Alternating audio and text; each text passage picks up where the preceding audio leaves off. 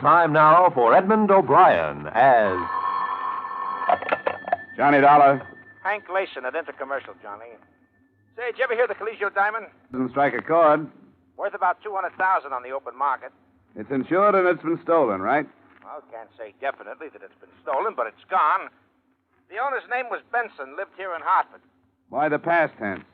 They found him last night in his study, murdered.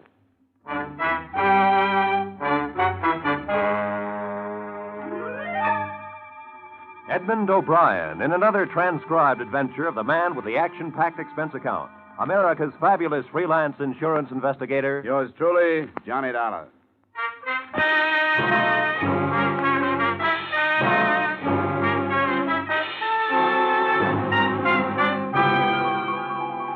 Expense account submitted by Special Investigator Johnny Dollar to the Intercommercial Insurance Companies of America, Home Offices, Hartford, Connecticut.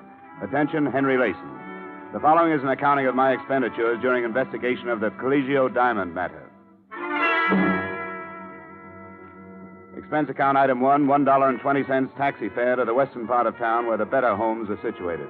Mr. Charles Benson's home was back from the street and encircled with a high, well-trimmed hedge. The black wreath was already on the door. A young lady, very pretty, in a black dress, received me in the study. You're Mr. Dollar? That's right. Mr. Layson phoned and said you were on your way. I hate about a matter like this right now. Miss Benson, is it? Yes.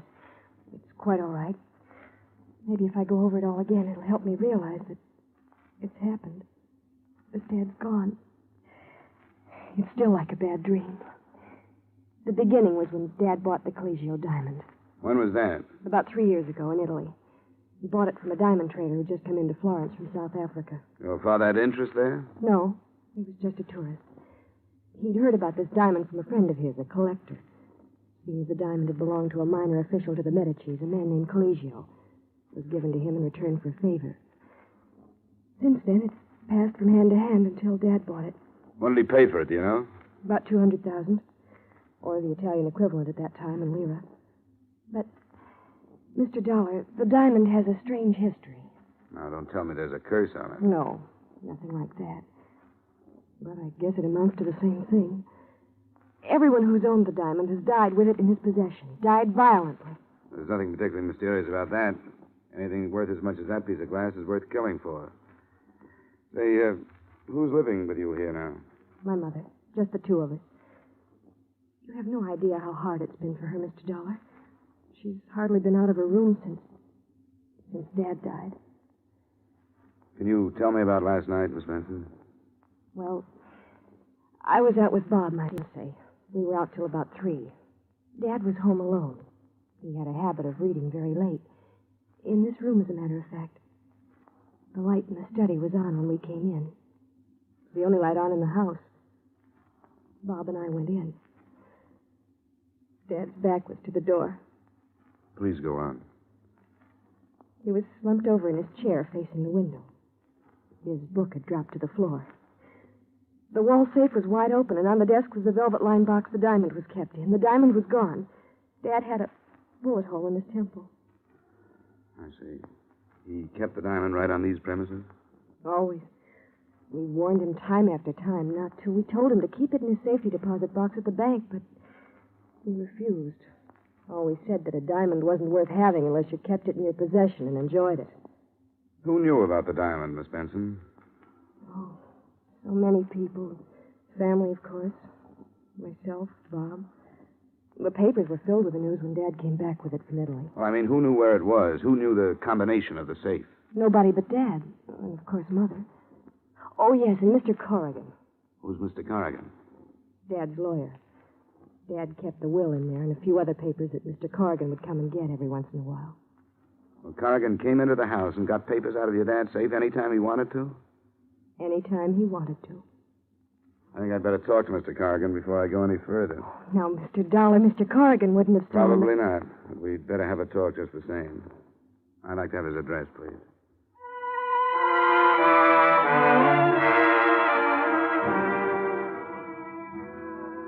Expense account item 2, 80 cents taxi fare to Main Street where Mr. Corrigan's office was located.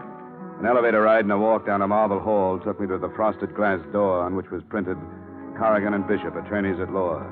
I talked myself past a receptionist and a secretary and wound up refusing a cigar from Corrigan himself. You're in the insurance business? The investigation end. I understand you were Mr. Benson's lawyer. That's right. Mr. Benson had the utmost... Oh, excuse me. Yes. No, Vermont maple. Well, 45,000 is way too much. Yes, in board feet. Have them ship it from Montpelier, if that's the case. Well, have them try to get it down then. Yeah. Yes, Mr. Dollar, Mr. Benson and I were associated for about 15 years in one way or another. We went to school together. It was a terrible shock to learn of it. Oh, excuse me. Who? Oh, put him on. Harry, what's with Chicago? No, same thing. No, she's in Arizona. Arthritis. Well, a little better. You know how it is. Yeah, we'll do that. And mind left Annie. Okay, you bet, Harry.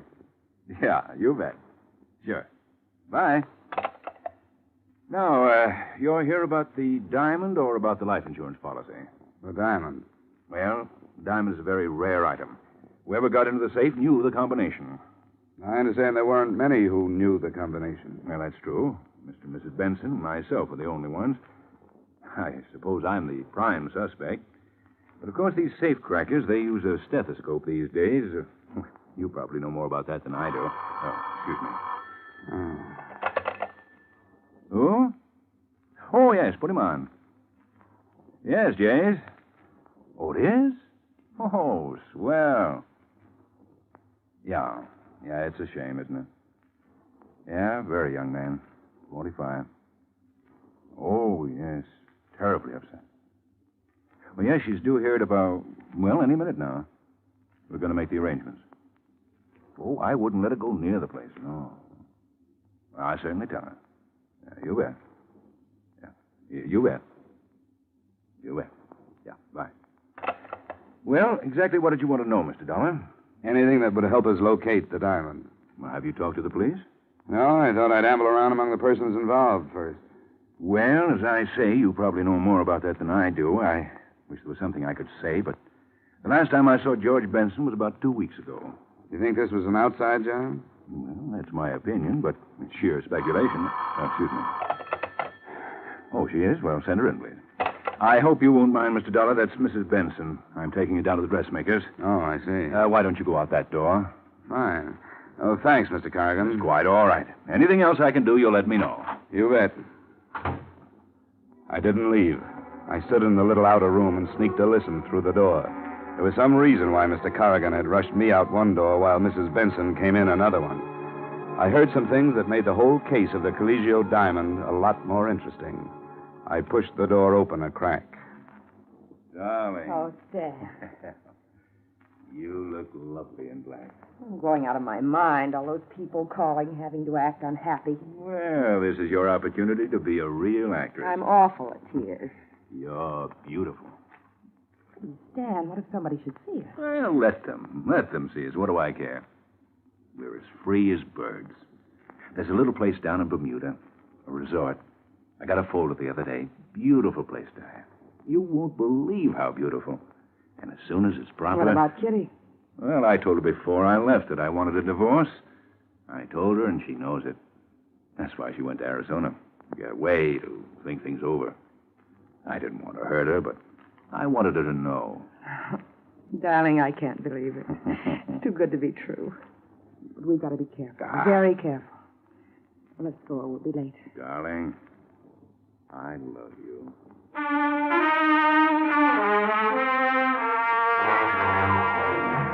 On that somewhat touching note, I quietly closed the office door, turned toward the door that would lead me out into the corridor, put my foot to a rough edge of carpet, and promptly fell flat on my face. This brought Corrigan running. I thought you were gone, Mr. Dollar. I thought so, too. Do you consider it quite ethical listening at keyholes? Didn't you know? Investigation is just a very polite word for snooping, Mr. Corrigan. Who is it, Stan? He's an insurance investigator. You heard everything? Not everything, Mrs. Benson. Just enough to tell me that black is not your color. No, it isn't. I loathe black. Ditto your husband. I tolerated my husband, Mr. Dollar. You don't have to explain anything to him, darling. He's just an insurance man. The police might be interested to know about this little relationship. There are a number of angles here. Could be that you and Mrs. Benson killed Mr. Benson and removed the diamond to make the whole thing look like robbery. Yes, Mr. Dollar, it could be. I welcome any police investigation. Fine, I'll go right over. Wait. I don't think right now would be quite the opportune time. Guilty or not guilty, I have a reputation. In the light of that corny love scene you two just played, I can't imagine why. Mr. Dollar. Sorry. Well, what do we do? All stand around embarrassed? Let's have it. Why did I get the Rush Act out of your office? Well, that's simple, Mr. Dollar. I was afraid that Diane would give away our relationship. He's right. I'm not a very good actress. When did this thing start? Must you know everything? I think so. About 7 years ago. The wool you were pulling over Benson's eyes must be pretty worn by now. We did nothing to be ashamed of. I resent this. I resent the whole thing. I don't think I want to tell you anything more, Mr. Dollar. I don't blame you. And you know, it's all kind of dull anyway. I'll go to the police. They'll probably have something much more interesting. Don't worry, Corrigan. I'm not going to breathe a word of this unless I feel it necessary.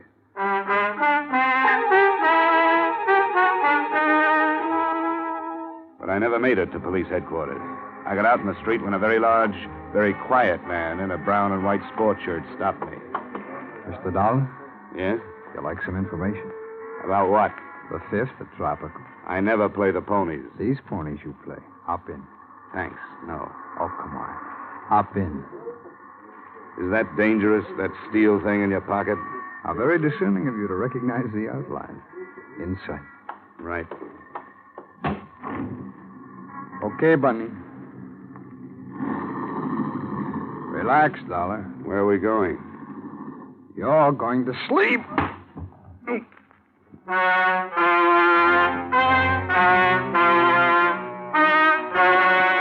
I awoke with a groan in my own apartment. Nobody was there. But nobody. As soon as I could focus my eyes, I tried to lift myself off the floor. After 5 tries, I managed to turn my head. What I saw made me want to go back to sleep again. The place was a mess. There wasn't 1 inch that hadn't been gone over with what must have been a tractor. Every drawer in the place had been turned upside down. The problem was reaching the phone. It was all of 10 feet away, but it might have been 10 miles. I started to crawl. About halfway to it, I grabbed hold of the cord. I pulled the phone toward me until I got my hands on the receiver. Hello? Hello, Johnny? Hello? Hello? Johnny? Yeah, Johnny. Johnny, you sound awful. Yeah, I can understand it. Well, what'd you find out about the collegio diamond? You were right. About what? It's gone. Well, that's brilliant. Who took it? I don't know. Well, what are you doing to find out? Right now, I'm just lying around. Somebody gave me a tumble. Say, are you drunk? You better send a doctor. I think I'm going to pass out again. Johnny? Johnny? Hello? Johnny?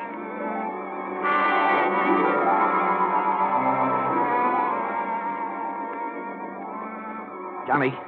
I can't talk to you now. I'm not on the phone. I'm here. Huh?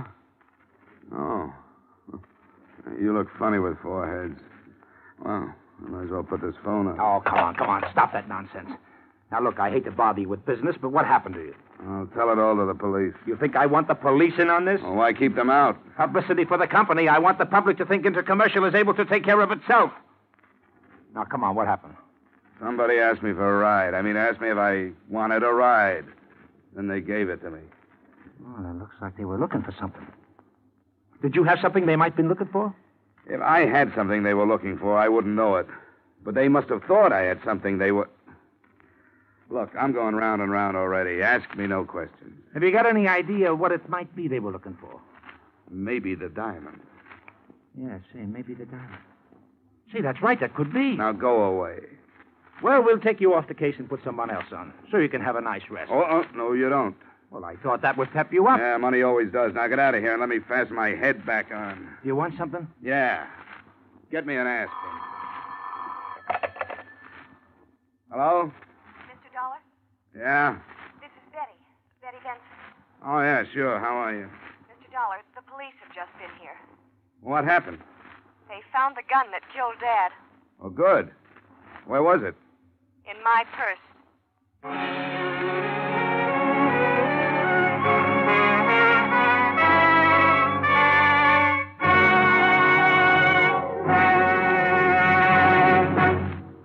We will return to the second act of yours truly, Johnny Dollar, in just a moment. For an hour of rapid-fire entertainment, the show goes on. It's the show for you these Friday nights on most of these same CBS stations. It's an intimate glimpse into a fascinating angle of backstage life. A series of honest-to-goodness auditions for jobs in theater, nightclubs, and radio. The singers and comedians you hear are face-to-face with managers, agents, and bookers ready to hire them on the spot, take an option, or turn thumbs down. Be sure to hear The Show Goes On and its latest acts this Friday night. Now, with our star, Edmond O'Brien, we return to the second act of yours truly, Johnny Dollar.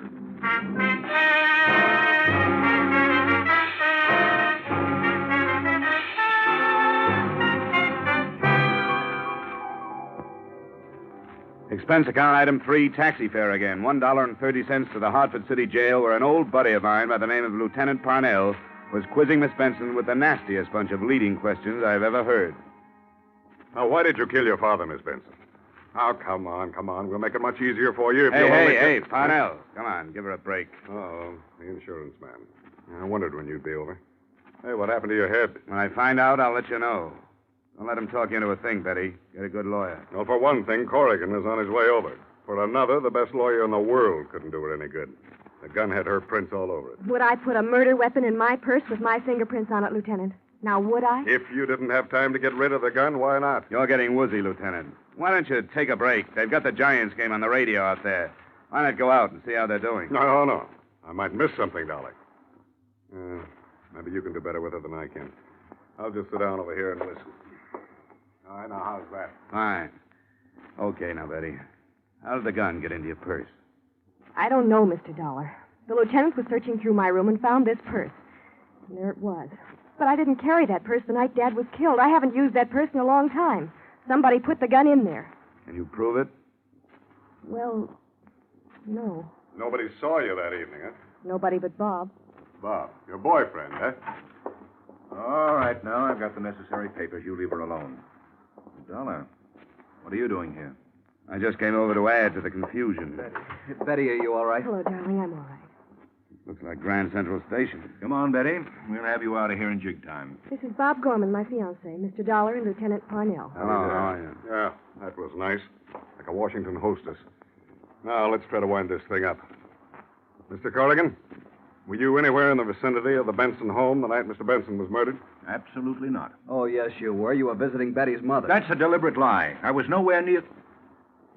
I don't know why I'm submitting to intimidation from you, Gorman. Seems to be a little difference of opinion here, Lieutenant. Mm-hmm.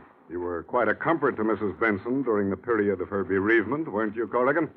I refuse to answer on the grounds that it might incriminate me. You're darn right it would incriminate you. The way you've been carrying on with Mrs. Benson, everybody knows about Bob. it. No, I'm going to get it off my chest.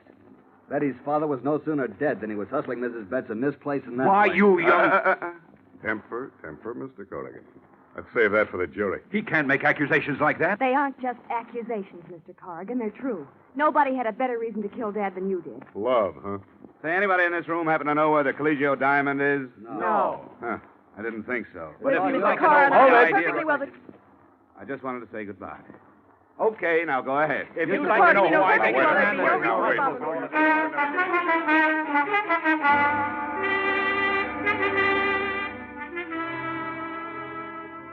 Expense account item 4, $12.20 miscellaneous taxi fares all over the place. I went on a little visit to Corrigan's apartment and found something of interest. A little slip of paper on which was written, in the highest form of legal language, of course, I owe you $2,000, George Benson. I worked my way into Bob Gorman's apartment. There I found a bill from the Garant Detective Agency. Then to police headquarters again, where I found a picture of a man who was tall and thin and had a little, well-trimmed mustache. Then I went home, where I found a man who was tall, thin, and had a little, well-trimmed mustache. He was drinking my bourbon. You're drinking my bourbon. It's lousy bourbon. Look what you did to my head. It's an improvement. All right, what do you want? The diamond. What else? I don't have it. I don't believe it. Well, search the place. I already did. Well, I guess that does it. I'll see you later. Don't go. Out of the way. I said don't go. You crazy... Okay. Drop the gun. Let go. Now, sit down and finish your drink. I didn't come here alone. If I'm not downstairs in 3 minutes, you'll come up. The more the merrier. Who do you work for? Myself. That's right, friend. I want all the excuse I can get to beat the pulp out of you. Go on. Now cut it. Who do you work for? Corrigan. What's the deal? He wanted me to get the gun. So you planted it in Betty's purse? I didn't. And I didn't kill Benson either. I went to get the gun, but it was gone. And I thought you had it, but you didn't have it. So you were working for Corrigan? Yeah. Okay. Now let's start all over again. Who do you work for? I told you, Corrigan. This isn't going to be much fun for you, friend. Now listen, lay off of me. I'm telling you the truth. I tell you the truth, and you keep on hitting me. Now, that ain't fair. Who do you work for? Oh, okay. Mrs. Benson. What's the deal? She hired me to get the diamond. Why? She killed her husband so she'd get away with Corrigan. She wanted me to break in and get the diamond so it looked like robbery, see? Robbery and murder, see? Here we go again. Will you leave me be? I can keep this up all night if I have to. Why don't you tell me who you think I work for, then, instead of beating up on me? I want to hear it from you. Look, chum, since you knocked me on the head, I get spells of bad temper. All right. All right. The Garand Detective Agency. Now we're getting someplace, Vic. How did you know my name? Well, it's a byword in every precinct police station from here to Ishpeming. You were hired by Bob Gorman. I was hired by Bob Gorman. You killed Benson. I don't know who killed Benson. What were you hired for? To get the diamond. Bob's got it in his apartment. Do I start working on you No, again? Don't act so tough now. Well, who's got the diamond? Corrigan. Well, look, if you've got all the answers, what are you asking me for? Vic, my boy, I'm amazed. I've seen liars in my time, but I've never run across anything like you. How can you do it with such a straight face, huh? Years of practice. Now, I'll tell you the truth as you see it. Don't you hit me no more now. Bob Gorman hired you. That's the truth, all right. And he hired you to get the diamond. But you didn't find the diamond there. You found Benson dead. I walked in there. I'm telling you, I was never more surprised in my life. There was Benson in that chair. Well, I hired out to do a lot of things. But murder, that's not for me. There ain't money enough in the world to make me commit murder. Slugging, you do. For good money. Vic, I'm not interested in who killed Benson. Personally, I don't think you know. I want to know where the diamond is. How do I know where the diamond is? It was gone when I got there. I thought you had it. That's why I slugged you. Period. All right, Vic. I'm tired. I got a splitting headache. Finish your drink and get out of here. No, thanks. It really is lousy bourbon.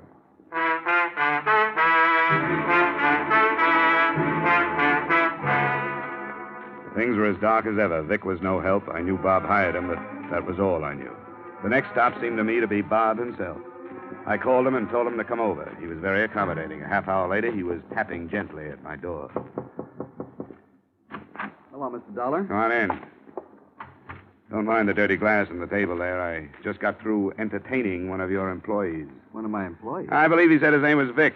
Vic Hastings. I never heard of him. Come on, Bob. You can be yourself with me. Vic talked to me like a brother. I never heard of him. You may not be conscious of it, Bob, but you're in plenty of trouble. The police are looking for the diamond, and they're sure whoever has the diamond killed Mr. Benson. I'm just an insurance investigator. I have nothing to do with the police department. All right, Mr. Dollar. I did hire Vic Hastings. I sent him after the diamond. He thought I had it. Yes. When he found out you didn't, he came back and threatened me. He wanted money. I didn't have any, but I told him I'd give him a cut when I got it. Is this a regular business of yours, stealing diamonds? Look, Mr. Dollar, I didn't kill Mr. Benson. I didn't ask you that. I asked you about the diamond. I heard about the diamond when Mr. Benson bought it. I had to have it.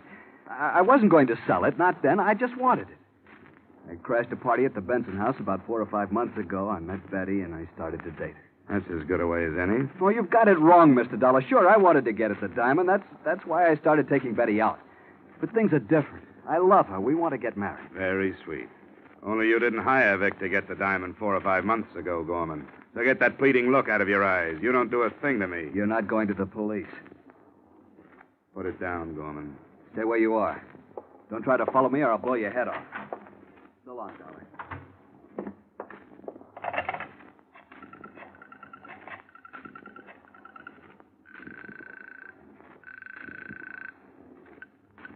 Parnell speaking. This is Dollar, Lieutenant. Better send out a code 1 on Bob Gorman. What's he wanted for? Well, you can call it suspicion of murder.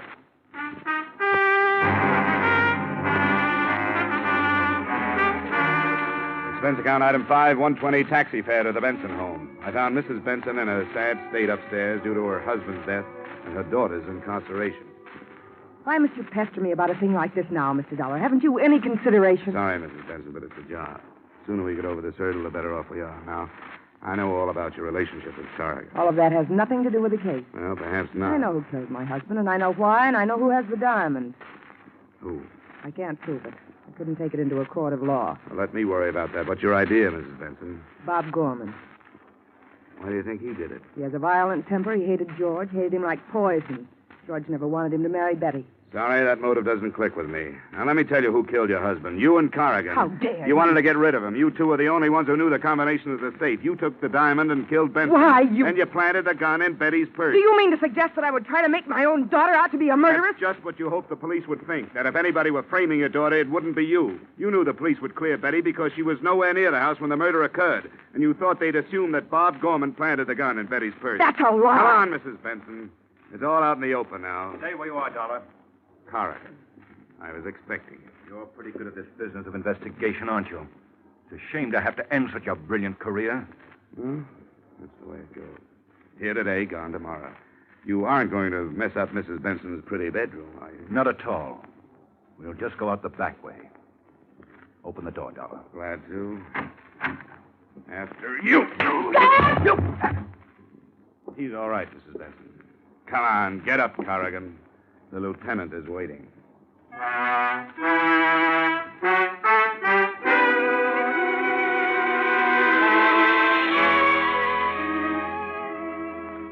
In case you should ask, how did you know, Mr. Dollar, that Corrigan and Mrs. Benson killed George Benson? The answer? I took a big guess. I told them my guess, and with the authority of an Illinois judge, they swallowed it and they confessed. To wind it all up, I might add the following. They got Bob Gorman. He's being sent up along with Vic Hastings. His police record makes Vic's look like a bad report card, which means Betty is going to have to look for a new boyfriend. The insurance company has saved a good deal of money. Everybody bad goes to the penitentiary. Everybody good stays free, which proves that bluff is better than logic. This time, anyway. Expense account item 6, doctor bill and miscellany for my sore head amounting to $25. Expense account total, $65.34. And that's pretty cheap. Yours truly, Johnny Dollar.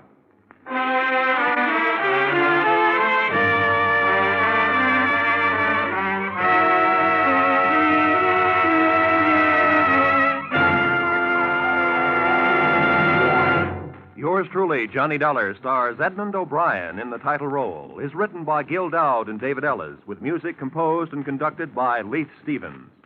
Edmond O'Brien can soon be seen in the Columbia Pictures production 711 Ocean Drive.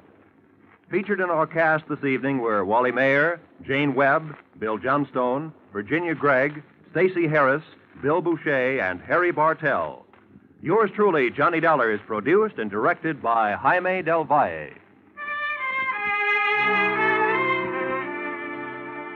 Join us again next week at the same time when, from Hollywood, Edmond O'Brien returns in another transcribed adventure of Yours truly, Johnny Dollar.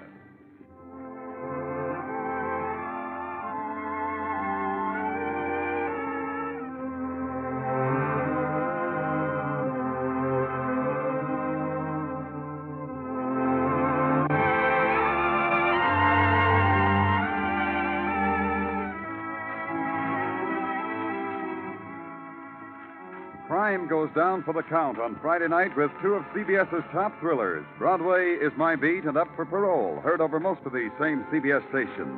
The Gay White Way is the scene for many an exciting criminal chase with Danny Clover on Broadway is My Beat.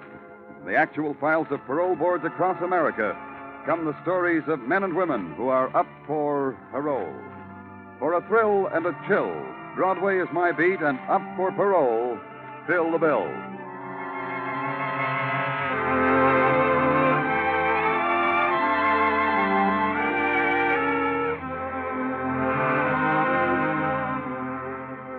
This is CBS, where you thrill to gangbusters every Saturday night, the Columbia Broadcasting System.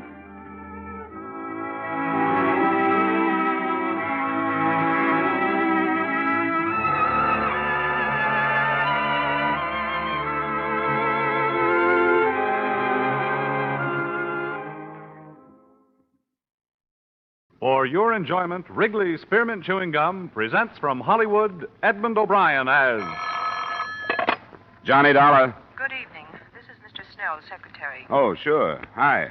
I was unable to reach Mr. Snell before he left for the West Coast, but he asked me to outline the case to you and hoped you'd follow him out there. It's quite serious. Oh? What is it? Our company has been carrying the policies on a line of pleasure boats for a West Coast sales agency, the Arcraft cruisers. Within the past 2 weeks, 3 of them have sunk, with no survivors. Bad risks. Yes. There's a liability clause. Next of kin in each case is bringing suit for nearly $1 million.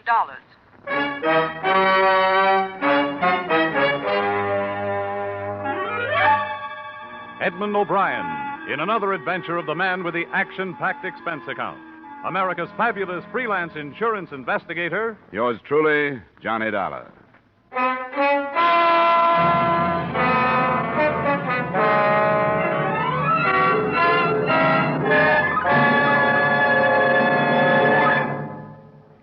To make every day more enjoyable, treat yourself often to refreshing, delicious Wrigley's Spearmint Chewing Gum. Here's a taste treat you can enjoy indoors, outdoors, at work, or at play. The cool, long-lasting mint flavor refreshes you. The smooth, steady chewing helps keep you fresh and alert. Adds enjoyment to whatever you're doing. Wrigley's Spearmint Chewing Gum. Healthful, refreshing, delicious.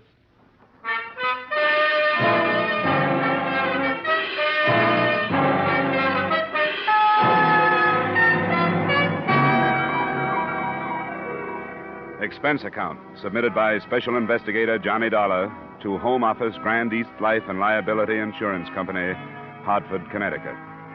The following is an accounting of my expenditures during assignment to Millard Snell of your legal department on the investigation of the Arrowcraft matter.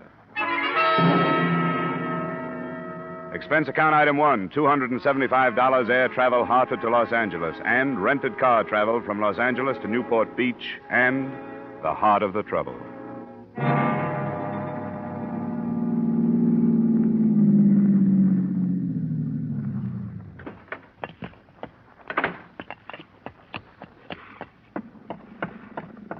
Snell?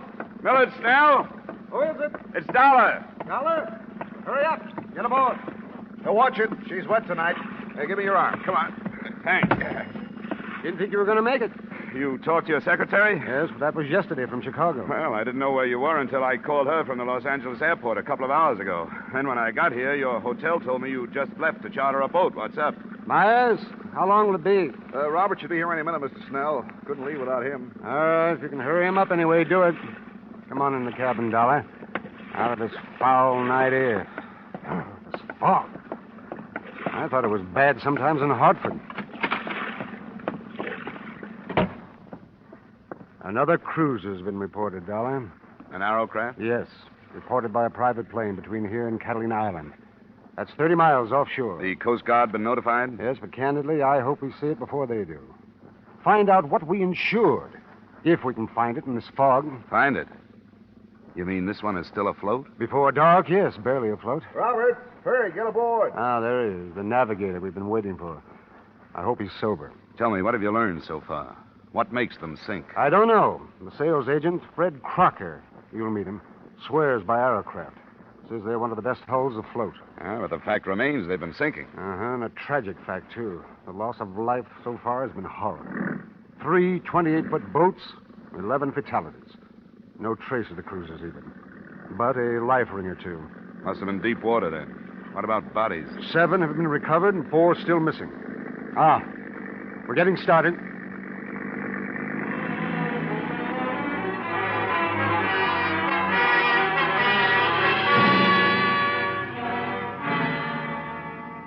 It was 10 p.m. when we left the quiet resort village, and it was dawn when we saw in the fog what we had been unable to find during a whole night of searching. The Arrowcraft, without sign of life, was almost entirely awash, bow down in the channel swell. That's close enough, Myers. Right. We don't want to nudge her. She's liable to roll over.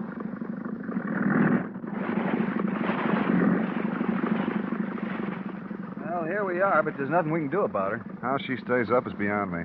Any chance of towing it in? Not in that shape. Give her any weight, she'll just take more water and go down. Can you put me aboard? If you want to go, I can put you there, but I don't know what your waiter's going to do. She's ready to roll. What do you think, Roberts? Oh, we'll put him over the stern. That shouldn't upset her. We'd better get some of those clothes off, Dollar, while we swing around. All right. You think it's worth it? You're going aboard? Worth it? I'm not going for a night like that without having a look at it. Gives me the creeps. The thing awash like that. Looks dead. Yeah, too dead. Why isn't there anyone aboard? We'll move into it now. I'm ready. Now get back there on the transom. That's it. Right there. I'll swing you right into it. Right.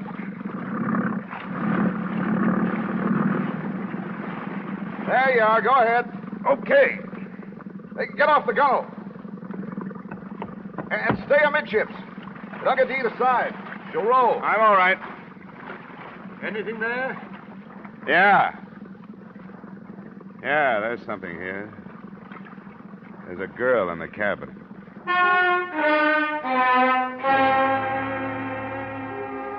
Her body floated face down in the flooded cabin, held in there by the narrowness of the passageway. After an unpleasant and ticklish 15 minutes, she was lifted aboard the other boat by 3 suddenly silent men. There was little else I could do on the derelict but memorize the name and address on the certificate of ownership. So I left it and followed the girl. Yeah, I didn't bargain for this, Dollar. It doesn't bother me to read about 11 of them, but this girl, why, she can't be over 18. Yeah, I noticed. You know, if it was a guy, it wouldn't hit so hard. But a kid like this, beautiful. Myers. Yes, sir? Have you radioed in about this? I waited to find out whether you want to stand by the boat or not. No. We'll start right back. Get word to the police. Ask them to meet us. I think it's a case for them. The boat's registered to a Chester McNeil, Newport Beach address. McNeil, Newport Beach address. McNeil, yes, all right. You want to get us started, Roberts? Right. What'd you find, Dollar? Come here, look at this. See? Behind her ear. You see the bruise? Yeah. I noticed it when I was getting her out of the cabin. She'd been slugged? She could have been. There's long black hair. You see here? The water's ruined most of it, but there's still part of a braid. It could have been a hard blow, one that might have killed a man, but her braid might have softened it.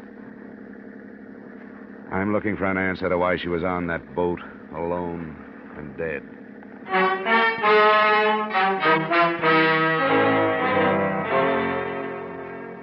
It was an answer I never did actually find and prove, because in the final analysis, the death of this beautiful, dark-haired girl was no more important than any of the rest of them. She was taken to the county morgue, and after making my formal statement to the police and giving them my informal theories, I followed her there. Now, I take it that the deceased is not a personal friend of yours. That's right, Dr. Sane. I'm an insurance investigator. I'm in Southern California because a number of people have died in the sinkings of some insured pleasure boats. Oh, yes, the arcraft? Yes. And the death of this girl has become important to me. What's her name? Caruso, Antonia Caruso. She was identified by her mother. Antonia. Are you planning an autopsy? Why do you ask? I wonder if you noticed a bruise behind her right ear. Yes, I reported it. You're an observant fellow. Dr. Sane, you must have examined some of the other bodies from these sinkings. Were there any indications of violence on them? If there were, I was unable to discover them. The period of immersion in other cases, you must understand, was much longer than in the Caruso case. Water makes it difficult. Why do you ask? On the rest of the sinkings, the boats themselves have been blamed. But after today, it seems to me there's a possibility that something else has caused them, at least this one. The contusions? Yes. There were 2 other people on that boat, the owner, Chester McNeil, and his father. But the girl's body was the only one aboard. Why? I didn't know the particulars. I think the girl wore braids, Doctor. If she did, could she have survived a blow that would have killed the 2 men? Protection? Well, location of the wound would bear you out behind the ear. Could she have been knocked unconscious, been thrown overboard, and then recovered enough to get back on? Could this have happened to the girl? Are you suggesting homicide, Mr. Dollar? I'm not sure. Then I'm not sure why perfectly good boats start sinking without survivors, either. They have to make autopsy examination to determine the degree of concussion. Well, that's why I asked. Are you going to perform one? In the state of California, Mr. Dollar, except in cases of unquestionable criminal acts, autopsy is allowed upon only permission of the next of kin. Now, this contusion, well, it could have been sustained so many ways. Yes, I know. Matter of fact, arrangements have already been made to move the body to a private establishment. Oh. Could you give me her mother's address? Why, yes, I suppose so. But I'd be doing no more than saving you a search of the phone book.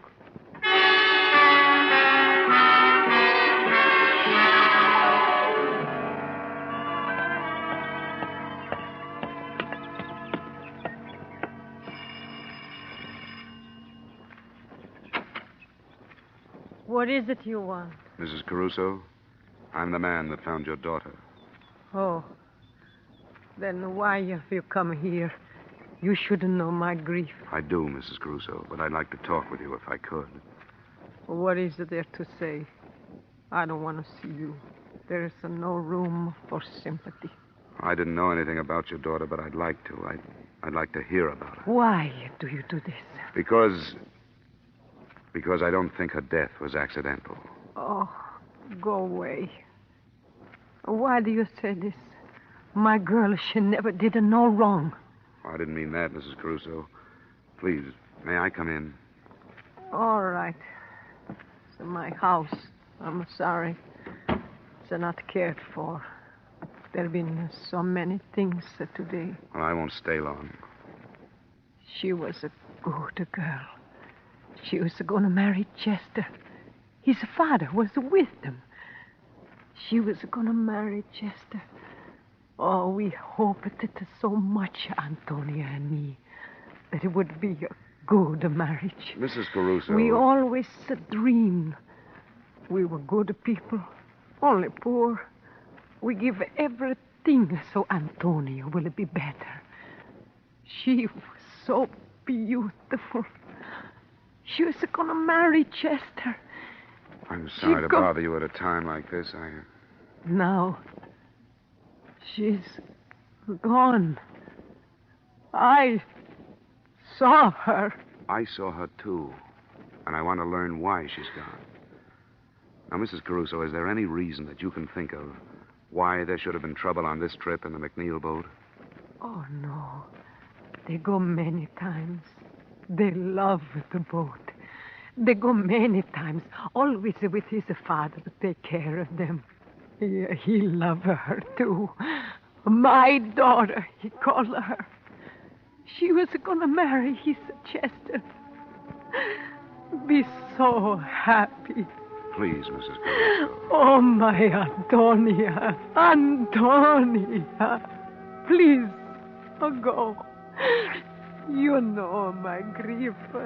Leave my house. Leave my house.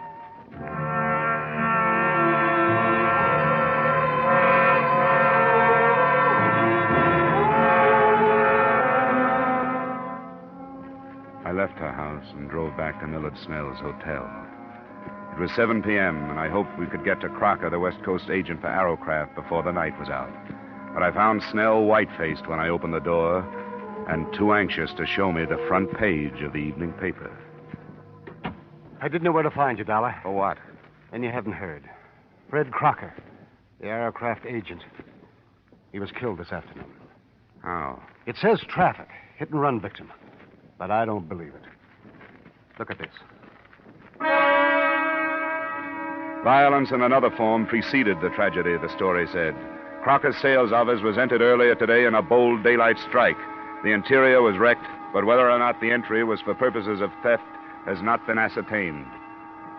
The writer didn't make any definite statements, but reading between the lines, you knew that he was exploring the possibility that revenge was at the bottom of both the violence and the tragedy, that those who had lost family or friends in the Arrowcraft sinkings had wrecked Crocker's office and then killed him. But remembering the bruise behind the Caruso girl's ear, I didn't believe that either.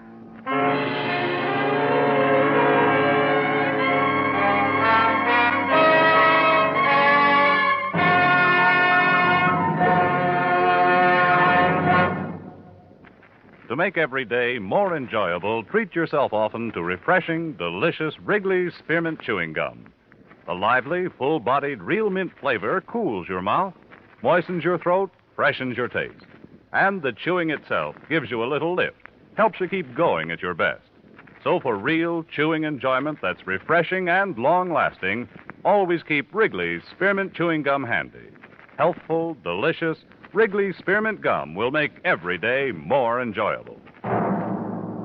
And now, with our star, Edmond O'Brien, we return you to the second act of Yours Truly, Johnny Dollar.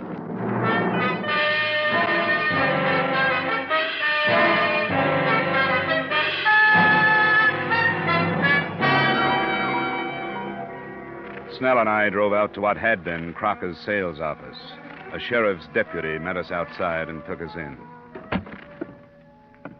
Give you some light if... Oh, there's a switch. Well, not as bad as it could be. At least the drawers aren't dumped. These are from a file cabinet. We'll start here. What are you looking for? Crocker's sales records. Sales records? The names and addresses of all the people who bought arrowcrafts from him. I don't think we'll find it. I don't get you. We've got a theory that those boats didn't just sink, that they were boarded, that the people who've been lost were slugged before they were drowned, and that the boats were scuttled. What do you think of it? Why would anybody set out to wreck aerocraft? Well, that I don't know. Probably because they're linked to something important. Maybe something or somebody is on an aerocraft and somebody else doesn't know which one. Here's the sales folder, Dollar. It's empty, all right. Sure it is. That gives them the location of every aerocraft between here and San Diego. Sheriff, nobody has said where Crocker was when this place was entered. They don't know yet. You got a theory? Yeah, that he was here. Yeah, that after the list of names and addresses was taken, he was dragged out of here and killed with a car for the same reason the others have been killed. Because alive, they might have been identifying witnesses. Well, they say everybody's got a right to his own opinion, but that's too crazy for me. Well, I don't blame you. It's too crazy for anybody. Maybe so crazy it'll never be cleared up.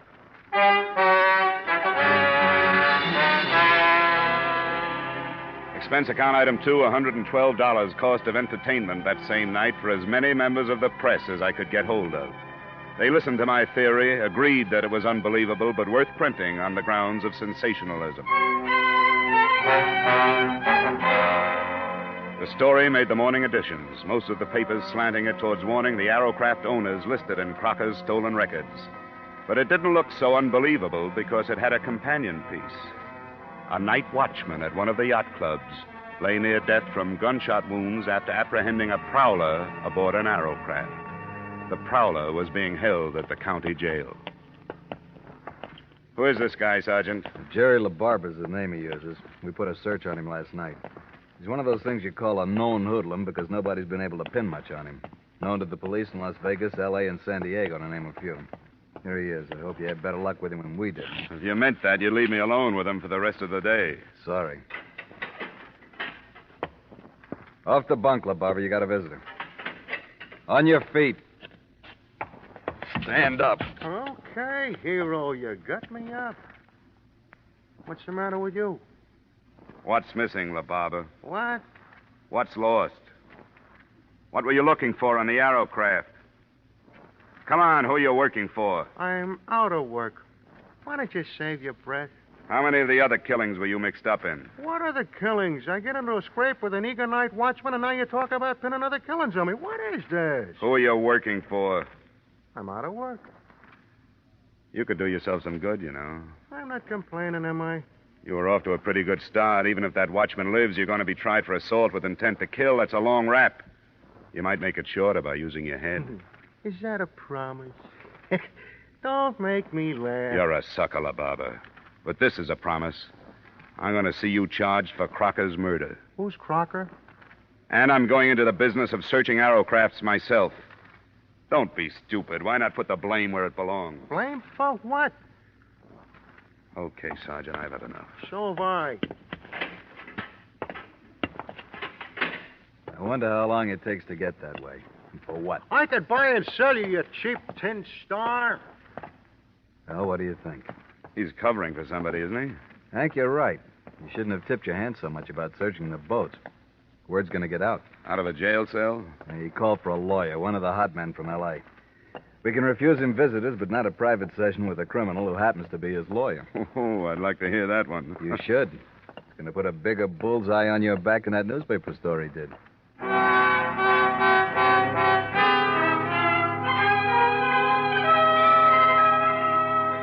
There was no trouble that day and no progress.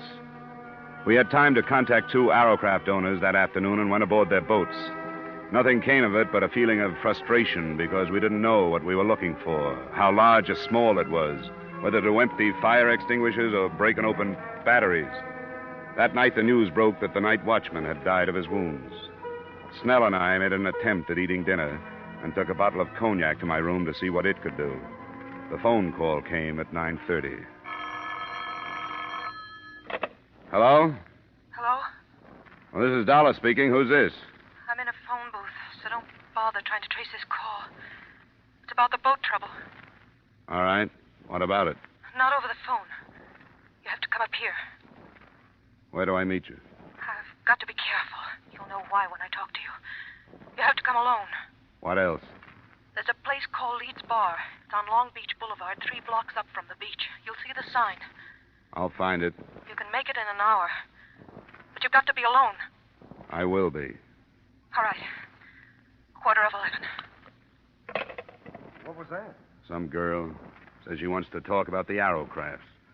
Wants me to meet her in Long Beach. Don't be ridiculous. You're not going. Somebody has to do something. Nothing as foolhardy as this. You've been expecting them to make a move. Here it is. You don't for a minute think she's telling the truth. I won't find out sitting here swilling brandy with you. I wasted 10 minutes in Newport circling through alleys and side streets to shake any tail that might have been put on me. And then I headed up the Coast Highway. At exactly 10:45, I was ordering a drink in Leeds Bar. It arrived simultaneously with a metallic nudge in the ribs from a man who had taken the stool on my right. Drink it, Dollar. We've got to go. I was supposed to get a message from a girl. You've had it. Come on, drink up. All right. Now leave. I'll meet you outside the door. Do I get to talk with this girl? She's outside. Okay.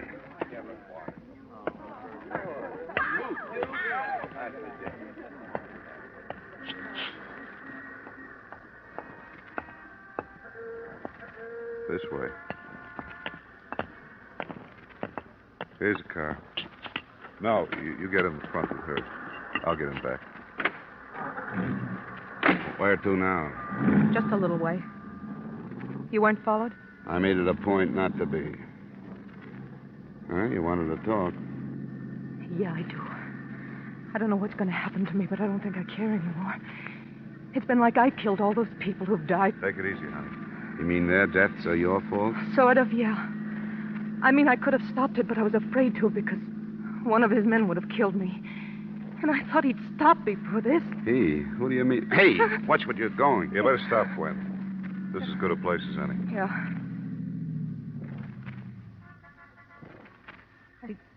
I didn't go to the police because I have a record.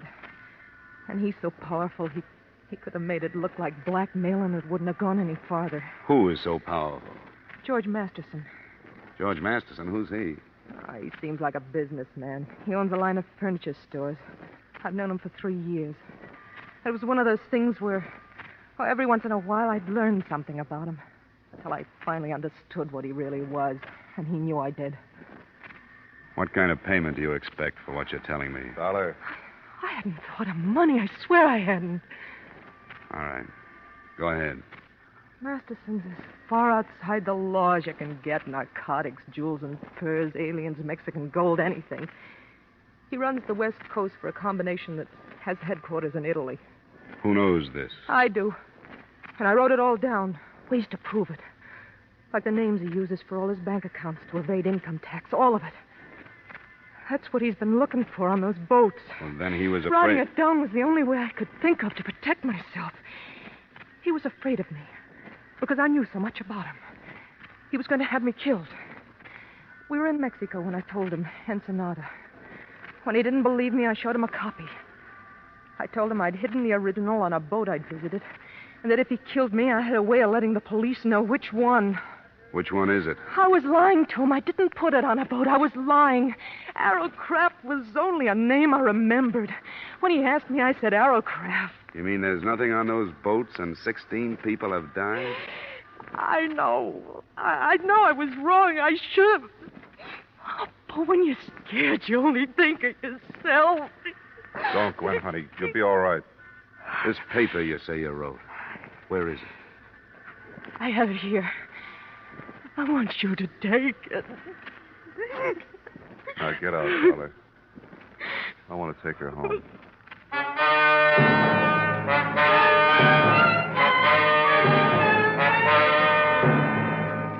I didn't fully believe her until I had finished reading her denunciation of George Masterson after they'd left me.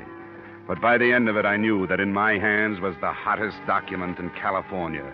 I knew that hundreds of rotten lives could be crumbled and millions of dollars in criminal traffic could be stopped. And it did away with the possibility of any suit against Arrowcraft or your company. But it wasn't enough. I should have gone to the authorities with it then. Instead, I took a room for the night and mailed it to the FBI in the morning. Then I went after Masterson. I found him in a plush office in one of his furniture stores. Here. Just a moment, sir. You can't go in there. Mr. Masterson... What's the meaning of this? You're announced before you get in here. Not this morning, Masterson. I'm sorry, sir. Get somebody to throw this man out. What's the matter with you? Who are you? Johnny Dollar, working on the Arrowcraft sinkings. Gwen Thomas. I've read her statement. I don't know what you're talking about. About 16 deaths. The FBI can have you for the rest. But I want you for those 16 deaths. Get away from me. Get away from you! Stay away from me. Get up! Listen to me.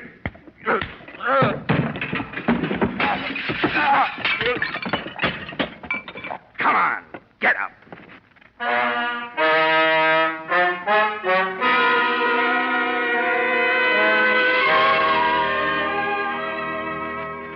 As far as I was concerned, that was it. The girl was placed under protective custody by the FBI and the district attorney, who had worked out 75 counts on Masterson's indictment before I left. It's too bad that all of the next of kin of the 16 dead can't sit in the jury box. Expense account item 3, same as item 1. Expense account total, $940.20. Yours truly, Johnny Dollar.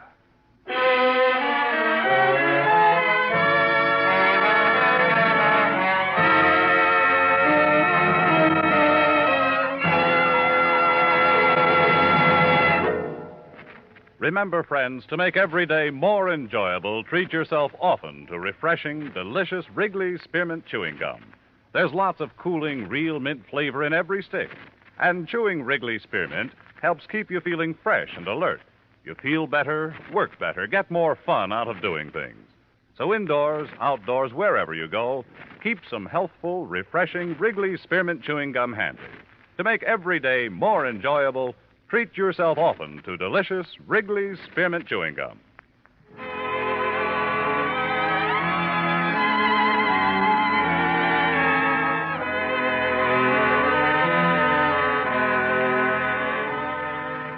Yours truly, Johnny Dollar, stars Edmond O'Brien in the title role and is written by Gil Dowd and David Ellis, with music composed and conducted by Leith Stevens. Edmond O'Brien can soon be seen starring in the Columbia Pictures production 711 Ocean Drive. Featured in tonight's cast were Gene Bates, Howard McNear, Clayton Post, Harry Bartell, Hy Averback, John McIntyre, and Jeanette Nolan. Yours truly, Johnny Dollar, is produced and directed by Jaime Del Valle.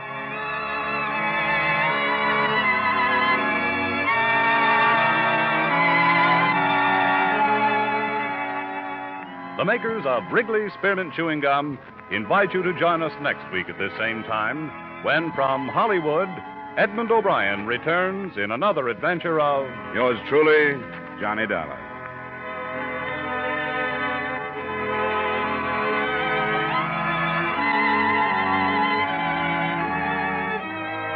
Bob Stevenson speaking.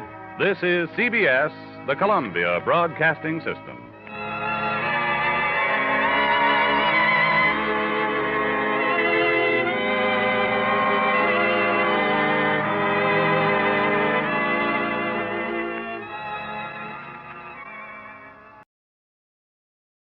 Wrigley's Spearmint Chewing Gum, the refreshing, delicious treat that gives you chewing enjoyment, presents for your listening enjoyment Edmond O'Brien as Johnny Dollar.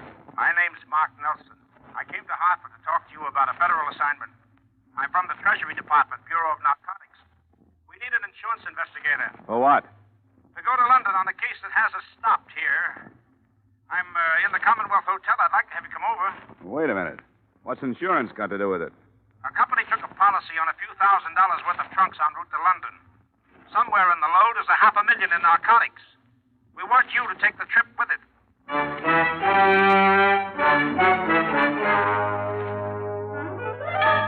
the makers of Wrigley's Spearmint Chewing Gum bring you Edmond O'Brien in another adventure of the man with the action-packed expense account. America's fabulous freelance insurance investigator. Yours truly, Johnny Dollar.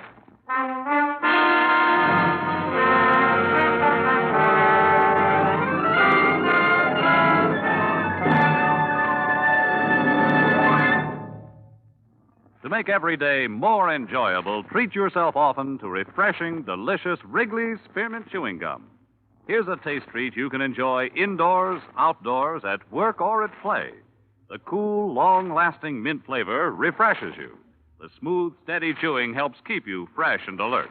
Adds enjoyment to whatever you're doing. Wrigley's Spearmint Chewing Gum. Healthful, refreshing, delicious.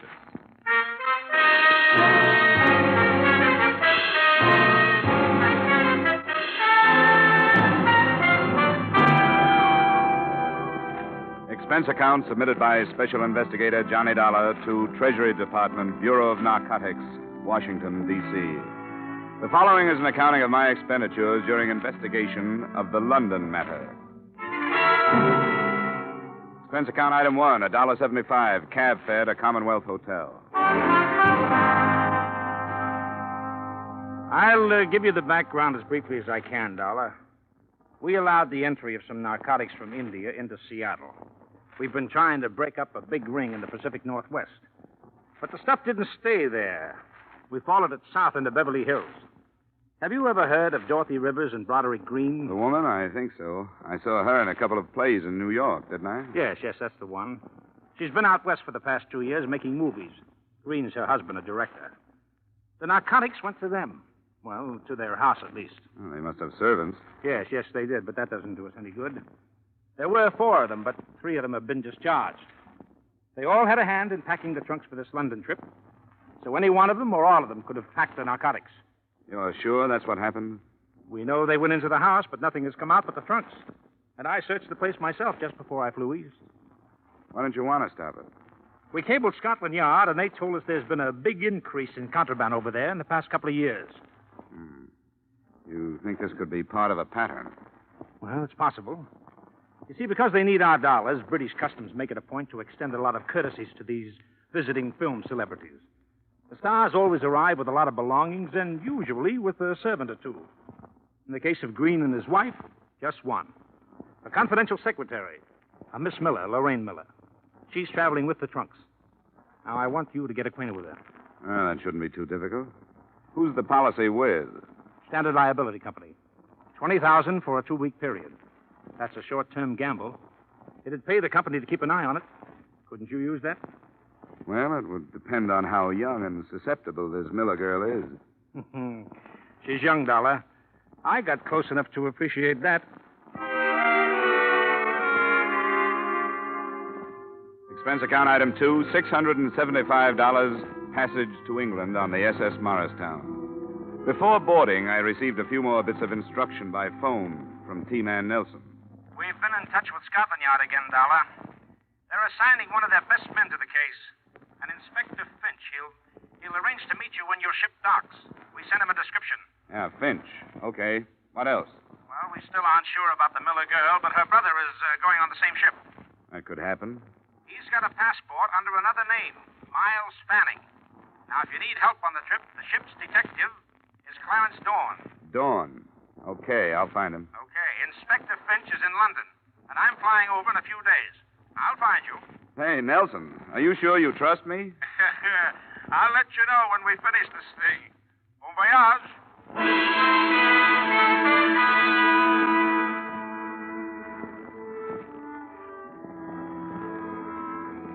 Expense account item 3, $8. Bar bill. I met Lorraine Miller in a small lounge on B deck as we left New York Harbor. She struck me as being young, all right, but susceptible only when she wanted to be. She had a face that didn't need much makeup and auburn hair that didn't need much messing with. Her hazel eyes were wide-spaced and seemingly candid, but they didn't tell me whether or not she knew who I really was. It must be an exciting job. Travel a lot? Meet interesting people? Yes, I once met a pig named Rollo who had eaten a diamond bracelet. Really, Mr. Dollar? Hey, how long are you going to be in England? About a year, I guess. The Greens are going to make a picture with somebody's frozen pounds. It's a smart thing to do, you know. Everybody who is anybody has some frozen pounds. You don't like these people. If it shows, it's because of this martini before lunch. I'm glad you're here. So am I. You traveling alone? Yeah, but that's my line, isn't it? What do you have, a cabin or a suite? A cabin. Then it's my line. I have a suite. I'll go take a nap in the tub, and you meet me there at 5. There's a little bar, and I'll order some things, and we'll be able to get some music on the radio and have dinner there. Oh, I really shouldn't. Hidden away from the rest of the people. Sound of the ocean outside. You'll like it. If I could only be sure that Mother won't worry about it.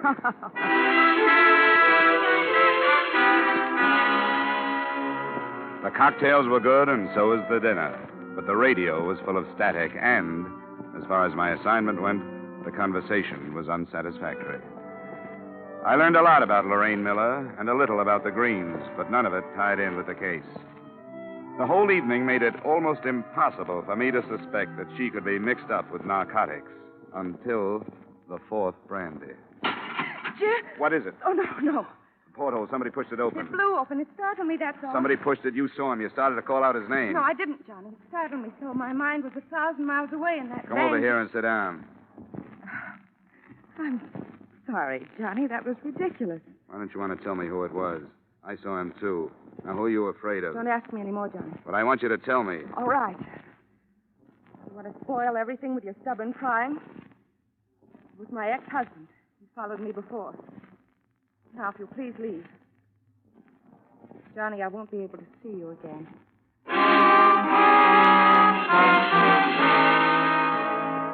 Selfishly, I was sorry it had to happen, but it meant progress. I knew it had been her brother outside the porthole, and she was covering up for him. The portly, balding ship's detective, Clarence Dawn, was sporting a well-worn flannel bathrobe and Congress gaiters when he let me into his cabin a half hour later. Well, welcome aboard, Dollar. They told me about you. Yeah, I looked for you up in the ballroom. I never bother with the ballroom the first night out. The con merchants are just picking their marks. The slick gamblers are softening the suckers by letting them win. Nothing you can get your teeth into first night out. Tomorrow I go to work. Sit down, huh? Yeah, thanks. Customs told me you might contact me. Always glad to help if I can. Thank you. There's a passenger aboard named of Miles Fanning. Fanning? Well, I got a duplicate list here somewhere. Oh, yeah. Baggett, Fallon, Fanning. Miles D. Fanning. Number 22 on secret. Yeah, that's the name. You know anything about him? Oh, let's see. I keep a notebook. Names of some of the hot ones that make the crossing. Fanning. Well, he's not here. Don't know anything about him. What's his specialty? Well, this trip he's using forged papers. Fanning's not his real name. Say, I'd better report that, hadn't I? No, the federal men want him left alone. Is he hot? He could be. Oh, yeah. Can't let me in on it, huh? I know how it is. I wish you'd pick him out tomorrow. Keep your eye on him for me. Sure, absolutely. Glad to help. Anything special you want? I'd like to know if he meets the girl on number 12A deck, Lorraine Miller. Auburn hair, hazel eyes, about 5'4". Got it? I'd like to know if he sends any cables ahead to London. I'd like to see copies if I could. I'll get word to the radio operators right away. Thanks for the cooperation, Dawn. I'll check back with you tomorrow night. Right.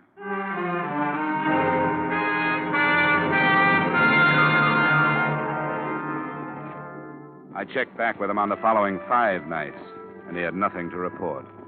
The days and evenings I spent as casually as I could, and never once saw the Miller girl. According to Dawn, she had her meals in a cabin and never left it. Her brother was pointed out to me, and I felt his eyes on me now and then, so I knew he recognized me. Then, the night before we were due to dock in Southampton, I was surprised in my cabin by an unmistakably feminine knock on the door.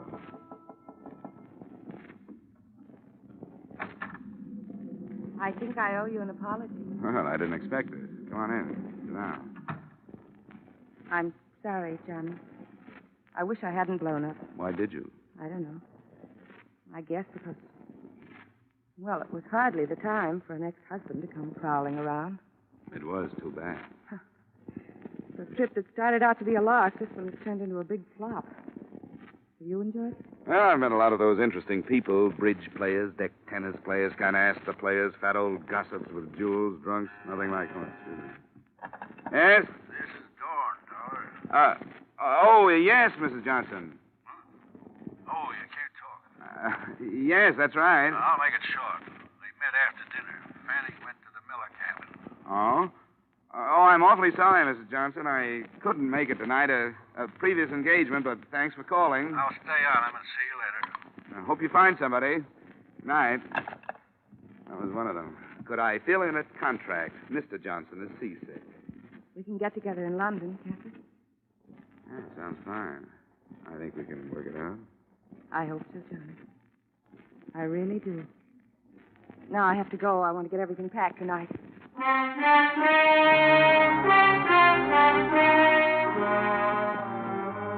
I poured myself a nightcap after she'd left. A big one, because I was confused. I didn't know why she'd come, or how much she knew about the narcotics, or how much she thought I knew. It was the first drink I'd had in my cabin out of my own bottle, and it was the last. I felt it the minute it was down. There was nothing I could do about it. But it was painless. The ship seemed to roll more heavily, and I pitched forward toward my bunk. After that, the ship could have sunk, and I wouldn't have known about it.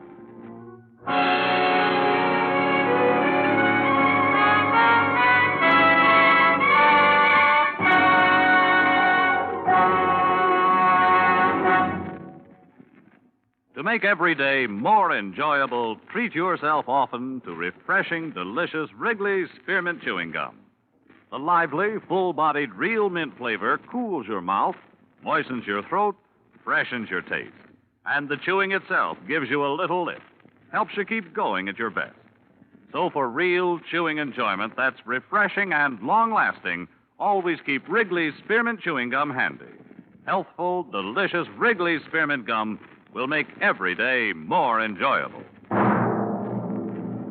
And now, with our star, Edmond O'Brien, we return you to the second act of Yours Truly, Johnny Dollar.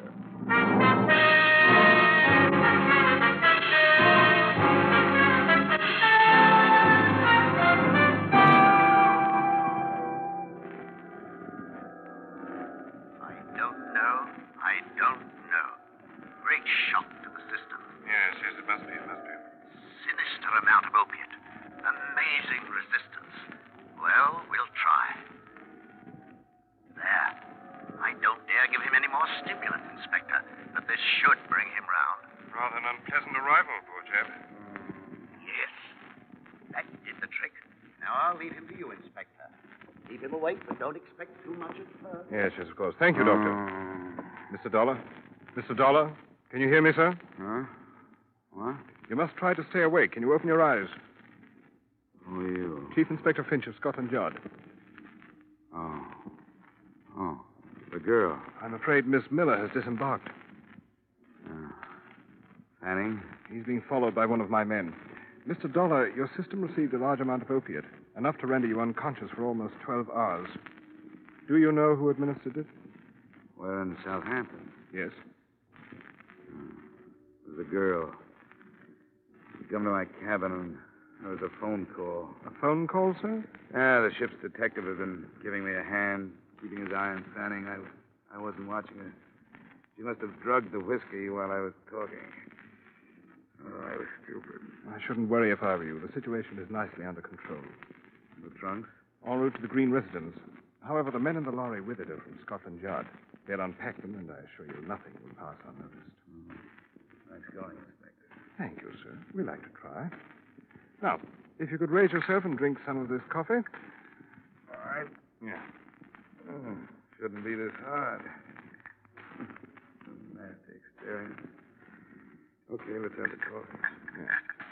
Yeah. Splendid. When you feel strong enough, we'll have an ambulance move you to my flat. You may rest there, and we shall await developments.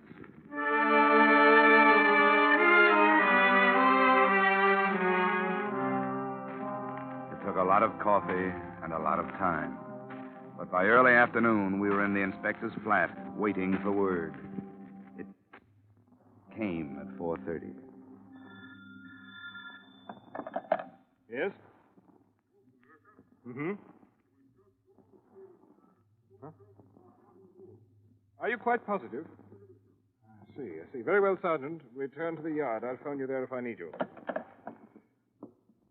Mr. Dollar, is it possible that an error was committed on the other side, that the narcotics never left there? They didn't find them? No. After meticulous search. Oh, Treasury's not going to make a mistake like that with $500,000 worth. The narcotics left the States, all right. Perhaps they're still on the ship. May have got the wind up since you were aboard and discarded the original plan. I don't know. I suppose it's a thought. Right. I'll arrange for a search party at once. Inspector, who in London would be able to buy this amount of narcotics? That question had occurred to me. The answer shouldn't be too difficult to find. Perhaps you'd care to accompany me to my office while we try. We rather pride ourselves upon our efficiency.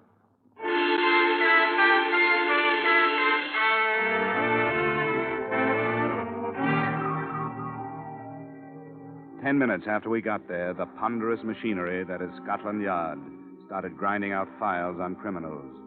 They were indexed according to every possible feature or characteristic. In the space of 2 hours, we had the name of every known narcotic suspect in London, and flying squad men had been sent out to cover them. But the first report that came in was negative. The ship had been searched without success. Then the phone rang again. Inspector Finch. Huh? Oh, yes, he's here. Mr. Dollar? Thank you. Oh. This is Nelson, Dollar. I just got in. Oh, good. Have you heard about the mess? Part of it. I went down to the ship. Dorn told me what happened to you. Are you all right? Yeah, sure, I'm all right, but the stuff got through. It's loose someplace here in London. The trunks? Unloaded and searched by Scotland Yard men, nothing. What about the girl? She's being watched. Anything on Miles Fanning? Well, the Yard's tailing him, too. Say, Nelson, are you sure the narcotics were put aboard the ship? Positive. But I'll get right on the transatlantic phone and get somebody to recheck the trail. I'm staying at the Empire. Call me if something breaks. Yeah, right. Treasury man, he's going to check the States to see if there's a slip. Good. $500,000? Rather a nuisance having that. This may be something. Yes? Mm-hmm. I see. Yes, at once. See that a driver and a radio cars at the main entrance will want to stay in touch. Thank you. What was it? Any progress? Yes. Most unpleasant progress. The constable I assigned to follow the chap who calls himself Fanning has been shot to death. Oh? Progress lies in the fact that your ship detective fellow, Clarence Dawn, was killed at approximately the same time. Dawn? Yes. Do you have a pistol, Mr. Dollar? It's on the ship. We won't bother going there. I'll have two issued to us before we leave.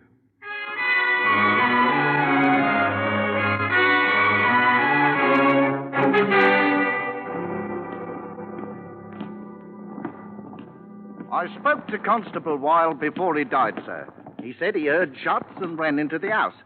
By the time he reached the corridor, this Fanning bloke was leaving his room. He tried to stop him. I see. And Fanning?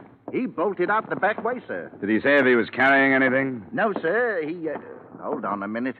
That's what he was trying to say. Port, he said before he died. He was trying to say portmanteau. It's still expensive, Progress. That's the room, sir. Yes. Constable, hop down to the car like a good chap and ask the sergeant to radio in an addition to the Fanning description. The fact that he's carrying a traveling bag. Yes, sir.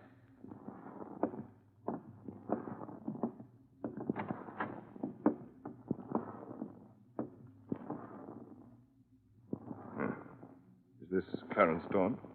Yeah. And I guess the answer to a few things. Then Dawn carried the contraband here from the ship, quarreled with Fanning over division of the spoils, and was then shot by Fanning, wouldn't you say? Yes, that's exactly what I'd say. Then Fanning's our man. We'll have to find him. Right. Yeah, I'd like to go to the Green place, talk to the Miller girl, Inspector. Of course. Clarence Dawn. You know, I thought... How could I have been so stupid?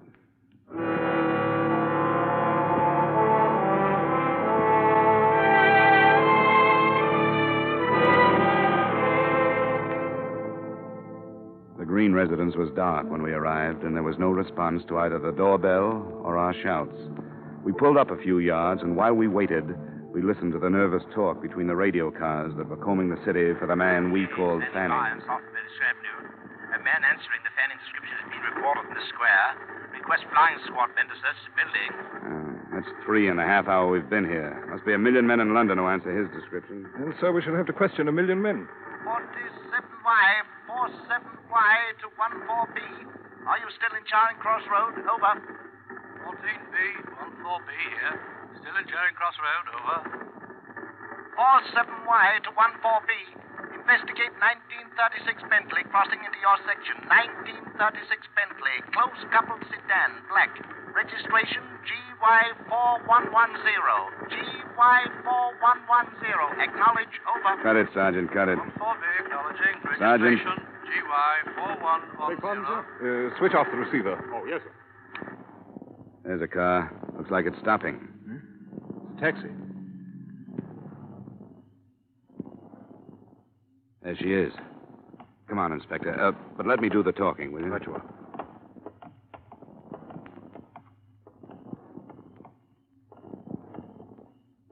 Lorraine?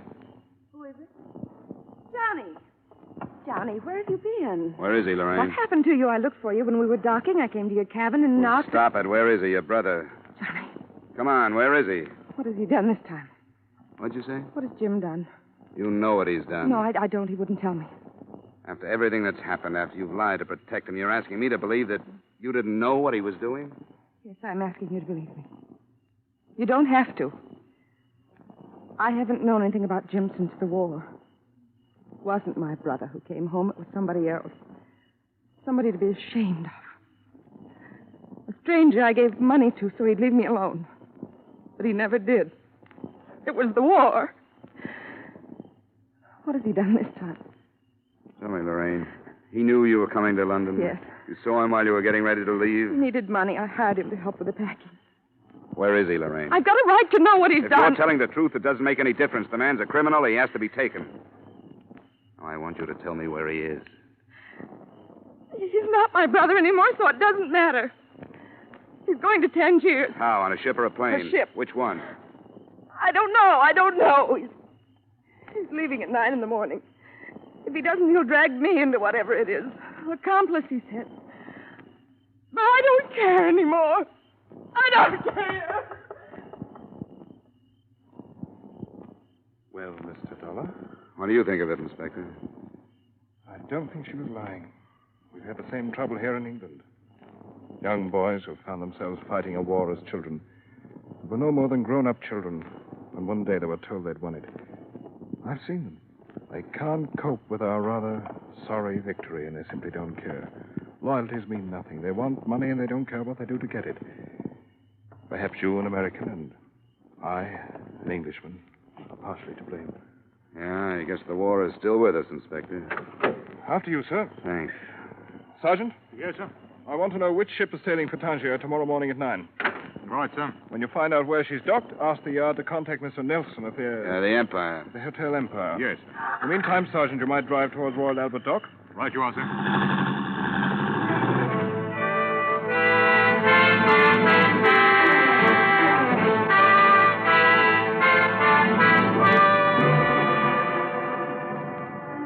The ship turned out to be the city of Bombay. Before we drew to a stop at Royal Albert Dock, we passed through what must have been half of the mobile police force of London.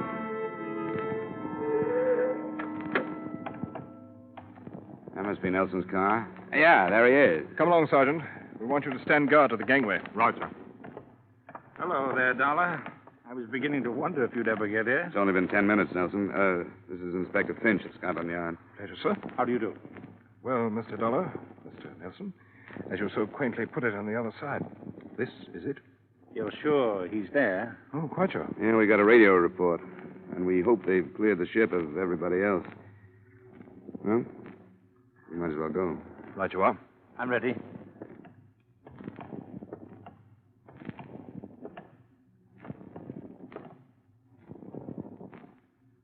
Mr. Dollar? It's up to you. You there. Is Mr. Fanning aboard? Aye, he's aboard. Stay here, Sergeant. Right there. You received word from Scotland Yard? I did. Then you'll allow us to come aboard after him? You can come aboard.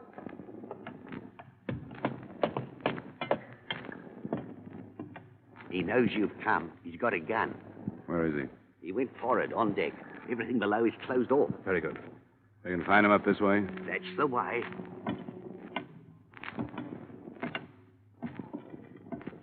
There's a winch up forward. Good protection. Down behind the hatch. Hey, Miller, Fanning, whatever you call yourself. Come on out. We've got the Treasury Department and Scotland Yard here, so come on out. He won't do it. He won't, Dollar. It's too late for him. I'd better cross over to the other side while you cover me. May draw him out. Are we ready? Wait till I move down here. This is good. Good luck, Inspector. Use your head, Miller. Come on out. There he goes. Throw the bow. Don't let him get over.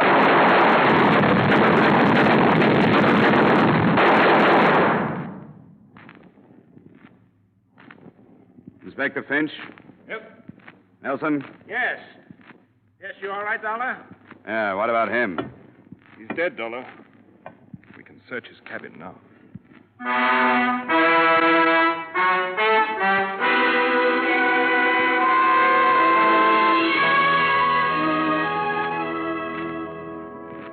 The traveling bag with its $500,000 contents was just inside Fanning's door.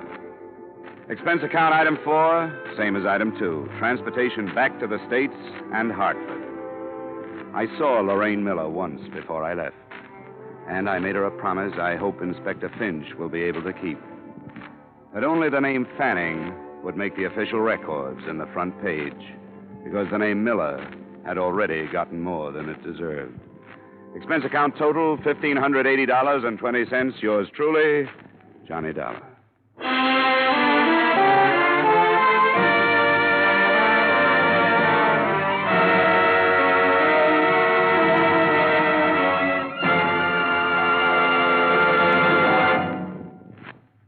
Remember, friends, to make every day more enjoyable, treat yourself often to refreshing, delicious Wrigley's Spearmint Chewing Gum.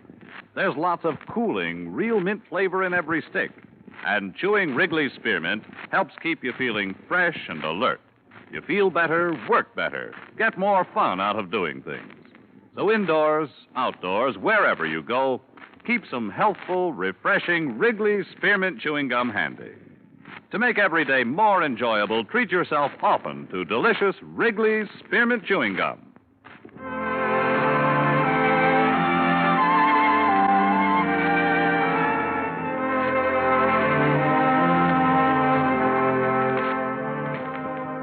Yours truly, Johnny Dollar, brought to you by Wrigley's Spearmint Gum, stars Edmond O'Brien in the title role, and is written by Gil Dowd and David Ellis, with music composed and conducted by Leith Stevens. Edmond O'Brien can soon be seen starring in the Columbia Pictures production, 711 Ocean Drive.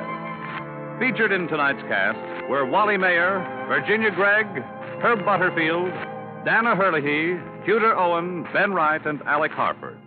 Yours truly, Johnny Dollar, is produced and directed by Jaime Del Valle.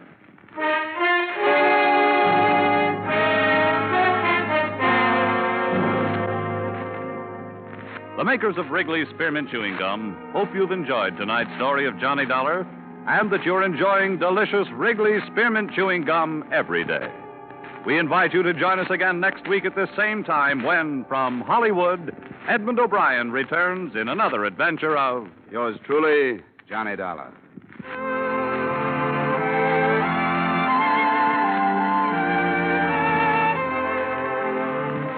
Bob Stevenson speaking. This is CBS, the Columbia Broadcasting System.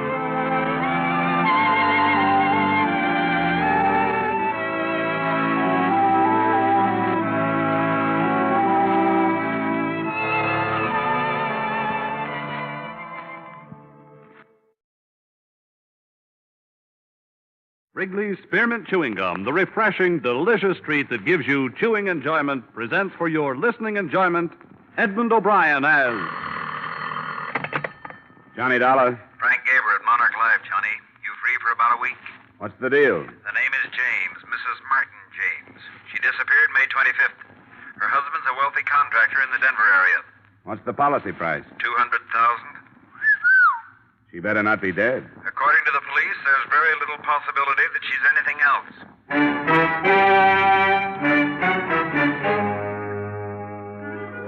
The makers of Wrigley's Spearmint Chewing Gum bring you Edmond O'Brien in another adventure of the man with the action-packed expense account. America's fabulous freelance insurance investigator. Yours truly, Johnny Dollar.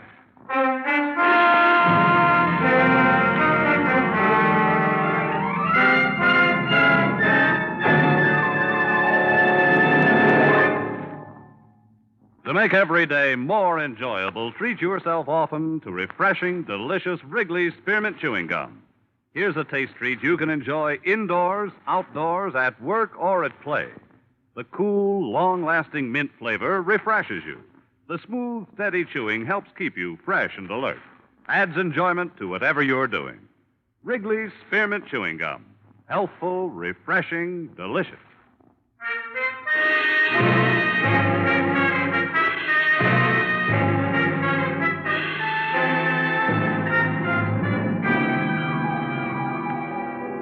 Expense account submitted by Special Investigator Johnny Dollar to the Monarch Life Insurance Company, Home Office, Hartford, Connecticut. Attention, Mr. Frank Gaber. The following is an accounting of my expenditures during investigation of the Barbara James matter. Expense account item 1, $73.87, transportation to Denver, Colorado. Expense account item 2, $2.30, taxi fare from airport to police headquarters, where I spent a few minutes getting myself up to date. Detective Lieutenant Harrison locked his hands in back of his head, leaned back in his swivel chair, and filled me in on the meager facts. And a swimming pool. He must have loved her. Well, he could afford it. And tennis courts, anything to hang on to her. See, Dollar, he's one of these silly old fools dreaming of a sparkling youth. What about his wife? She was 28. I got a picture of her here. Now, would somebody like this be interested in a 50-year-old baldy with a paunch? For money? She was originally. But when she got all the money she wanted, she started cavorting. It's my guess that's what happened. Oh, what am I saying? My guess. That's what did happen. Up till the time she disappeared, anyhow. Married long? 3 years. No children. Her first husband was under contract to one of the movie studios. He lost his contract, went to New York to starve a while, found he had no wife when he got back to Hollywood. Don't tell me. James met his wife in Reno. Reno it was. He had just let go of something his own age. Wanted a little romance before he died. 6 weeks ago, he called up the department and said she was missing. In the last 6 weeks, he's aged 10 years. Looks like a very unhealthy 60 now. Nothing from the travel bureaus, out-of-town hotels? Nothing from railroad stations, bus depots, airports, auto rental services, other police stations in the U.S. and Canada, et cetera, et cetera, et cetera. So? After 6 weeks, murder.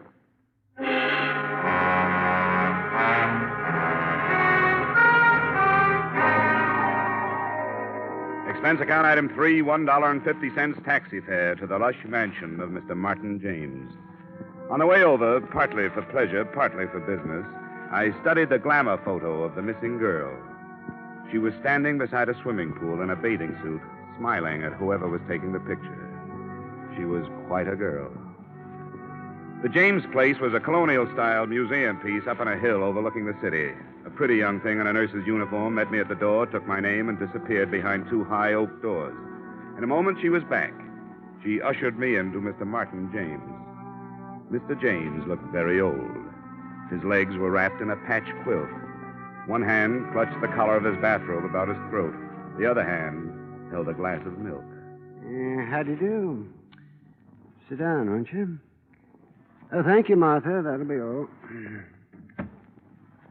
I know your suspicions, Mr. Dollar. My answer is no. I'm not at all sure she hasn't run off with a younger man. But all the ticket officers show... She'd use another name. Very possibly. You see, Mr. Dollar, Barbara married me for my money. I married her for her youth and her beauty. It was a decent enough arrangement until she became dissatisfied. Yes, I suppose I was a fool. Then you think she left you? If I ever allowed myself to really believe that, I wouldn't want to live. I can stand the news that she's ill, oh, yes, or even that she's dead, but not that she's left me. And I sit here day after day telling myself that maybe, in a small way, she loved me. And what do you think did happen to her? I don't know, but she would have sent me some notification, postcard, anything. You know, there was a strain of sweetness in there. She found it very difficult to be unkind. Oh, she had a conscience, Mr. Dollar. Tell me, how did you discover she was missing? Well, I came home one night. She said she was going out. We had a quarrel.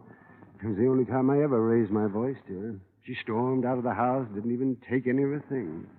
You know any of her close friends who've left town? No, I don't. But, of course, I didn't know all of her close friends. I suppose not.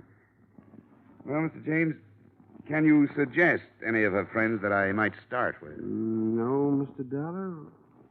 Although I suppose Bennett would be as good as any. Who's Bennett? Oh, he runs the Yellow Bird Cafe, a nightclub downtown. I always had the idea he was number one on the list. The Yellow Bird Cafe. Well, thanks, Mr. James. If I hear anything new, I'll let you know. Thank you, Mr. Dollar. Oh, one more thing. Yes? If you find her, and she did leave me, tell her she needn't come back.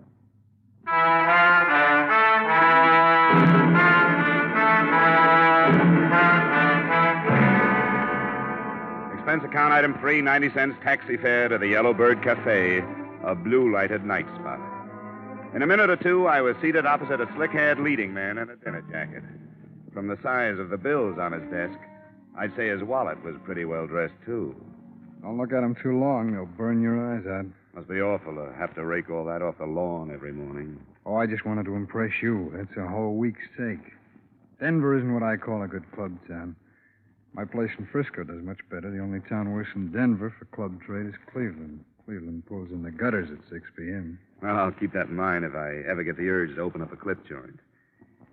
I'm here about Barbara James. It's funny how that name keeps cropping up. I suppose it'll keep cropping up until somebody finds her. You have any ideas? Sure, lots of ideas. She could have crossed against the light, fallen into the Great Divide, thumbed her way to Hungary. You're a comedian. Oh, now, look, Dollar. I'll tell you what I told the lieutenant. I don't know anything about it, and if you insurance rubes had any brains, you'd check with the cops first before making fools out of yourself. You saw quite a bit of her. Saw, that's right, saw. That was a long time ago. Listen, guy, I got a book in my pocket with names of girls who make Barbara James look silly. Now, why should I take away an old man's child bride? That's not the way I heard it. All right, for laughs, sure, I used to take her out. She was lonely. She used to come in here and sit alone at a table. I had nothing else to do. We'd dance. I'd buy her a few drinks. That was it. She gave you the brush, Bennett. Oh, yeah, sure. You don't like to be given the brush. Anytime I can't hang on to a dame like Barbara. She gave you the brush and you didn't like it. All right! All right, Dollar, she gave me the brush. I took that girl and gave her a new life. She was stuck with that old guy up there on the hill. She poured out her heart to me. Told me how it was to live up there. Well, I listened to all that. Listened like I was interested.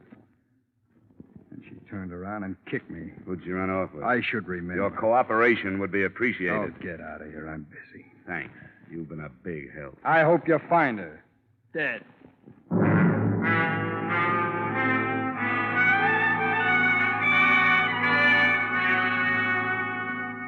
Expense account item 4, $3 for 2 drinks, 1 for me, 1 for the young lady I dragged away from the dice table. 2 drinks later, I was a lot better informed. You know, if he catches me talking to you, I'll probably be fired. If he catches you, you'll deserve it. I bet they were quite a team, this Bennett and Barbara. She gave him the brush. That's what everyone says.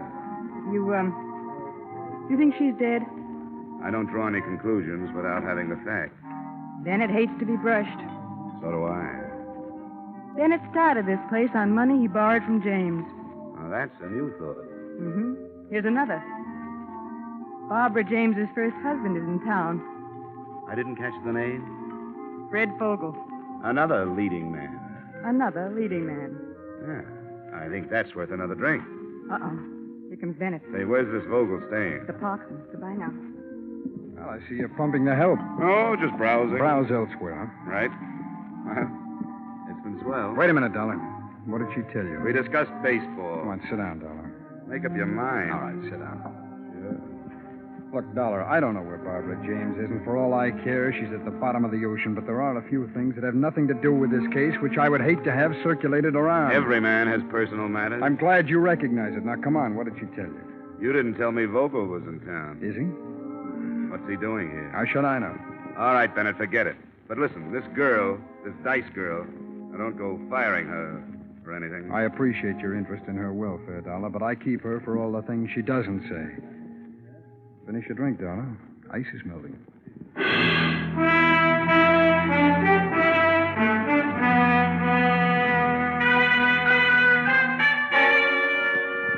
I walked to the Parkson and asked the desk clerk for Mr. Fred Vogel. He was out. I waited an hour. At 3 a.m., he came in, slightly tipsy. He got his key and went upstairs. I followed in the elevator. When I got out on his floor, he tossed me a curious glance, but that was all. When he'd closed his door and I was on his side of it, he was even more puzzled. You got the wrong room. Oh, yes, you have. We got the wrong room. Uh-uh. Now, do you mind? Are you Fred Vogel? Yes, how did you know? You were married to Barbara James?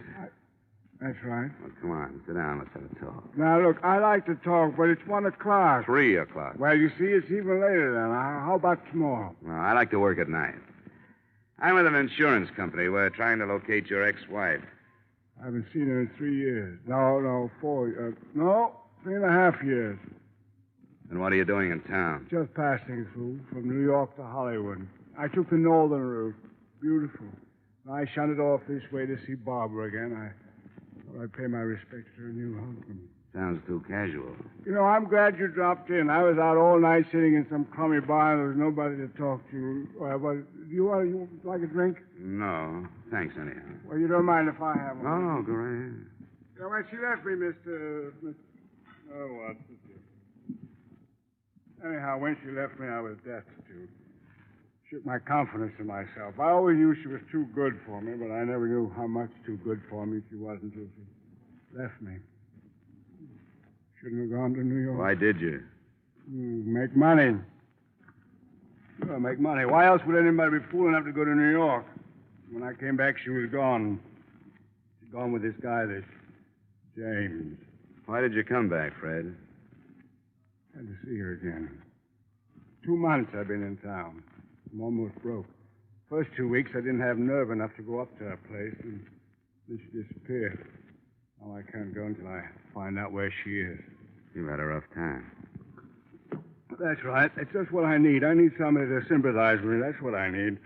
Oh, man, I wish you would have a drink with me. All right, Fred. I'll have a drink.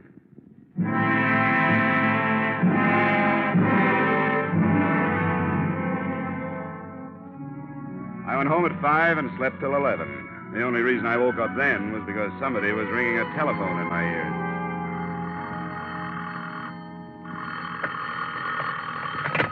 Yeah, hello. You sound like you're in the crest of a hangover. Who's this? Harrison. Who? I'm with the police department. Oh, sure. Yeah, what's up, Harrison? Did you know that Bennett was one of Barbara James' favorite people at one time? Yeah. Well, there's a girl named Dorothy, a Dice girl. Yeah, very nice. Dice. D-I-C-E, Dice girl. Oh, yeah, Dice girl. We found her this morning on the highway. 4 bullets too late.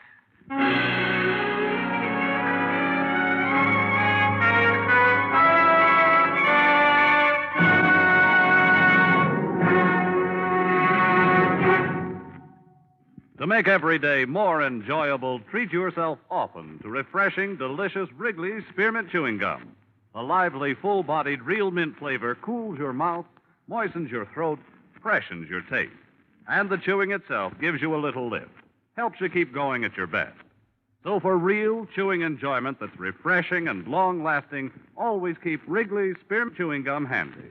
Healthful, delicious Wrigley's Spearmint Gum will make every day more enjoyable. And now, with our star, Edmond O'Brien, we return you to the second act of Yours Truly, Johnny Dollar.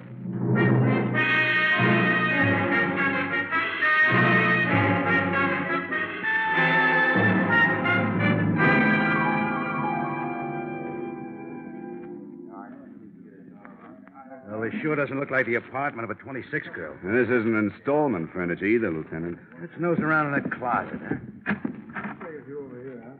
What? Imported brocade. Yeah. My wife's been pestering me for something like this for 10 years. Now, how would a girl like Dorothy rate all this? For being lovely? Or for being quiet? Possible. It's usually the former. Yeah, that's true. Wait a second. What are you doing? Looking at this label. Martin Rifling, Denver. Now lead me to the classified. Yeah, it's very cute, Dollar. Wish I'd have thought of that. Here's the yellow book. Thanks. Let's see. Dresses. Here we are. Now, Rifling. Right here. Martin Rifling, early 5687. There you are, Lieutenant. Make the call in the name of the law. 5, 6, 8, 7. I hope they still have the records. On the other hand, a customer like this, hello, say this is Lieutenant Harrison, Police Department. Have you got the records on a Miss Dorothy Weller? No, all right, sure. What's the deal? Says I have to talk to the manager. Hello, say this is Lieutenant Harrison, Police Department. I'd like some information regarding a Miss Dorothy Weller. Yes, Weller. She had quite a substantial account with you, didn't she? 3,000. Wow. Look, who paid the bills? What? She did? Well, did she ever come in with anybody? I see. Yes, I see. All right, thank you. Nothing. She paid everything herself. The bankroll wants to keep itself a secret. Well, let's check on some of this other stuff. Probably the same deal, Lieutenant. She was getting plenty from somewhere, and the gift was strictly anonymous. Got any ideas? Same one you got. I want to mess around here for a while.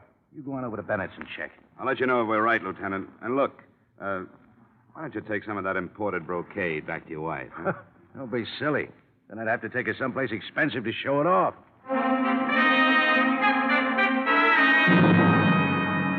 Expense account item 5, $1.30 taxi fare to the Yellowbird Cafe. It was 2 in the afternoon, and the place was quiet as a mausoleum. I went to Bennett's office and tried the door. It opened. Bennett was in his chair, bent over the safe. As I closed the door, he bounced up.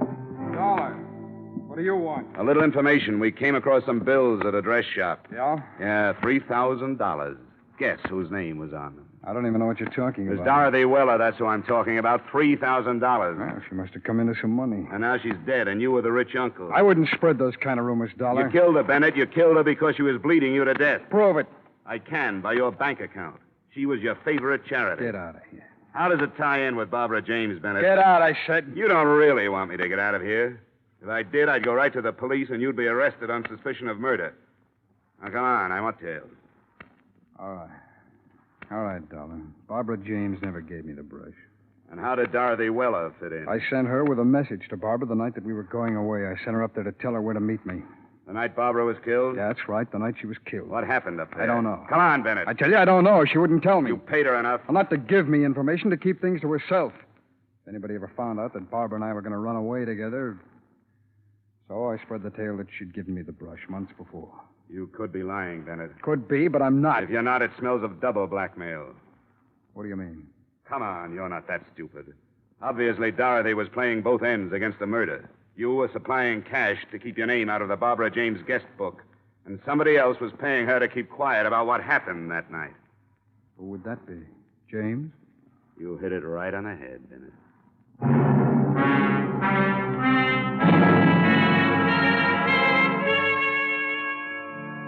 Expense account item 6, transportation to the Martin James place. I found old Mr. James out by the swimming pool, accumulating a wrinkled tan. He sent the nurse for something cool for me, and we settled down to conversation. Are you calling me a liar? All I know is something drastic happened the night Barbara James disappeared. Now, look, I don't prosecute anybody.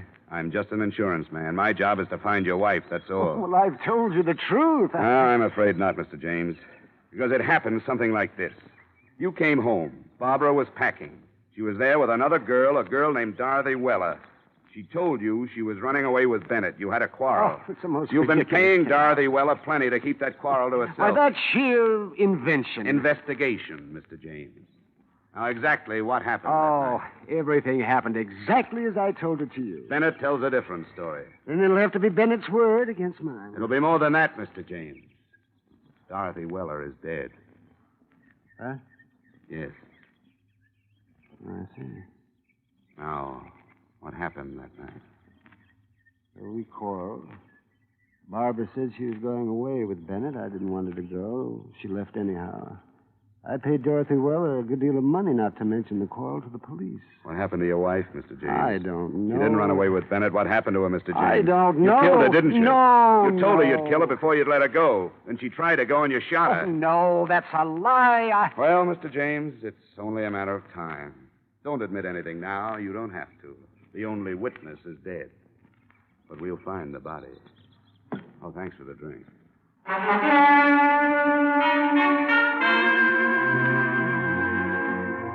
3 weeks passed.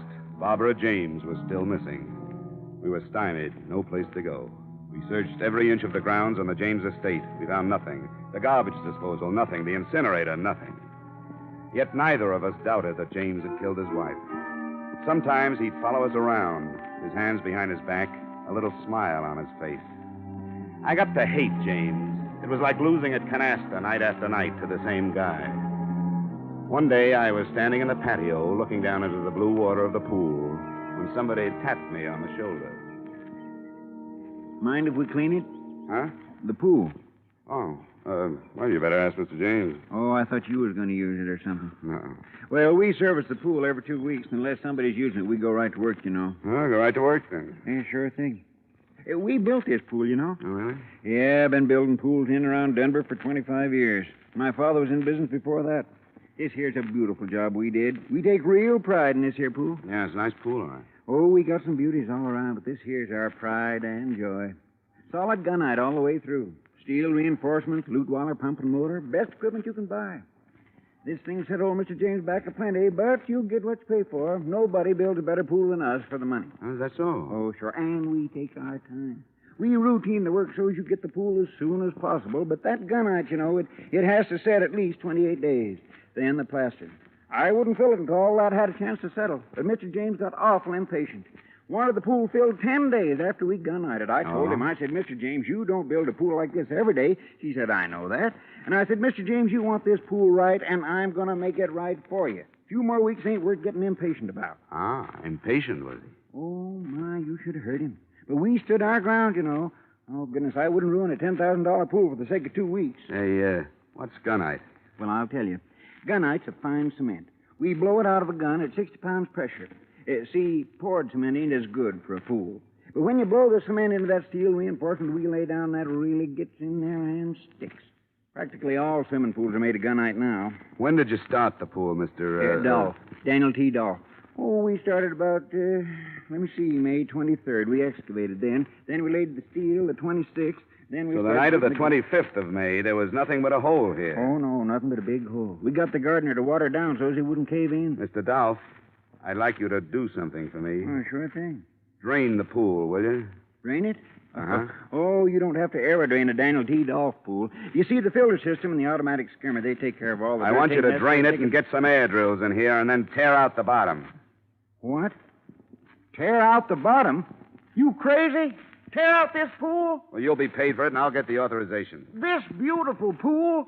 After we did a job like this, what for? What for? Maybe for nothing, Mr. Dolph.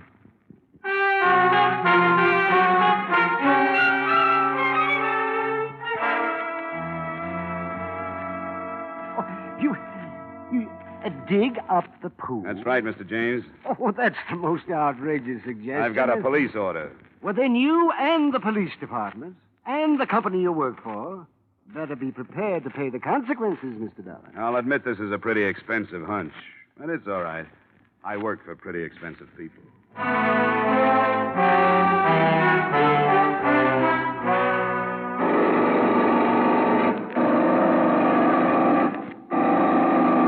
Hope you know what you're doing, Dollar. What? I said I hope you know what you're doing. Well, it's only a hunch, Lieutenant. May 25th, the girl disappeared. Now, May 25th, there was nothing but a big hole here. James knew that the next day they'd put the steel reinforcement in and then gunite over it. What better place for a body? Oh, here comes James now. What? I said James is coming. Oh. Hello, Dollar.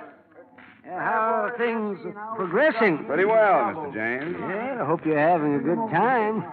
Just like a small boy watching them tear up the street. Only this time it's going to cost you your job. Yes, and your company.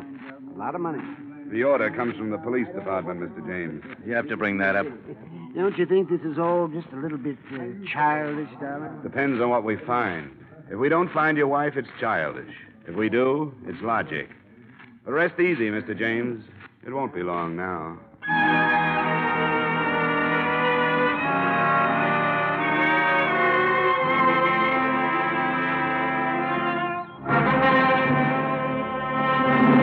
Dollar. Yeah, Dolph?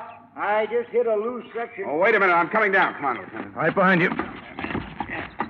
There, right here, Dollar. You see, it shouldn't be this loose. Yeah, give me that shovel.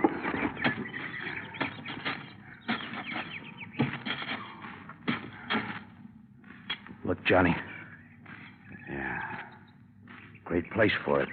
What is it, Dollar? Dollar, What is it? it's a grave, Dolph. What? We better get after James. Hey, he's gone. Huh, let's get up there. There he goes, Lieutenant. Hey, he's up on the porch. Come on, let's go. As you see, I have a gun. You don't want to add 2 more to your score, James. And why not? Dorothy and Barbara, and now you. Not this time. No, you don't. Let it go, James. No, you're... Oh, nice work, Dollar. You all right? Just fine. But Mr. James isn't going to need a new swimming pool.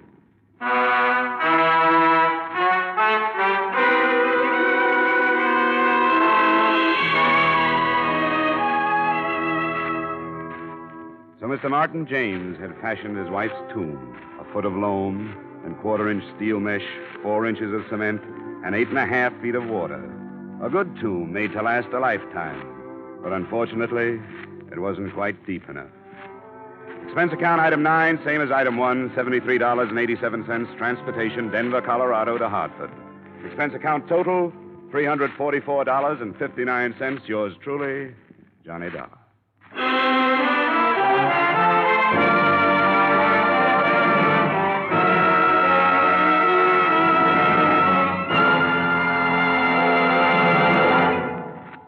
Remember, friends, to make every day more enjoyable, treat yourself often to refreshing, delicious Wrigley Spearmint Chewing Gum. There's lots of cooling, real mint flavor in every stick. And chewing Wrigley Spearmint helps keep you feeling fresh and alert. You feel better, work better, get more fun out of doing things. So indoors, outdoors, wherever you go, keep some healthful, refreshing Wrigley Spearmint Chewing Gum handy. To make every day more enjoyable, treat yourself often to delicious Wrigley's Spearmint Chewing Gum.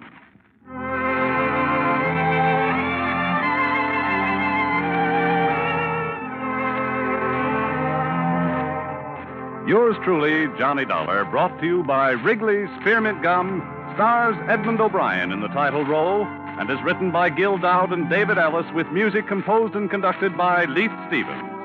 Edmond O'Brien can soon be seen starring in Columbia Pictures' production 711 Ocean Drive. Featured in tonight's cast were Parley Bear, Jack Moyles, Howard McNear, Stacey Harris, Gene Spaulding, and Jay Novello. Yours truly, Johnny Dollar, is produced and directed by Jaime Del Valle.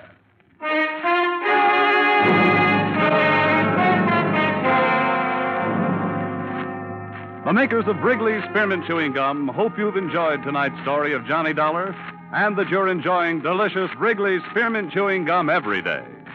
We invite you to join us again next week at this same time when, from Hollywood, Edmond O'Brien returns in another adventure of... Yours truly, Johnny Dollar.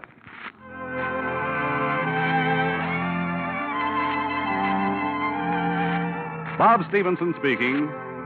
This is CBS, the Columbia Broadcasting System.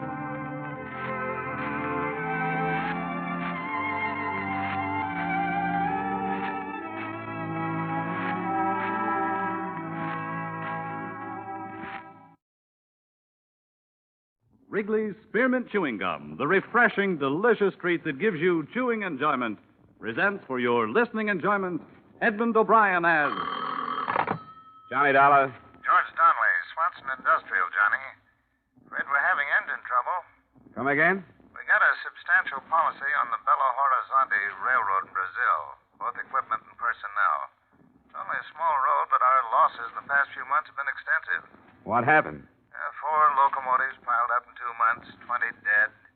We got a pair of conflicting reports. Looks like either insurance fraud or murder. With my luck, George, it's probably both.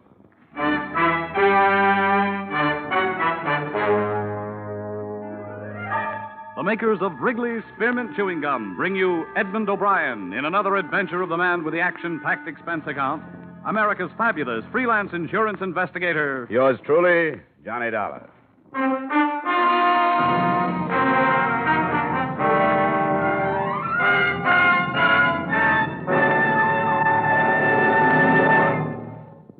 To make every day more enjoyable, treat yourself often to refreshing, delicious Wrigley's Spearmint Chewing Gum.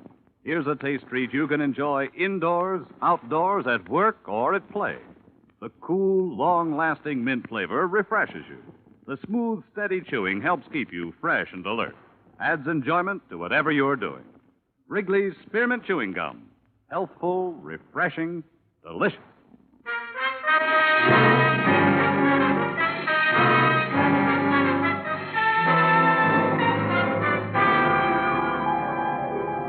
Expense account submitted by Special Investigator Johnny Dollar to Swanson Industrial Insurance Corporation of Hartford. Attention, George Donnelly.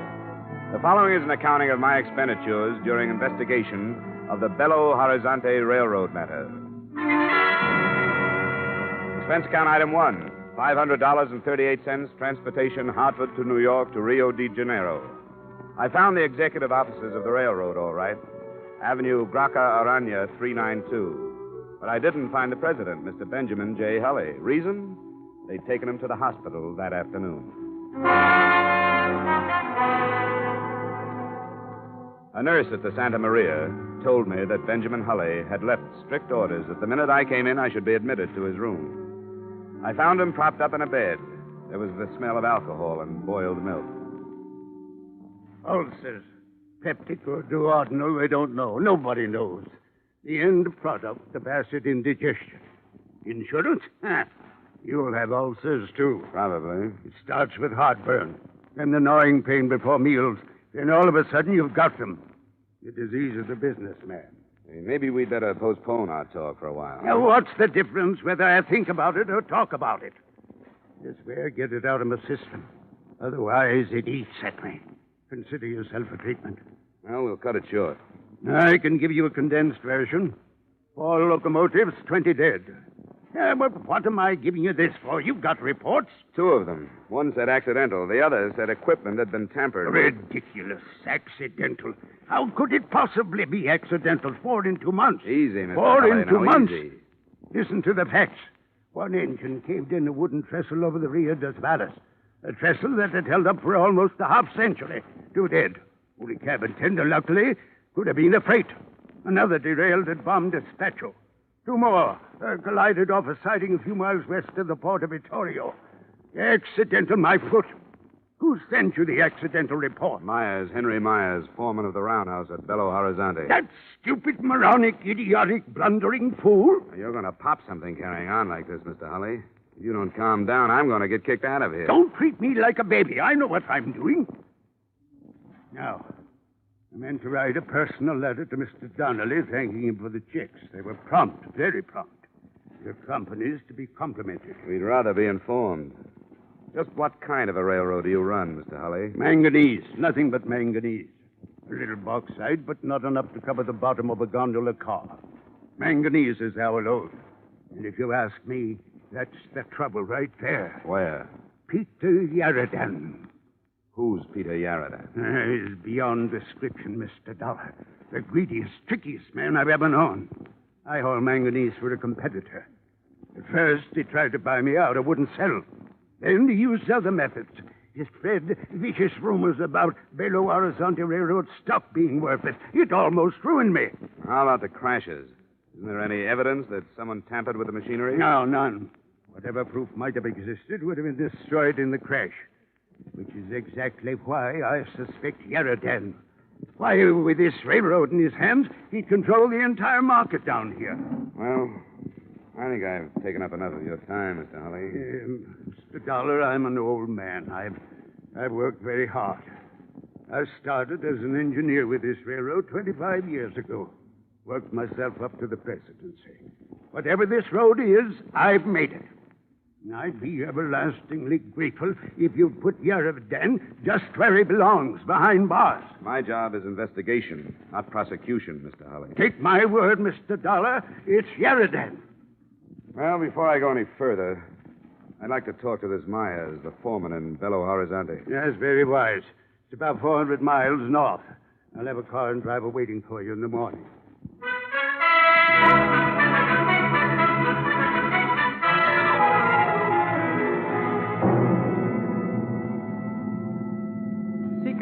That is what my mother has named me. I do not know why. Perhaps after a pig or a cow. My mother named all her children after animals. It is what you might call nickname. Of course, nicknames are terrible things. They stick to you like paste. You like the way I drive? Ah, you drive swell. Swell?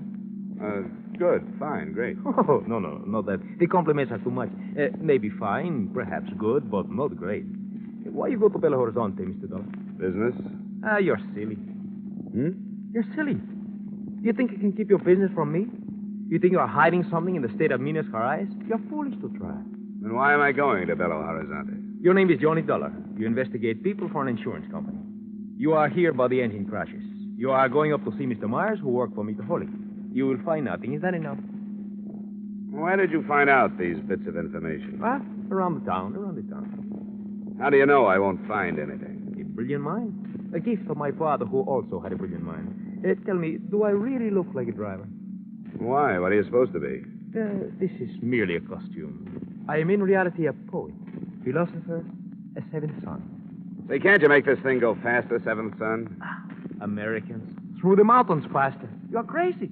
That is why you make so much money, and that is why Americans have ulcers.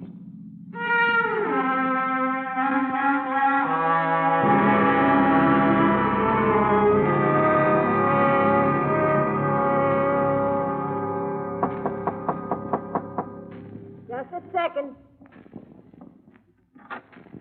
Yeah? My name is Dollar, Mrs. Myers. Yeah. I'm from Hartford, Connecticut, insurance investigator. I'd like to talk to your husband, if I may. He ain't here. When do you expect him? I don't know. Is it about the wreck? That's right. Well, I don't know if it'd be right to ask you or not. Well, it's up to you. I'm not from the police, you know. Yeah, I suppose it'd be all right. Thanks. He's shaving. Oh, I got plenty of time. Saturday Evening Post just come in from the States, if you'd like to see it. Oh, fine, thanks. And there's caramels on the table. Never touched the stuff. I'd like you to know, Mr. Dollar. Yeah. Well, I'd like you to know Henry don't know a thing about this business. I just wanted to ask him some questions about the accident report he sent into our office. He wrote what he seen, and that was all he wrote. I wouldn't be concerned, Mrs. Myers. And no matter what anybody says, Henry had no more to do with the busted pins in them rods than the man in the moon. He checked before it went out of the yard, and he checked just before... Uh-oh. Said enough. Get into the kitchen. I didn't say nothing to him. Go on. I didn't say a thing. She talks a lot. Dollar, did you see? That's right. She talks a great deal for a woman her age. Her parents let her gab all the time. Have a caramel? No, thanks. Hey, what's this about busted pins? Yeah, she mouths. Come on, Myers. If you've got nothing to hide, there's no sense evading the questions. The pins were sawed. Somebody, I don't know. I should have checked them before they left the yard, but I didn't. That's why you reported the crashes as accidental? All right, I was scared. A man gets scared for his job. How do you know about the busted pins? After the wreck, one of the guys told me. You mean somebody knew the pins were broken, and he let the engine leave the yards? Yeah. Who? Come on, Myers. Who? You'll have to find that out yourself, Dollar. You're in plenty of trouble, Myers. I told you all I'm going to tell you. Now get out of here. Okay. But if you change your mind, I'll be at the San Carlos Hotel. I'll remember that. The San Carlos. All day.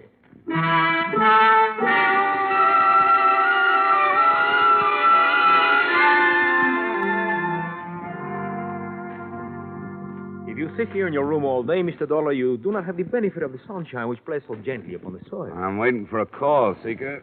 Are you certain you would not like another game of Monopoly? No, you won. Yes, company, you are dull. Sorry.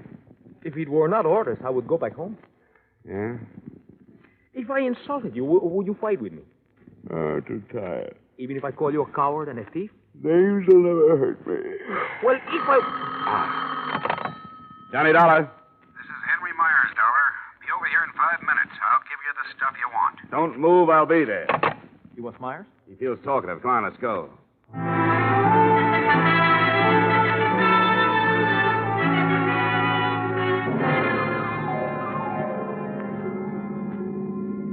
How did you know he would call? I didn't. Then why were you waiting? What else could I do? The American mind. Shrewd. Here. Let me over to the next corner. All right. And pick me up in about a quarter of an hour. No. I go in with you. All right, come on then. Do not run so fast. Oh, my ain't Pete. Pooped. Pooped, Pete. No answer. Look on the floor. Myers. Looks like somebody had an earlier appointment. He's still breathing. Myers. Who did it, Myers? Vita. Go to Vera Vita. Vera... He's dead. What is Bervida? Don't look at me, Seeker. I don't speak the language. Somebody's coming. It's Mrs. Myers. Come on, Seeker. Oh, hello. What you been doing? Talking to Henry? Don't go in there, Mrs. Myers. Why not? I get poison oak or something? It's my house. Don't, Mrs. Myers. It's your husband. What's the matter with him? He's dead. What? Somebody shot him. Let me in there. Mrs. Myers, please. Henry, I knew they'd do it. I knew they'd get him. I knew they'd get him. Mrs. Myers. I knew they'd get him. Mrs. Myers! Who, Mrs. Myers? Who would get him? Yaradan. Wish I'd never heard the name. Yaradan.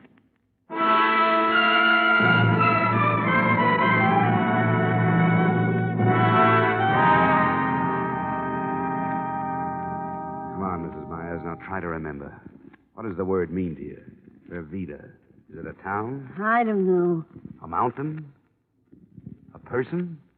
Oh, try, Mrs. Myers. Your husband must have mentioned the word to you sometime. Look, if I remembered, I'd tell you, wouldn't I? Yeah. Well, the police probably seek a call about half an hour ago. Come in. Mr. Taylor? Wrong house, Bud. Oh, permit me to refer to my pad.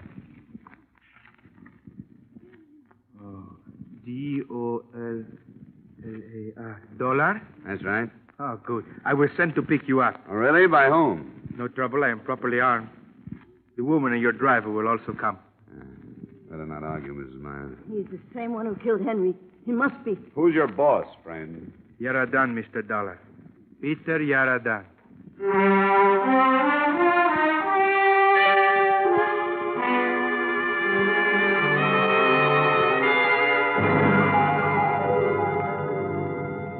You may go in now, Mr. Dollar.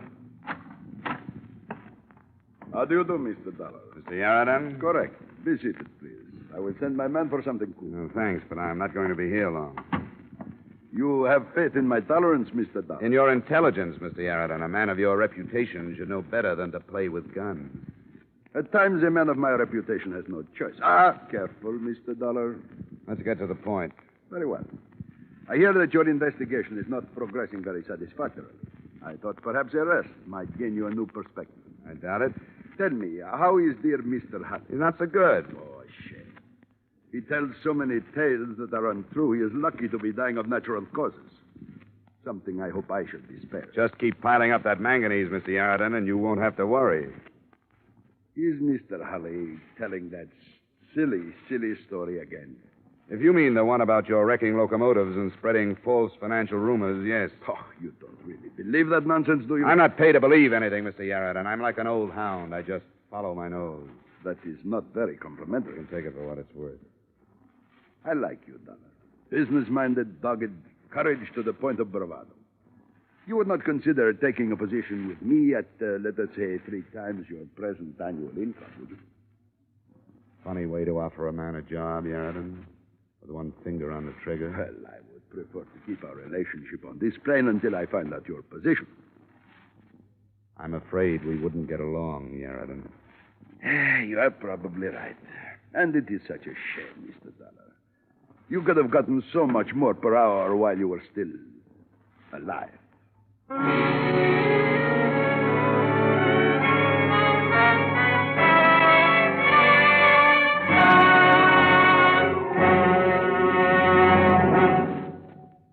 To make every day more enjoyable, treat yourself often to refreshing, delicious Wrigley's Spearmint Chewing Gum. A lively, full-bodied, real mint flavor cools your mouth, moistens your throat, freshens your taste. And the chewing itself gives you a little lift, helps you keep going at your best. So for real chewing enjoyment that's refreshing and long-lasting, always keep Wrigley's Spearmint Chewing Gum handy. Healthful, delicious Wrigley's Spearmint Gum will make every day more enjoyable. And now, with our star, Edmond O'Brien, we return you to the second act of Yours Truly, Johnny Dollar.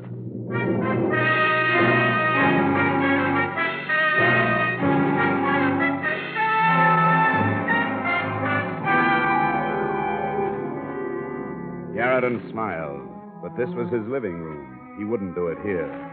In that small moment of silence, I tried to see everything within my field of vision without taking my eyes from Yarradin's face. There was the blur of something metal to my right, something that curved toward the ceiling, something a few inches from my hand. I reached out and pushed it over on top of him. The floor lamp landed on his chest, and the shot went wild. I threw my arms in front of my face and jumped out a latticed window. I landed about 10 feet down in Yarradin's rock garden, right in the middle of a clump of stubby cactus. I ran out through the open gate, and I didn't stop running until I found myself at the San Carlos Hotel. Expense account item 2, 3, 4, 5, and 6, $30.59 miscellany to tie up the loose ends. For example, telegrams, one to Hully, wishing him better health and asking him for a definition of the word ver vida. 2 more to the police of Bam Despacho and Victoria, requesting reports on the crashes. Another to the company in Hartford, gently hinting at foul play. I wrote a full report of my findings, including names, left it with the notary public at the hotel, and ambled casually back to the large house of Peter Yarradin.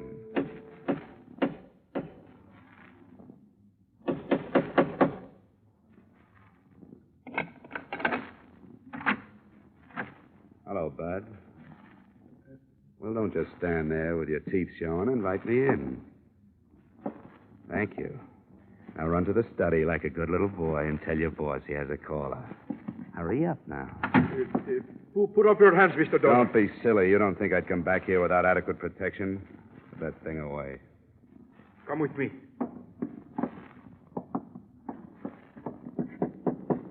Come in. Mr. Yarradin, it's Mr. Dollar. I'm back. Couldn't leave without getting an apology, Yarradin. This is a surprise seeing you again. All right, Flash, you can go. But, Mr. Yarradin, last time... It is all right. I will be perfectly safe. Yes, sir. I will be at the door. You made a brilliant exit, Mr. Dollar. However, it is a shame I frightened you with my innocent conversation. Fear comes in handy sometimes, Yarradin. It saved my skin a couple of times lately. You have contacted the police? Not about you. You have come alone? Alone. You have a remarkable mind, Dollar. You think I can allow you to leave this house? Not only leave this house, mister, but leave with some information. I filed a full report, complete with names, places, and time of day. If I'm not back to get that report in 2 hours, it goes to the police department. And just where did you file this report, Mr. Dollar? That's the little secret right there. I am holding 2 friends of yours, you know. I know. I would exchange their lives for the report. I'm sick of your offers, Yarradin. You're going to release Mrs. Myers and Seeker, and you're going to tell me all about the word ver vida. How I wish I had a man like you working for me. Bervita, Yaradan. Of course, Bervita. But what you are really asking is, did I have any part in the railroad matter? You can answer that one, too. The answer is no. You don't believe me. Go on. The Belo Horizonte Railroad has been on the verge of bankruptcy for 2 years. But Mr. Benjamin Hulley is a very stubborn man. I have offered to buy him out 1,000 times. And he'd rather sell to the devil. I think he would. You see, the manganese fields in the Minas Gerais are owned by a competitor of mine. A small competitor, but a competitor. These fields are very valuable. At the rate of their present exploitation, however, they make little profit. Small operation. Exactly. If I had the fields, I could make them pay, and pay very well. If I owned the railroad, I could boost the freight rates, force my competitor out of business, and take over the fields. But Hulley refuses to sell, even at a large profit. And the crashes? They should be obvious, especially to you, an insurance man. The railroad is failing. So he is scuttling his equipment and getting the insurance money. And Bervita? If I could get to him, I would have all the information I need to put Hulley where he belongs. Okay, Aaron. I sense something of disbelief in your tone. There are other possibilities. Oh? Right now, I'll keep them to myself. Dollar, I will give you $10,000 not to deliver your report. I'm glad you made that offer, Aaron. That tells me a lot. Tells you what? That you've been giving me a nice mixture of fact and fancy. Now bring Sika and Mrs. Myers down here. We're going back to the hotel.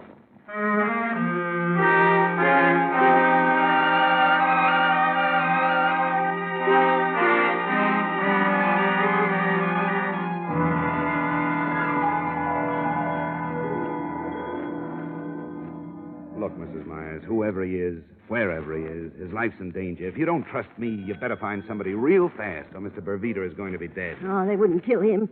He's in somebody's way, or Yaradan wouldn't be that interested. All right, all right. There was 20 killed in the 4 crashes, Mr. Dollar. 20 dead, that's right. Yeah. And 1 injured. Ah? A survivor. The only witness. Bervita. Yeah, Bervita. Where is he? Small cabin in the mountains. I'm the only one that knows besides Henry, and Henry's dead. Bervita was fireman on one of the engines that crashed near Victoria. He saw somebody pull the hand switch, so the 2 locomotives was on the same track. The engineer put on the brakes, but not quick enough. Bervita jumped. Thanks, Mrs. Myers. I think I'll have the notary mail that report on Yaradan to Hartford for safekeeping. And, Sika, my boy, we're going to pay our respects to Mr. Bervita. You stay here in the hotel, Mrs. Myers. I want to know who killed my husband. I'll give you that information when I get back. I'll contact Rio and have Mr. Hulley's secretary put through an authorization for a locomotive and engineer to take me up. There's a dirt road, Mr. Dollar. Why don't you take a car? No. I think the locomotive is much faster. Sika's right, Mrs. Myers. We'll go by rail. Mr. Dollar. Yeah? Would you mind very much if I stayed here in Belo Horizonte? Wife and children, you know. Well, I never would have put you down as having a family, Sika. Well, to tell the truth, I don't, but someday I hope to have.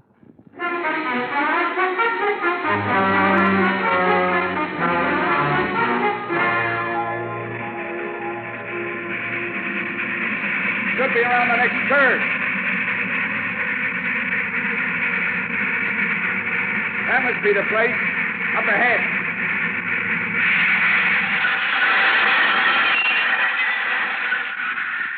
I won't be long. Keep the meter running.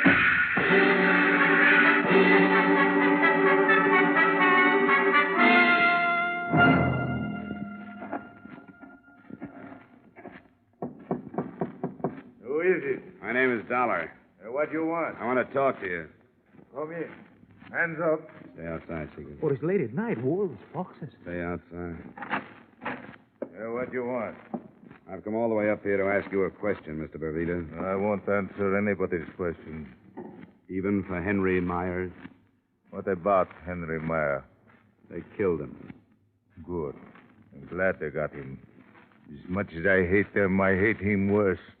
He was the one who sought the wheel pins. I'm glad they got him. And who pulled the switch handle? I'm not answering any questions. Go away. Go away or I shoot. Go away. Look out! Down, Dollar! Who is it, Sika? It's so dark I could not see. He's running toward the engine. Get that light out. We'll make too good a target at the door. Yes, come this way. He's just guessing, Sika. Yes, but that was a good guess. I could hear it. Come on, Sika. Let's get down to that engine. Oh, I wish I had a gun. I wish you had a gun. I wish one of the 2 of us had a gun. Hey, someone is climbing into the cab. The engine's on ahead. Will not take too long to start. Look. Look, he's dumped the engineer to the ground. The engine is starting. We'll never get there in time. Stop! Stop! He's going too fast. There's a curve up ahead. Much too fast. Look. It can't make the curve.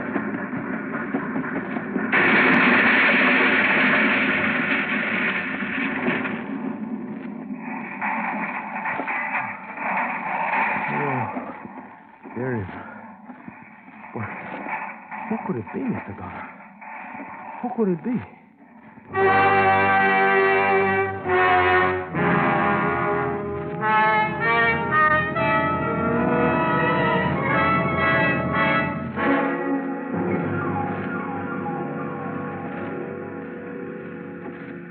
There is nothing left of it, Mr. Dollar. Nothing but twisted pipe. Look out. Don't touch it, Caesar. Most of it's still at boiling point. There is no sign of anyone. Yeah, but there was someone in that cab. Must be a trace of them somewhere around here. Come on, let's keep looking. But the boiler exploded. You think there was any part of a man in this bunch who wrecked you crazy, Mr. Dollar? See? Look, up there. You find something? Yeah. There's a wallet. The outside's burned to a crisp. Can you open? Yeah, but I can't read the cut. Wait. There's one that isn't burned. What does it say, Mr. Dollar? It says, this certifies that the holder is a 25-year member of the Railway Engineers of South America. And the name? What is the name? Benjamin J. Hulley, late president of the Bellows Horizonte Railroad.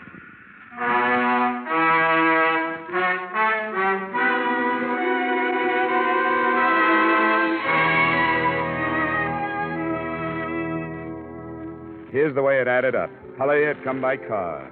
We found it just off the dirt road a mile down from their Vita's shack. The murder of Henry Myers remains an unsolved case. Police assume someone in the employ of Benjamin Hulley pulled the trigger, but I guess they'll never know for sure. Due to my report and public resentment against him, Yarradan was forced to leave the country. The Belo Horizonte Railroad is now in receivership, but it's still hauling manganese from the interior. I might say this was one case that had me stumped right up to train time. Expense account item 7, same as item 1, $500.38. Transportation to New York and Hartford. Expense account total, $1,492.54. Yours truly, Johnny Dollar.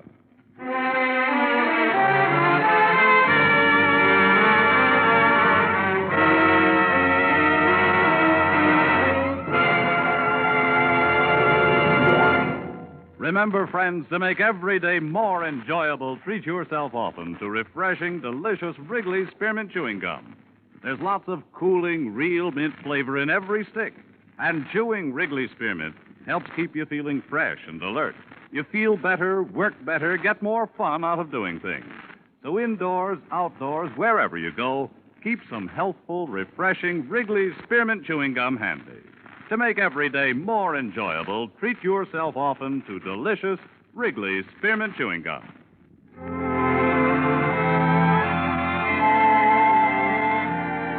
Yours truly, Johnny Dollar, brought to you by Wrigley's Spearmint Gum, stars Edmond O'Brien in the title role and is written by Gil Dowd and David Ellis with music composed and conducted by Leif Stevens.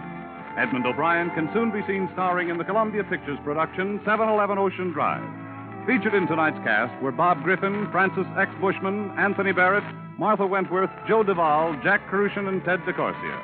Yours truly, Johnny Dollar, is produced and directed by Jaime Del Valle.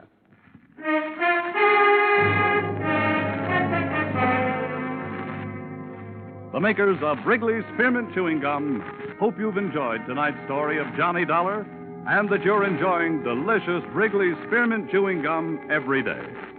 We invite you to join us again next week at the same time when, from Hollywood, Edmond O'Brien returns in another adventure of...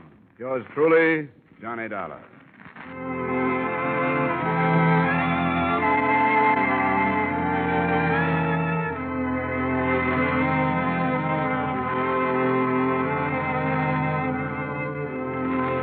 Bob Stevenson speaking.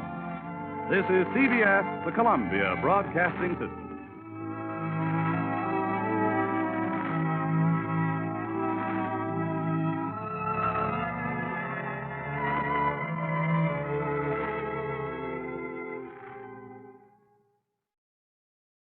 Wrigley's Spearmint Chewing Gum, the refreshing, delicious treat that gives you chewing enjoyment, presents for your listening enjoyment Edmond O'Brien as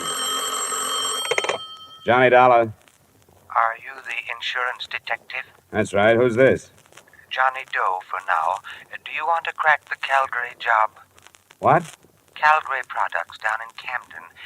300,000 payroll robbery on the first of the month. This isn't my kind of a gag. Try it on somebody else, Wait a minute. This is no gag. Check the Alliance Bonding Company in New York. They've kept it out of the papers.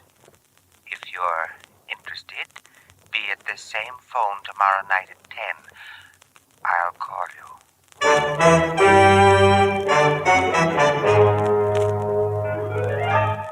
The makers of Wrigley's Spearmint Chewing Gum bring you Edmond O'Brien in another adventure of the man with the action-packed expense account. America's fabulous freelance insurance investigator. Yours truly, Johnny Dollar.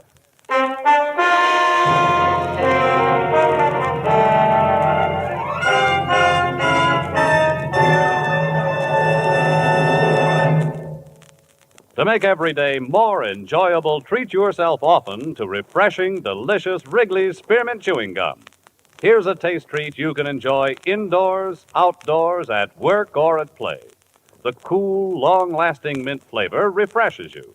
The smooth, steady chewing helps keep you fresh and alert. Adds enjoyment to whatever you're doing. Wrigley's Spearmint Chewing Gum. Healthful, refreshing, delicious.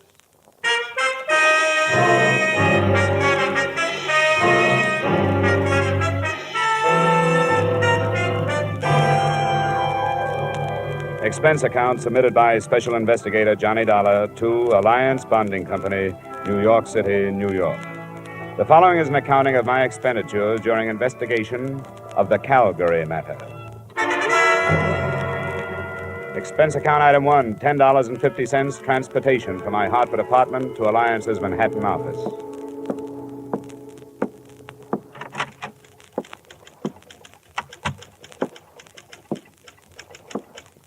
Good afternoon, sir. Hello. I think Mr. Matthews is expecting me. The name is Dollar? Oh, yes, Mr. Dollar. That door. Just go right in. Thank you. Yes. All right, Al. That'll be fine. The first bout starts at 8, but we don't care if we miss that. All right, I'll see you then. Sorry, but you can't hurry a son, you know. That's all right. I'm Johnny Dollar, Mr. Matthews. Yes, so I thought. Sit down, won't you? Uh-huh. Yes, sir? I don't want to be interrupted for the next hour, Miss Mills. Yes, sir. Mr. Dollar, do you put any stock in that telephone call? No, I haven't any idea. I don't know anything about it. I've done a lot of thinking since you phoned me about it, and of course there's nothing for us to do except to follow it up. But I can't help wondering if this man isn't a crank of some kind. Well, that's what I thought, too, until you bore him out by telling me there'd been a robbery that had been held from the press. Why has it been kept a secret?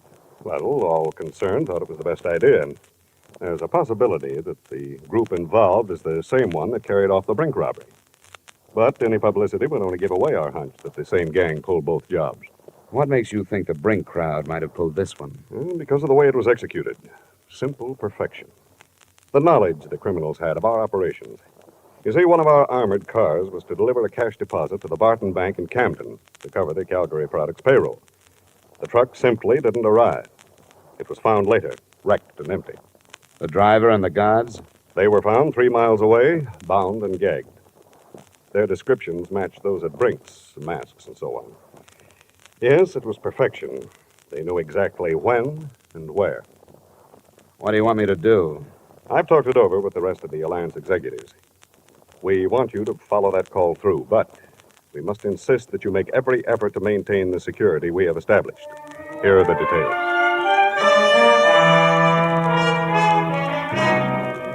Expense account item 2, same as item 1, transportation back to Hartford. At 9:45 that night, I was in my apartment waiting for the promised call from John Doe. At 10:05, my phone rang. Johnny Dollar. Stanley, 3469. Yes? One moment, please. Philadelphia's calling. Philadelphia. Your call to Hartford is ready. Go ahead, please. Mr. Dollar, Yeah? what did you decide about the Calgary job? Well, what happened to the man I talked with last night? He didn't dare phone you tonight. He was afraid you'd be set up with the police to trace the call. I haven't talked to the police. Don't. If you do, it's all off. He doesn't want to be arrested. He wants to surrender to the New Jersey District Attorney's men. The guy I talked with last night? No, he wasn't involved with Calgary. It was a friend of his. Do you want to talk it over with him? Where? There's a room reserved in the name of Charles Randall at the Brantford Hotel in Bridgeport. Check into it between 7 and 8 tomorrow night. Sign the register, Charles Randall, 7458 Walnut Drive, Boston. Look, why doesn't he just take my address and come over here? He can't. Why not? Brantford Hotel, Bridgeport. If you're interested, be there.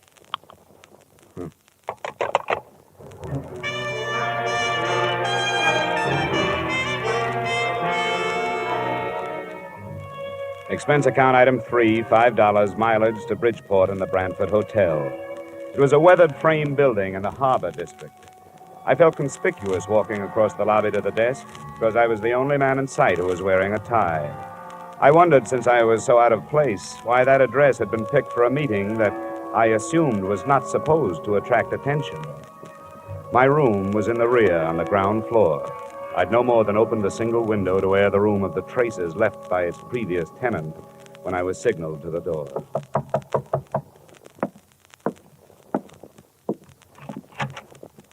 Dollar? Yeah. Let me come in. You got a driver's license or something? Better than that. A private operative's license. Here you are. Thanks. I recognized your voice, but I thought I'd better make sure. Come on, we're going someplace else. Why? Because I'm not sure you weren't followed here. But I'll be sure we aren't going to be followed where we're going. I don't like it. It must be this way. You've got to believe me. He has to be careful. He doesn't want to get killed. What's the matter? The gang busting up? Come on. What started the trouble? Splitting the loot? Dollar. Don't bother with me. I can't tell you anything, because I don't know anything. Believe me, I'm only doing this to help him out. You don't have to come if you don't want to. Where do we go? You won't be coming back here. Don't leave anything but the keys to your car. Somebody will drive it out. Do you know where I parked it? It's the green coupe, isn't it? Yeah. He knows. Not through the lobby. There's a rear door. My car is parked just outside.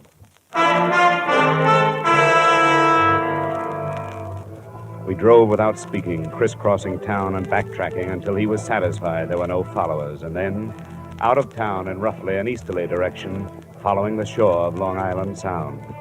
I clocked 3 4/10 miles on the speedometer, starting at the city limits. Then he switched off the lights and turned right into a pair of ruts. Finally, we bounced to a stop in front of a cabin near the water. Watch your step. There are a couple of roots in the path.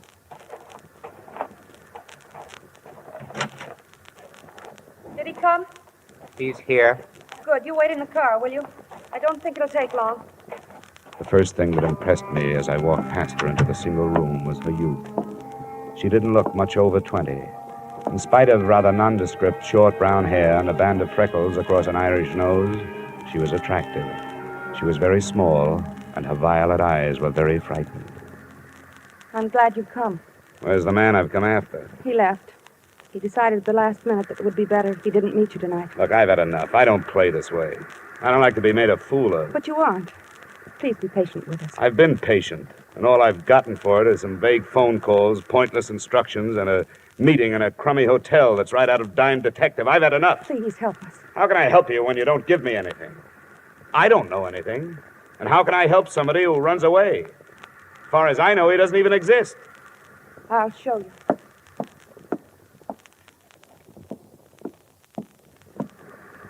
Open it. His share of the Calgary money's in it.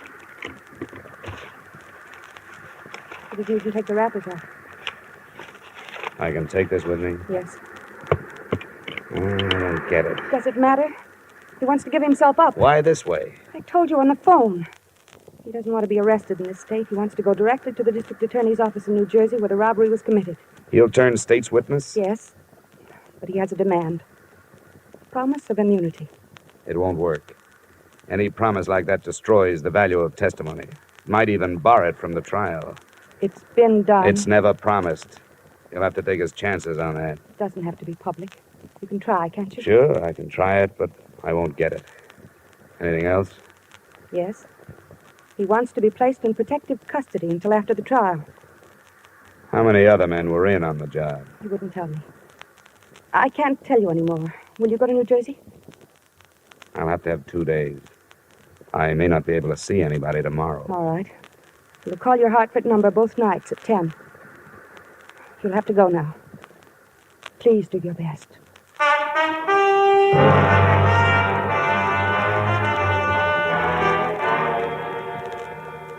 Don't be ridiculous, Dollar. That's one of the most impertinent requests I've heard since I took office. Nothing personal, Mr. Kreider. I was asked to make it, and I did. Well, would you see that he's placed under protective custody until after the trial? Why should I grant this criminal any favors? Well, if it means breaking the Calgary matter, it seems to me a favor or two would be worthwhile. We'll break it in due time. You know where he is? No, but I've been close. I may be able to bring him in if I can get you a word on a few of these things. Yeah, we'll see.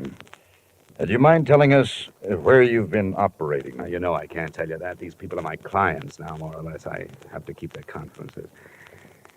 Now, what's your answer? Answer? Definitely no immunity. Protective custody? All right. Yes, we'll assign a couple of men to guard him. Okay, Mr. Kreider. I'll see what I can do with that. You'll hear from me in a day or so.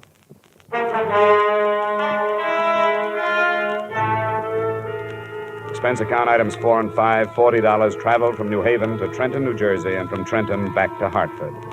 I reached home too late for the phone call that first night, but it came the next, promptly at 10, from Boston this time.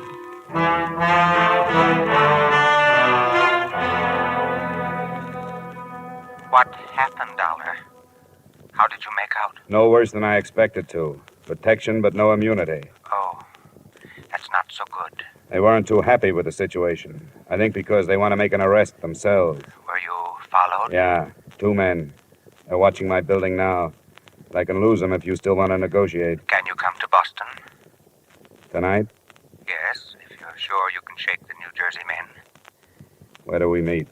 You're sure your line isn't tapped? They haven't had time, but they will if you don't quit stalling. Drive up through Springfield and Worcester. Just outside Boston, you'll pass through Auburndale. On the other side of it, there are 2 bridges. After you've crossed the second one, pull off the road and wait. All right, I'll be there. Well, let me tell you something. This is the last trip. Get your man off the dime. I can't spend the summer touring New England.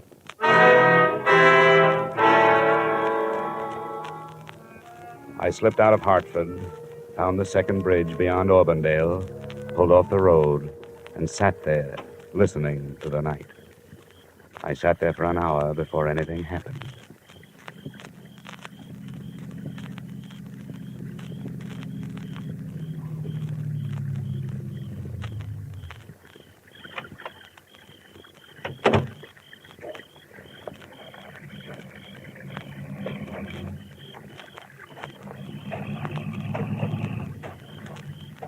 My name is Gannett, Mr. Dollar. Oh? Are you the one? Yes, I'm the one. Get in. Thank you. Well, you've caused quite a stir, Gannett. Yes, so I understand. I've heard that crime pays only those who write about it and those who investigate.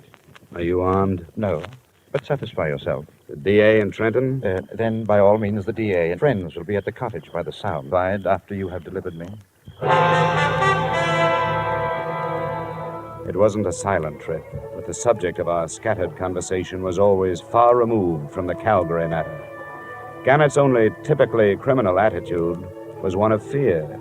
He was never satisfied that we weren't being followed. We weren't. I learned that at 9:30 the next morning when we pulled up in front of the State Building in Trenton. We hadn't been followed. They were waiting for him.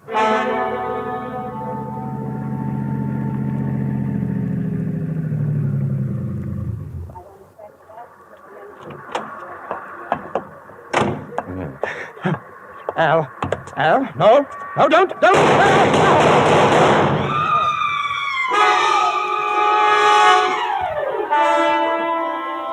Someone in the crowd, it was impossible to know who, shot Gannett to death and disappeared in the confusion. It was sudden and unexpected. More unexpected, I think, than learning after police identification that Gannett, admitted criminal, was also Arnold Gannett, LLD, professor of law at Russell University, New Haven, Connecticut.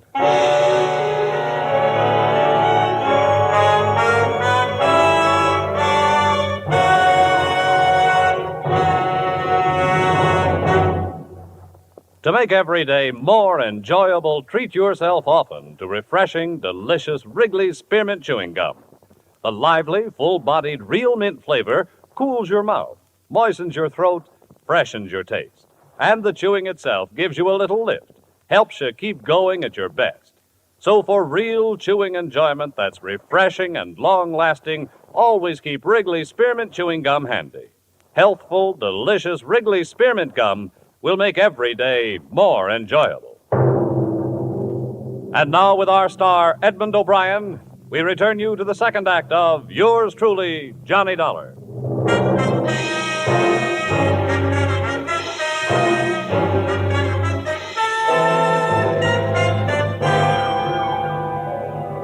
A lot of answers died with Professor Arnold Gannett on the sidewalk in front of New Jersey State Building, but one had been born at the same time. They answered why the police of 6 states had made no progress in the Calgary case. They'd been following usual procedures, carrying out their investigations in criminal circles. There was nothing for me in Trenton except the possibility of a session of questioning by the district attorney's men, so I faded out of sight and started back towards the cottage on Long Island Sound.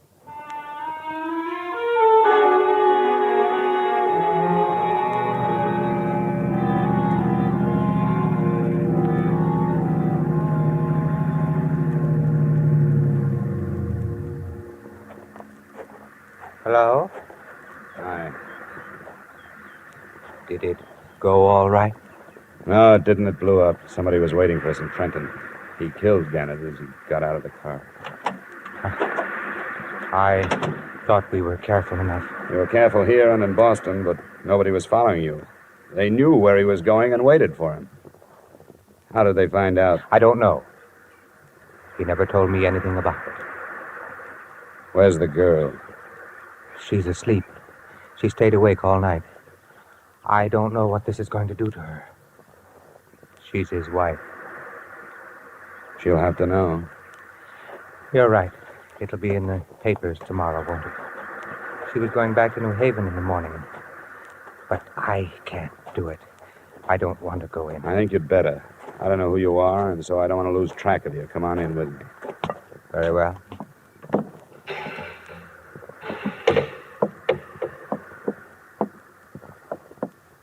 Mrs. Gannett? Mm-hmm. Mrs. Gannett? Oh, what is it? There's been trouble. Yes, there has. Where's Arnold? He's dead, Mrs. Gannett. No, He was killed before he could surrender. I want you to tell me who did it. I don't know. I don't know. I don't know.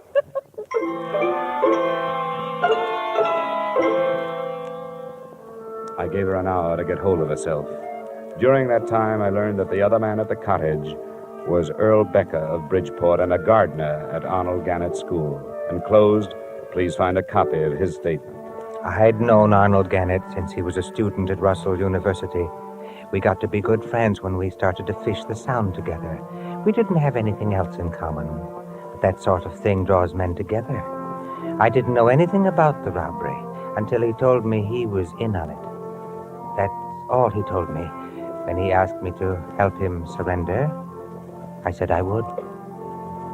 When I returned to the cottage, Mrs. Gannett was dry-eyed. Mr. Dollar, I appreciate what you've done. You tried to help us, and I know that you're not to blame for anything. Well, there was no way to stop it. It's all finished now. Now I want you to go back to Hartford. Oh, it's not as simple as that. I've put myself out on a limb with the New Jersey district attorney. I won't get off it until this is cleared up. Are you telling me the truth when you say you don't know who your husband was teamed up with? I don't know. He wouldn't tell me. He said it was safer if I didn't know. What did he tell you? Nothing until after it was all over. 2 weeks after. And I knew he was awake at night because something was troubling him. He couldn't lie to me. Your husband was a brilliant man, a doctor of letters. How did he get mixed up in this thing? On Tuesdays, he taught criminal psychology. Before the end of the semester, there was a lot of discussion on the Brink robbery in Boston. And he thought he had the best theory of all. That the men who robbed Brinks had never been criminals before? Yes. And were able to come back to their respectable lives and hide in them. Did he offer that theory to his classes? No. That's what started it. He couldn't get it out of his mind. He told you this? Not until afterwards. It grew into a challenge that he had to do something about. So he did it. And was successful. When he told me, I made him promise to give himself up. I made him do it. I'm sorry I have to keep after you, but there are things I have to know. These classes of his, how many students? It was a large enrollment this year. There were hundreds. Did your husband ever mention a man named Al? Oh, there were so many. I can't remember. Well, he must have kept records. Where can I find a list of his students? At our house in New Haven. Well, then we'll have to go there. I'll be outside. Please let me know as soon as you feel able to leave.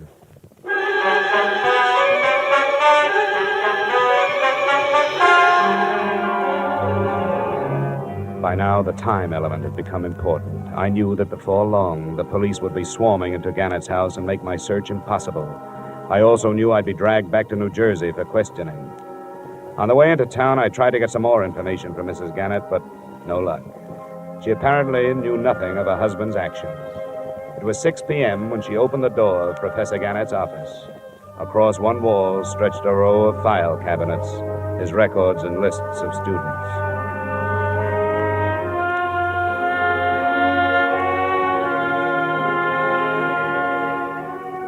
I never knew how many men's names start with the letters A and L. In an hour, Becker and I gathered from the 1949 and 50 enrollments some 100 names from Allen to Alvin. There aren't any more here. What do you do with a list like this? They live all over the country. Here's one from Arizona, Nebraska, Florida. I don't think we'll have to bother with them. You're dropping it? No. I think I've found it. Which one? Hey, that car. Check the window, will you? See if it's police. Yes, it is. I can't talk to them now. Show me the back way out of here, will you? This leads to the hall. What shall we tell them? Well, don't lie yourself into a trap. Tell them I just left. You don't know where I was going.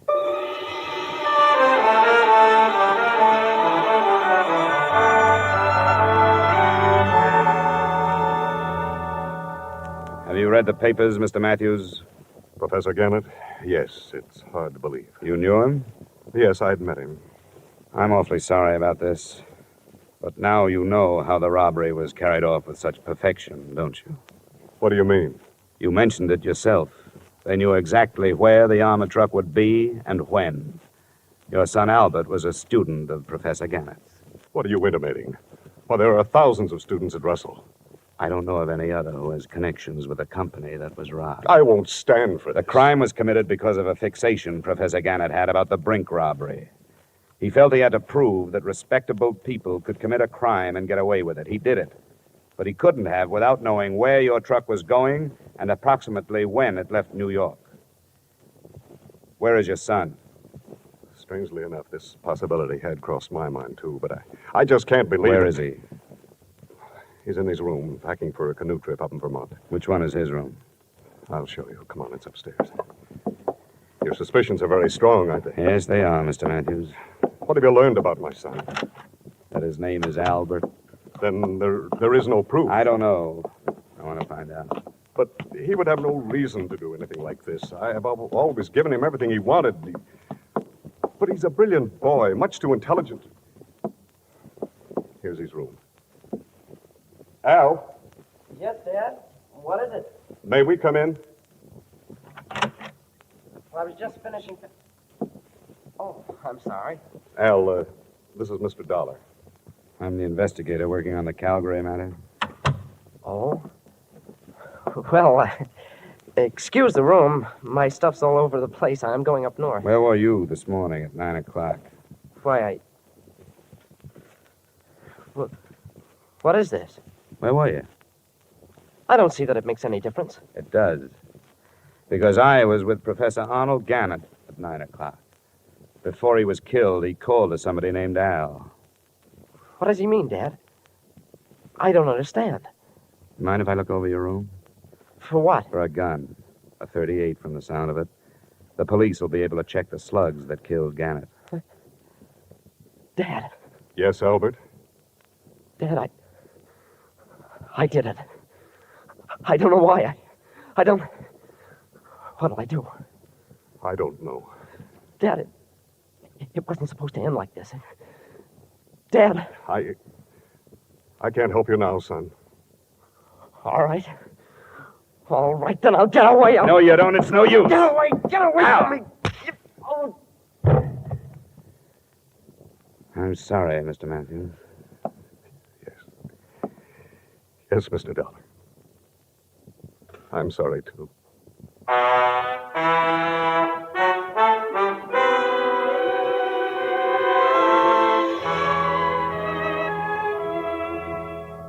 Albert Matthews' statement, by the time he had finished, involved two other law students. They, too, were from families that should have not included criminals. And I wonder if Professor Gannett's unsuccessful experiment doesn't mean that the Brink robbery, $2 million, wasn't committed by persons now hiding behind respectable lies. Expense account total, $1,180. Yours truly, Johnny Dollar.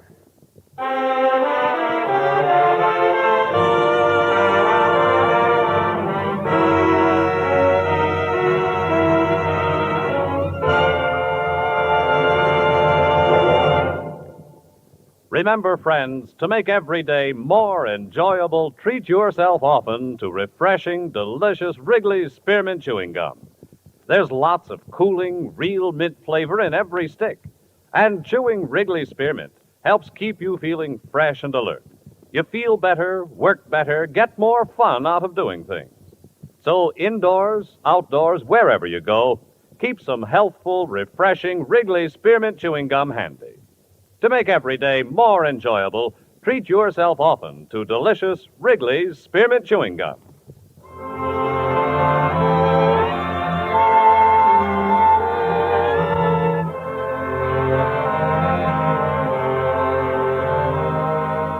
Yours truly, Johnny Dollar, brought to you by Wrigley's Spearmint Gum, stars Edmond O'Brien in the title role, and is written by Gil Dowd and David Ellis, with music composed and conducted by Leith Stevens. Edmond O'Brien can soon be seen starring in the Columbia Pictures production 711 Ocean Drive. Featured in tonight's cast were Ted Osborne, Florence Lake, Bill Boucher, Virginia Gregg, John Daner, and Terry Kilburn. Yours truly, Johnny Dollar, is produced and directed by Jaime Del Valle.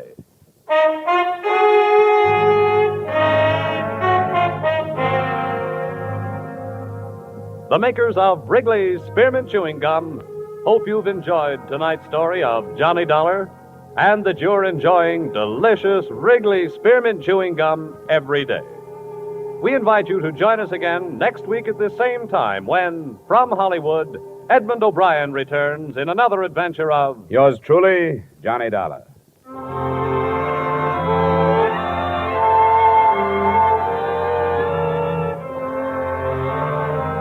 Bob Stevenson speaking.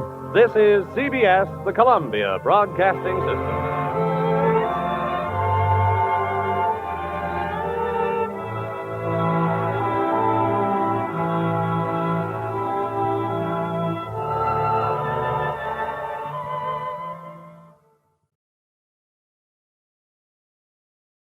Wrigley's Spearmint Chewing Gum, the refreshing, delicious treat that gives you chewing enjoyment, presents for your listening enjoyment Edmond O'Brien as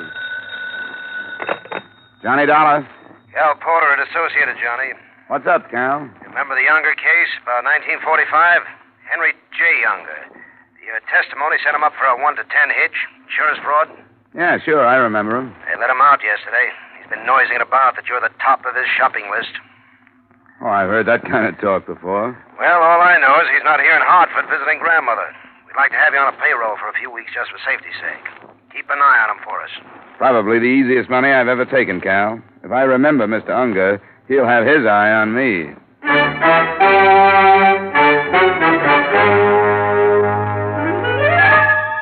The makers of Wrigley's Spearmint Chewing Gum bring you Edmond O'Brien in another transcribed adventure of the man with the action-packed expense account. America's fabulous freelance insurance investigator. Yours truly, Johnny Dollar.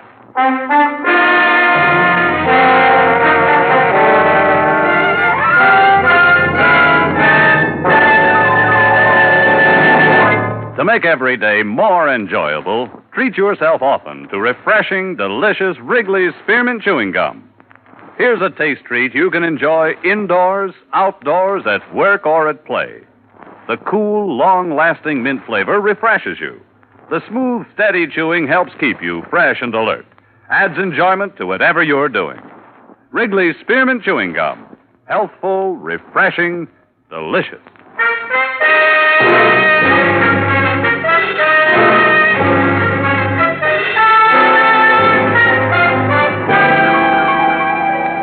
Expense account submitted by Special Investigator Johnny Dollar to the Associated Insurance Companies of New England. Attention, Calvin Porter. The following is an accounting of my expenditures during investigation of the Henry J. Unger matter. Expense account item 1, $2.20, night letter to Warden of State Penitentiary, the dossier on Henry J. Unger.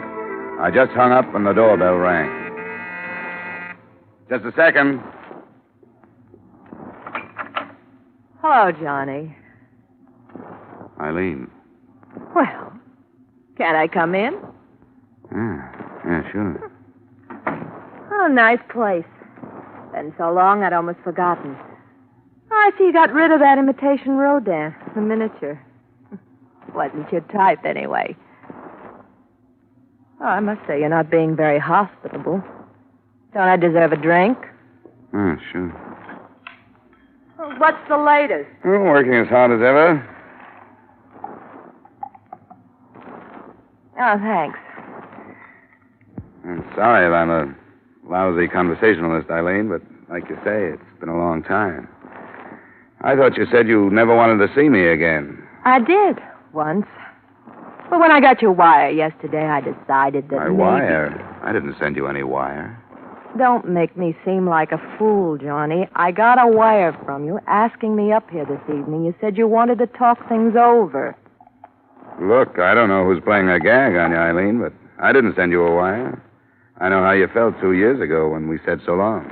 Well, maybe I was wrong 2 years ago. I know I made some mistakes, and you made some mistakes. Let's see that wire. Well, sure. It's right here in my purse. Tonight at 7:30, let's talk things over at my place, Love Johnny. I didn't send that. You sure you don't know a few other Johnnies? That was a dirt crack. You like little things like this, don't you, Eileen? You like to write yourself notes, make up stories. You've got an A1 imagination. Well, I went all through that a long time Now, ago. you listen to me. This is no gag, and it's not my imagination. All right. Let's make things as pleasant as possible as long as you can. Fair enough. I thought a lot about you, Johnny. Oh, I'm not apologizing. Really, I'm not. Just thinking back. I'm glad it didn't turn out the way we originally planned it. I'd have spent half my life worrying over you. Oh, that's very touching, especially in light of the fact that every other evening it was somebody else. I told you, Johnny. Yes, that we were going to be pleasant. Oh, that's right. We were going to be pleasant. Oh. You expecting someone? No. Mr. Dollar? Yes?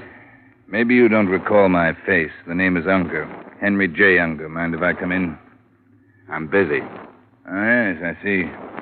Well, we won't take much of your time, will we, Ferdy? A very minimal amount of your time. Mind introducing me to the lady? What do you want, Unger? My name is Henry J. Unger, miss. Well, maybe I better go, Johnny. No, stick around. Go on, Eileen. I'll see you later. I said stick around. I guess you better stick around. She just came over for a visit. I'm going to let her go home. Oh, no. Maybe she'd like to watch the activities. Purdy, get out the needle. Now, look, Unger. Oh, you talk, just like someone in insurance. You make so much noise and you don't say anything. How's it coming, Purdy? Satisfactorily. It's all ready. And they were each having a drink, too. I noticed that. Got the rope? Now, you know I have the rope. That chair will be fine. Sit down, Dollar. What's the angle, Unger? You'll find out. Sit down. Can you work with gloves on, Purdy? Sure. I could do it with mittens. And once around. Twice around. Once around. Twice around. Hey, look. What are you going to do? Why don't you let him alone? It's love, Purdy. Let her go home, Unger. She hasn't anything to do with this. Finished, Purdy? Come on, Unger. Purdy, you finished? One more little minute. There. All done. Very sturdy, too. All right, Purdy. Roll up his sleeve. Right. Hey, look. He's got a nice big blue vein right here. You know, it's so hard to find a good, nice, blue, bulgy vein on somebody. Feel, Uncle, feel. He loves his work, this Purdy. Used to be a lab technician at some big hospital. Didn't you, Purdy? That's right, Mr. Unger.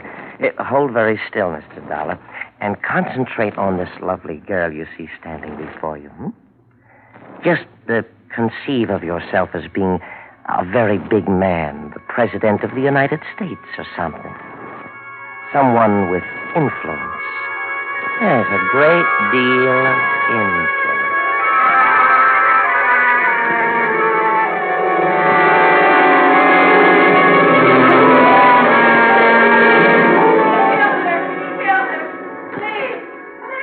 My head was loaded with nails. The warm air clouded my nostrils, and I couldn't breathe. I tried to open my eyes, but no luck. I longed for something bitter and bubbly and cold. It was the worst hangover I'd ever had in my life. I finally forced my eyes open. One of my hands felt heavy, and the other felt light. I turned my head painfully. There was a gun in my right fist. On the floor, dried blood. A lot of blood. And a girl named Eileen. Police!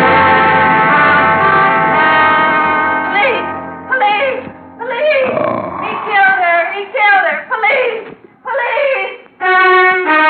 It was the maid. I remembered the keys hanging in a great silver ring from a wide waist. And she was gone. Empty liquor bottles. Two in the corner, one near the body. I focused my eyes on the gun. It was my own. I sat up and opened the breech. It had been fired. Twice. I looked at my watch. I put it up to my face and I looked at it hard. 10, 20. I had been out almost 3 hours. I went out into the fresh air and it hit me like a slap in the mouth. I almost passed out again. But I took it slow, not breathing too deeply.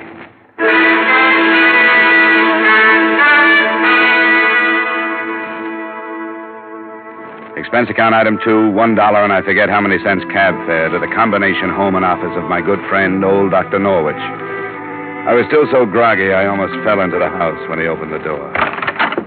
Why, Johnny, here, let me take her out. Oh, I'm a little woozy. That I can see. Here, sit down before you fall down. Here we are. Look, Doc, I gotta trust you. I just been framed. Look at my right arm. The vein. It's been punctured. What did they give me? I don't know. I can take a blood sample and lab it up for you. Thanks, Doc. I can't be certain, but my opinion is you've been given a very adult dose of alcohol. Possibly a mixture of 50% alcohol and intravenous fluid. Can I prove it? Did you have a drink? Yeah, one. Well, I'm afraid gastric analysis would show a trace of alcohol. Yeah, but not enough to make me pass out. By now, most of the alcohol would be in the blood whether you drank it or had it pumped into you. So it's a dead end, huh? If it's a frame, Johnny, I'm afraid the evidence I could supply wouldn't be much help to you. You've been radically anesthetized, my friend, but that little round dot on your arm could have been self-inflicted. A good prosecuting attorney could make mincemeat out of your case. Can you at least make me solid again? It'll take a few hours, but I can get you on your feet. If you don't mind being treated a little rough. I don't mind anything, Doc, as long as you can get me awake enough to keep myself alive.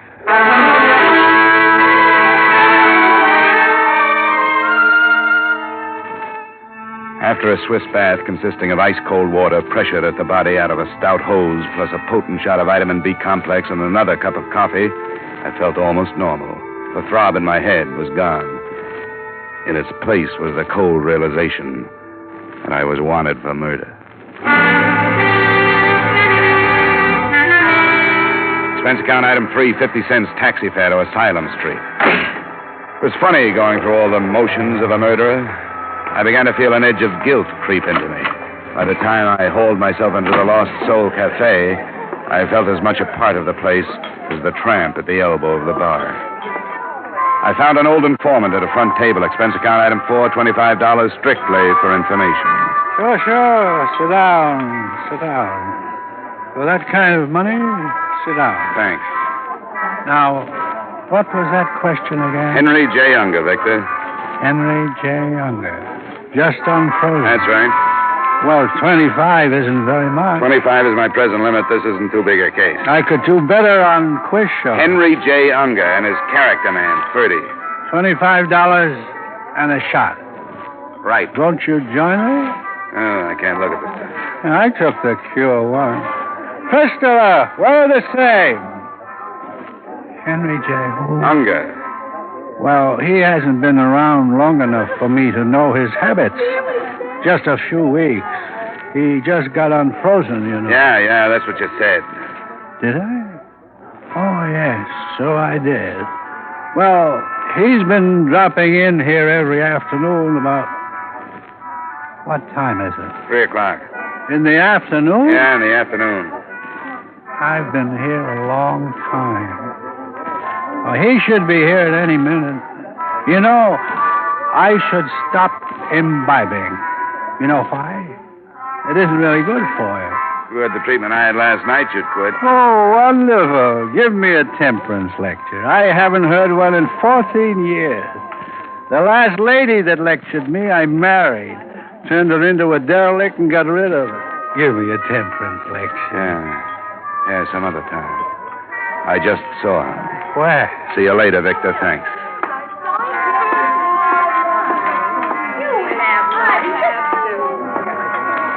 Hello, Unger. Well, Dollar, the police know you're out?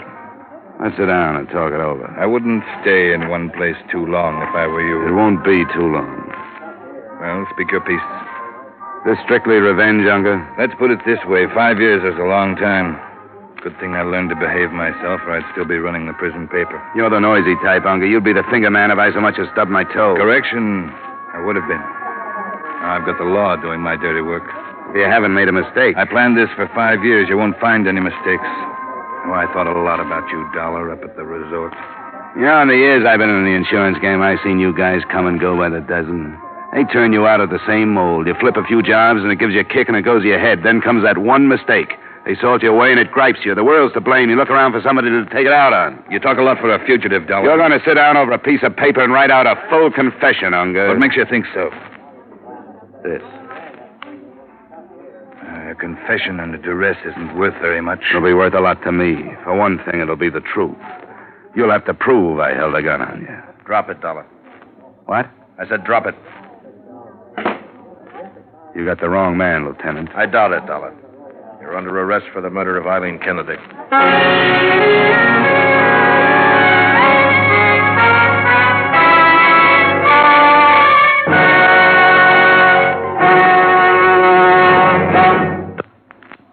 To make every day more enjoyable, treat yourself often to refreshing, delicious Wrigley's Spearmint Chewing Gum. The lively, full-bodied, real mint flavor cools your mouth, moistens your throat, freshens your taste. And the chewing itself gives you a little lift, helps you keep going at your best. So for real chewing enjoyment that's refreshing and long-lasting, always keep Wrigley's Spearmint Chewing Gum handy. Healthful, delicious Wrigley's Spearmint Gum will make every day more enjoyable. And now, with our star, Edmond O'Brien, we return you to the second act of yours truly, Johnny Dollar.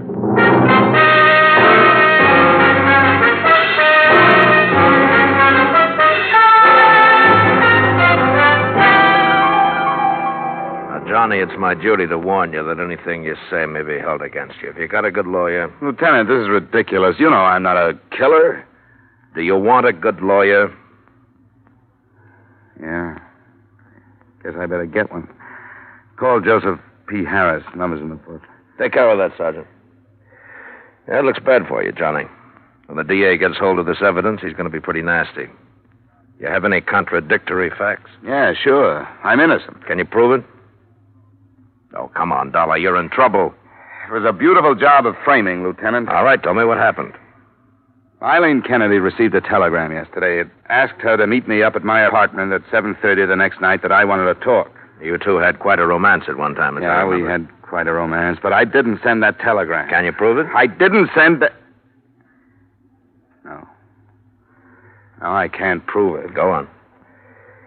Well, she got there at 7:30. We had a few words. Fight? Not a fight, differences of opinion. We weren't up there 5 minutes when the doorbell rang. It was Unger. He was with a guy he called Ferdy. Well, what happened? Unger pulled a gun on me. He sat me down in the chair, and Ferdy tied me up. Then Ferdy injected alcohol into my vein, enough to make me pass out. He dumped a few bottles around the apartment, probably pouring the liquor down the drain. And when I woke up, Eileen was lying dead on the floor next to me. That makes a good story, Dollar. Well, here's the mark on my arm. You can still see it. Yeah. All right, Johnny, now it's my turn. We found Eileen Kennedy in your apartment. There were 2 bullets in her, one in the abdomen, one in the chest, penetrating the heart at the right ventricle. From my gun? Yeah, the one we took from you when we captured you. .38 automatic. Lieutenant, We found empty liquor bottles around the place. Gastric analysis at autopsy of the girl showed alcohol. Sure, we each had a drink. A drink or many, there was a trace of alcohol. Now, you say you didn't take more than 1 drink. Can you prove it? Can you prove it? Can you prove it? Can you prove you washed your face this morning? I don't have to, Johnny. Okay, Sergeant, take him to his cell. When his lawyer comes, send him right in.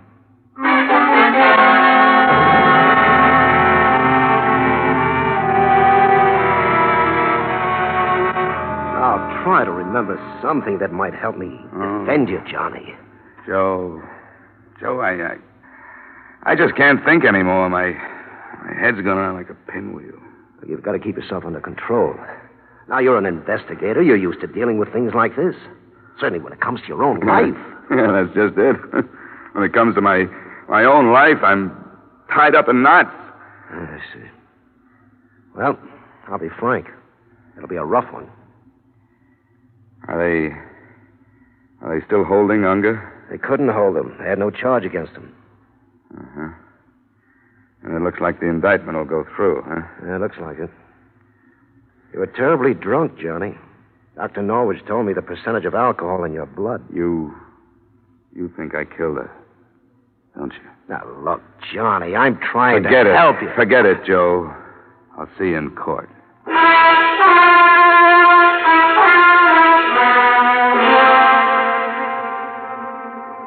Excuse me, would you mind moving over one? Oh, there. Oh, sorry. Just got here. Hear ye, hear ye, hear ye. This Honorable Court of Connecticut is now in session pursuant to adjournment. Judge Samuel B. Epstein presiding. Be seated. The State of Connecticut versus John Dollar. We'll waive a jury, Johnny. I think you'll have a better chance. We'll take a jury, Joe. Start picking.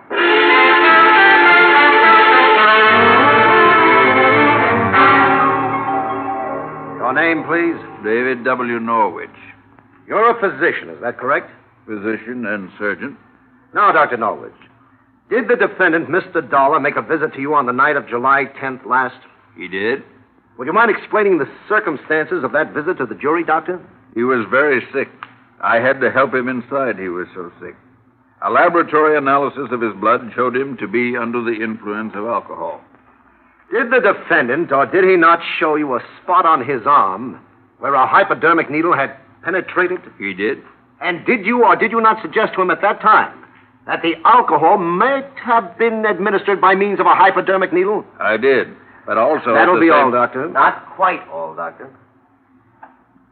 Now, Doctor, you know as well as I do that a little black dot on the underside of the elbow might have been done by an enterprising young investigator such as Mr. Dollar in order to put forth a fairy tale that he was drugged, do you not? I object, Your Honor. The prosecuting attorney is attempting to intimidate the witness and interject his own opinions through the medium of his questions.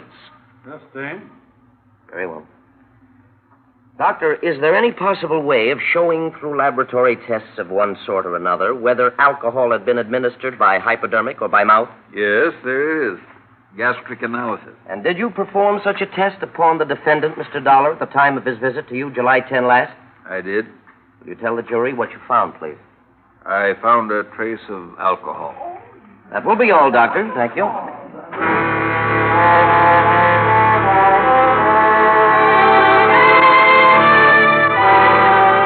Your name, please? Rochelle Happerston. You know her, Johnny? Happerston, where do you live? 1024 and a half Pitkin Street, East Hartford. What relationship did you have to the murdered girl, Miss Kennedy? I was her roommate. How long had you roomed with Miss Kennedy? Oh, about 3 years. Now, Miss Happerston, did the defendant, Mr. Dollar, ever call on Miss Kennedy? Well, not for the last 2 years. But prior to 2 years ago, he did call at her place of residence. Is that not correct? 2 years ago, yes. Yeah, now, is it not true that Miss Kennedy and Mr. Dollar were about to be married? Yes, that's true, but that was 2 years ago, too, so far as I know. Just answer the questions, Miss Happerston. Well, you want the truth, don't you? We'll get the truth, Miss Happerston. Now, were you present when Miss Kennedy received the wire from Mr. Dollar requesting her to meet him at his apartment at 7:30 the night of July 10 last? Yes, I was. And what do you remember to be her reaction? Hand me that pad. Well, she was very confused. She said she didn't love him, and she was hoping he wouldn't ask her to start again. And she went to Mr. Dollar's apartment under the impression that there was a chance that he might ask her to get together again? Objection, Your Honor. The witness cannot know what went on in the mind of the deceased. Sustained. Strike the previous question from the record. Proceed. In your opinion, no, let me put it this way. Did Miss Kennedy not say to you only a day before the time that she left for Mr. Dollar's apartment that she was not in love with Dollar and that she hoped he would not ask her to marry him? Yes, she did. That will be all, Miss Happerston.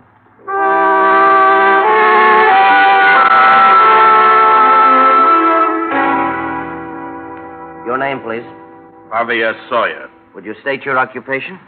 I'm a lieutenant, Homicide Bureau, Hartford Police Department. Lieutenant Sawyer, you were in charge of the Kennedy case, were you not? Yes, I was. You examined Mr. Dollar's apartment following the crime? I did. Did you find empty bottles of whiskey in the apartment? I did. How many? 4. And where were the bottles placed? I only saw 3. Well, one was adjacent to the body, 2 were in one corner of the living room, and 1 was in the kitchen. Now, is it possible that one or more of those bottles might have been consumed previous to the night of July 10th, the night that Eileen Kennedy was killed? No, sir. Why do you say that, Lieutenant? Well, there were a few drops of liquor in every one of the 4 bottles.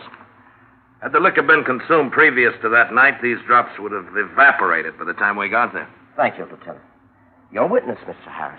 No questions.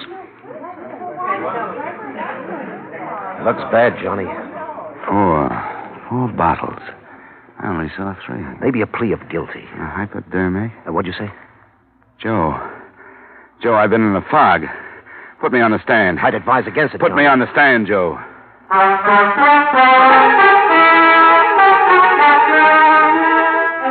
Your name? Johnny Dollar. Where do you live? 390 Pearl Street, Hartford. I'm going to point out to your attorney that you don't have to testify. You're aware of that. I am. Now, did you kill Eileen Kennedy?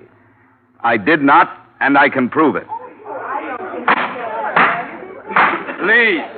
Ladies and gentlemen. Please continue, Mr. Dollar. Now, there were 4 empty liquor bottles found in my apartment the night Eileen Kennedy was killed. Get that? 4 bottles. 1 near the body, 2 in the corner, and the police say they found 1 in the kitchen. All empty. Lieutenant Sawyer testified that by examining the degree of evaporation in the bottles of the residual whiskey, those bottles had been emptied the night of July 10th and not before. Go on. The medical examiners proved that Miss Kennedy did not have a high percentage of alcohol in her blood. She could not then have consumed as much as a pint of liquor, and the police say even that much is doubtful. Now, that means, ladies and gentlemen, that the night of July 10th, I would have had to consume over 3.5 quarts of whiskey. I've got to admit that I would have been unconscious long before I reached that point. Order. Proceed, Mr. Dollar. Now, as for the hypodermic needle, assuming I were about to go under from an overdose of alcohol, is it likely that I, who have had no practice at the administration of hypodermics, would have used my left hand to administer a hypodermic to myself and be accurate enough to hit the vein so exactly? Ladies and gentlemen, there's only one man who had a motive to kill Eileen Kennedy. That motive was to get me, something he'd been threatening to do for 5 years. And that's the man, the next witness, the elevator boy in my building, saw come up to my apartment the night of Eileen Kennedy's murder. That man is here in this courtroom. His name is Henry J. Unger. Look out, he's making a break for it. Stop him, Pete! We got him! You did it, Tommy, you did it!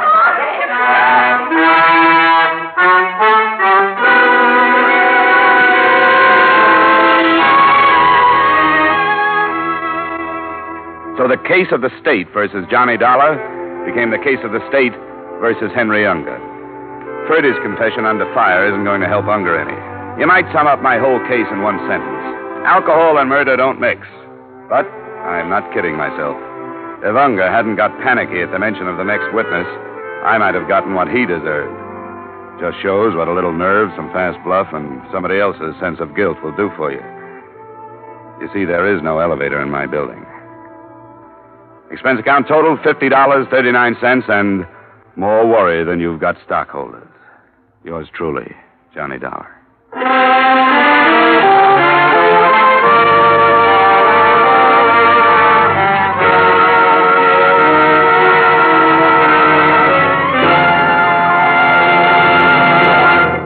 Remember, friends, to make every day more enjoyable, treat yourself often to refreshing, delicious Wrigley Spearmint Chewing Gum. There's lots of cooling, real mint flavor in every stick. And chewing Wrigley Spearmint helps keep you feeling fresh and alert. You feel better, work better, get more fun out of doing things. So indoors, outdoors, wherever you go, keep some healthful, refreshing Wrigley Spearmint Chewing Gum handy. To make every day more enjoyable, treat yourself often to delicious Wrigley's Spearmint Chewing Gum.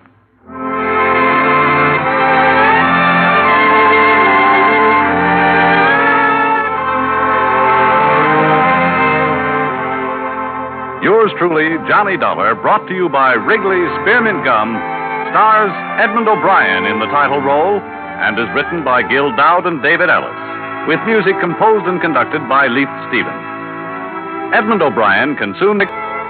Featured in tonight's cast were Lou Krugman, Gene Bates, Raymond Burr, Sidney Miller, Mary Shipp, Parley Bear, Herb Butterfield, and Bill Conrad. Yours truly, Johnny Dollar, is produced and directed by Jaime Del Valle.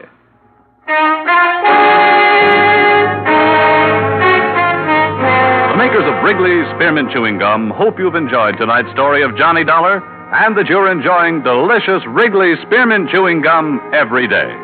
We invite you to join us again next week at this same time when, from Hollywood, Edmond O'Brien returns in another transcribed adventure of... Yours truly, Johnny Dollar.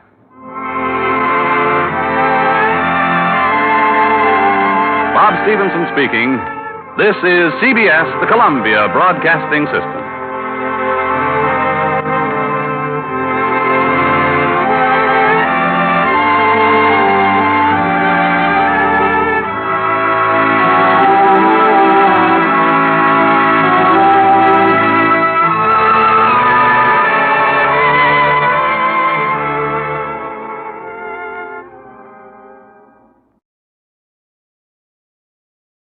Wrigley's Spearmint Chewing Gum, the refreshing, delicious treat that gives you chewing enjoyment presents for your listening enjoyment Edmond O'Brien as Johnny Dollar. Your call to Blood River is ready, sir. One moment.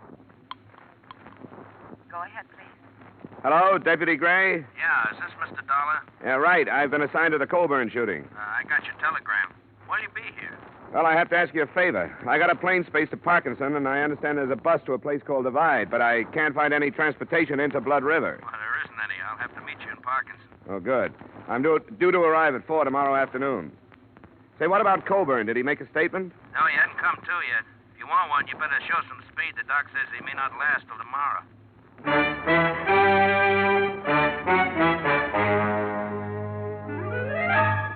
The makers of Wrigley's Spearmint Chewing Gum bring you Edmond O'Brien in another adventure of the man with the action-packed expense account. America's fabulous freelance insurance investigator. Yours truly, Johnny Dollar.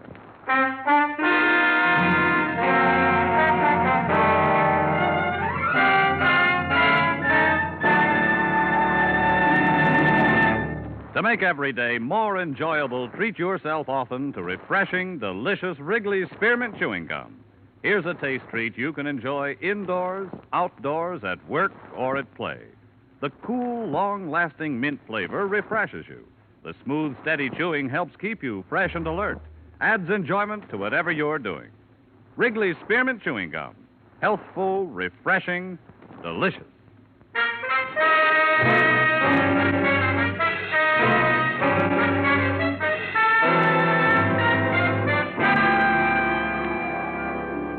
Expense account submitted by Special Investigator Johnny Dollar to Tri-State Life and Casualty Company, Hartford, Connecticut. The following is an accounting of my expenditures during investigation of the Blood River matter. Expense account item 1, $240, transportation and incidentals between Hartford and Parkinson. I was paged at the airport and given a note that directed me to St. Paul's Hospital, where I was met by Deputy Sheriff Tom Gray. They brought Colburn in here this morning, trying to pump some blood into him, I guess. Nothing like a hospital out in Blood River. Any improvement? Yeah, I don't think so. Slugs from a 45, 4 of them. If it was me, I'd have left him where he was. Moving him 40 miles didn't do him no good. What did this insurance company send you out for? Just a routine check. When a policyholder gets shot up, they like to know why and by whom. How much insurance do you have? $50,000 worth. Oh, I didn't know that. Who's it go to? Frank Colburn, a son, and Mary Colburn, a daughter. Oh. Do you have any leads, Sheriff? Leads? Oh, I got what the hired girl said. What was that? I didn't hear about it. Oh, she was a witness. She was in the kitchen that night. A man knocked on the door, asked for some grub. Old Colburn walked in, started to shoo him away, and the man shot him down. Have you got him? No, not yet, but a posse's out hunting him. We'll find him. Come on, operating room's down this way.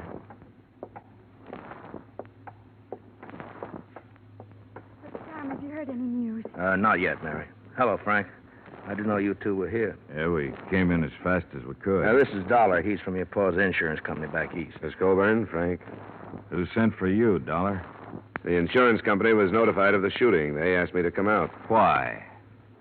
I don't think this is the time to talk about it. It's just the way they work, Frank. They like to look into things like this. Come on, Dollar, in here. Oh, Tom, wait. Can't we go in, too?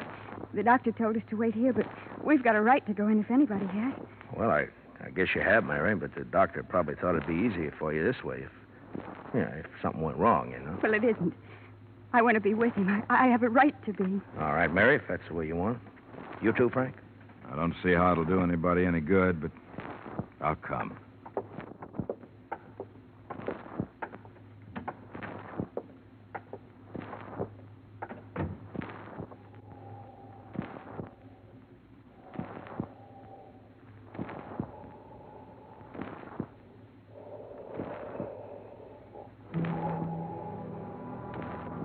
The son, Frank, was a huge man, well over 6 feet in his high-heeled boots. But the figure on the operating table must have towered over him during better days. I learned later that Max Colburn was more than a man. He was already a legend in the Blood River section. But here, under the intense glare of a battery of overhead lights, and under the probing instruments of the surgeon, Colburn was a great deal less than a man. Through the concealing sheets, you could realize the disintegration of his body, and his massive head, skin now bloodless and drawn, had already taken on the aspects of a skull. I knew he'd never make a deathbed statement, But we stood there and waited 2 hours for him to die.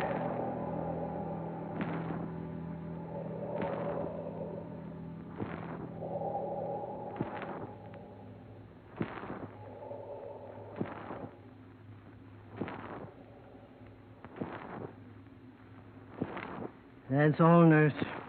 Jot down the time, please, and notify the coroner. Yes, sir. 6:15. Now, Mary, don't do that. It won't do no good. Oh, Tom, what'll I do? What'll I do? You'll be all right, Mary. Frank, take her out of here, will you? Come on, Mary. There's nothing anybody can do now. If it had been me, Doc, I'd never brought him in. Old Bull might have made it in Blood River. I'm sorry, Gray. He had to be moved. No facilities at all out there.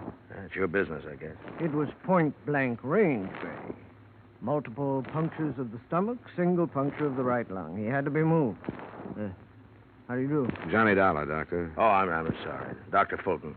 Mr. Dollar is representing the insurance company. How do you do?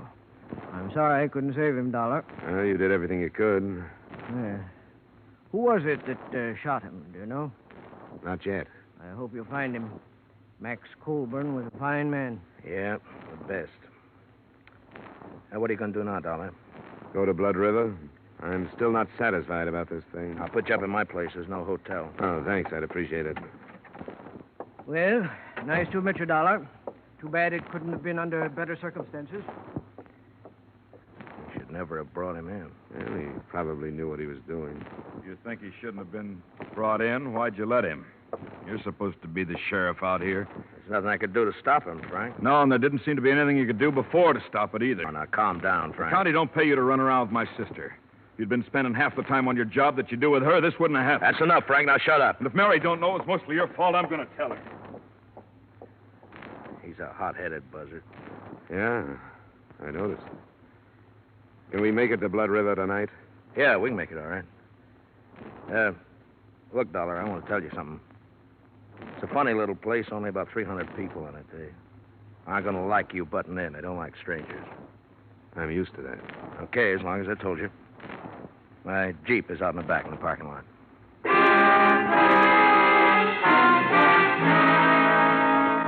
It was only 40 miles to the village of Blood River. It took us until 9:30 to get there. But long before then, I had begun to feel the place. It was at the foot of a range of mountains that rose sheerly from a narrow, choked valley. And it was the mountains that gave the feeling of oppression. In the moonlight, they seemed to be leaning over the village, ready to destroy it at any moment. Gray had comfortable quarters in his cabin office. I slept fairly well. And the next morning, he drove me out to the village, to the Colburn Ranch.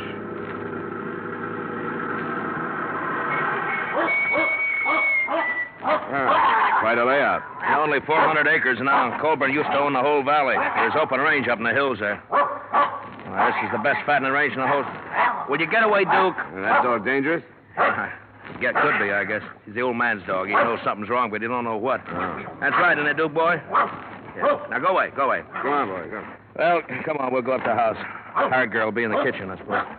Oh, cut it out, Duke. He's all right. Now, shut up, will you? He don't see many people dressed like you. He's got nothing on me. I don't see many dogs like him. Millie, it's Tom Gray. I don't want to talk about it no more, Tom. I told you what I saw happen. Here's a man from back east. He wants to talk to you. Why? You tell him what I said. I did, Millie, but he wants to hear it from you. I see it all happen again. That's why I don't want to talk about it. But I will if I got to. Well, thanks, Millie. I'll make it short as I can. Go on, Duke. Now, you stay outside, boy. Go on, go on. There. Well, this is where it happened, Dollar. He's lying right there. This way with his head on the table. Two of the slugs hit the wall there. Hey, you see the marks? Yeah. Was he lying face up? That's right. Went over backwards. Shot from about here, I'd say. Is that right, Millie? I don't know. I went in the sitting room when I saw there was going to be trouble. How much did you see? I told Tom. It was after supper and I was cleaning up. A stranger come to the door and said he was hungry. I yelled to Mr. Colburn I have to ask him about things, and he started right away to run him out. I fed a lot of strangers. I never heard him act that way before. Did it sound like he knew this stranger? I couldn't tell. He started cussing at him, and I run in the sitting room and held my hands over my ears till the shooting. Then I screamed. According to the description you gave Sheriff Gray, the man was short, stocky, with dark hair and heavy eyebrows. Now, can you remember anything else about him? I can remember one thing more. He was wearing some kind of a coat and had a newspaper in one pocket. Mm-hmm. Would you recognize him again if you saw him? Oh, yes. I'll never forget him. Why haven't you caught him, Tom? We'll get him. Did you see him after you heard the shots? No. I run back in here and saw Mr. Colburn. Then I run outside screaming. Randy come out of the bunkhouse, but I didn't see the man. That's Randy Drew. He didn't see this stranger coming or going. Colburn's son and daughter, where were they? They wasn't here. I don't know where Miss Colburn was, but Mr. Colburn wasn't home yet from riding fence. Millie. What? You telling the truth? Yes. You aren't protecting anybody. Of course I ain't protecting anybody. Why should I do anything like that? Who would it be? I only asked, Millie. That's all I want here, Sheriff. Good enough. Thanks for the help, Millie.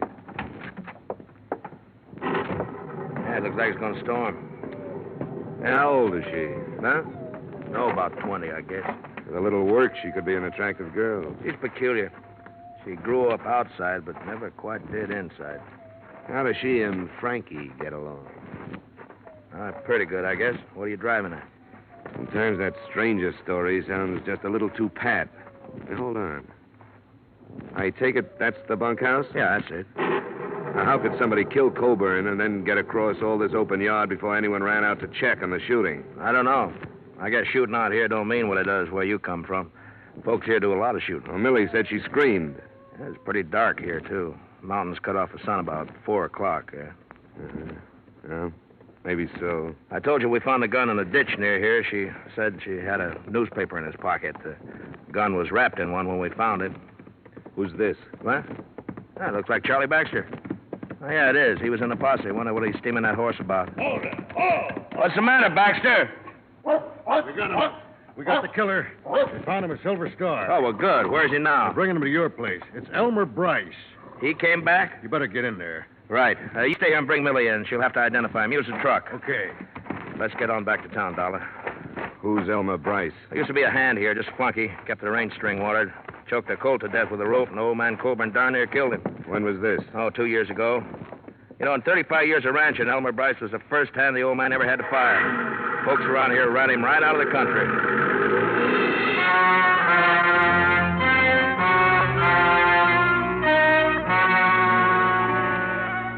A thunderstorm swept in over the mountains and began to drench the valley during the trip back to the village. A group of maybe a dozen curious were huddled in slickers outside Gray's office waiting for a look at the prisoner. He arrived by car, went through the formalities of arrest, and a few minutes later, Colburn's hired girl walked into the office and faced him. That's him. He's the one. You swear on the Bible, Millie? Yes, I could never forget him. Okay. You can go on back to the ranch. Thanks for coming in. I'm glad they caught you. Oh, Millie. When they kill you, maybe I can sleep without seeing it happen all over again. That's enough, Millie. All right. Hey, you want Millie? Well, Bryce, you're under arrest. Anything you say will be used against you. I didn't kill him. You deny being at the ranch? I was at the ranch, but I didn't kill him. Well, what did you do? I was hungry. I thought I could get something to eat. He owes it to me. I can't get work no place because he talked about me so much. Nobody'll hire me on account of the way he talks. It wasn't my fault that colt choked. He kept pulling and the rope jammed. Colburn, he told people I was crazy and I did it for fun. That ain't right. What happened at the ranch? Well, I asked the girl for something to eat. She called Mr. Colburn. He come and cussed me out and told me to get off his land. And I left. Millie says when he cussed you out, you killed him. I don't care what she says. What kind of a gun do you carry? I ain't got no gun, and you can't prove I killed him. because I never did. Him too is Gray. We want Elmer Bryce. Why did you go to his ranch instead of some other? I told you. Because he owes me something for what he done to me. Why don't you tell the truth so we can get on with this, huh? I didn't kill him. You hated him. I hate a lot of people. Listen to them. Who is it? Baxter, let me come in. Just a minute. All right, come in.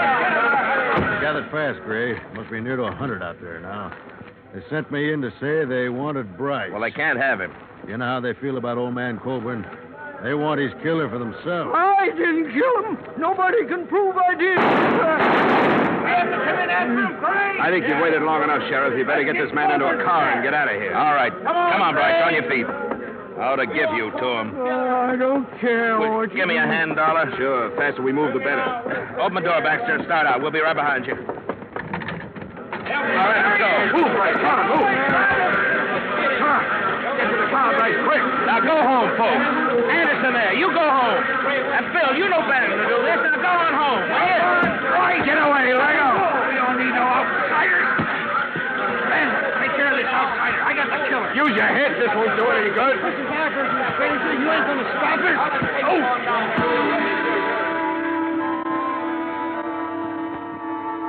There was no stopping them. I caught a last glimpse of Bryce's face as I went down into the mud of the street. Then there was nothing but hundreds of thrashing legs carrying the mob and their victim to a waiting truck. Blood River was in the process of living up to its name.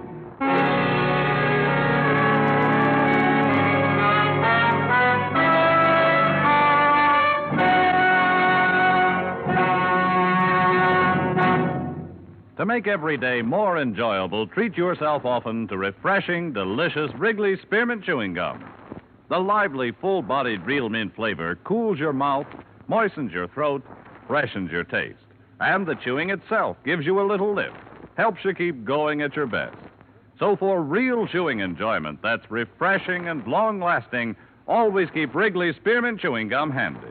Healthful, delicious Wrigley Spearmint Gum will make every day more enjoyable. And now, with our star, Edmond O'Brien, we return you to the second act of yours truly, Johnny Dollar.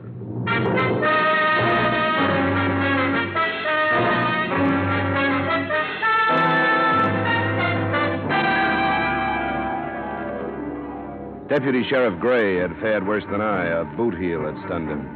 So it was 15 minutes before we got underway in the Jeep. We found Elmer Bryce on the road to the Coburn Ranch, hanging from a bridge. We took his body back to the sheriff's office in the now silent village. You got to understand how they felt about Coburn before you can begin to understand their actions. I'll never understand. I've never been part of a mob. And neither have I. Neither have they. But this is something special. The old man is going to break up the rest of his land and parcel it out. He's done it before.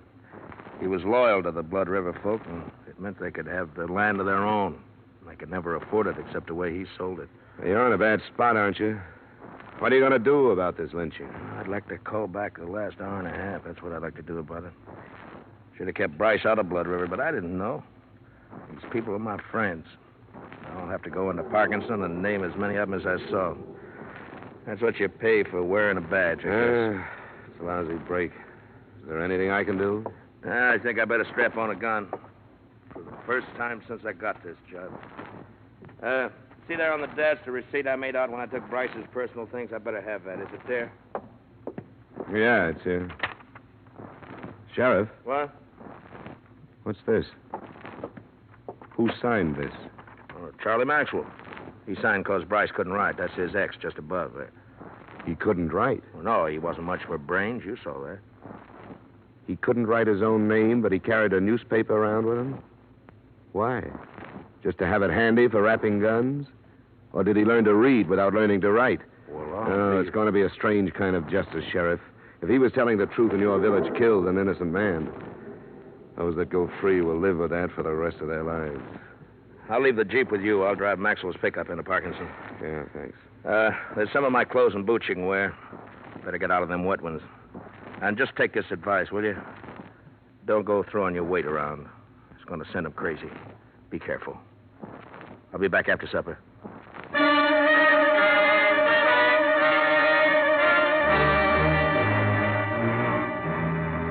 The single street was still silent and empty when I left for the Colburn Ranch. The mountains were closing in again. There should have been lights in the windows of the houses, but instead they were dark. And I could feel the eyes of the people who stood inside them, watching me pass.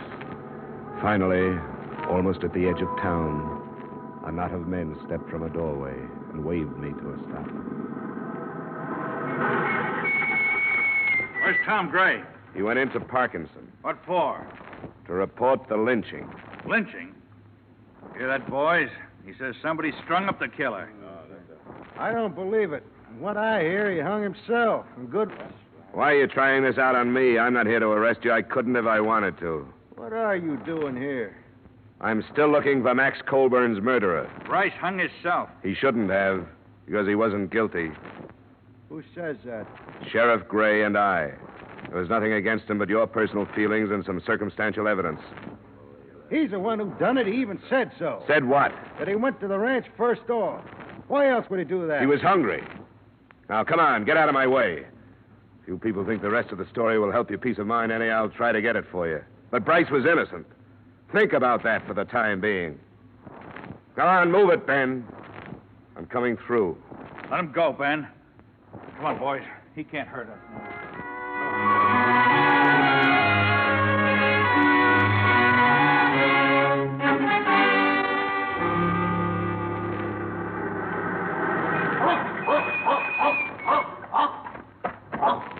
All right, boy, all right, it's all right. Come on now. You're a good boy. Sure, it's all right. Yep, these clothes belong to a friend of yours.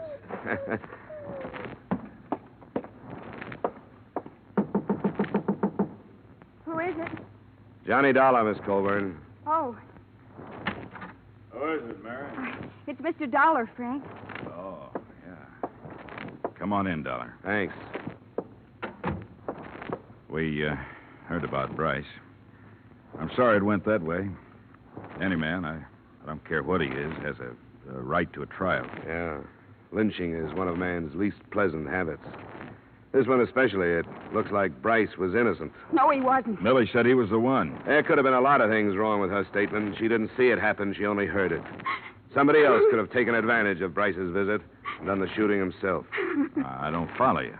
He did come out here, he admitted it, but I don't think he killed your father. He hated him. Mary, stop that. Sure, he hated him. Everybody knew it. With that and Millie's statement, who would bother to look any further than poor dim-witted Elmer Bryce? Oh, Frank. Oh, Frank. Shut up, Mary. Go on in the other room. Wait a minute. What's the matter with her? She's upset. Frank, you killed him. Shut up. You'd like that to be true, wouldn't you? You said you would. You said you would, and you killed him. I'm going to the sheriff, Frank, and don't try to stop me. She's off her head. Like everybody else in this blasted hole. Yeah? Why should she have said that? Because I lost my temper one night. Told the old man he better blow his own brains out before I did it for him. Because he forgot how to think with them. When was that? A couple of weeks back. Maybe I was hot enough to mean it at the time, but I cooled off. I wouldn't kill my own pa. Well, there goes your sister, Frank. Sheriff Gray mentioned that he was going to sell the rest of his land. Was that the cause of the trouble? Yeah. He didn't care what happened to his kids. I told him with all the war talk, this was the time to hang on to it, restock the herds, and get ready to make some money. Ranch is yours now. That's right. Mine and Mary's. Where were you when your father was killed? I was riding fences up by Red Knoll. Do you have any way to prove that? Any witnesses? You don't run into anybody up that way. That's our land. Folks stay off it. What about it, Frank? What about it? There's a lot stacked up against you. I know it. You can depend on my sister. You and anybody else who'd like to string me up for it. What about Millie? Was she in it with you? In it? Now, wait, don't get the wrong idea. I didn't kill my pa. There's a lot stacked up against you. Well, there are places to go. I don't like jails and courtrooms. I think I'll just fade until it blows over. That's not the way. You won't make it. You're gonna stop me? I'm being paid to see this thing cleaned up. I'll have to try. Get out of my way, Dollar. You sit down until the sheriff gets you. Get away from the door. You're an outsider. It's none of your affair. Now get out of the way. I said get out of the way. What's this to you? stay where you are. You can't make me.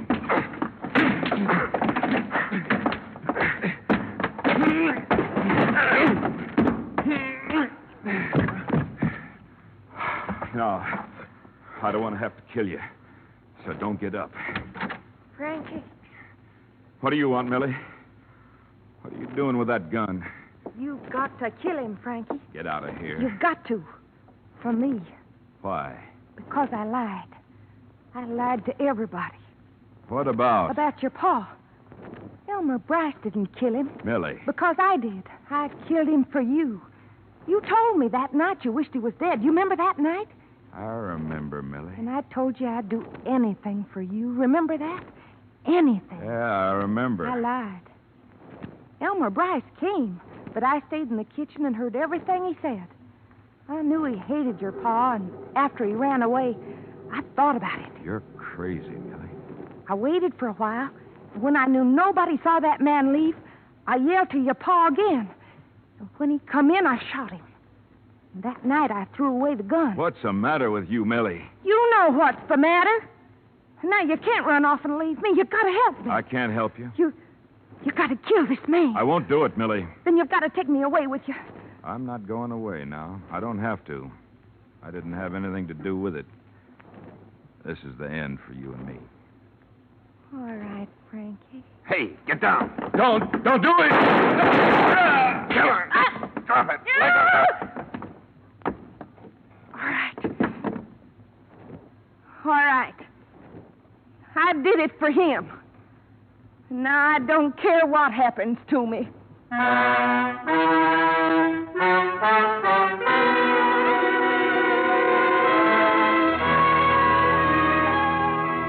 As far as I was concerned, that was it. Frank Coburn lost a lot of blood, but not his life. And his sister still had to live at the ranch with her ill-tempered brother. The hired girl who brought all this about was taken by the sheriff. When I left Blood River, the state had moved in to see what it could do about the lynching. But what that is, I don't know. The entire village was guilty of murder, and what could anybody do about that? All I know is that the original murder was not committed with the idea of insurance fraud. And in spite of the mess I got into, that's what I was hired to learn. Expense account item 2, same as item 1. Expense account total, $740. Yours truly, Johnny Dollar.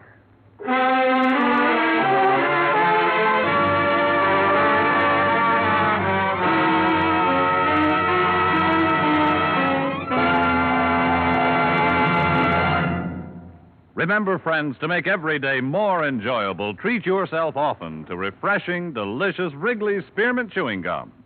There's lots of cooling, real mint flavor in every stick. And chewing Wrigley Spearmint helps keep you feeling fresh and alert. You feel better, work better, get more fun out of doing things.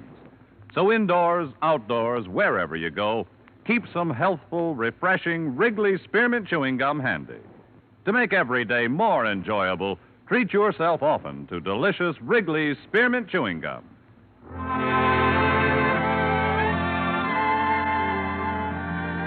Yours truly, Johnny Dollar, is brought to you by Wrigley's Spearmint Gum and stars Edmond O'Brien in the title role, written by Gil Dowd with music composed and conducted by Leith Stevens. Edmond O'Brien can now be seen starring in the Columbia Pictures production 711 Ocean Drive. Featured in tonight's cast were Virginia Gregg, Bill Conrad, Junius Matthews, Sammy Hill, Clayton Post, Tyler McVeigh, Dave Light, and Howard Culver. Yours truly, Johnny Dollar, is produced and directed by Jaime Del Valle.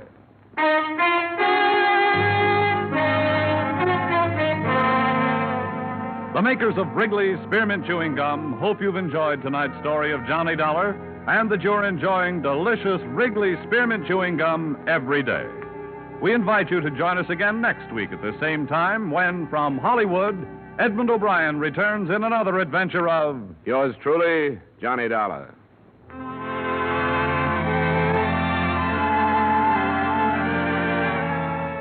Bob Stevenson speaking. This is CBS, the Columbia Broadcasting System.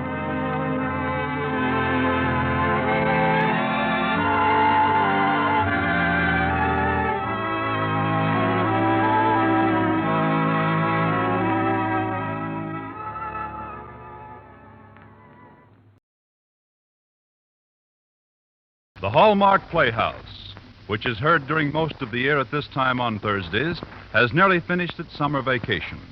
Be with us when Hallmark Playhouse returns to CBS 4 weeks from tonight on September 7th. Now from Hollywood, it's time for Edmond O'Brien as Johnny Dollar. I'm glad you're in, Dollar. This is Barton, Chief Adjuster at Cosmopolitan All Risk. When can I see you? I hope it doesn't have to be tonight. I'm ready for bed. I'm afraid it does have to be tonight. I just got a call from a city fire inspector. There's a 4-alarm blaze in the Hartford Alliance building. We carry the fire policy. Does Inspector phone you? Does he suspect arson? More than that, they picked up the man who said it. That policy is for over $300,000. I'd like you to sit in while this guy makes his statement. Okay, Barton. I'll meet you there.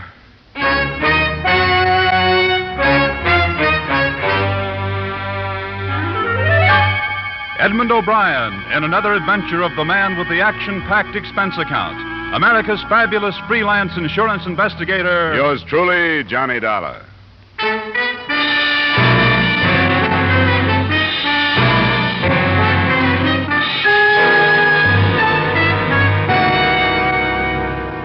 Expense account submitted by Special Investigator Johnny Dollar to Home Office Cosmopolitan All Risk Insurance Company.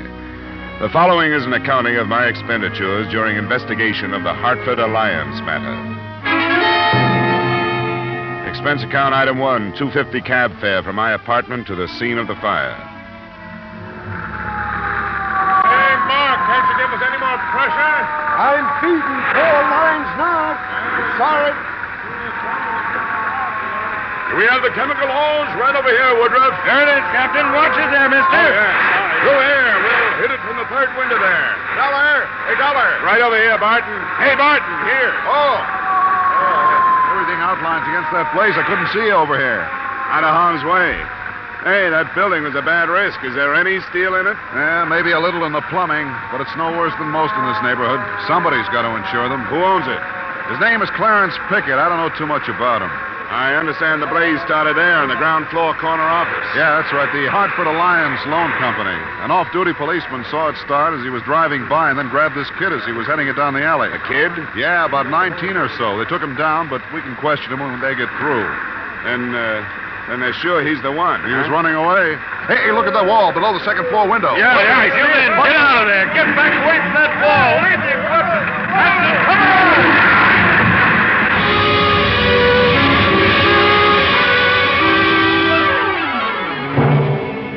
Expense account item 2, $1.75 cab fare to police headquarters where I met Sergeant Broderick, the officer in charge. This kid's a queer one. I don't know what you'll get out of him. He wouldn't even give us a name to book him under. Nothing on him that would identify him? Nothing. Must have stripped his pockets. Well, the fact that he darn near killed a bunch of men might help loosen him up, huh? I wish you luck. Yeah, this is it. You all ready, Martin? I'm all loaded, yes. We're going in to talk to him. When we finish, I'll bring him out. He'll be in front of me. Right. What's that for? We'll get a photograph, snap one as he comes out the door. Can't get a halfway natural one any other way. Then we'll have it published and try to find out who he is. Go ahead. All right, son, get on your feet. These men want to talk to you. It won't do you any good to talk to me. I don't want to talk about anything, and I won't. Did you set that fire? Yeah, I said it. Why? It doesn't make any difference why. I said it, and I'm ready to take anything that's coming to me. Have you set any other fires? If you mean am I one of those arson nuts, I'm not. And why'd you set it? Why do you keep asking me questions when I told you I wasn't going to answer any? Your fire almost killed some men a few minutes ago. It may do it yet. I didn't think about that. I'm sorry. I had to do it. Why? I can't tell you. Leave me alone. Somebody hire you to do it? It doesn't make any difference. Why won't you tell us who you are? Because I don't want you to know. I don't want anybody to know who I am. I don't want a trial or anything. I'll plead guilty to everything, to setting the fire and to killing firemen, everything. Just give me what's coming to me and leave me alone. Let me see your hands. Why? Let me see them. No. Hey, let go, will you? Let go. Up, darling. Well, that's all I want. What was that for? I wanted to find out what kind of a kid he is. He's not tough. His hands are clean, nails trimmed. There's a mark left by a ring on the third finger, left hand. Class rings, my guess. I've had enough for now, Sergeant. Okay, we're turning him over to the psychiatrist in the morning. All right, son, on your feet. I'm going to put you to bed now. Come on. Keep moving. Hold it now. Hey, give me that camera. You can't take my picture. What are you trying to do? Calm down. Calm down.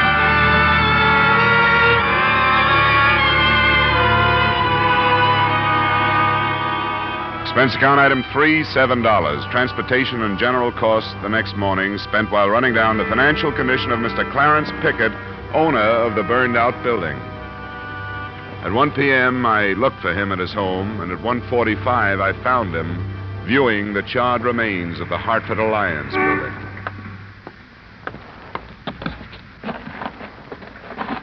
Mr. Pickett? Huh? Yeah. Yes? You were pointed out to me by one of the workmen. My name is Dollar. I'm working for Cosmopolitan All Risk. And I suppose they're as trouble as I am over this.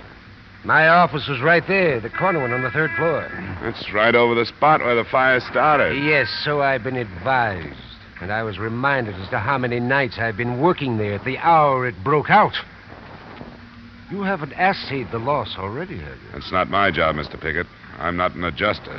I'm a private investigator. Oh. Well, I suppose under conditions such as we find ourselves, it'd be reasonable to expect investigation. Who's that strange boy? And why did he do this thing? You've seen his picture in the paper there. I was going to ask you if you knew him. I? Well, of course I'd. What are your insinuations, young man? Look, Mr. Pickett, the conditions, as you call them, are not at all clear. An insurance company feels it has a right to make plenty of insinuations when it's up against a fire of incendiary origin. Go on. I was able to learn this morning that financially, you are not a healthy man. You rotten snoop. You've taken some pretty heavy losses on the exchange in the past few months. I've dealt in stocks, bonds, and property for a long time. When the day comes that I have to burn myself out to recoup my losses...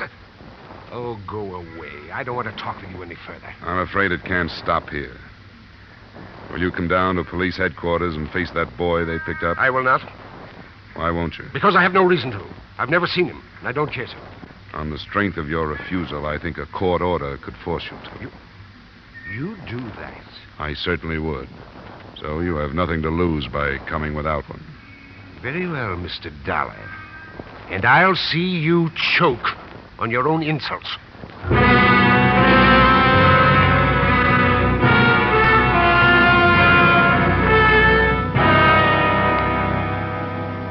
Sit down, Mr. Pickett. I want you to understand that this is routine procedure and in no way an accusation of any kind. Oh, rot. A few words to whitewash a violation of my rights. Help yourself to the desk chair, Dollar. Thank you. All right, Dr. Herbert. Will you bring the boy in now? Mr. Pickett, Mr. Dollar, our psychiatrist, Dr. Herbert. How do you do, Doctor? Gentlemen. All right, son. Remember, this is serious. Now, have you ever seen this man before? Yes, I have. What? Tell me who he is. He owns the building. He hired me to set the fire. But that's not true. He gave me $50 and promised me 50 more. Why, he's lying. I've never seen him before in my life. Why would he lie? How shall I know? Because he's insane. He's trying to use me to hide something else. Son, where's the money? I spent it. I didn't get the other 50. These are bald-faced lies. It sounds like a scheme of the police. Well, it'll not be as easy as that. I'll not put up with it another moment. I'll seek counsel before I speak with you again. Yeah, I couldn't hold him. We can pick him up later. Either of you want any more with this one? I'll see him later this afternoon. Nothing for me right now. All right, son, come on. We'll go back to that room and talk some more. What do you think, Doctor? There is a greatly troubled and very confused young man. I could do very little to help him. A psychiatrist needs cooperation. He fought me every moment of the consultation. Think he was telling the truth about Pickett? It's hard to say. It could be true.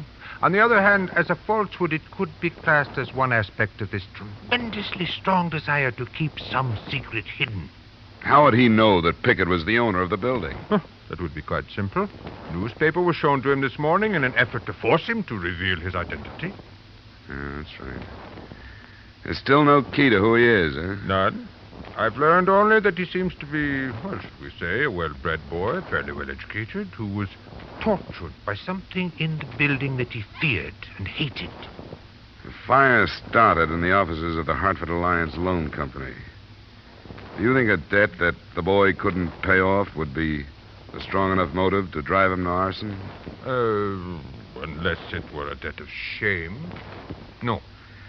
Well, we have to start someplace. Loan company is a better lead than what we've had so far. Say, you sure the kid isn't making this up, that he's not a psychopathic? The psychopath is only an emotionally immature individual. And two of us can say that we have reached emotional maturity, or what it is.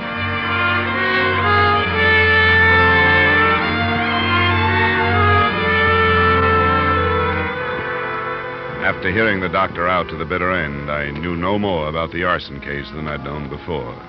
Expense account item 4, $1.75, cab fare back to the ruins of the Hartford Alliance building. Only a guard from the fire department was there, and a workman who was busy in the same office I wanted to look over. I wouldn't come in here if I were you. You'll get dirty and it isn't too safe. I'll be all right. What do you want? Well, I got an okay from the guards out there. I'm an investigator working on this case. Oh, go ahead then. This loan outfit hired me to bring out their stuff that isn't burned, but it's all mixed up with the stuff from upstairs. Caved in. Yes, fires are a mess. Yeah, the safe from up there fell through, and I can't tell one from another. I wouldn't be surprised if the whole floor came next, what's left of it. What are you looking for? I don't know. What was upstairs? An employment agency, from what I picked up. Maids and butlers and that kind of thing. There's the one safe, and that's the other. Can you tell them apart? Why don't you take both of them out and open them? Yeah, well, all right. Give me a hand then, will you? Sure. This one's almost covered up. Hey, what's that? Sounds like a timber. Let's move. Hey, there's stuff above. Yeah, there's someone up there. Come on, this way. Come on. Hey! Hey, you up there! Hey!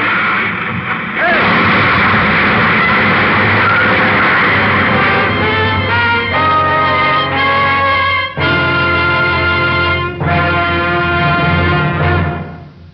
The highest standard of living, the highest wages, and the shortest hours. All this plus the time-honored guarantee of individual freedom. Where else will you find all these advantages but under our American economic system? Help to preserve that system. It has brought more benefits to more people than any other system ever devised. Now, with our star Edmond O'Brien, we return to the second act of Yours Truly, Johnny Dollar.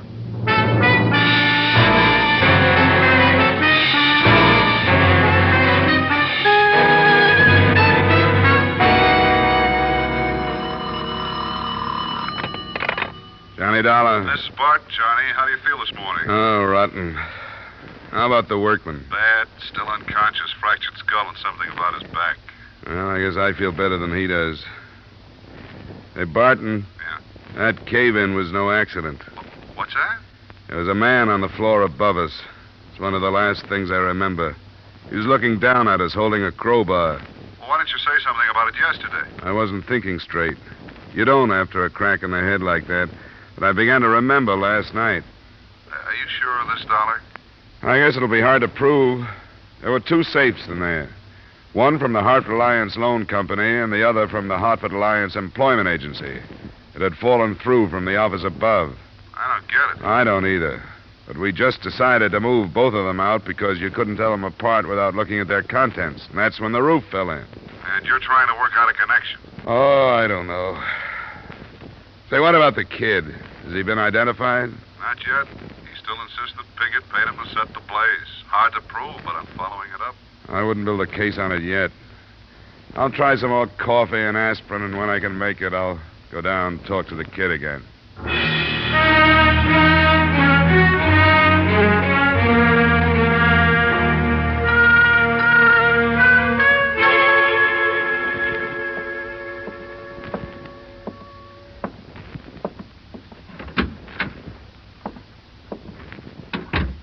What's the matter with you?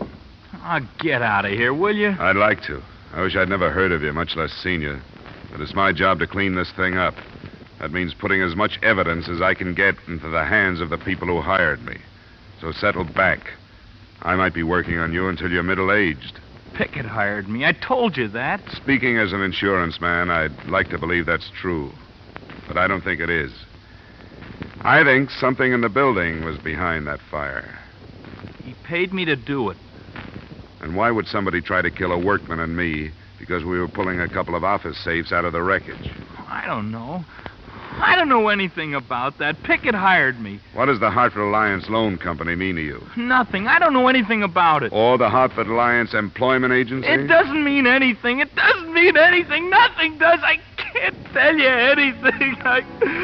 Leave me alone, will you? I can't tell you anything. Please, leave me alone.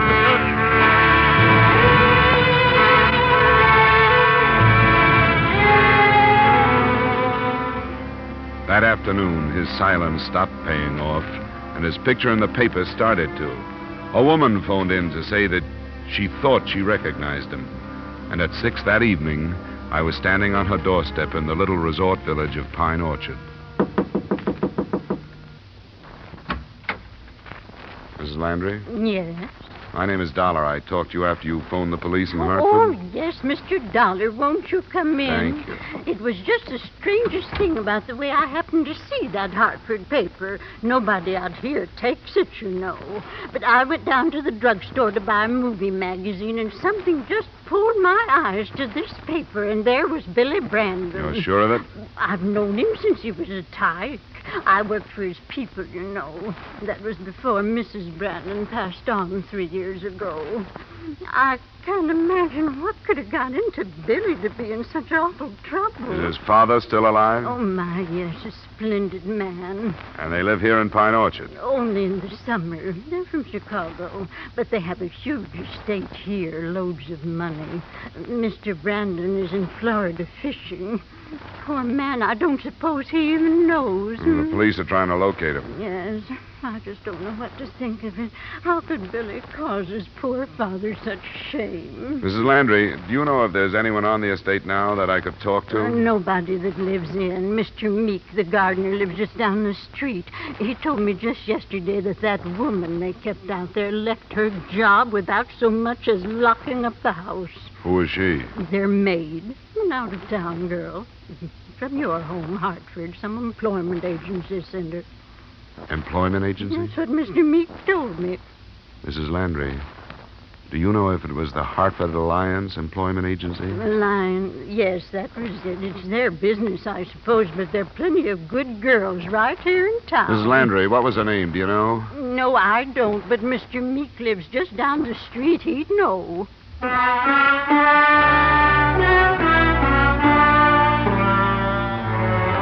name turned out to be Belle Muir. And with that information, I pried Sergeant Broderick loose from a friendly poker game after I'd gotten back to Hartford. I met him in the file room at headquarters. Come on in, Dollar. We'll see what we can dig up. Now, give me your theory again, will you? And according to your psychiatrist, young Brandon was afraid of something in that building. It would seem that somebody else was afraid to see one of the two safes leave. How sure are you of that? I saw a man pry the wall loose. Did you identify him? Probably not. I just caught a flash. But the fact that the Brandons had hired a girl from the agency sort of falls into place, doesn't it? Don't you smell blackmail? We'll see. You want to check our files on the girl, right? Both the girl and the manager of the agency, Benjamin Price. What's her name again? Belle Muir. M-U-I-R. M-U... here it is. M-U... Yeah, here's a Muir. Adelaide. How's that for a record? Look at that. They never learn. Mullen. That's it. No more Muirs. Can we try Price now? Sure. Here's the mail file over here. A-R-I... Price... Adolf. Dollar. Benjamin? Benjamin L. Benjamin L. Yeah, here he is. What do you know about that? What's on him? 1939, suspected of fraud, no indictment. 1944, suspected of receiving stolen goods, no indictment. Suspicion of fraud again in 48. No indictment. What about young Brandon? Can I talk to him? Won't do any good tonight. He's in the hospital under sedatives. Oh, you can't help feeling sorry for him. At least I can. Especially if it's blackmail. Yeah, I know. His father's due in tomorrow afternoon. Maybe he can do something with him. Well, I'll see if I can get authorization from the bunco detail to follow this through. Tomorrow, we'll look into that setup. Do you care if I go ahead tonight? Where are you going? Belle Muir's. Why start with her? A couple of reasons. With a background of suspicions, but no indictments like that, Price must be smart. And I'd like her to talk to him before I do. Put him on guard and see what his next move will be. Okay, Dollar. There's no way I can stop you. You've been lucky so far. Don't foul it up now. Lucky? I'll trade you my headache for your poker losses any day.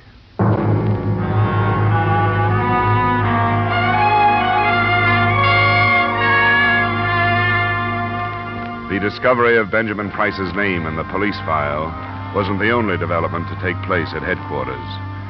The desk sergeant had a message which he passed along just before I left. The workman who had been with me in the office when the wall had come down on us had died of his injuries. It wasn't just an arson case any longer.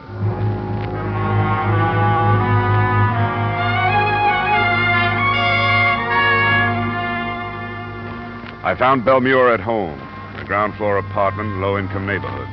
Her reaction when I introduced myself gave me nothing. She invited me in, apologized for some nylons drying on the back of the chair, and invited me to sit down. I can't believe that Mr. Brandon would do such a thing. Why would he? I think he was being blackmailed. Oh, a nice young man like him. I don't think he'd ever do anything he could be blackmailed for. He's too nice.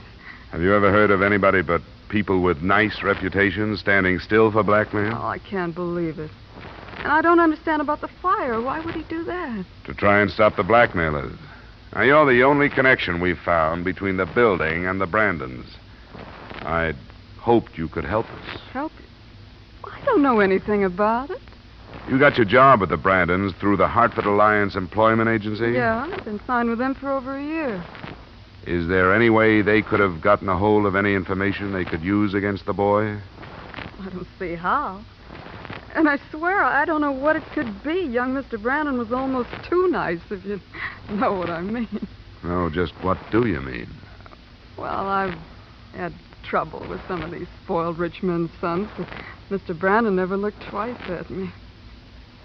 Listen, you don't think that I... Why'd you leave your job so suddenly, Miss Muir? I didn't. I'm still employed. But when his father ran off to Florida and young Mr. Brandon said he was going away, I didn't see any use cooling my heels in that place away from my friends. Uh-huh, sure. I think you're barking up the wrong tree, Mr. Dollar. They're all nice people in the agency, every one. Mr. Price, the manager? He's very nice. He has quite a record of being questioned by the police. I don't believe that. It's true. Well, I never would have suspected it. I don't know what to think of this, Mr. Dollar. I really don't. I don't either, Miss Muir. I won't take any more of your time. Thanks a lot. Well, anything I can do to help, please call on me. I said I would and left the apartment. But I got back to a position outside her door in time to hear a phone dialed and a conversation that started, "He was here."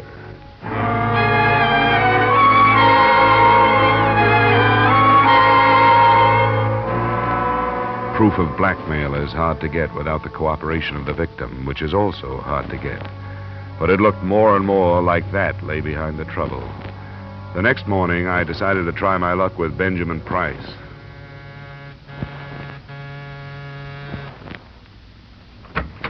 Yes? Mr. Price? That's right. My name is Dollar. I'm investigating the fire in your building for the insurance company. What do you want from me? I didn't light it. It's funny you should say that. Why? Because in a way, I think you did. You can suspect blackmail all you want. That's one thing. Making it stick is another. I guess Belle won't be much of a witness against you, will she? Best kind I can think of. We're going to get married. She's loyal. So why don't you drop it, Dollar? You won't get any place. You feel a little different now than you did when we were moving your safe out of that building. You must have gotten rid of the evidence. I don't get you. Yes, you do. I saw you. Don't you remember? I yelled at you. Don't be ridiculous. The man who was with me, the workman, died yesterday afternoon.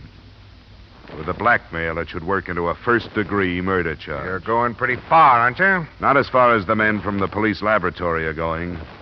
They're looking for marks from a crowbar in that rubble that came down on us. And they're pretty good. Watch where you talk this stuff up, Dollar. I'm warning you, I don't scare easy and I don't railroad easy. And what are you worried about? Watch where you shoot off your mouth. Now beat it. Go on!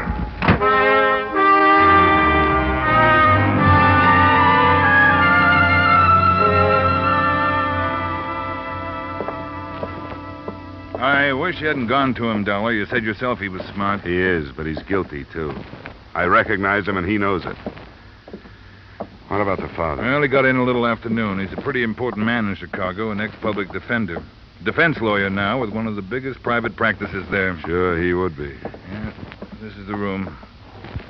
We, moved him out of the ward. Mr. Brandon, this is Mr. Dollar from the insurance company. How do you do? Mr. Brandon? Mr. Dollar, I understand that you've done a great deal of work on this situation, and I feel that it's fair to tell you that neither my son or I will make any kind of statement until we take the query under the fullest consideration. That's all right with me, Mr. Brandon. I just left Benjamin Price. You did? Yeah. From his attitude, I take it that the basis of his blackmail is pretty strong. Blackmail? I see no reason for that word to enter the conversation. You're not in a courtroom now, Mr. Brandon. You're in a hospital room where your son has been kept under sedatives because of an almost complete nervous breakdown. Price is convinced that you'll sacrifice your son rather than give us proof that will clean this up. He threw that in my face. Mr. Dollar, as an insurance investigator, what is your interest in this case at the moment? Your son has tried to involve an innocent man. The company that hired me would be liable to slander if they try to build a case on his accusations. And you know the insurance companies.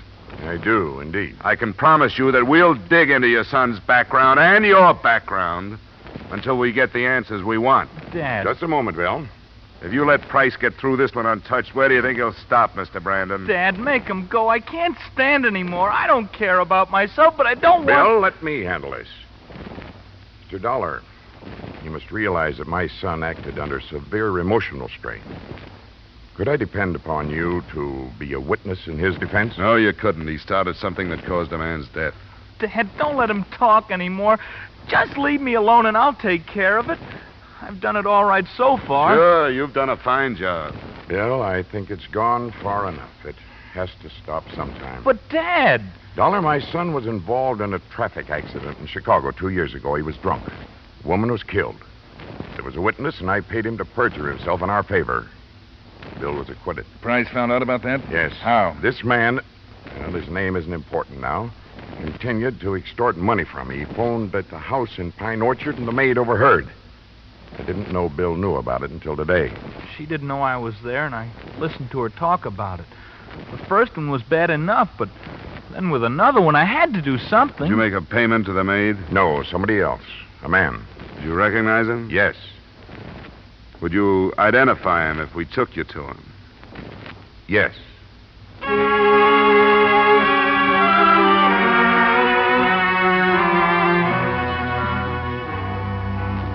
The rest, as far as I was concerned, came 20 minutes later when Mr. Brandon, Sergeant Broderick, and I stood in front of Benjamin Price's door.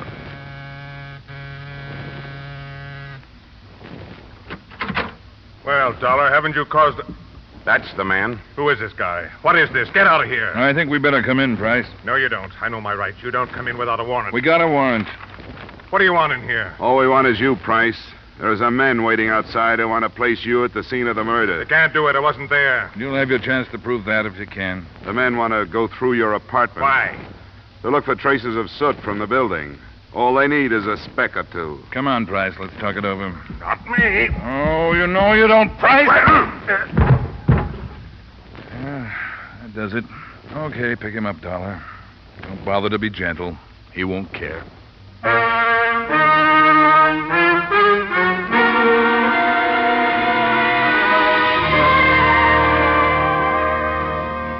Expense account item 6, $40, miscellaneous. Item 7, $2.50 cab fare back to my apartment. I guess the company won't get far trying to avoid the payment of damages, but all of us might make a moral out of the matter. Maybe somebody has said it before. one sin begets another. In this case, the original conspiracy to perjure a witness parlayed to an arson indictment. The son, fraud and murder for Price and Belmure, and enough charges to put the father out of work for the duration. All I got out of it was a headache. Expense account total, $180. Yours truly, Johnny Dollar.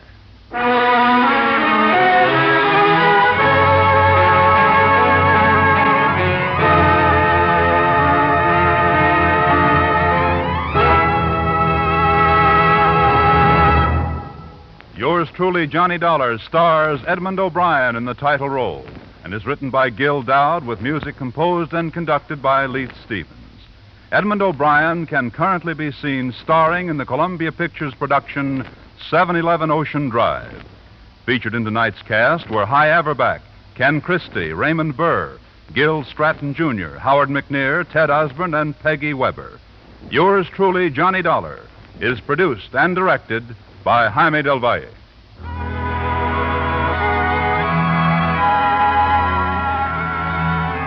There'll be a new adventure with Philip Marlowe, Raymond Chandler's famous private eye, on most of these same CBS stations this Friday night.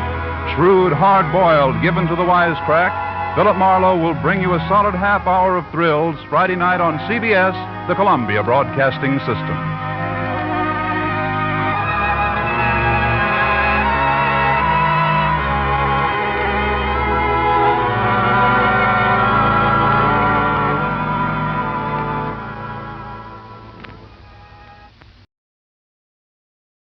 The Hallmark Playhouse, which is heard during most of the year at this time on Thursdays, has nearly finished its summer vacation. So be with us when Hallmark Playhouse returns to CBS 3 weeks from tonight, on September 7th. Now, from Hollywood, it's time for Edmond O'Brien as... Johnny Dollar. Mickey McQueen, Johnny. How are you? Oh, Mickey, I tried to phone you a couple of times. I never reached you. I'm out a lot these days, Johnny. Hey, I heard about your protection of Sergeant, Mickey. Nice going. Well, it isn't good. They're taking my beat away from me, putting me behind the desk. I've got to talk to a friend about it. Will you be home tonight? You really sound worried, Mickey. What is it? Oh, nothing yet, Johnny, but there'll be murder before it's finished. My mind's made up. I want to talk to you about it. Sure, Mickey. I'll be here anytime you want to come up.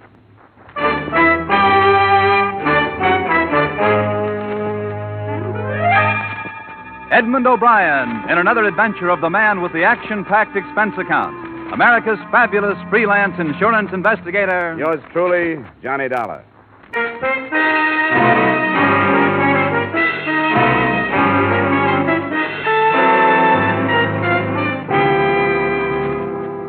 Expense account submitted by Special Investigator Johnny Dollar, to whom it may concern, Hartford Police Headquarters, Hartford, Connecticut. I don't expect you to honor this statement, but since the reports to my regular employers go in on these forms, the following is an accounting of my expenditures during my personal investigation of the Mickey McQueen matter.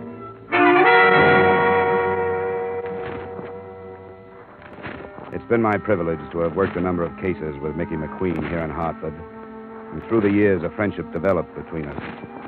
So when he phoned Tuesday night to say he wanted to talk to me, I was glad to ask him over. But when it got to be 1:30 in the morning and he still hadn't arrived, I wasn't so glad. He arrived at 2. I'm sorry I'm late, Johnny. Sure. Oh, what held you up? I was about to drop off. I had to think, Johnny. Oh, you're in uniform, Mickey. What about your beat? My beat? My beat won't miss me. After 20 years of walking it from dark to dawn, checking its doors and passing the time of night with its people, drunk and sober. Yeah. Oh, is it too late for a drink, Mick? I got your brand, some Irish. Yes, that was good of you. I've been a good policeman, Johnny. I can say that without sounding like I'm stuck on myself, can't I now? Well, I've never heard anybody say anything else, Mickey. Well, I've got more friends to my credit than I have arrests. But I've got a quiet beat. Well, I think there are quieter beats in town. Maybe you're lucky. Here's to it. All right. But be careful what it is. There's murder being done and planned right this minute, Johnny. Them that can stop it don't have the heart, right or wrong. What are you talking about, Mickey? I know what I'm talking about. Are you feeling all right? Feeling all right? I'm as healthy as I was yesterday, ain't I now? I didn't see you yesterday. If they're taking my job, putting me behind a desk, a degrading end for a man that's been active for 20 years. After 20 years on your feet, you should take a rest. You've earned one. The very words of Ganesha, Johnny. But, Johnny, Yeah, Mickey? Never mind. The devil take them all. I've used up enough of your time. Wait a minute. You came over to talk about something more than your new job. What's this stuff about murder being planned and being done? I shouldn't have said it. I wish you'd forget it. What's the matter with you? You know me well enough to tell me, and you know me well enough to know I'll keep any confidence you want me to keep. You're a good friend, Johnny. Maybe that's why I changed my mind about telling you. And why'd you come over? Because I thought I was going to talk to you. But I'm not. All right, it's your business. But you're acting like a kid, Mickey. Now, if you don't have anything to say to me, it's after 2. I may have a job in the morning. All right, Johnny. I'm sorry I bothered you. I'll say good night.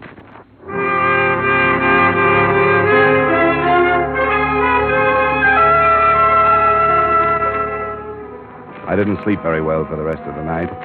The sort of a half-doze parts of Mickey's conversation kept coming back to me. And the more sleep I lost over it, the more I wished I'd been less grumpy and more sympathetic. There wasn't a job for me the next day, and right after noon I decided to drop by his apartment and find out his mood when he was off duty.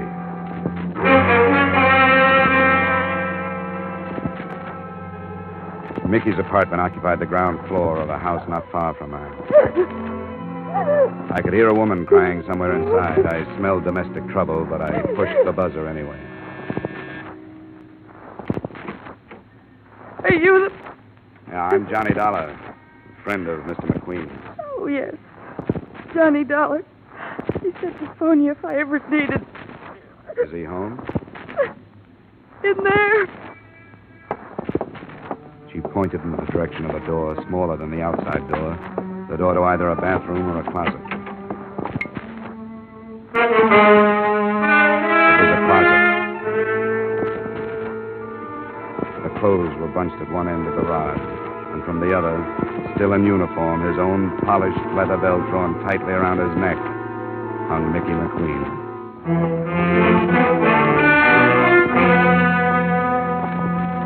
I walked back into the lace-curtained living room.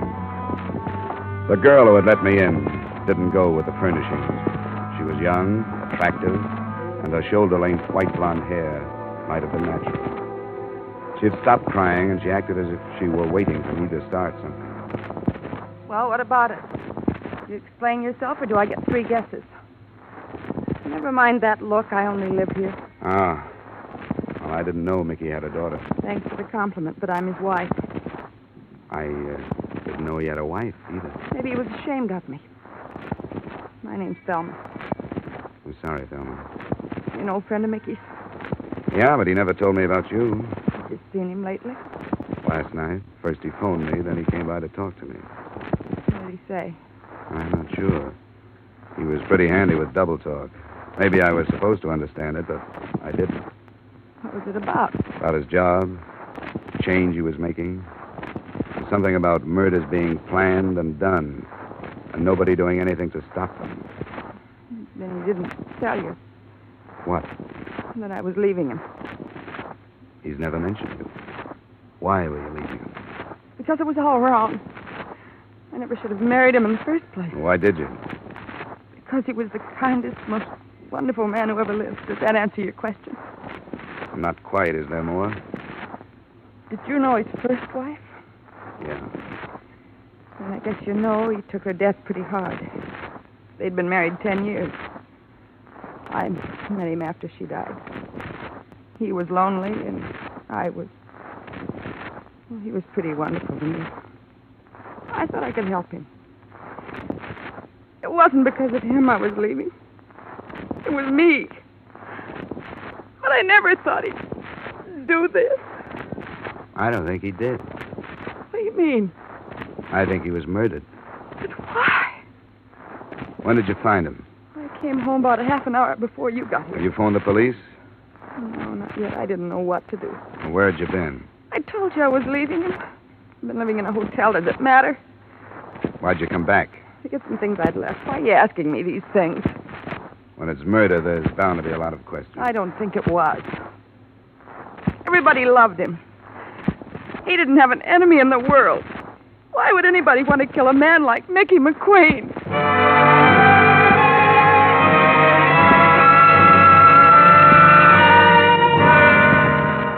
I didn't have an answer to that, but I started there in the house to try to find one.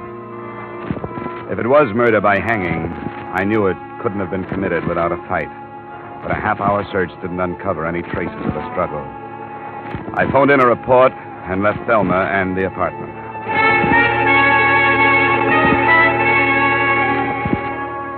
For the rest of the day, I tried to talk myself into leaving the matter in the hands of the police where it belonged. But I couldn't do it. That night, I started making the rounds of Mickey's beat. I talked to a corner magazine vendor who had sold him a dime mystery, a woman in a cigar store who had talked with him, and a cabbie who had borrowed $5 from him. None of them gave me anything helpful. My next stop was the Cedric Hotel, where I looked up the house detective, Ned Martin. Oh, Dollar, what are you doing in this end of town? Looking for work? How are you, Martin? I got a night off. I'm taking a postman's holiday. Did you hear about Mickey? His promotion? Yeah, he deserved it. I didn't mean that. He's dead. No. What happened? He was found hanging in his own clothes closet. The devil. Come on in the office where we can talk. Sit down. Oh, Mickey, I'll miss him. So will I. Did you see him last night? Yeah, he dropped in. He always did once or twice a night, just to shoot the breeze, you know. Why'd he do it? Did he leave a note or anything? I think he was murdered. What makes you say that? He came over to see me about 2:30 this morning. There was something on his mind. He wanted to talk, but he wouldn't. That figures. What do you mean? I noticed something about him last night. He was real low. I asked him what was the matter. He said it was because it was his last night on his beat. He was supposed to check into his new job today, but that didn't sound right to me. Did you know he had a wife? Yeah, I heard about it, and then I hounded him till he showed me her picture. Platinum blonde? Yeah, looked like it. And young. I didn't want to embarrass him by asking, but I wondered about her. What makes you think it was murder, Dollar? So you think Mickey was the type to kill himself? Well, no, but how can you tell? I guess you can't. All you can do is try to find out. Well, if you don't have anything more, I'll be on my way. Wait a minute. I guess it was a dirty trick, and I wish I hadn't done it, but I snooped that marriage. I found out who she was. Her name was Thelma Weaver. She did a couple of years in Joliet. Where'd you get that? Well, things like that don't stay hidden.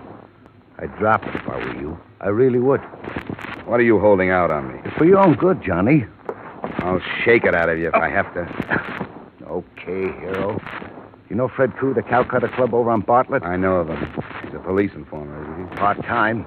If you won't take my advice and forget it, go talk to him. And don't tell him who sent you.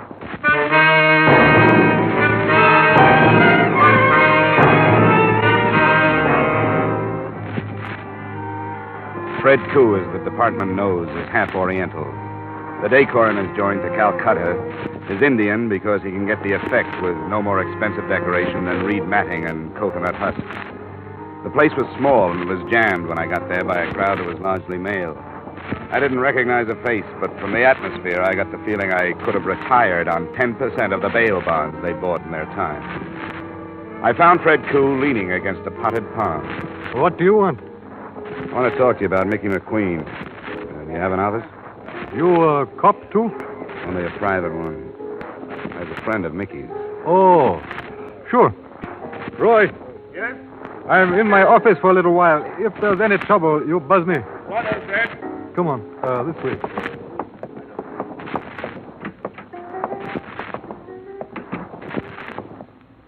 You got quite a crowd tonight, Fred. Oh, sure. Sometimes I get a lot of out-of-town trade.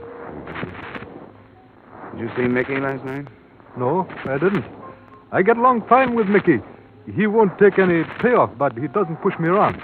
How is he? You know his wife? His wife? I didn't even know he was married. Her name was Thelma Weaver before Mickey married her. She did some time in Joliet. Oh? Well, why'd you bother me with this? I got work to do. You knew Mickey was dead. No, I did not know that. I don't see how it'd be enough, but it struck me that if somebody knew he was married to an ex-con, they might try to use the information. I suppose you're right. Yeah? Roy? Fred? I think you'd better come out. Important? Yes, I think so. Be right out. Pardon me, Dollar. A little trouble outside. You wait here. I'll come right back. I waited.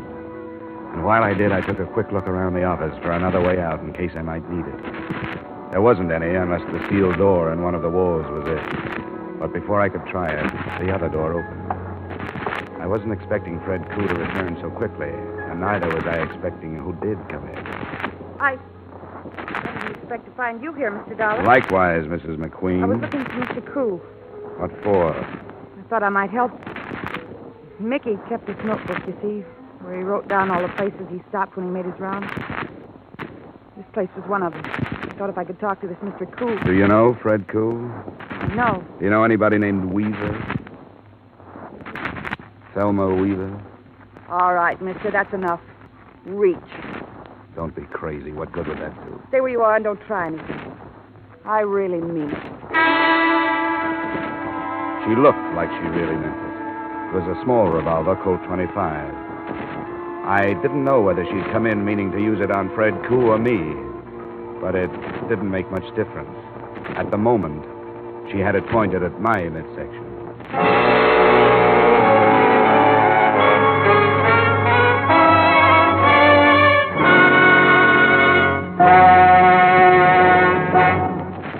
One of your longtime mystery favorites, Philip Marlowe, is now to be heard on CBS on Friday nights. Philip Marlowe, Up for Parole, and Songs for Sale. That's the lineup of fine shows for Friday now on most of these same CBS stations. Hear them this Friday, hear them every Friday on CBS. The Adventures of Philip Marlowe, Up for Parole, and Songs for Sale. And now back to our star, Edmond O'Brien, in the second act of Yours Truly, Johnny Dollar.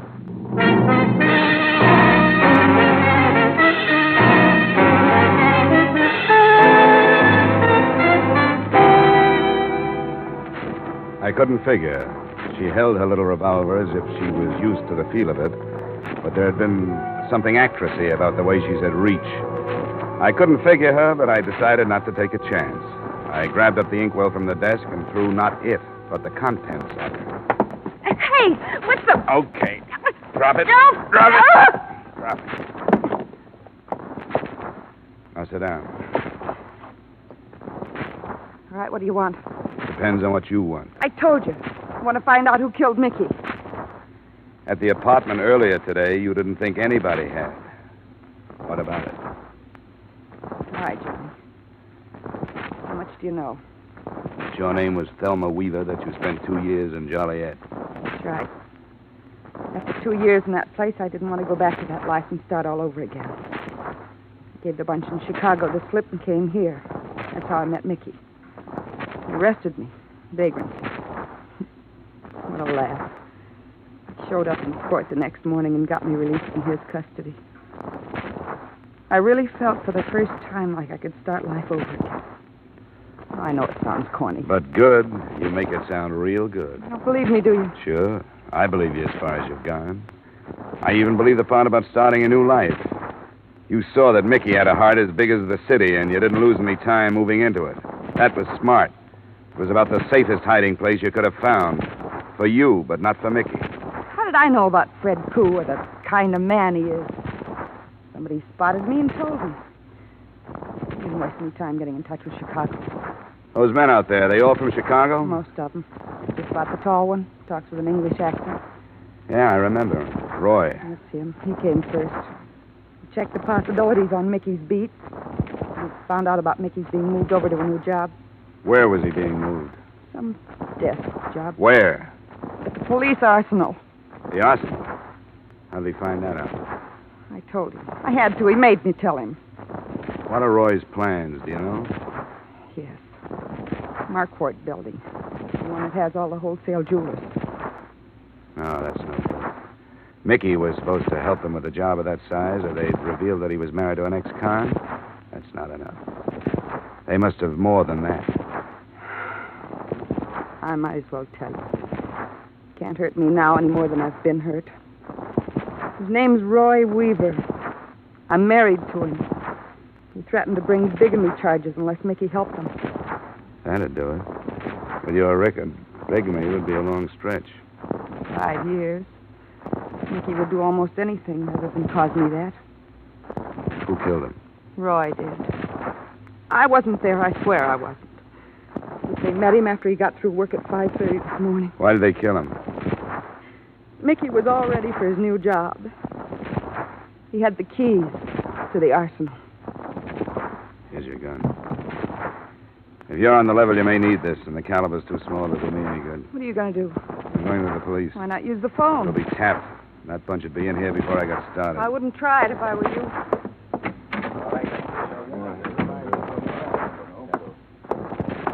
Where are you going, Donald? I'm going home. I was waiting for Fred Koo, but I guess he decided not to bother. Fred had to leave. Did Mrs. Weaver entertain you with her sordid story? Yeah, it was very pleasant. She's a charming girl.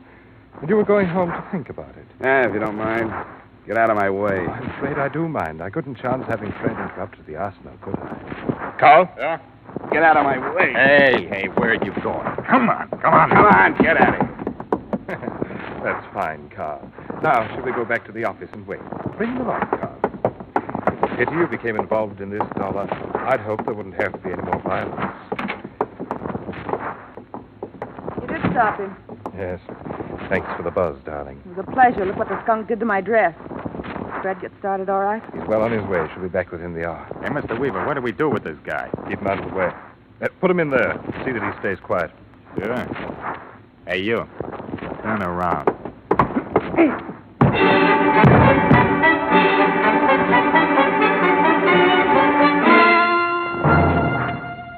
At least I found out what was behind the steel door I'd noticed earlier in the evening.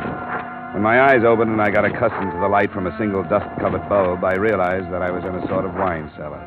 There were some bottles, but most of the storage space was taken up by a large and varied assortment of burglar tools. And there were a few weapons, too, but I knew that they were nothing compared to what Fred would bring back if the raid on the arsenal was successful. I glanced at my watch at 11:15, and right after that, I heard the heavy latch on the door being turned. I got back into my position on the floor, closed my eyes, and listened. Don't forget the bars, Carl. We'll need them for the inside doors. Yeah, I got you. Hey, Benson, you take these and I'll bring the rest. You want the guns in there, Mr. Weaver? We won't need them. Crocker? Yeah. Listen closely now. We're behind schedule. Both cars are in back. In the Buick, you'll find the things from the arsenal. Yeah. I want you to move half of them over into the Cadillac. What about the grenades, Fred? They're in a case marked CN-DM. Irritant gas, M6. You heard that? I got it. Open the case and put half in the Buick. Most important is the cordite powder for the vaults. There are 2 boxes. Put one in the trunk of each car. Right. Be careful with the touchy stuff. I know. I've handled it before. All right, get along then. And hurry. It won't take long. Now, Fred, you'll be in charge of one car. I'll be in the other. That's all right. We're agreed that we'll meet at the north entrance at midnight, both to approach the building from the east on Lincoln. Oh, that's the best. We'll have dropped 2 men to guard the south entrance. 2 of my men will subdue the guard at the north. They better. They'll spring the alarm in big hurry. You can trust me. They're just Thompsons. Thelma? Yes, sir? Where are you going? Don't be so snoopy. I'm going to powder my nose. You're coming with us. Sure, if you want me to. I don't need you, but I don't think I should feel safe without you with me. Don't be long. I'll be right back. I think everything's ready for men here, Mr. Weaver. Good. Go to the cars then, Carl. What about the Seamus? Oh. We'll lock him up again. We'll decide what to do when we come back. Well, I guess he can't cause no harm in this.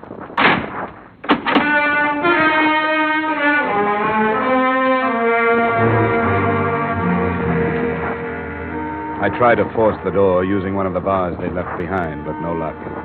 Then I started poking the cement walls. I knew better than to expect to find any other exit. But with the biggest burglary in the history of Hartford underway, I had to do something. I kept a check on the time, and it was 20 minutes before they were due to arrive at the Marquardt building when a sound stopped me. The steel door was being opened. I moved behind it, still holding the bar.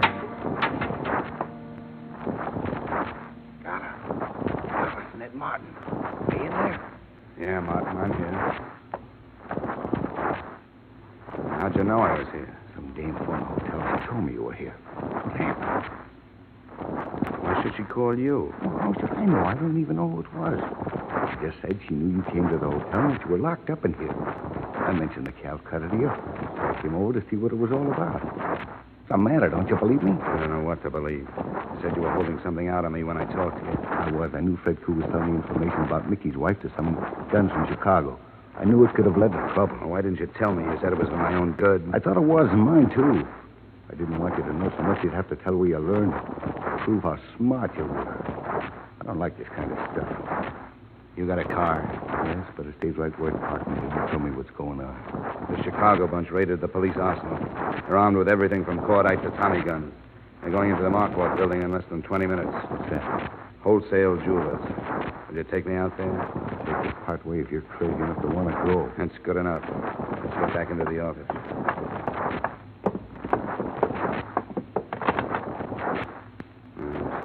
Who'd you want, the police? Yeah. We could stop on the way. It'll take us 15 minutes to get to the Marquardt building. If we run into a patrol car on the way, we'll stop it. If we don't, you can drop me and then phone in. Where's your car?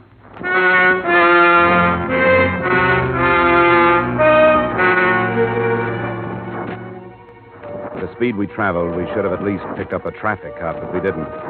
Martin wouldn't take me any further than the corner of Atlantic and Milton, and we reached there at 12 minutes after 12. That gave me 2 minutes to get to the Marquardt building. I didn't make it before they arrived, but it didn't make any difference. Both cars had pulled up and were unloading men. From a doorway about 50 yards down, I spotted Fred Koo and Roy Weaver. Then I saw Thelma. She got out of the Buick and started toward me. Thelma, where you going? Weaver shouted at her, but she didn't answer. Instead, she stopped, and I saw the little gun glitter in her hand as she turned back to them. Then I saw what she was aiming at. The trunk of the Buick, where the cordite powder was. Thelma, stop it! The car went up in a blast of powder and gasoline, and she moved back towards the other.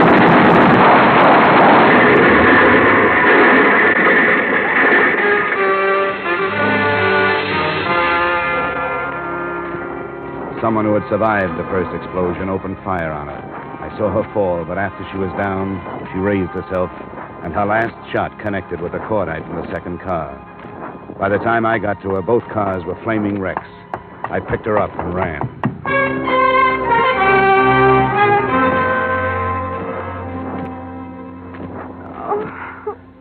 You're all right now, Thelma. Who is it? Johnny? Yeah. Where are we? We're still near the Marquardt building. We're going to get you to a hospital. I killed him. As far as I know, yeah. Oh, I did a terrible thing, didn't I, Johnny? Yeah, pretty terrible. I'm not sorry. You wanted to stop them, but I couldn't let you. I wanted to get them all at once for what they did to Mickey. Don't talk now. Getting just Roy wouldn't have been enough. Would have been easy, but not enough. They were all in it. It was the only way. The cordite. Sure. Mickey wouldn't have liked me doing that, would he? He was so honest. He always had to do everything so legal. Well, he wouldn't have liked it, maybe, but he might have been proud of you. I am. Are you, Johnny? And you think he would have been? You really do? Yeah, I do. I really do. He was the best man that ever lived. Too bad I wasn't. Oh. Anyway, I took care of the bigamy. They can't send me back to Joliet.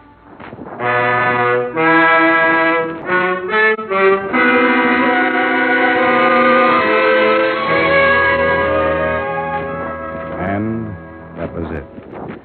Thelma Weaver McQueen, as the department knows, was DOA at Emergency Hospital. None of the mob got out alive except Roy Weaver, who lived long enough to sign a confession to Mickey McQueen's murder.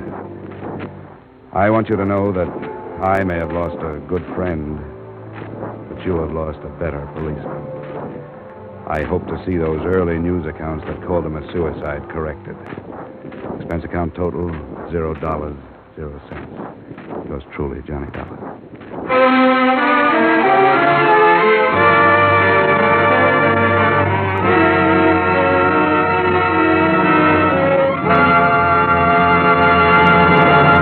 Yours truly, Johnny Dollar, stars Edmond O'Brien in the title role and is written by Gil Dowd with music composed and conducted by Leith Stevens. Edmond O'Brien can currently be seen starring in the Columbia Pictures production 711 Ocean Drive. Featured in tonight's cast were Bill Conrad, Virginia Gregg, Ben Wright, Jim Nusser, and Dan O'Herlihy. Yours truly, Johnny Dollar, was produced and directed in Hollywood by Jaime Del Valle.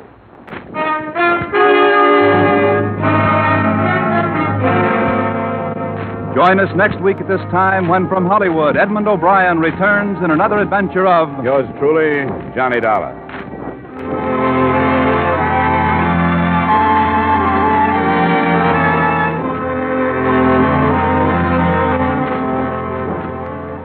Every Thursday night, CBS brings you a top Hollywood star in a new radio play on the Hollywood Theater.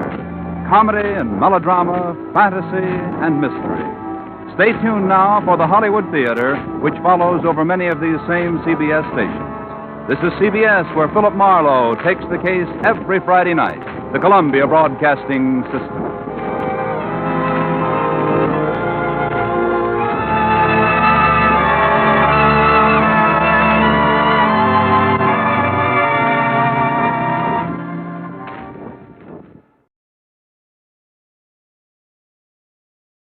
From Hollywood, it's time now for Edmond O'Brien as... Johnny Dollar. Al Harper at Corinthian, Johnny. I got a case here you won't like, but the commission will be good if we beat it. How big is the policy? $250,000. But you'll have to fly to Hong Kong. Well, you still haven't scared me, Al. Is there something you're leaving out? Yeah, the policy holder. Trans-Pacific Import-Export Company. We've had trouble with them before, remember? Yeah. I sent flowers to the widow. You want to take a crack at it? No. But I will.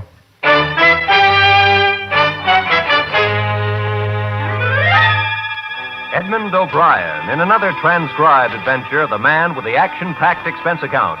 America's fabulous freelance insurance investigator. Yours truly, Johnny Dollar.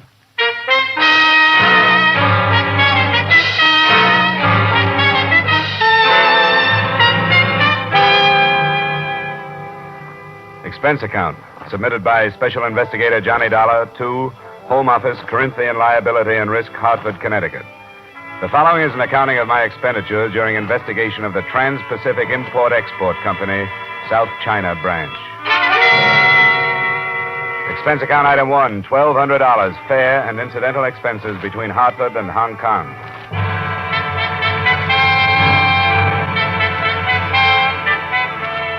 I realized 3 minutes after I got off the plane that there is no longer any simplicity in Hong Kong.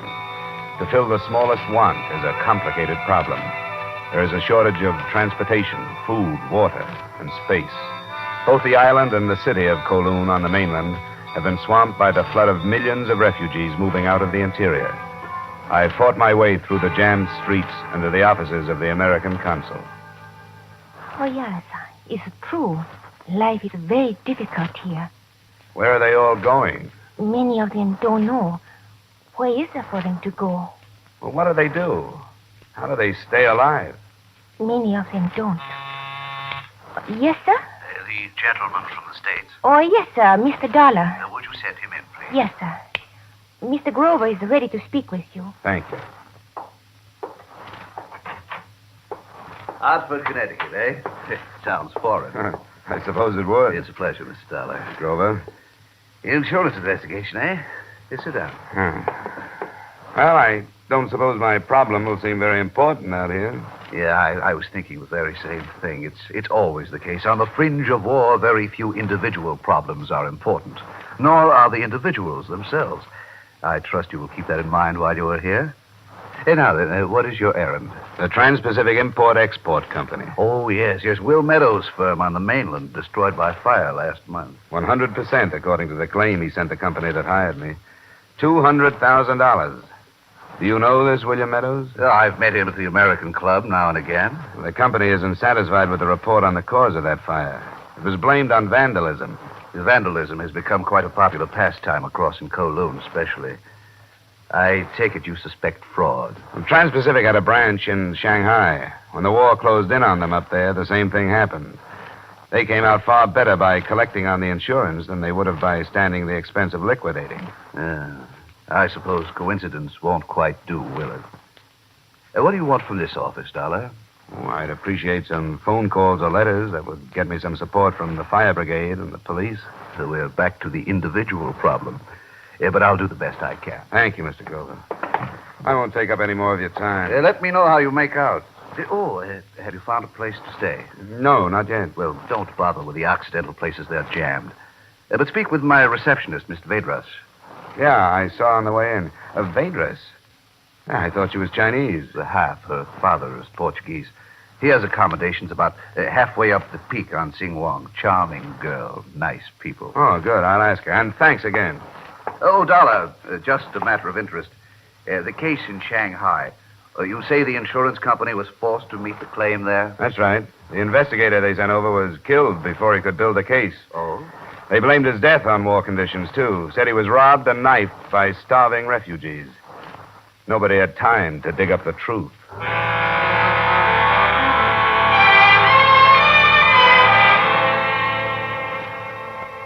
Singwong is a street of steps that climb from the waterfront to the plush European residences on top of Victoria Peak. My accommodations were a room that looked out on an alley, an iron bed, a chair, and a pitcher of water on a bamboo table. There were no other non-Orientals in the building, but I seemed to be the only one that noticed it. I was suffering from a sort of claustrophobia and loneliness that night. And at first, I was glad to learn it was she who knocked at my door. See if you are comfortable. Oh, thank you. I am. Oh, this is fine. Well, I don't have much to offer you. Cigarette? Scotch? No, thank you. I came because I am curious. I'm in Hong Kong on business, if that's what you mean. It's better kept confidential right now. Is there danger in this business? Why do you ask that? Because you were followed here. You are being watched. How do you know? Oh, I know this street. I've seen this man. He has not been here before. Where is he? Maybe you can see him from the window. Wait a minute. You tell me where he is. I'll look. Shop on the other side. There are boxes piled near the door. Well, thanks for telling me about him. Do you know who he is? No, I didn't think anybody knew I was in town. Let's talk about something else. What is that music? Oh, it is a love song. There's about two lonely people who meet near a river. Oh? In America, they're different. Yes, I know. I like them. You know many Americans? Yes, I want to marry one. He's a lucky American. Oh, no, I don't mean there's only one. I want to marry an American who will take me from China. There is no other way. You hate it that much? There's nothing else to do but hate it. There's no good here. Always trouble. Chinese are very patient people. But I am not all Chinese. I can't make myself be patient any longer. I want to go. What about your Portuguese people? They're gone. You think I am bad to be this way? Honestly, I didn't say that. I am not bad. I hope you find your American, Miss Vedras. You want me to go now? I think you'd better. I'll see you tomorrow. Yes. Good night.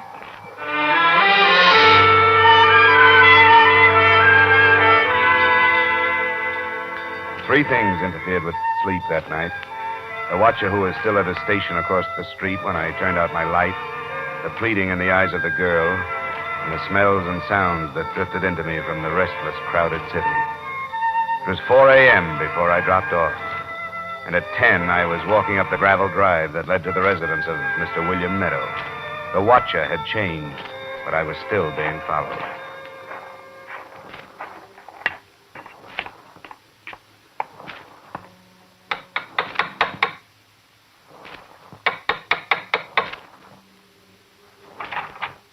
Oh, yes, sir. Is Mr. Meadow at home? Oh, yes, sir. You give them. Who is it, Lamb? My name is Dollar, Mr. Meadow. I'm from Corinthian Liability, Hartford office. Well, so they sent another snoop. Let him in, Lamb. You come in.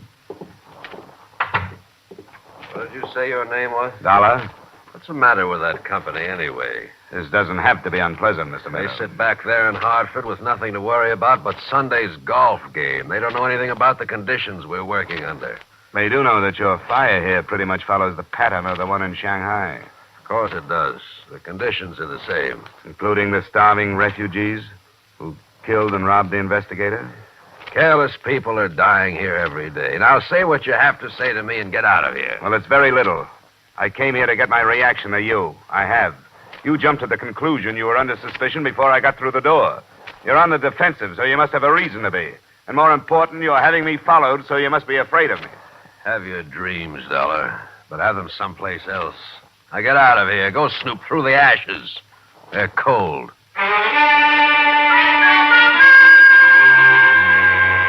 Expense account item 2, approximately $4 American taxi and rickshaw fares. Legwork is strenuous enough in a familiar city. In Hong Kong, it took me the whole afternoon to locate 3 people who had worked in the office of the Trans-Pacific Company. The first was Franklin Abbott, accountant. Please find enclosed transcript of his statement signed before witnesses. Well, I didn't give a thought to how it started, to tell you the truth. I just went to work one morning, and there it was. Ashes. Well, had they made any preparations for going out of business? No. How about the rest of the firms in that section? It was all closing. We might just as well have. There wasn't no trade. But still, they hadn't moved any of their merchandise out. That's right. The storehouse was full. I suppose your books were destroyed, too? Oh, yes, sir. Everything went. It must have been a vicious blaze. Well, how about the other companies? Any of them burned out? No. Huh. I hadn't thought of that. Yeah? The other storehouses over there, the empty ones. There wasn't no vandals burning them. The people broke in and lived in them. Separately, the other enclosed statements aren't very strong evidence either. The night watchman who was discharged just before the night of the fire, and the clerk who had seen William Meadow burning a confidential memo from Trans-Pacific's head office in San Francisco. But with the 3 together in my hand, I could begin to see a case building against them. I was dog-tired that night when I climbed the steps of my Sing-Wong Street to my hotel.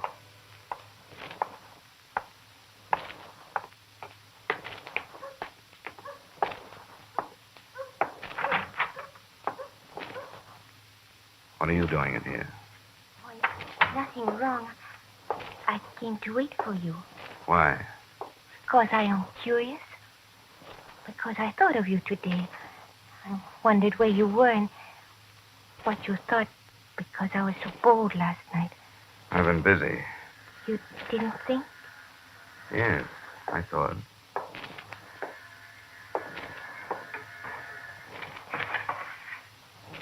Is he still watching? A different one. But still watching. Are you frightened? I don't know. It's nerve-wracking. I've been followed all day. Are you a criminal? No. But you're right, I'm acting like one. Because I feel uneasy in your city. And I'm trying to do a job another man tried to do in Shanghai and got himself killed. I will not ask any more. If that hadn't happened, I could take you someplace tonight, be with people. But I can't take a chance. I have to stay here in my room and hide. Oh, I don't want to go anywhere. Because if I can keep myself alive, I might be able to save $250,000 for a company with $50 million in declared assets. Now let's talk about you. I'm glad you waited for me.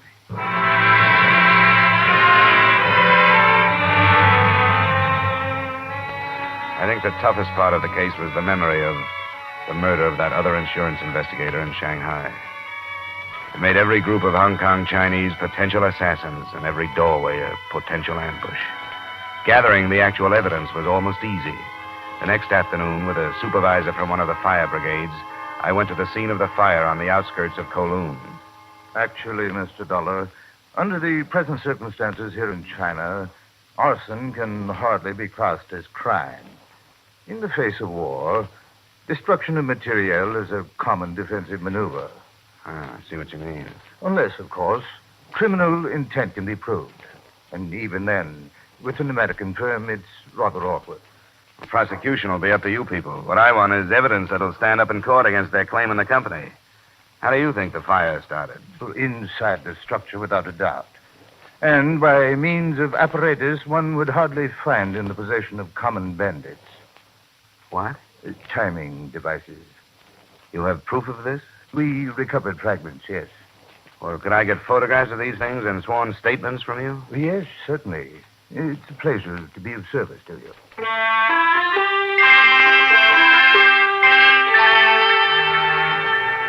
Expense account item 3, approximately $45 American. A case of scotch in lieu of payment for the photo lab and clerical work the supervisor and his men did for me. By the time we were through, the company, at least, was protected. Pictures and photostats of all the statements had been posted to the Hartford office. It was well after 9 that night when I started to climb toward the hotel, and I noticed that for the first time since I checked in, I wasn't being followed. I took it for a good omen until I got there and saw the man who should have been following me standing inside the door. I can't have stay away from American men. I know good for her, but she don't listen. She go to him last night. She wait for him tonight. Quiet down, quiet down. There he is. Hey, that quiet down, I said. What's this? What are you doing out in the open? Did you lose me? Constable Crine, Hong Kong police. There's been trouble here, Mr. Dollar. Police? What happened? His daughter's been killed. Shot. She's in your room.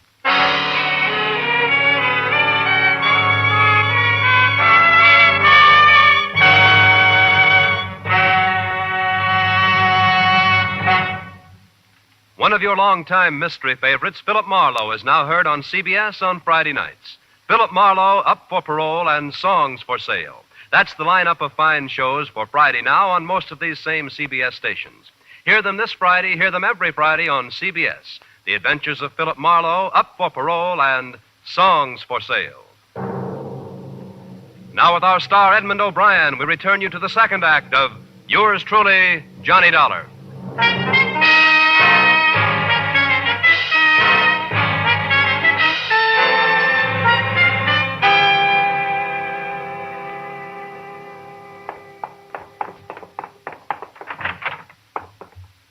Shots were fired through the window.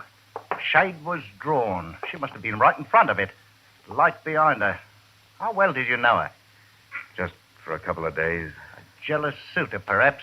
She was beautiful. How come you were following me, Constable? Orders direct from the Inspector General. Request came from a Mr. Grover at the American consulate. Said you needed protection. Well, then you know better than to mention a jealous suitor. She was killed because with only a shadow behind that shade, they thought it was me. Where were you when it happened? I was waiting for you outside brigade headquarters when I heard about it. When did it happen? No more than 15 minutes ago. 15 minutes. Why couldn't we have been here? Just 15 minutes. It's too late to bother yourself with what might have happened. Besides, it's not the same as it would have been if she was a British national. Oh, shut up. I beg your Take pardon. me down to your lieutenant or superintendent or whoever he is. I'll make my statement of him.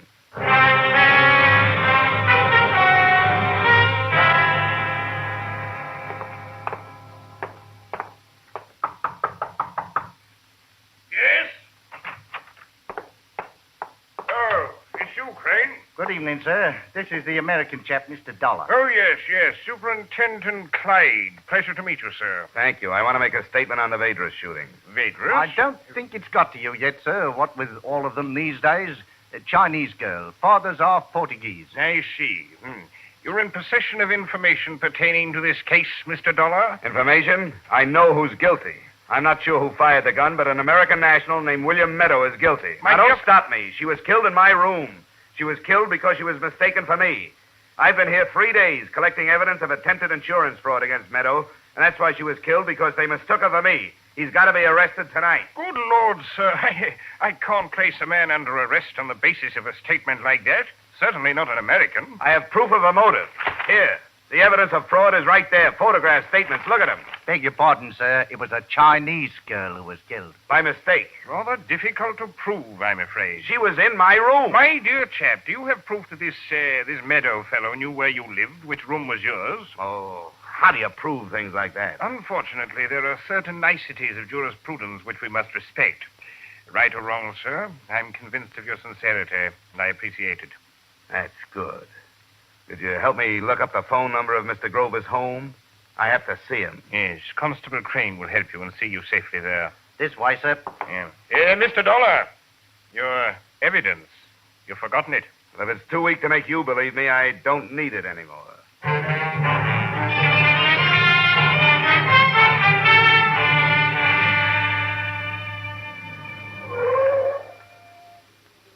Here we are, sir. Will he be with Mr. Grover long? I don't know. I'll wait in the car and get a breath of air. Beastly hot tonight.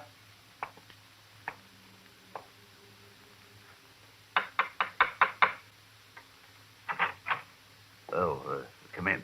Come in. It's dreadful news. You've heard, then? Yes. Terrible shock. Come in here.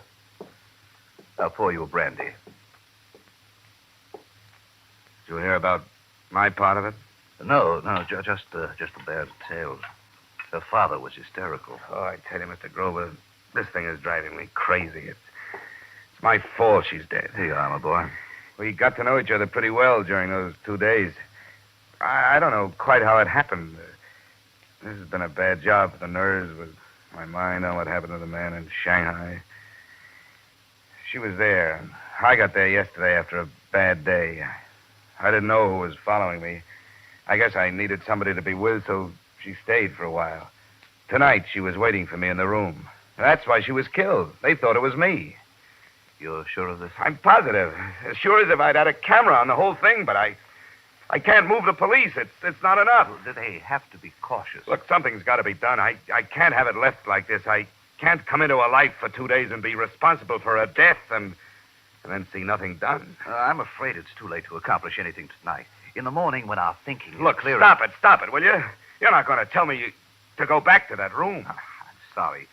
You see, I at least am muddled. Of course, you can stay here. Oh, I didn't mean that. I'd rather try to think this thing out by myself. How can I get rid of that constable? I'm liable to kill him if I hear any more of his cheery words of sympathy. Where are you going? No place, just walk. I'll let you out by the rear door. When you want to rest, please come back here. All right. I will. And please, be careful. It's not too wise to be on the streets at night anymore.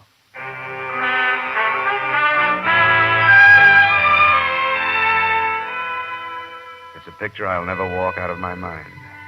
The girl who had wanted to leave China, lying with her head on one arm, as though she were asleep. I don't think I knew I would when I left Grover, but I did go back to the hotel and into the room. Her body was gone, but there were chalk marks on the floor where she'd lain. I transferred an automatic from my luggage to a coat pocket, and I walked some more.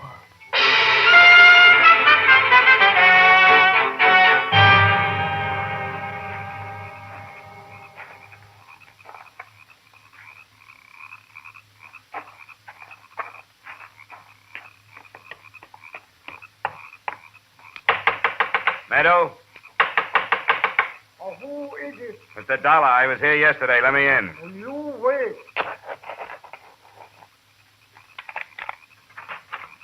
Oh, hello, Mr. Metro. He's not here. Now, please, you wait. He's not here. Close the door. Mr. Meadow, he's not here. Meadow! Not here. You come back. Where is he? He say he come back 2-3 days. I gotta find him. If you know where he is, tell me. No, he come back. Listen, I don't want to hurt you. You understand? Do not hurt. But I will hurt if I don't find out where he is. It's important. All right. He go Kowloon and you go with me. If he's not there, then I hurt. I've got to find him. Where is he? All right, I tell you. Repulse Bay. What? Repulse Bay. Repulse Bay. On the other side of the island. Where the big hotel is? Oh, yes. He there. I can call there on the telephone? Oh, yes. Is he at the hotel? No. He has a cottage. Number 7. Last one. Where's the telephone? Please. You not tell her you learn he there. The telephone.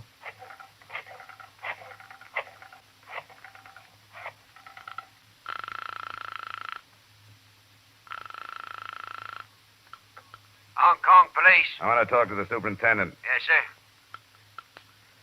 Superintendent Clyde? Will you believe a confession from William Meadow? What? Who's this? Mr. Dollar? He's at Repulse Bay, Cottage 7. I'm going after him. If you want that confession, have some men there. Outside in an hour. And quiet until it's finished. Dollar!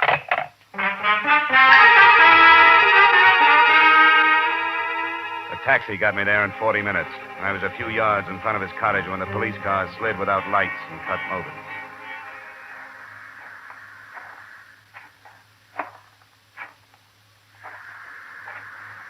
Meadow? Meadow! Who is it? It's Dollar. Who the devil are you? Dollar. Is that hard to believe? That was somebody else in the hotel room. I want you to go back into town with me. Will you come out or shall I come in?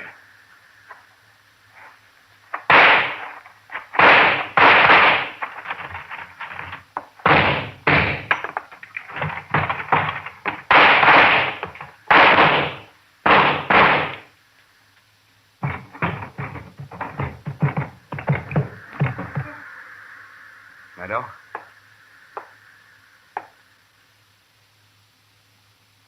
Meadow.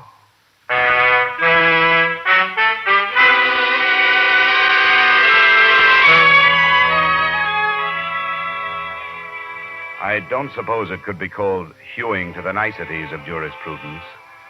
Since Meadow was dead, he could neither speak nor write his confession. But there were 2 police carloads of expert witnesses who took the fact that he had opened fire as an acceptable admission of guilt. The same thing cleared me legally on the grounds of self-defense. I had hoped that it would help clear my mind, but it hasn't. Nothing good came out of the assignment except saving your company some money that it didn't know it had. Expense account item 4, same as item 1. Expense account total, $3,544. Yours truly, Johnny Dollar.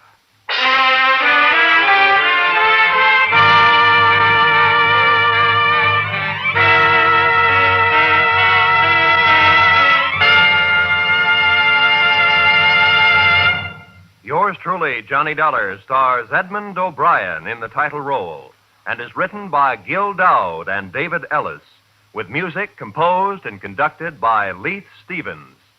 Edmond O'Brien may currently be seen starring in the Columbia Pictures production 711 Ocean Drive. Featured in tonight's cast were Tudor Owen, Lillian Baeff, Hy Averback, Robert Griffin, Hal March, and Dan O'Herlihy. Yours truly, Johnny Dollar, is produced and directed by Jaime Del Valle.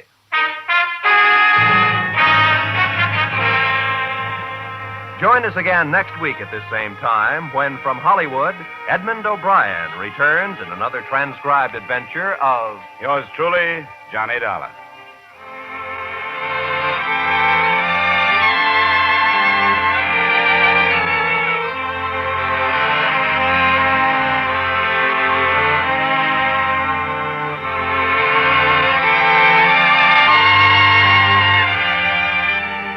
Every Thursday night, CBS brings you a top Hollywood star in a new radio play on the Hollywood Theater. Comedy and melodrama, fantasy and mystery. The dramatic fare on the Hollywood Theater is highly varied and always good entertainment. Stay tuned now for the Hollywood Theater, which follows over most of these same CBS stations.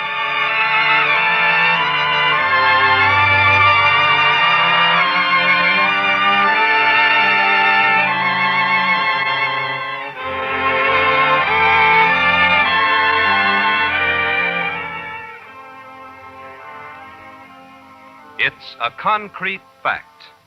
The possible need for blood for our national forces is no longer a vague, shadowy possibility, says General George C. Marshall. The United States government has requested that the Red Cross again become the official agency for collecting blood for the armed forces, when and wherever needed. Dr. Eugene Atashek, medical director of the Los Angeles Regional Blood Service, voices the plea of the civilian doctor when he says, increasing quantities of blood must be made available for doctors to use in civilian practice. Red Cross can handle collection, processing, and distribution of blood, but you control the source. So call your Red Cross and make a date to give a pint of blood. Make a date to save a life.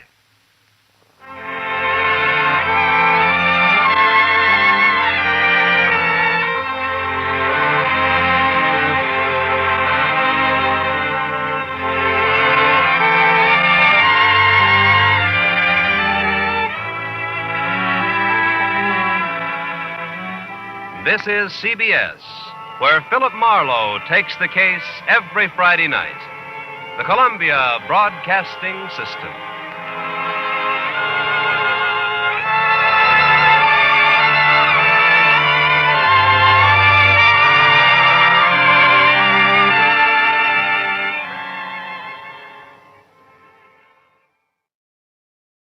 The Hallmark Playhouse, which is heard during most of the year at this time on Thursdays, has finished its summer vacation. So be with us when Hallmark Playhouse returns to CBS a week from tonight on September the 7th. Now, from Hollywood, it's time for Edmond O'Brien as... Johnny Dollar. Carl Brewster down at East Coast. Yes, Carl. I wonder if you'll do a little job for us. Sure, what is it? A policyholder of ours needs some protection. Well, I hope this doesn't indicate a trend. This is the second time an insurance company has hired me as a bodyguard. Isn't that rather unusual? Well, it's rather an unusual case.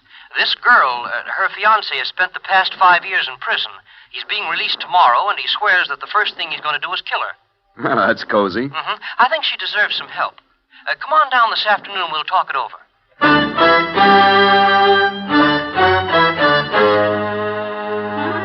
Edmond O'Brien in a transcribed adventure of the man with the action-packed expense account, America's fabulous freelance insurance investigator. Yours truly, Johnny Dollar.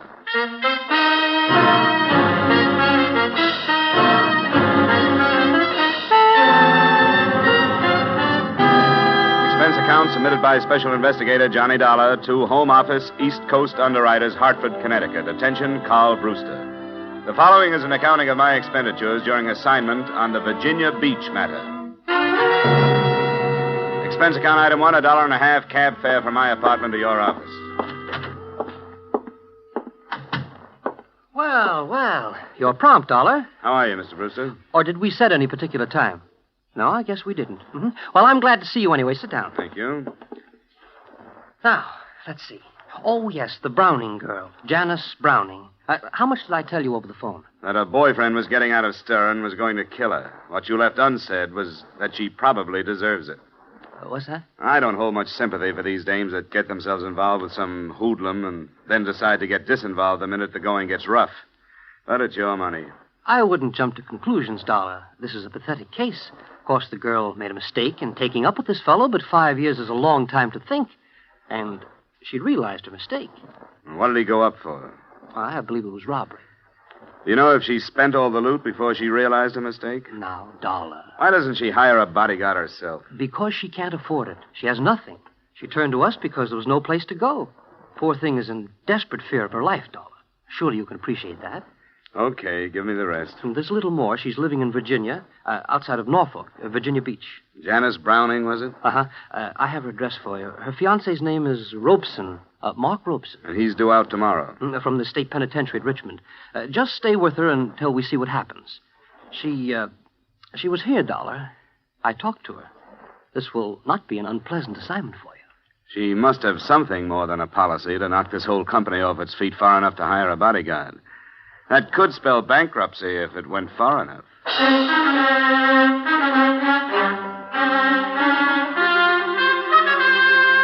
Expense account item 2, $110, transportation and incidentals between Hartford and Virginia Beach, Virginia.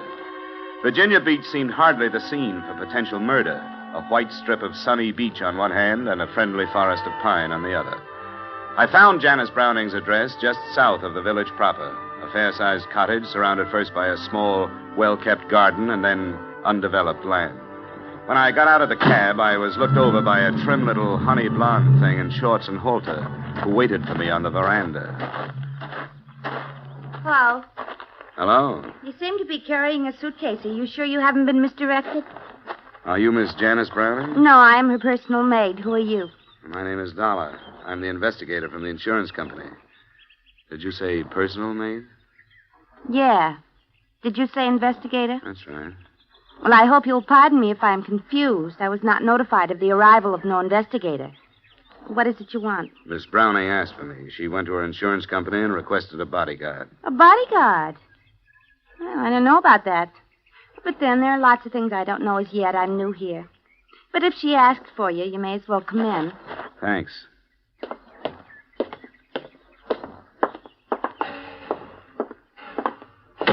I suppose you were surprised when I said I was Miss Browning's personal maid because of the way I'm dressed, if you'll pardon the expression.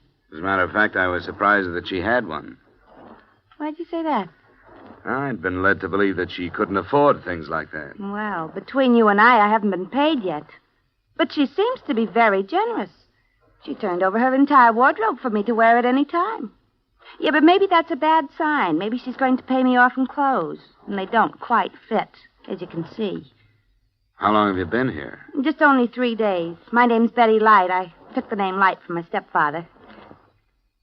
What are you doing here? Well, Miss Browning has a fiancé coming out of prison today, and she's afraid to meet him alone. Prison? Well, you could never tell. But I suppose it's her business. What is it? Well, if I was sweating out a fiancé after all that time, I wouldn't be quite so thick with what she's thick with. What do you mean? Well, if I were him, I'd feel cheated. She hasn't been wasting her time, from what I can tell. And in 1 week, that's plenty. But I shouldn't be gassing like this. Who is he? His name is George Masters. And if there's a fiancé on tap, he'd better be careful.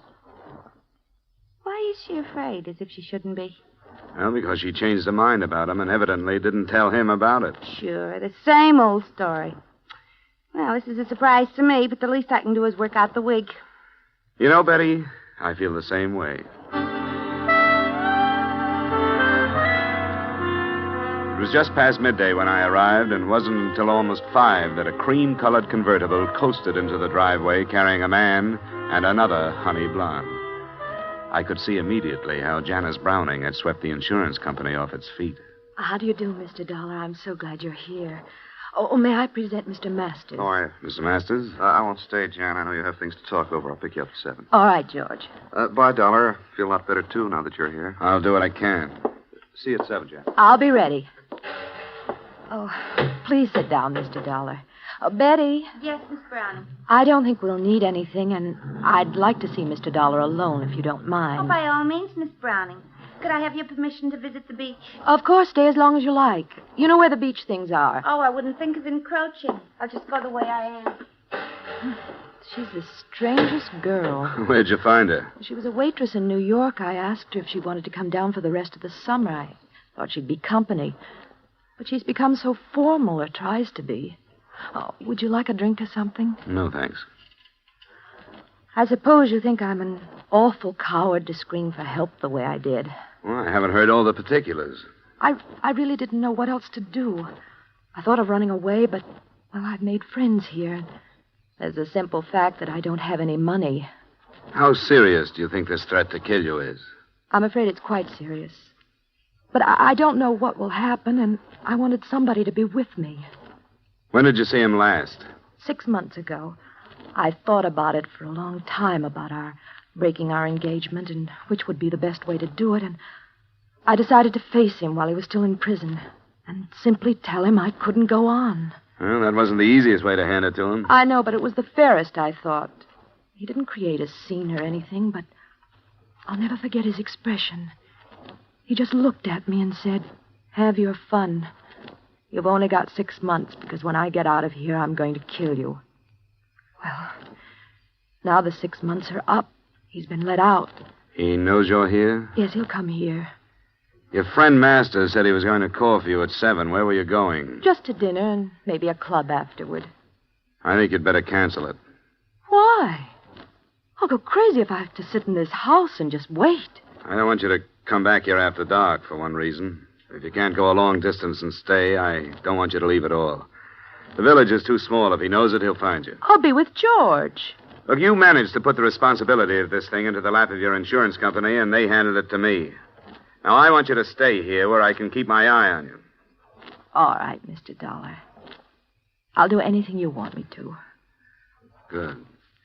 Oh, you might mix that drink you offered. Scotch, if you have it, and plain water.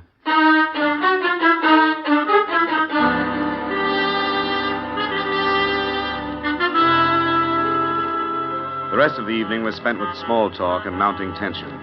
The state penitentiary was no more than 100 miles from Virginia Beach, and since it's the habit of prisons to turn out their guests at dawn, Mark Robeson had had plenty of time to make the trip. In spite of a sultry night, I closed and locked all the doors and windows, and by 11, the cottage was dark, with everyone retired. The living room was the most strategic spot in the house, so I stretched myself across a couch that was too short for me and listened to the silence. It must have been some time after midnight when I heard a door crack behind me. Who's that? It's I, Mr. Dollar. Oh, you shouldn't be roaming around the house, Betty. I'd darn near laid a chair across your head. Oh, it was too hot to sleep, and besides, I have a few things on my mind if you're interested. Sure, sit down. Oh, thanks. Did I not understand you to say that this Con was her fiancé? That's right. Well, she certainly lives in circles, if you ask me.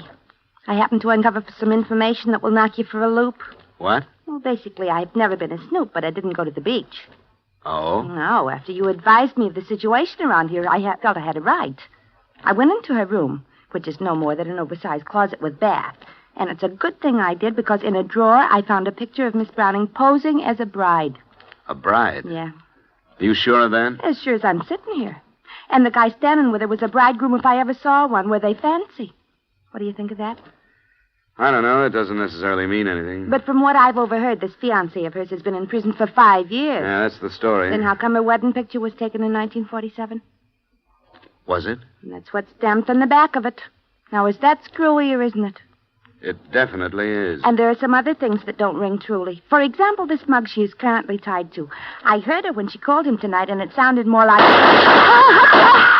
He blasted your room. Get down on the floor. Stay there. Hey, hold it! Hold it, Rose! He hadn't moved away from the window he'd fired through. When I got to him, he was still pointing the now empty gun at me, pulling the trigger and looking down at it stupidly. Get away. I won't go back. I don't have to stay in the hospital now. I'm all better now. Give me the gun, Robeson. It's empty. No. It's mine. You're one of her men. She always had men. No, I'm not one of her men. Let's go in the house and calm down. You talk like a doctor. Yeah, you're a doctor. You can't take me back. Get away from me. You told me to make myself believe that she was dead and I'd sleep better. Come on, Robeson. Get away. I won't go back. Let go. Don't cause any more trouble, Robeson. Now, come on. I won't go back. Let go, Robeson. No. Now I don't have to go back. Let go.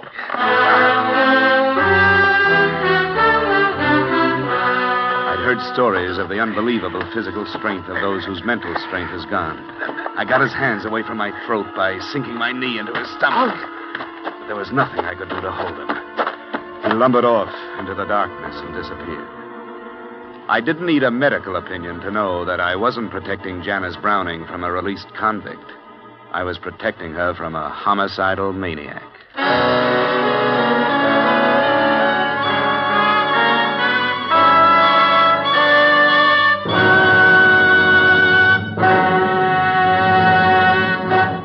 There's the opportunity of a lifetime waiting today for any healthy young American man.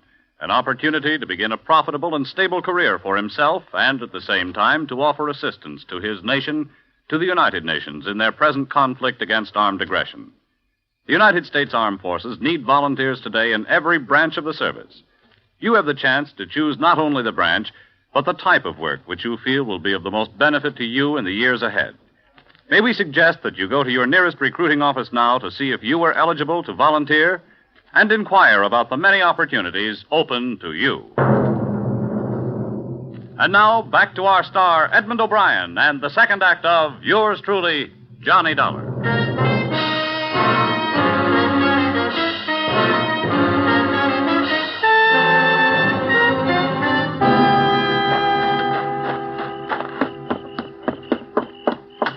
Are you all right, Mr. Dollar? Yeah.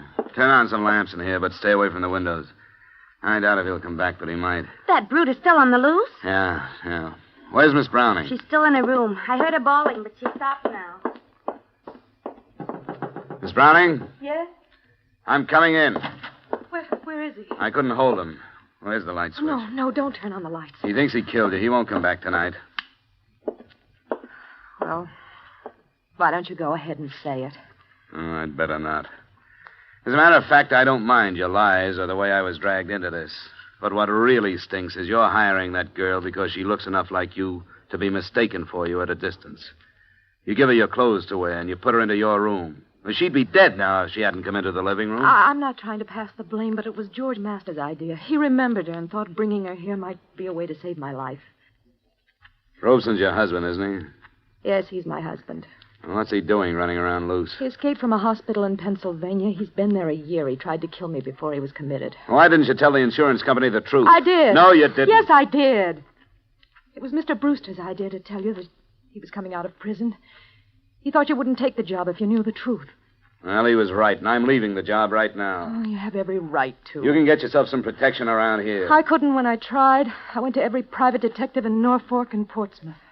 None of them would take the case? No. Well, what about the police? What is this, county out here? Yes, it is. I notified the sheriff's office, and they promised me extra patrols, but that's the best they could do. How did you happen to turn to the insurance company? Well, George Masters is my lawyer. He suggested it. Mr. Dollar, I'm not begging for help or excusing anything I've done, but I've been half crazy with fear and the awful lost feeling when nobody would help me. I had to do something. What about your lack of money? Was that a lie, too? Oh, every penny I had has been spent on treatment for Mark. I borrowed from George on my insurance. I sold our house in Connecticut, and that money's gone. This property is all I have left, and I borrowed against it. I guess you've had your troubles. Who can I talk to about your husband? You mean a doctor? Yes, I thought maybe a doctor might know what Robeson would do next. Well, Dr. Becker came on to Norfolk after he warned me that Mark had escaped. His phone number is in the little book on the stand. Well, I hate to bother him, but I'd like to have him come out tonight. Mr. Dollar, Yeah? you're staying? Well, not any longer than I have to. Say, you'd better get up and have a drink. You're shaking like a leaf.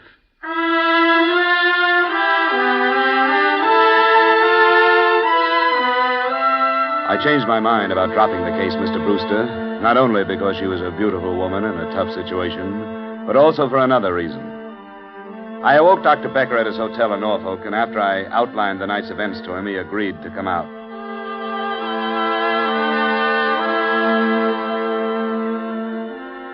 It must have been a decidedly unpleasant experience, Mr. Dollar. On the other hand, you are fortunate to be alive. Yes, I guess I am. Robeson is only dangerous when his basic jealousy is aggravated. You say you arrived with luggage? That's right. Perhaps he was watching then and misunderstood your visit. Oh, I get it. Well, what do we do now, Doctor? He probably thinks he killed her. Can we expect him to come back? Well, that is hard to say. He'll suffer a deep sense of remorse. Then he may feel that what took place was only a figment, a dream.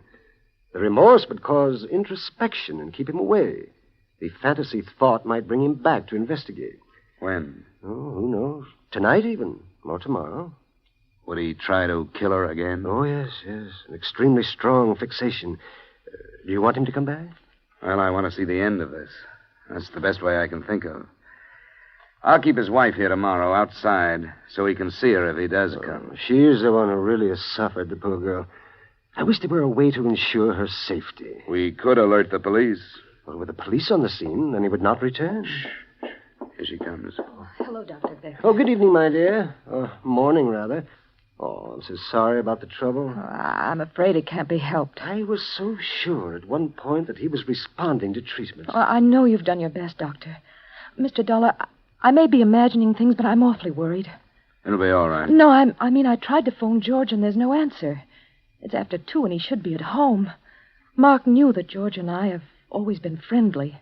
Would there be any danger to this man, Doctor? Oh, I hardly think so. All of your husband's aggressive urge was directed toward you, Janice. Well, could we go and see if everything is all right? I can't help it. I'm worried. Where does he live? In the village. It's not far from here. Could we borrow your car, Doctor? Oh, by all means, my dear. Here are the keys. You'll come with me, Mr. Dollar? Oh, I'm not letting you go alone. We'll be back as soon as we can, Doctor.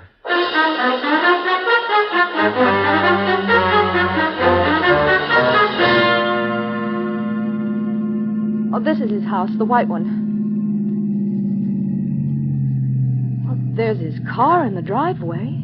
There's a light on. Maybe his phone is out of order. I told him I'd let him know if anything happened.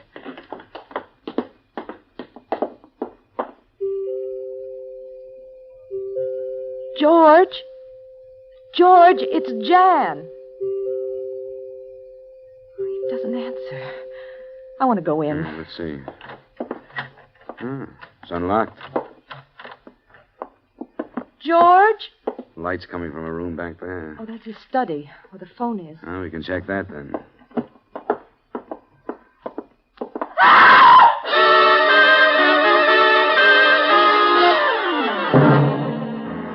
George Masters was lying face up in the middle of a room that had been pretty well torn up by the struggle. The first thing I noticed were the bruises left on his throat by the hands that had choked him to death. I noticed another thing when I went to the desk to phone the police. There was a gun lying on it, and I would have sworn that it was the same police special Mark Robeson was carrying earlier in the evening. It took Dr. Becker to quiet Janice Browning after I literally dragged her out of the master's house and got her home. And I hope she can rest now, but she's dangerously near to mental collapse herself. Yes, I can understand that. Is there anything further that I can do, Mr. Dollar? Nothing now, Betty. Get some sleep if you can. Sleep? Who could sleep? Well, and spend your time packing. You're going back to New York in the morning. I certainly am. As for me, you can give Virginia Beach back to the Indians. Was Janice in love with Masters, Doctor? I think so. A great feeling of loyalty, at least. He had helped her so much with monetary loans and so on.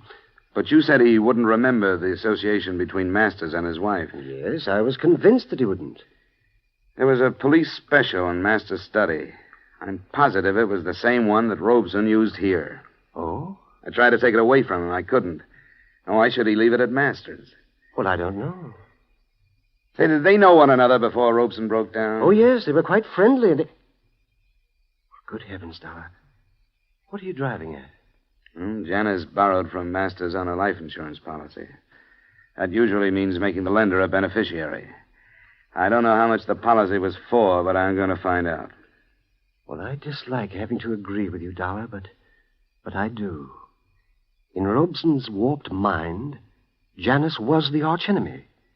It would have been quite easy for Masters to inflame Robeson to the point where he would kill his own wife. Oh, Mr. Dollar! Mr. Dollar! What is it, Betty? He's back. That man, he came back. All right, now take it easy. You're all right. But I saw him. He was looking in the window.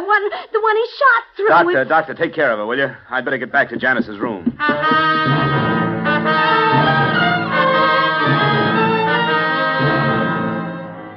There was no more trouble that night, nor was there any rest.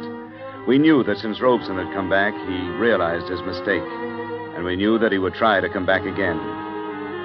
We agreed that instead of calling for police protection, we would let him return and try to handle him when he did. An hour after daybreak, we felt it safe to relax, and it wasn't until noon that I drove Betty Light into Virginia Beach and put her aboard a bus bound for the comparative safety of New York. Before I started the return trip, I made a swing past George Masters' house, convinced the deputy sheriff in charge that I had a right to poke my nose in, and got myself back into the study.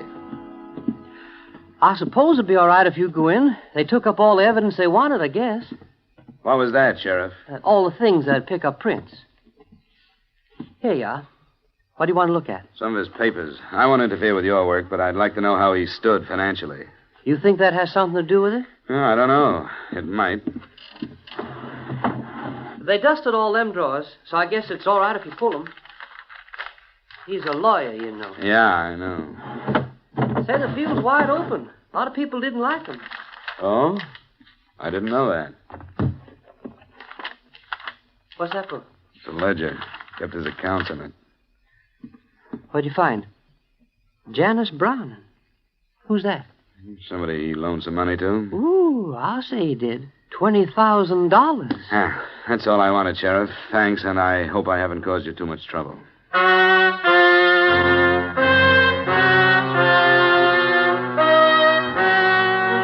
What I'd found was another link in a chain of circumstantial evidence that would never be used since George Masters was dead.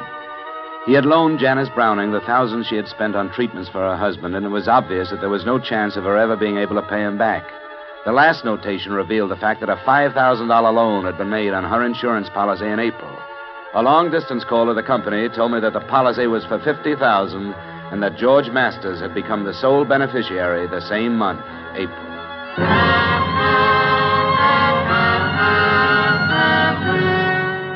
But I see no purpose in telling her, Mr. Dollar, or questioning her. I don't either, Doctor. I hadn't planned to, but the sheriff's office won't think twice about throwing it at her if it gets out. If you will allow me the privilege of perjuring a certain amount of expert testimony, I think I could manage to gloss over it. Well, the deputy saw it, but I don't think it sank in. I hope not. Of course, we're assuming that we'll be successful in subduing Robeson. You said he would come back. I'm sure he will. It is you I'm worried about. Well, I'll have to be ready for him this time. He's too strong to take without a weapon. I hate to do it. Oh, I don't think you need to be. The poor fellow will have no idea what is happening except that he has come back. Okay. She awake? Yes, I think so. Well, it's 3:00. She should be outside in case he's watching. Yes. I'll go and explain our tactics to her. Good luck, Mr. Dollar. I hope all goes well.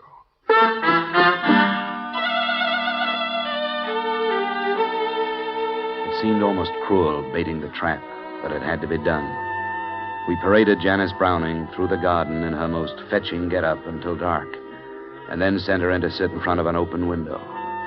I don't know how she held on to her own sanity. I do know that I had a little trouble myself. I sneaked into a position outside the house from which there was a good view of all the approaches but the one from the north. He arrived at about 10:30. He was moving toward the living room window, and I started toward him. Hi, Mark. What? I can't see you. I'm George Masters. You remember? George Masters? That's right. It's your fault. She wasn't in that room. Did I tell you she was in that room? You aren't George Masters. He made a mistake. I told him, and he said I made a mistake. You're the doctor. Get away from me. We'll do it right this time, Mark.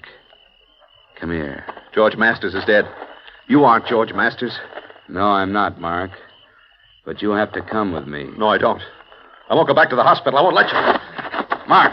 Robeson, don't! Get away! No, I don't! I'm sorry, Robeson.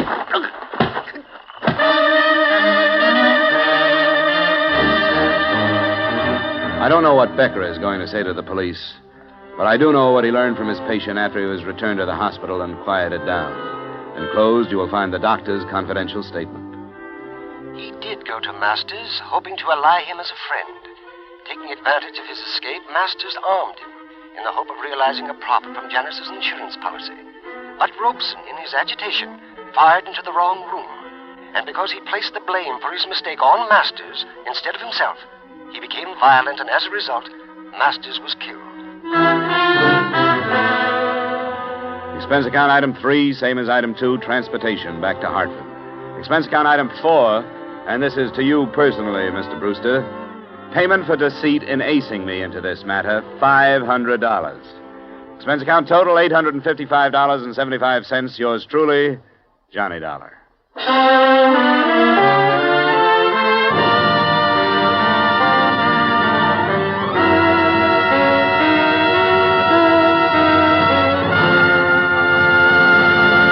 Yours truly, Johnny Dollar, stars Edmond O'Brien in the title role and is written by Gil Dowd with music composed and conducted by Leith Stevens. Edmond O'Brien can currently be seen starring in the Columbia Pictures production 711 Ocean Drive. Featured in tonight's cast were Bob Sweeney, Virginia Gregg, Gene Bates, Hy Averback, and Howard McNear. Yours truly, Johnny Dollar, was transcribed in Hollywood by Jaime Del Valle.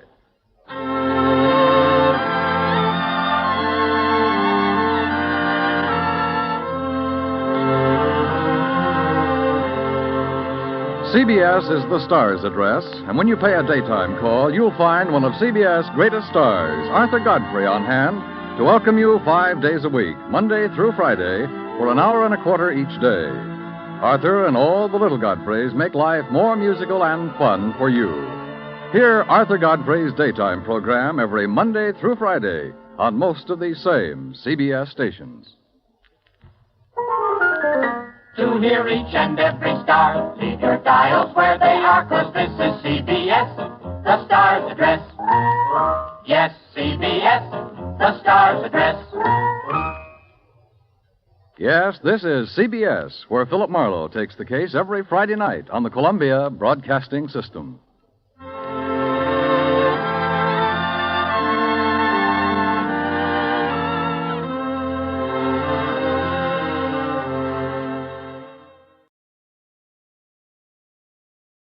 From Hollywood, it's time now for Edmond O'Brien as Johnny Dollar. This is Mrs. Ernest Caldwell, Mr. Dollar. Oh, yes, Mrs. Caldwell. I'm the investigator your insurance company has hired to look for your son. Yes, I understood that from the message you left. Howard is dead, Mr. Dollar. When did you learn this? I don't have to learn. It's one of those things a mother feels. My son was a part of me. And when he died, I felt it. Oh, I see. Well, an insurance company is bound to operate from a basis of facts, not intuition.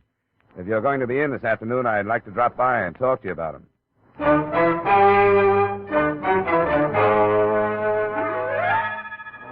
Edmond O'Brien in another adventure of the man with the action-packed expense account, America's fabulous freelance insurance investigator. Yours truly, Johnny Dollar.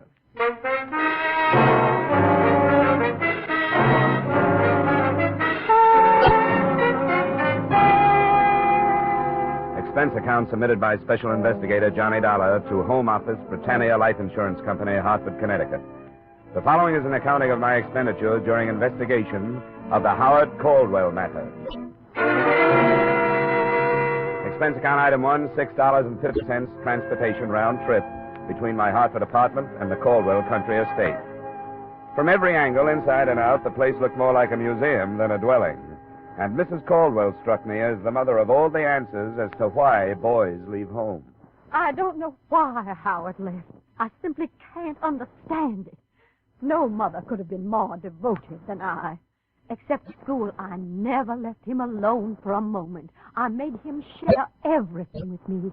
I protected him and I advised him. And yet... Yeah. Well, now let's get these facts in order. Name, Howard. Age 23, left here for San Francisco, California about a year ago. What was he doing in San Francisco? Oh, he was studying to be an artist. In a rather deceitful way. He knew I didn't approve. He told me he wanted to go to the coast to see a football game. Then he wired me that it had been delayed. And the next thing I knew, this letter arrived, saying that he'd met some people out there, that he didn't need any money, and that he'd enrolled in this art school. I didn't believe it. I knew he was in trouble then. What's the name of the school? The Orlando School of Art. I wrote and begged him to come back, and he answered that he thought it would be better if he didn't, as if he were being threatened. Why would anybody threaten him? Well, I don't know. He told me very little of what he was doing. That's why I knew he was in trouble. Because we always shared everything. He'd never kept secrets from me. I think you're exaggerating this thing, Mrs. Caldwell. I tell you I'm not. You haven't told me any one thing that I What can... should I think when he writes that I'll never see him again? When he tells me not to go to the police because it won't do any good? That he's gone to another life? Here's a letter. Read it for yourself. The letter did say that. The date on it was a week old, and it went on to make other vague references to danger and death. But a statement that the mother had ignored came to my mind closest to the truth. Howard Caldwell had written, "If I had been mentally equipped for life as other people are, this wouldn't have happened, and I could have lived."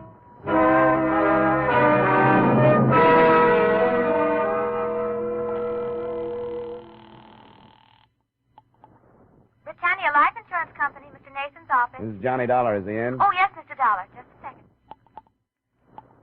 Well, Dollar, that was a quick trip. What do you think of Mrs. Caldwell? Well, that's neither here nor there. How'd she happen to turn to you? Her lawyer advised her to. We carry a big policy on the son. The lawyer told her that putting the problem in our lap is the best way to do it. And there was something about a letter advising her not to go to the police. Yeah, I read it. Well, we ordinarily don't do this sort of thing, as you know, but it's a matter of $200,000. Did it sound like suicide to you? Well, it sounded vague. He's been writing his mother a lot of double talk that she's been interpreting in her own motherly way. Uh-huh. He was supposed to come home this summer and didn't. I don't know what to make of it. If you want to find out anything, you won't get it from her. Could you go out to San Francisco? Oh, sure, but let's not share this with Mrs. C. She'd probably beat me out there.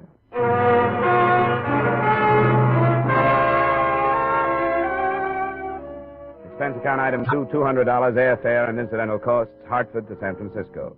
Expense account item 3, $170 cab fare from my hotel, the Bellevue, to the last known address of Howard Caldwell, a brownstone in a row of brownstones on Taylor, a street that climbs one of San Francisco's 7 hills. The apartment house manager was in and would oblige. Well, he hasn't been here for a week and a half. I've been taking his mail up to his apartment, but his box gets so full they can't get any more in. The apartment is still in his name? He paid up 3 months in advance. You mind if I look it over? Well, I suppose it's all right if you're trying to help it. It's up here. Mr. Caldwell say anything to you about leaving? Well, no, he didn't. I hope there isn't any trouble. But you'd think he'd come for some of his clothes if there wasn't, wouldn't you? They're still here? I couldn't help noticing after he'd been gone so long, without a word. Oh, sure. Yeah, this is it. 22. After you. Thanks. There's all his mail on the table. I hope everything's all right. He's a nice, likable young man. Know any of his friends? Well, no, I don't. I expect he had some, though. He was out at night lots. He never came home drunk or anything, no. Well, if you don't mind, I think I'll run through the place. I won't be long. Well, I suppose it's all right as long as I'm here. After I'd finished, I knew very little about Howard Caldwell that I hadn't already known. The letters on the table were, as to be expected, all from his mother. A drawer in a bedside table gave me something too odd to be ignored. 25 or 30 match folders, all from bars or restaurants, all empty of matches, and each marked in pencil with a date. The earliest, May 4th, 1950. The most recent, September 12th. A closet gave me a portfolio of sketches from various perspectives, and they looked like a brunette. Nothing else in the place seemed to point in any direction, so I copied the addresses on the match folders and helped myself to 3 of the most descriptive sketches. Expense account item 4, $1.30 cab fare to the Orlando School of Art.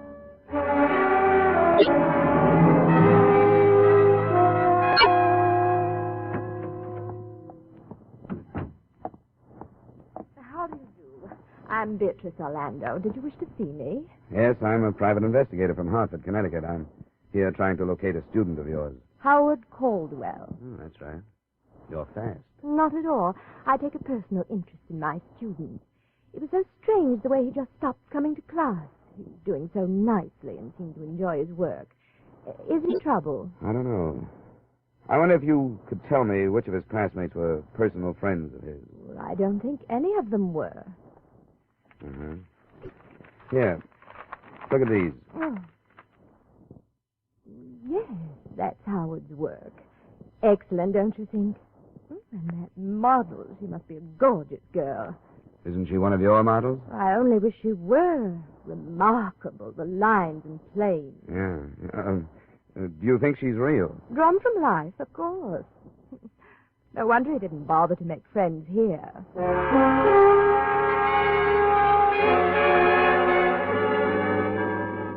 Expense account item 5, $45, see enclosed bar tabs.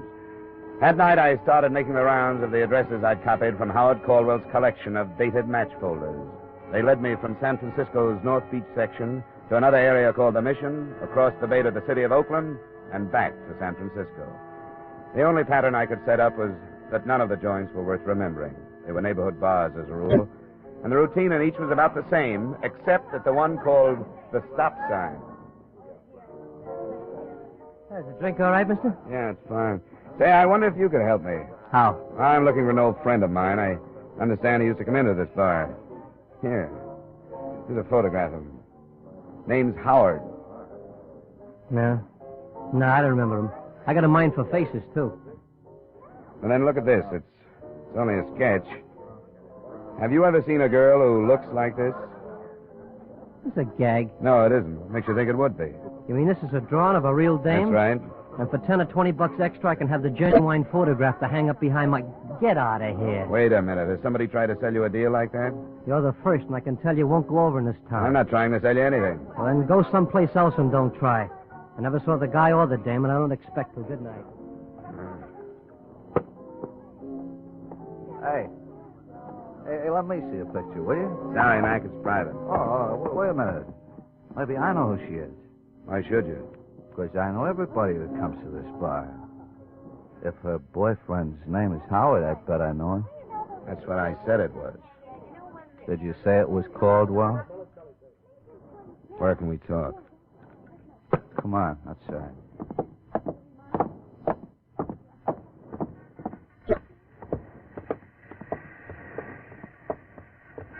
You know where Caldwell is? Yes, sucker, I know where he is. Keep it quiet. Hey. We'll both keep it quiet, huh? I'll take this out of your ribs if you play ball. That's a deal. Up to the corner, then, and across the street.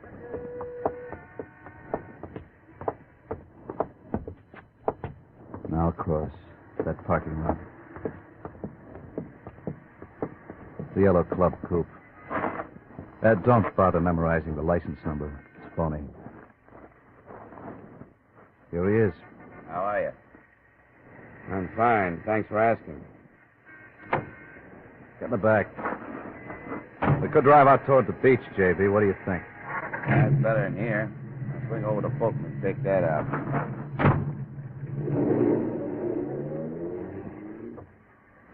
How'd you get the addresses of these bars? How did you find out about me? We've been waiting for somebody to show up. Been watching his apartment. We saw you go in and then tailed you to that school. Is Caldwell alive? Yeah, but he won't stay that way if people start prying. Why not? Who hired you? I'm a private investigator. I'm not supposed to tell people things like that. We aren't getting any place, are we? Now, look, from where you sit, how is it going to hurt you to tell us? You're working for the old lady? His insurance company. They carry a policy on it. Well, lay off, J.B. It's not funny. The devil it is. Stupid jerk. Watch it, J.B., will you? I've only got one thing to say, Dollar. Stop looking for him. Leave things the way they are. I'm giving you the best advice anybody could. Drop it. Go on home. Can't do it. I'm stuck. You ought to understand that. It's my business. If I give up on one job, I'll never get another. Yeah, I guess you got a point at that. Drive him back to his hotel, J.B. It's Bellevue, isn't it?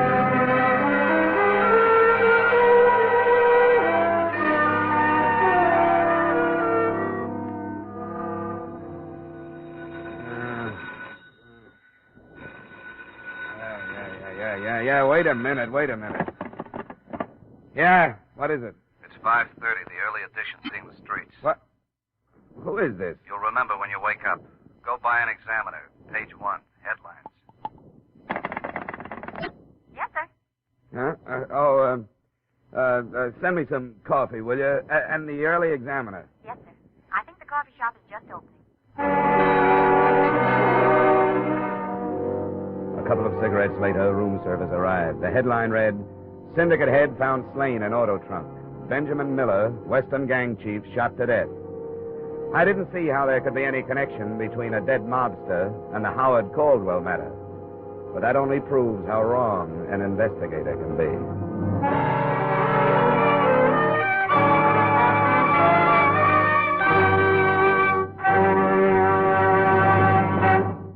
in just a moment, we will return to the second act of yours truly, Johnny Dollar, starring Edmond O'Brien. But first, some more of radio's greatest stars check in at CBS The Stars address this Sunday night.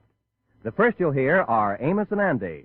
Then, a little later this Sunday, we welcome Red Skelton back from summer vacation. With Joey Adams, Eve Arden, Jack Benny, and Corliss Archer already on hand to bring you great comedy, be sure you add Amos and Andy and Red Skelton to your Sunday night listening dates, starting this Sunday over most of these same CBS stations. And now, back to our star, Edmond O'Brien, and the second act of yours truly, Johnny Dollar.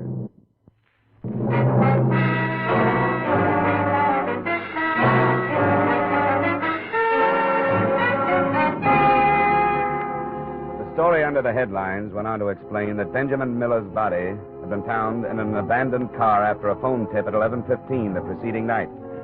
The chief had been shot to death approximately a week before. It was feared that an underworld war would be touched off by the killing, since Eastern operators allegedly had threatened to force Miller out of business on the West Coast. The police had decided to play a waiting game. No lead in all that. But on page 4, there was a picture. Ben Miller in happier days. At his side stood a brunette that matched the one in Caldwell's sketches point for point. Nora Rush, with an address on Ardmore Street in Los Angeles. Yes, sir. Does this hotel have a travel agency? It's only 6, sir, and they haven't opened, but maybe I could help. Well, I want to leave for Los Angeles as quickly as I can. What plane is there? Oh, I can tell you that. Just a moment, please. Sir, Yeah. United Airlines have a flight leaving in 45 minutes. Can I make it? It'll be close, sir. I could phone for you and get space if possible. Oh, I'll thank you later, Angel. Just one more thing. If I get any calls, you don't know where I am, huh? Yes, sir.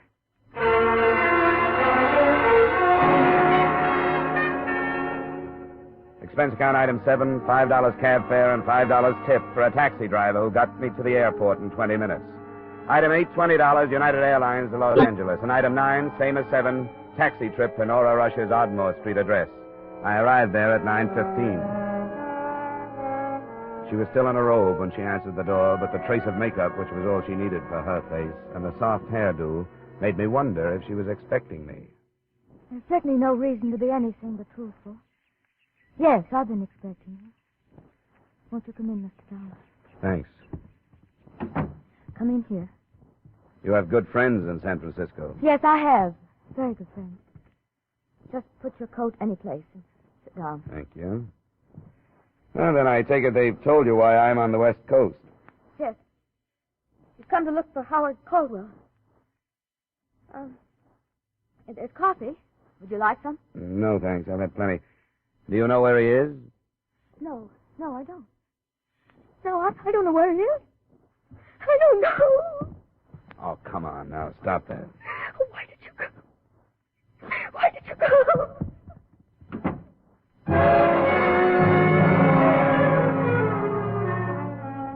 That was the end of the test run. I rattled around the rest of the place for almost an hour while I waited for her to come out of the bedroom. I didn't feel like snooping, but I couldn't help seeing a framed photograph that had been hastily hidden under a mat on the piano. It was young Caldwell, but not the subdued, dead-faced kid in the picture I'd gotten at his Connecticut estate. Instead, a guy with some enthusiasm in his friendly eyes. I was in the kitchen drinking the coffee when she came out. What are you doing? Waiting for you? Why don't you leave? Well, if I did, somebody else just like me would show up. Maybe he'd make you unhappier than I do. That kind of a racket. I sympathize with you. You should.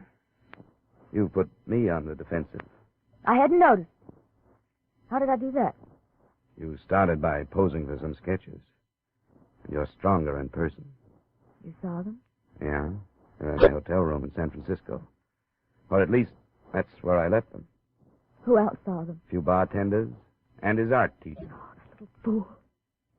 Told me he destroyed them. Did you say bartenders? Yeah. He had a match folder collection all dated from a series of nondescript hideaway type bars. Oh, how could he have been so stupid? Could he have been in love? Well, he didn't have to go out of his mind. He lied to me. He told me there was nothing to link us together. What's the difference if there is? Because Howard killed Ben Miller. And nobody will believe it now. Why won't they believe it? It was my gun. Registered? Yes. Where is it? Howard has it hidden. I loved him and all that. But the true story has... Oh, you've got to believe. You haven't told me. I will. I will, Mr. Dollar. I have to sit down. All right, come on, over here. How did you meet Caldwell? I was going with Ben Miller. Not because I thought anything about him, but he was so powerful out here, and I'd just come from Chicago. Caldwell? Well, it was one of those parties. Some of the models from the Orlando school were invited just to fill out. It was Howard's school, and one of the girls had talked him into coming. That's when we met. There was something about him. I don't know. This was in May, I take it. I think so. Spring, anyway. He was supposed to go home for the summer and didn't. I'd meet him in these bars, and he'd come to my place when Ben was out of town. He wanted to sketch me, so... But that's not important. Ben saw me meet him and followed us to my apartment. This was at your place? You had an apartment in San Francisco? Yes.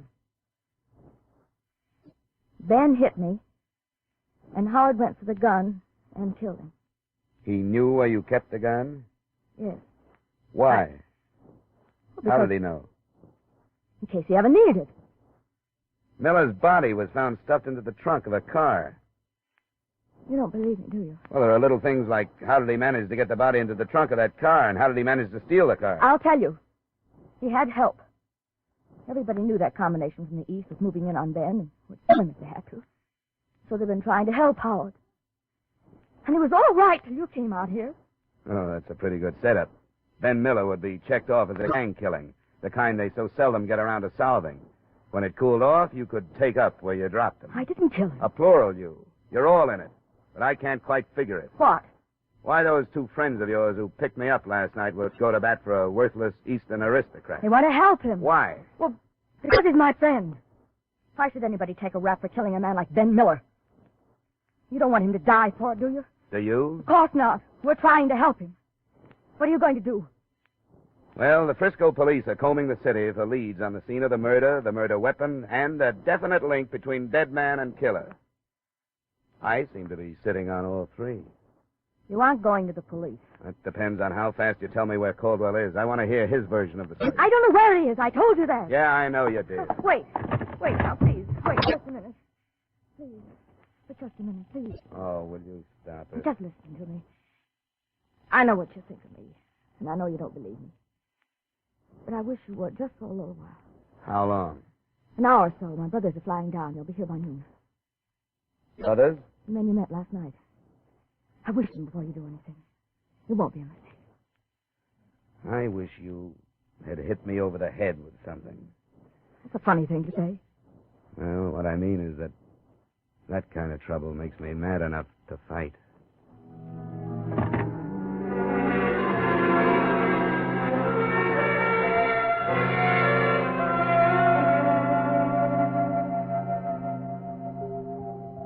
There they are, Johnny. I'll go. Wait a minute. Sit down. We're back in Johnny! business again, gorgeous. Sorry.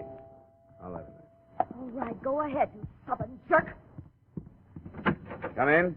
Where's the other one? He stayed in Frisco. Sorry I couldn't get here faster, honey. Are you all right? I'm all right, Al. Did you tell him how it happened? Yes. She told me and we made a deal. I wouldn't phone the police until I talked to you. Still stands. Can I get you anything, Al? Yeah, a drink would help. All right.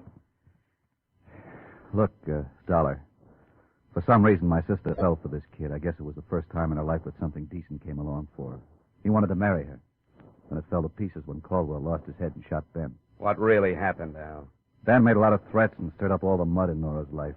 She tried to stop him, he slugged her, and that was it. Were you there? No, I wasn't there, but that's what happened. Leave it alone, Dollar. Ben had the finger on him anyway. Why not let it cool off? There are a number of reasons. Unfortunately, I'm burdened down with a vague but heavy thing called ethics. Says so on my license. Another thing, if I forget it, it makes me an accessory to the killing. But most important at the moment is the fact that I'm not sure that Caldwell is guilty. Keep coming, Dollar. It would make more sense if you were protecting your sister instead of that punk. Would you agree? It's not true. Stay out of it, honey. Isn't that why all of you have been working so hard to keep me away from Caldwell? Because you don't want me to hear his pitch? Okay, I'll take you to him. He's here in Los Angeles. Al. For the drinks. I'm giving ground, Dollar. What do I get from you? You've already gotten it. I didn't call the police. Somebody is going to blow your head off one of these times, Dollar. There's a car in the garage, honey.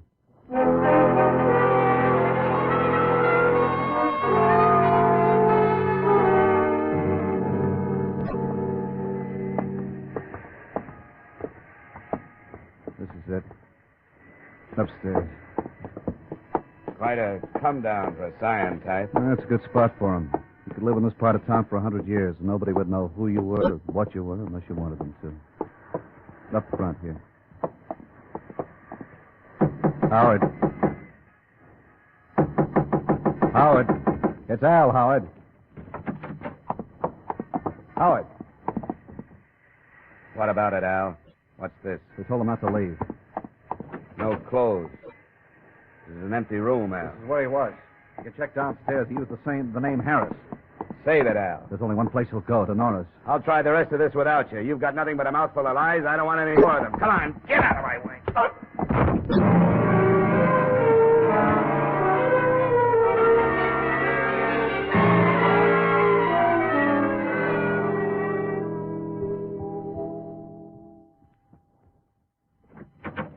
Caldwell here? Yes, he's been here all morning. He came right after you did and hid outside. He's like a crazy. Where is he? In the bedroom. You stay here. My first sight of the all-important Howard Caldwell was not a pleasant one. He was face down on the bed, his head buried in a pillow, and his body shaking with sobs. It took 30 minutes of treatment, some of it not too gentle, to get him into a chair in a reasonably sane state. I'm glad you came. I'm glad you found me. I'm glad to talk to somebody who isn't stupid. I want you to calm down, Howard, and tell me what happened. What happened? You know her, and I do, too. She didn't want to marry me. She wanted to marry my respectable name. Money. Who killed Ben Miller? I did. I killed him because I didn't know what else to do. Because I'd lived with these people, these low-class people, and I began to think like them. Because I've never thought for myself all my life. I've never done anything before.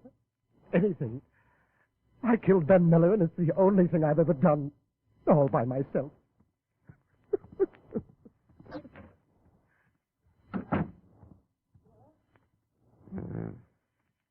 Why did you risk all this to protect him? I don't know. Because there was something that drew us together. He was lost, and so was I. And I figured it was my fault. I'd drawn him into my life. He hadn't drawn me into his. I thought I owed it to him. But he's a snob, isn't he? Yeah. Yeah, I'm afraid so. He called me a tramp. But I guess when you take a guy like him, who wants to get away from his kind of life, and a dame like me who wants to get away from her kind, and neither one can figure it out. What can you expect but trouble?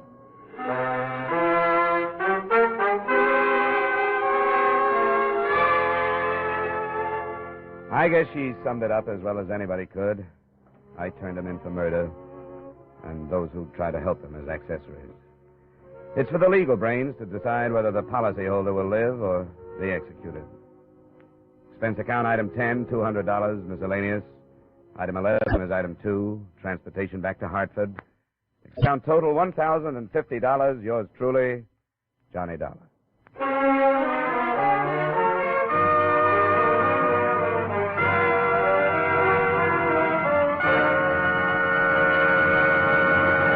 Yours truly, Johnny Dollar, stars Edmond O'Brien in the title role and was written by Gil Dowd with music by Wilbur Hatch. Edmond O'Brien may soon be seen in the Paramount picture Warpath. Featured in our cast were Lorene Tuttle, John McIntyre, Bob Sweeney, Hy Averback, John Daner, Gene Bates, and Jeanette Nolan. Yours truly, Johnny Dollar, is produced and directed by Jaime Del Valle.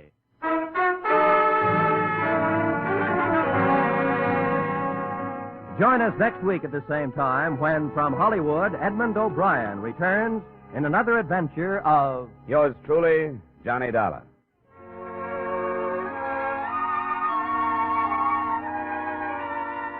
This is Roy Rowan speaking. Stay tuned now for Vaughn Monroe's Caravan, which follows immediately over most of these same CBS stations.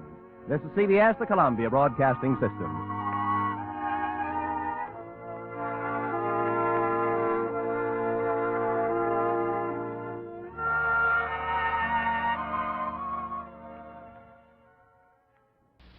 From Hollywood, it's time now for Edmond O'Brien as Johnny Dollar. This is Bruce Hardwick, Mr. Dollar. Do you remember me? I think I do. You're with the Corinthian Life and Liability, aren't you? That's right. We have some work for you if you aren't busy. I'm not. Shoot. Good. Our New York office got a call from the police this morning. They had investigated some trouble on the east side and found one of our policies at the scene and wanted to find out what the company knew about the man it covered, which was very little. Well, what kind of trouble was it? Nobody seems to know. All the signs of murder, I understand, but no body. Will you go down and see what you can make of it?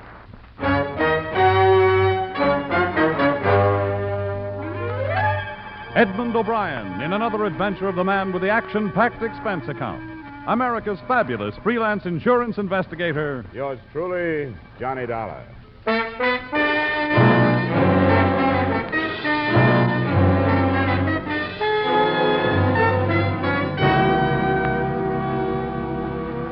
Expense account submitted by Special Investigator Johnny Dollar to Home Office, Corinthian Life and Liability Insurance Company, Hartford, Connecticut.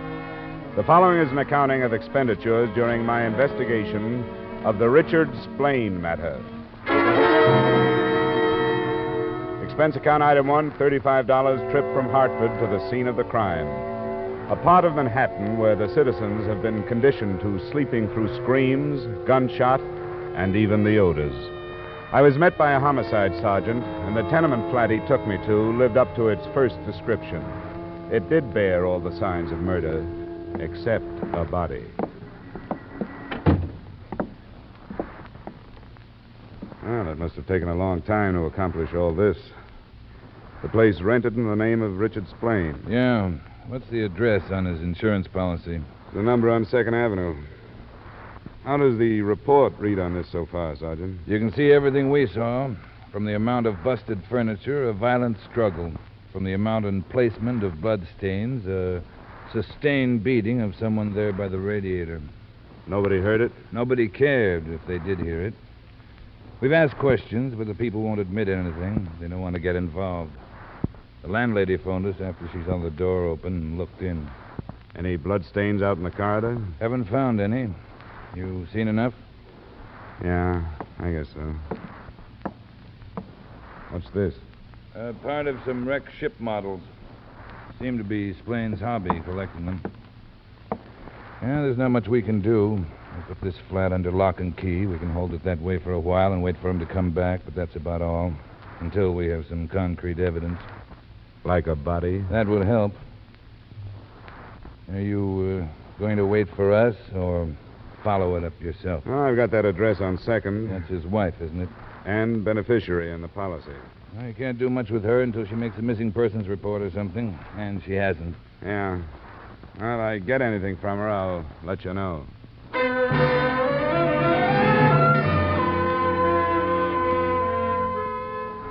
Expense account item 2, $1.50 taxi to the 2nd Avenue address. Mrs. Splain was a rather dumpy blonde with tousled hair and half-applied lipstick. She obviously didn't want me to come in.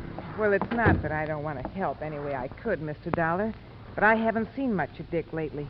We split up, you know. No, I didn't. Who came in here, Clara? Oh, it's something about Dick. Dick. Well, what about him? I'm sick of you getting bothered over that bum. Oh, now, Mark, hold your temper. This man is from the insurance. Mr. Dollar, this is Mr. Bond. How are you? Okay. What's insurance got to do with this? Splain had a policy on his life. Mrs. Splain is the beneficiary. I guess I never told you, Mark. I almost forgot about it myself. It isn't very much. $35,000. How did you learn about what happened? Well, the police phoned me. Wanted to know if he was here. I told them the same as I told you. Well, I don't even know if Dick was in or out. What do you mean, in or out? In port or at sea. Oh. He worked on a boat. In his policy, he listed his occupation as a carpenter. Well, he used to be. But since the war, he's been a ship's carpenter. He's away all the time. That's one of the reasons I dumped him. That wasn't the worst. Mark, you talk to Mr. Dollar while I go on and put the rest in my mouth. Oh. I feel like I'm not half dressed. Well, what do you want to know about him? Whether he's dead or alive. You think he'd call Mrs. Splain if he was hurt and in trouble? No. I know for sure he wouldn't. When they quit, they meant it. Has there been a divorce? Not yet. It costs money. She hasn't got any. I haven't. And if Splain has, he's not letting loose. Would you happen to know if there's somebody he would turn to? The police checked the hospitals without finding him. No, I don't know where he'd go. Hey, what makes you so sure Splain's the one that got messed up? Maybe he went to work on somebody else. That's what I was thinking. One thing I can tell you from experience. Vic can take care of himself. And he's mean. But honest, that's the very best I can do. Okay. Thanks. Here, I put my hotel room number on my card in case you want to phone. And I'll let you know if anything develops.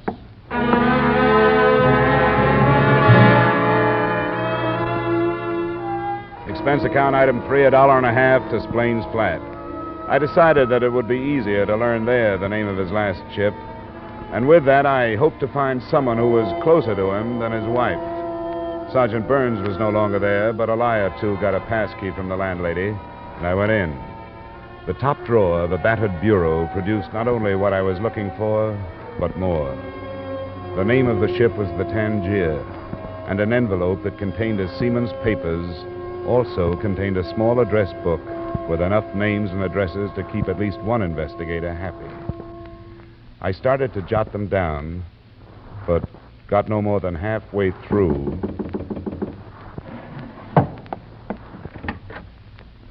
I hope you don't mind, Sergeant. Hey, what's all this?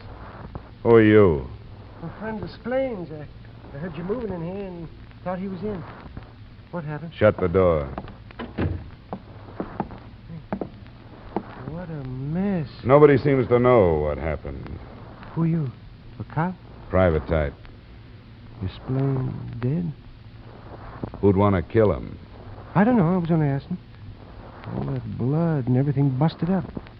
Look, I don't want to get mixed up in it. I just knew him like in the bar sometime. Wait a minute.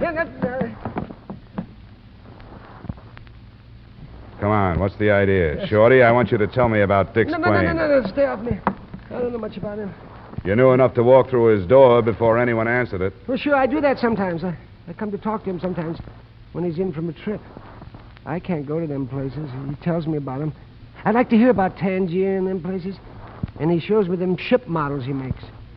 Do you know any of the people he does? Well, all I know is where he's been. He never stays in more than a week. He eats at Sweeney's sometimes. That's just across the street. I can't help you, mister. Let me go. Come What's on, your name? It don't make no difference what my name is. I don't want to get mixed up in something I don't know anything about. Come on, now, please give me a break, will you? Okay. Hey, what are you reaching for? My wallet. Will $10 pay for your time? Sure will. Thank you. You're a good guy. I'm sorry I can't help you more.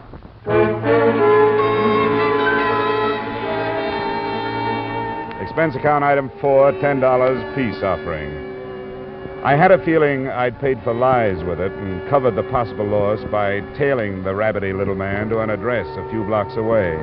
His name turned out to be Paul Krell.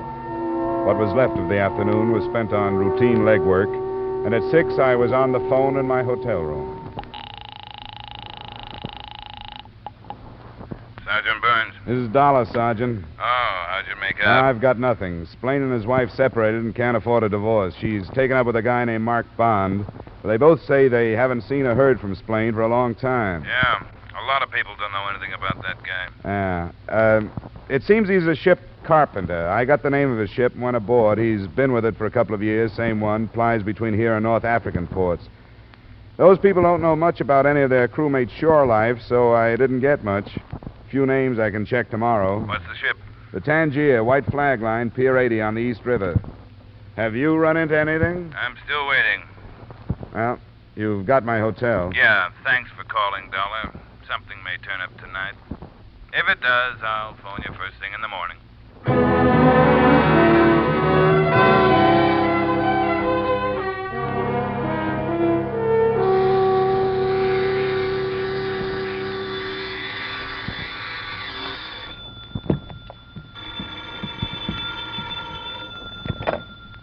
Johnny Dollar. This is Clara Splain, Mr. Dollar. Oh, hello. I gotta see you right away. Sure, what's up? They arrested Mark. You know, you met him. Yeah. They found your husband? Yeah, last night. I've been down to the morgue already this morning to identify him. Yeah. Where are you now? I'm right downstairs from you in the lobby. All right, Clara, come on up.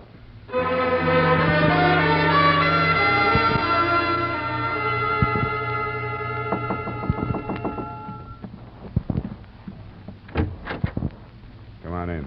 What'd you tell him about us, Mark and me? Nothing that would put the heat on Mark by itself. If they're holding him, they must know more. I think he's lying myself. He couldn't prove where he was when the police said my husband died.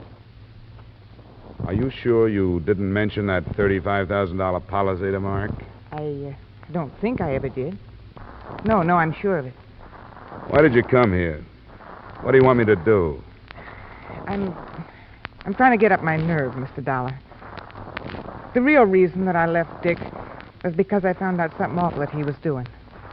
Such as? He built little boats, models, and they were hollow. He brought dope into the country inside of them. I didn't tell the police that because I was afraid of what they'd do to me for knowing all this time. You should be. Did Mark know about it? No, I never told anybody. But maybe it's important now. You're right. True or untrue, it is important.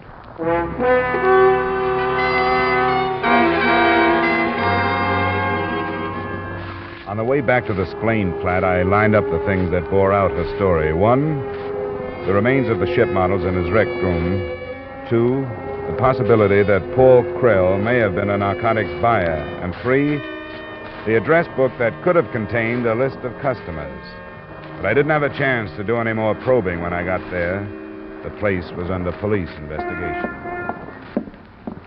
That's far enough, mister. Nobody goes inside. Sergeant Burns up there? What of it? Well, I've been working with him on this. My name is Dollar, insurance investigator. All right. I'll pick you up. Thanks. What's all the activity? Uncover something? Just another body. What? Yeah.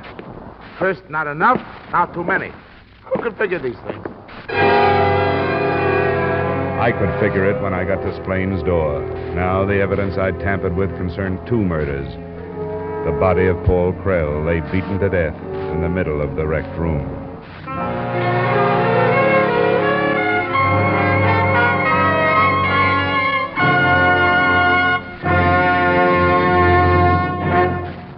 In just a moment, we'll return to the second act of yours truly, Johnny Dollar, starring Edmond O'Brien. But first, how's for trying to sing it again tonight? $5,000 in cold, hard cash and $10,000 in fine prizes are waiting for the CBS listener who can solve the Phantom Voice mystery. Dan Seymour will be on hand with those coast-to-coast phone calls again. Alan Dale, Eugenie Baird, Bob Howard, and the Riddlers will be making the music. And remember, there's many a fine prize for solving the tuneful riddle songs that lead to the Phantom Voice mystery. It's an hour of fun and music to entertain you and perhaps pay off every Saturday night on most of the same CBS stations. Here, sing it again tonight, won't you? And now with our star, Edmond O'Brien, we return you to the second act of yours truly, Johnny Dollar.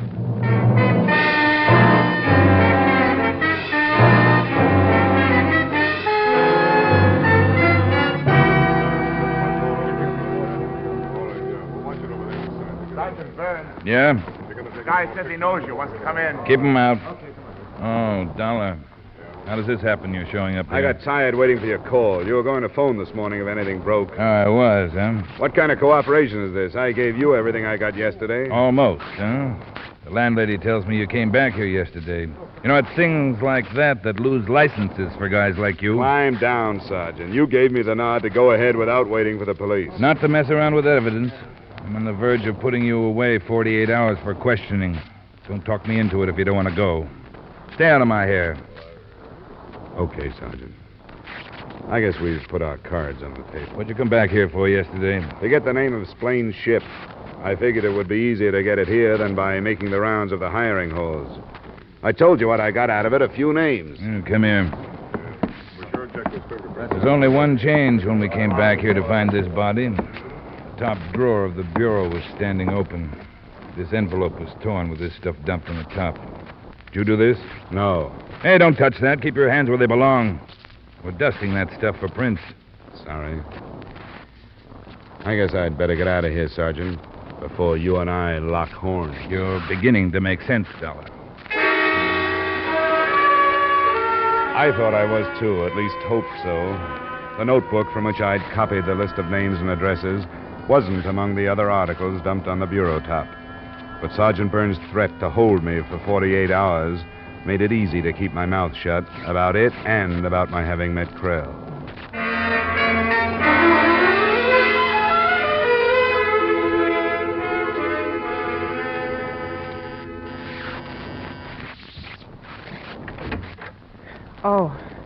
Oh, did they let Mark loose? Don't be funny. Of course they didn't. Well, did you tell him about the little boats and that?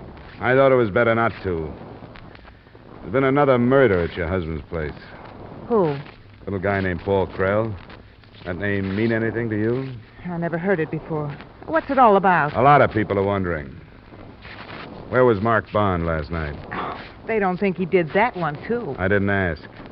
But I know how their minds work. They'll accuse Mark of going back to cover tracks. Where was he? He was right here with me. Any witnesses to prove that? There's me. I know he was here, don't I? Under $35,000 circumstances, that's hardly enough. How do I know this narcotics tale of yours is true? I don't get it. Why would I admit it if it wasn't true? It's liable to get me in a lot of trouble, isn't it? It could throw up a whale of a smokescreen for Mark, too. All right, I'll show you something. I got one hid in the closet. It's in here someplace. Yeah, here. This one he called a frigate. First, you have to set it on something. Yeah, then you twist this thing, a mast, I think. Yeah, this part opens up.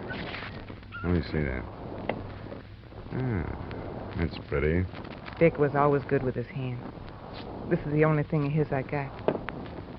Well, maybe a chemist can prove whether or not it carried narcotics. I can't. But assuming that was the case, who did he sell to? I don't know. I didn't want that kind of money, and the minute I found out one night, I told him to get out and never mention it again. That's too bad. If he was cutting in on a combination, that might account for his death. But if he was playing ball with them, it's something else. Which brings us right back to your boy, Mark. Have you thought of that? I know he didn't do it. If I thought he did, would I look you up? I'm taking the other approach. If he was innocent, why would you bother tossing me this model ship bone to chew on?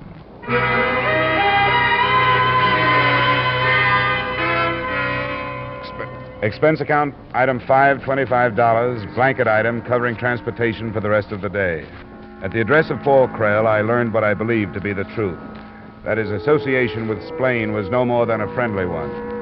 From the list of names I'd copied, I picked Jerome Kentner, who had the closest address. An apartment about $250 a month away from the park. Yes? Mr. Jerome Kentner? Yes. I'd like to talk to you about a man named Richard Splain. What about? I don't know any. I've given myself away, haven't I? Yes, I'm afraid so, Mr. Kentner. But you don't have to be afraid of me. I'm not a policeman. Oh, I suppose you want to come in. I think I'd better. Right. What is it? Splain is dead. He was murdered night before last.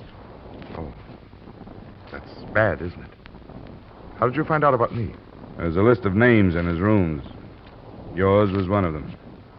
You bought narcotics from him? Ship models. I collect them. Don't you see them there in the case? Yeah, I noticed. Who are you and what do you want? Private investigator. I want to find out who killed Splain. I didn't. Why would I do that? I don't know. When did you last see him? Well, it wasn't night before last. I don't think I have to answer all these I don't questions. want to blackmail you into answering them, but I will if I have to. It was last week sometime. Tuesday, I think. How well did you know him? I met him, that's all. Met him through a friend of mine. What's this friend's name? Go ahead and blackmail. I'm not talking anymore. Huh? Suit yourself. I'll leave my phone number in case you change your mind.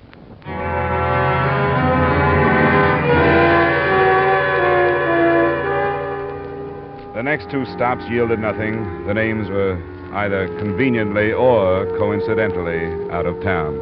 The next, Miss Francine Wells, an address on 82nd Street.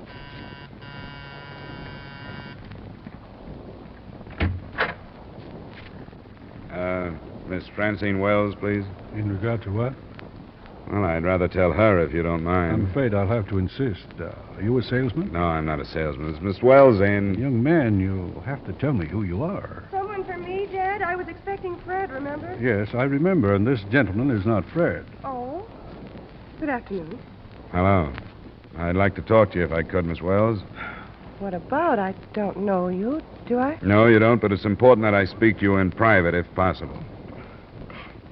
Dad, be a good guy and go in the other room for a minute. And leave you alone with this stranger? I will not. Come on, it's probably something about work. Oh, if it is, why must it be so private? I'll tell you later. And if I need help, I'll scream. No, if it is that private, keep it low. He'll be listening. What's it all about? Richard Splain. Who? Richard Splain. Who did you ask for here? I mean, there's been a mistake. You must have come to the wrong place.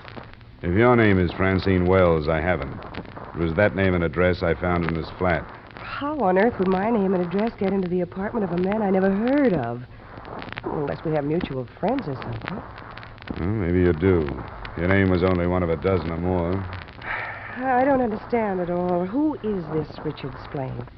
Well, maybe you knew him without knowing his name. He sold narcotics. He's been murdered. No. What'll I do? I am a pushover for a shocker, aren't I? I'm sorry, it just worked out that way. You aren't sorry. Well, sit down. I guess you're going to stay a while. I'll stand up. I knew this day would get here. I dreamed about it. Here it is. What happened? Well, I'm not being paid to press the narcotics charge. I'm trying to find out who killed him. Being paid? By his insurance company. When did you see him last? A day or two ago. What are these names you mentioned? So far, all customers. You have the list? I made a copy of it. And you think that one of them is the name of whoever killed this Splain? I really didn't know his name. How did you run into him? I don't think that's important. I was introduced to him by a friend. Not a man named Mark Bond, by any chance?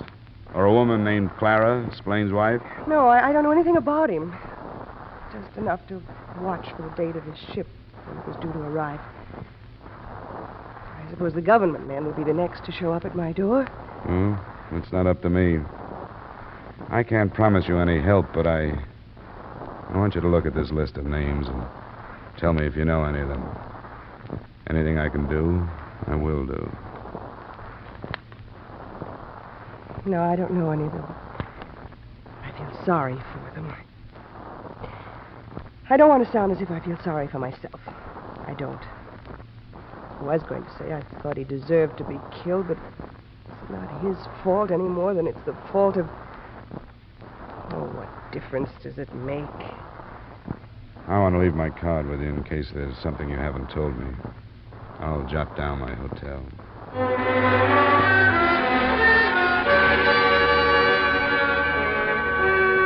Most of the others I got to were pretty much the same. Mixtures of fear, desperation, sometimes defiance, and usually fatalism by the end of it.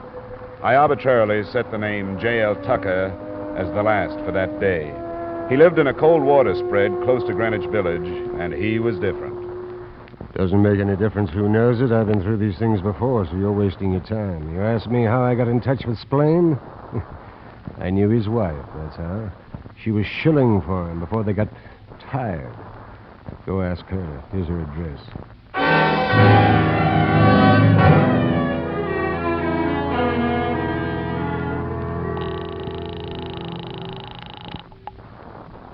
Hello?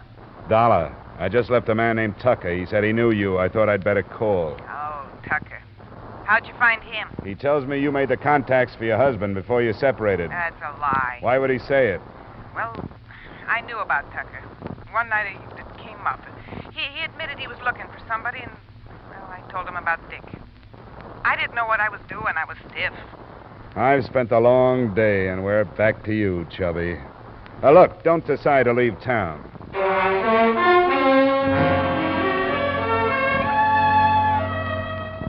Expense account item 6, $4 dinner at my hotel. Item 7, same amount. few brandies at the bar.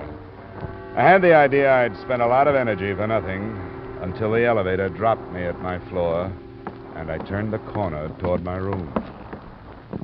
It's all right. You left your card with me. You must have expected something. I left my card a lot of places. I didn't expect you, Miss Wells. You don't seem to have had any other takes. Come on in. Well? You said if there was anything else I wanted to tell you. Yeah? Well, there is. It goes a long way back. I don't know how these things happen to some people and not others. I was no angel, but I was all right. Come on, sit down over here. I've always told myself that some people get bitten by rattlesnakes and others don't. But it's not the same. It was in school, after a party. Neither one of us had any sense. He got it from somebody. Who was this? In Pennsylvania. His name was Phil. I don't know. I came home, never saw him again. But that was the start of it. It was only 2 years ago. I knew it would end. Kept wondering how. Now it hasn't. What are you trying to tell me? I killed Richard Splain. That's what I'm trying to tell you. Why?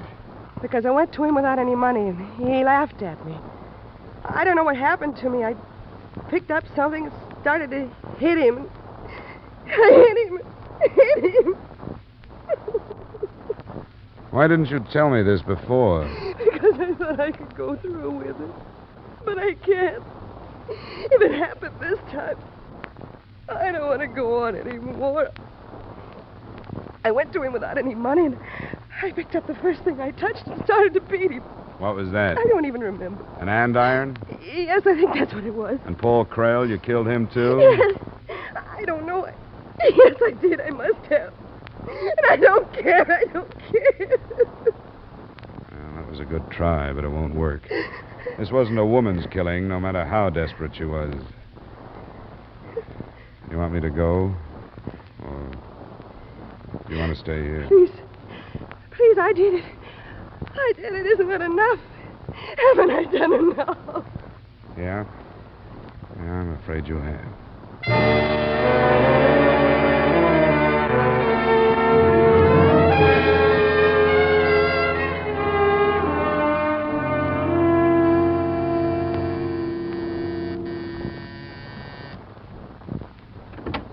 Yes? Oh, it's you. Where's my daughter? I want to talk to you about her. Where is she? Mr. Wells, somewhere in this apartment, if you haven't destroyed it, is a piece of very important evidence. What's that you say? A notebook containing a lot of names, among them your daughter's. Oh, she told you this? Hardly. She was trying to protect you. She confessed to killing Richard Splain. They haven't arrested her. Not yet. She was lying, you know that. I'm afraid I do, Mr. Wells. Oh, I'm glad. I told her about it after I heard you leave. Are you married? No. If you were, and you were my age, and had a daughter, you'd understand. You know what it's like to watch her change. I didn't know for a long time. I wondered, and I followed her. And when I learned the truth, I killed him. Surely you don't blame me.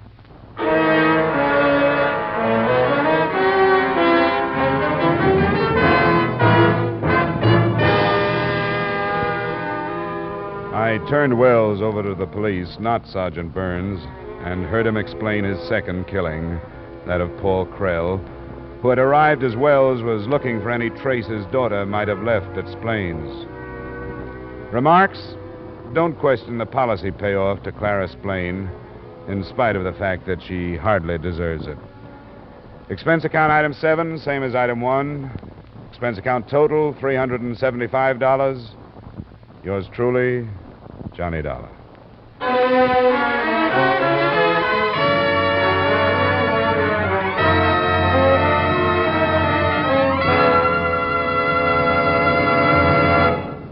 Yours truly, Johnny Dollar, stars Edmond O'Brien in the title role and is written by Gil Dowd with music conducted by Wilbur Hatch. Edmond O'Brien may soon be seen in the Paramount Pictures production Warpath. Featured in tonight's cast were Herb Butterfield, Raymond Burr, Joe Gilbert, Bill Boucher, Howard McNear, Barry Kroger, and Mary Lansing. Yours truly, Johnny Dollar, is produced and directed by Jaime Del Valle.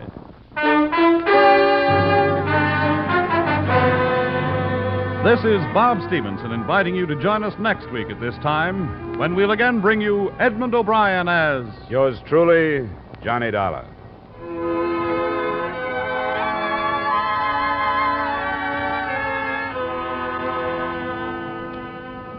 Have you met the Coopers, Liz and George?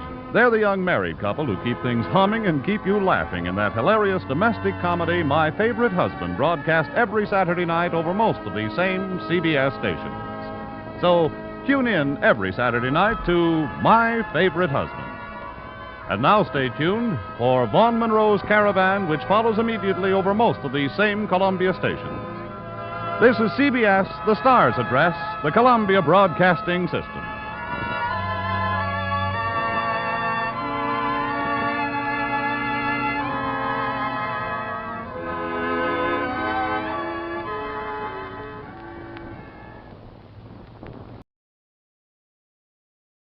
From Hollywood, it's time now for Edmond O'Brien as... Johnny Dollar. This is Carl Bush, Johnny. Yeah, Carl, what's new? We've currently got a marine insurance headache down here. I don't know if you're interested, but your commission would be fat. I called you because I had a feeling you know Singapore. Is that right? Yeah, I've been there on a case, and it'll have to be a fat commission to get me back there. The policy is for $300,000. It covers a cargo that's being delayed out there, a time clause. What reason do you have so far? Mechanical trouble on the ship. One breakdown after another. Accidental, sabotage, or both? That's what we want to learn. Come on down after lunch and talk it over.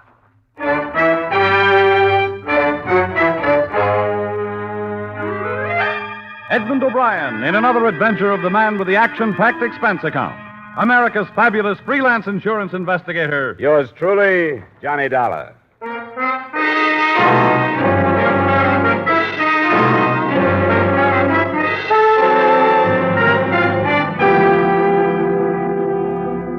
Expense account submitted by Special Investigator Johnny Dollar to Tri-State Insurance Company, Hartford, Connecticut. The following is an accounting of expenditures during my investigation of the Yankee Pride matter. Expense account item 1, $1.50 cab fare to your office. Maritime insurance is a bad gamble at best, Dollar. Looks like we're on the short end of this one. That I know about. I bet on Notre Dame last Saturday. You aren't alone. This is a cargo of tin bound for a West Coast plant that's under government contract. Armament. Bearings, I think. Oh. Well, that's where that time clause you mentioned fits, huh? Right. They got a deadline, so they insured themselves. The way it stands, if that ship doesn't leave Singapore in a week, we start losing 2% a day on 300,000. You have an office in Singapore? Yes, but we haven't gotten any satisfaction from them. I don't know. That far away, you're out of touch. What's your man's name? Here, name's Els, Vincent Els. Here's the address. Yeah. Well, I guess I can get the rest of the dope from him. I'll get out of here as soon as I can get space. Good. It's nice seeing you, Johnny. Let me know when your plane leaves. I'll send you a bouquet of bourbon or something.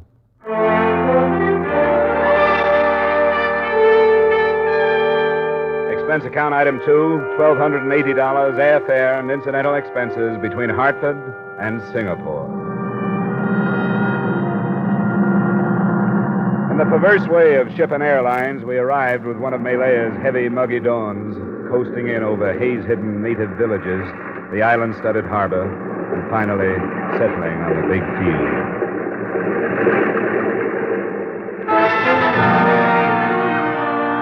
I finished customs by 9, napped in my room at the Hotel Europe till 10, and I was in Tri-State's office by 1 p.m. I'm happy to meet you, Mr. Dollar. Sit down. I trust you had a pleasant trip out. Well, it's a little too long to be pleasant, Mr. Els, but those airline people do everything they can. Yes, you've been in the East before? A few times. Now... Then you know that the unexpected is more or less commonplace here. Then what are you driving at? It's possible that you've come on an extremely dangerous mission, sir. Oh? On the other hand, perhaps it's only coincidence. One of my adjusters has been killed. He was working on this case? Yes, I'm afraid he was. What have you done about it? I've turned the matter over to the police. Did you mention the situation, the delayed cargo? I did, but I rather think that they categorized him as an individual rather than as an insurance adjuster. Who was he?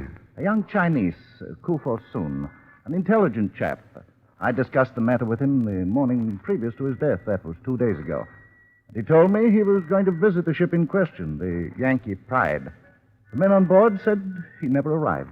You don't think his death was a coincidence, do you? Instinctively, no, but it's true that death isn't rare in some quarters here. So I've heard.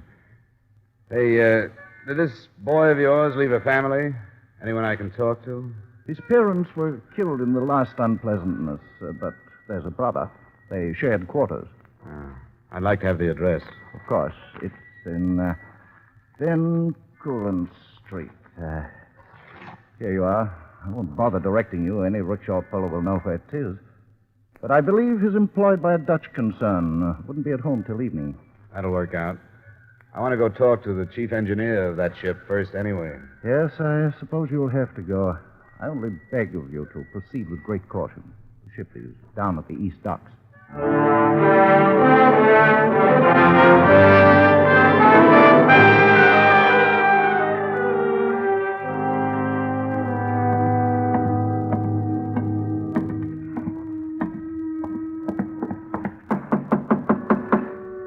I'm in the sack.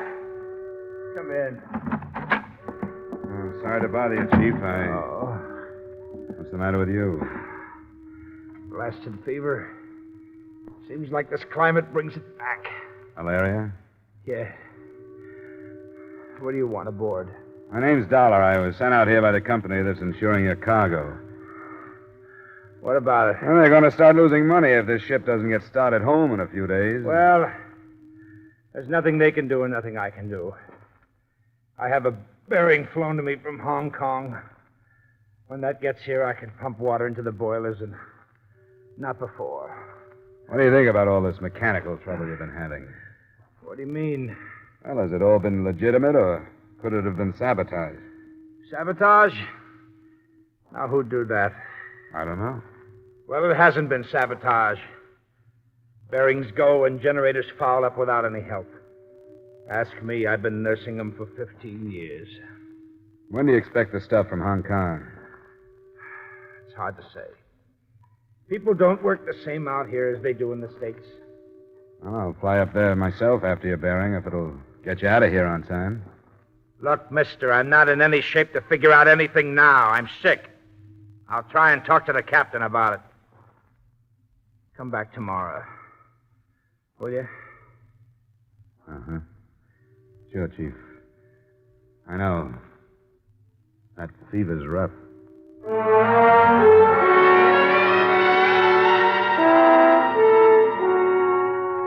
After dinner that night, I rickshawed towards the address of the dead Chinese adjuster.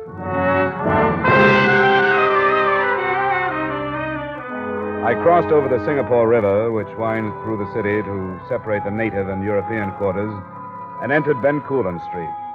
It was jammed with its people outside to take advantage of the breath of coolness that comes with night.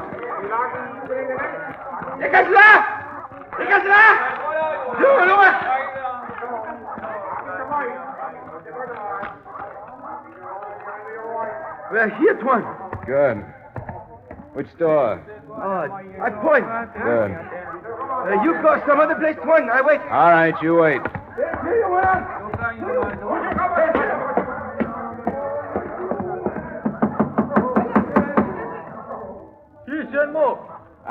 Are you Mr. Koo? Who asked? I'm an American. I want to talk to you about your brother. I will not talk. Why do you come here? Well, I'm working for the company where your brother worked. I came all the way from America. Why won't you talk to me? You speak the truth? Yes, I have no reason to lie. You come then. You heard in America about my brother? No, but I'm here in Singapore to do the same job he was doing when he was killed. I wondered if there was some connection. Connection? Was he killed because of what he was doing, or for some other reason? I do not know. I did not know what he was doing. Are you telling the truth? Yes. What are you afraid of? Why did you tell me you wouldn't talk about your brother? I do not want to die. Why would you die? Did someone tell you that you would, if you talked about it? Yes. I cannot tell anything because I know nothing. That he will not believe. Who? Come on, you can trust me. I promise you I won't mention a word of this. He who came here before the police. I told him that my brother and I speak of other things, not work. But he made promise that I die if I speak to police. Who was this man? Did you know him? No, I have never seen him. Was he Oriental or Occidental? English. He would do low work, I think. The work of frightening people for some other. Ah. And you're sure your brother didn't say anything about his work the night or day before he was killed, huh? Anything about a ship named the Yankee Pride? Nothing. I have spent many hours remembering his last words to me. He spoke only of one new thing. A woman. With Forsoon, there was always new woman. With this one, he was filled with pride and excitement. She was Malayan. Perhaps she brought him death. The man that threatened you, did he ask you about her? He asked me everything that had been talked of, but I was frightened and did not mention her. Do you know her name or where I can find her? You will keep the secret? I won't even mention that I've met you. What will you say? Well, I'll lie about when I got here. I'll tell her I talked to your brother that night before he died. Her name is Randi. There's a place of an Arab in Malabar Street. It is called Billy Parker. That is where he spoke of finding her. All right. I'll see if I can. Please. Korsoon's death is a very heavy sorrow. But my death is in the future. Do not come back. To speak further of this would be to waste the future. I won't come back, Mr. Cole. Thanks for the help you've given me. Goodbye.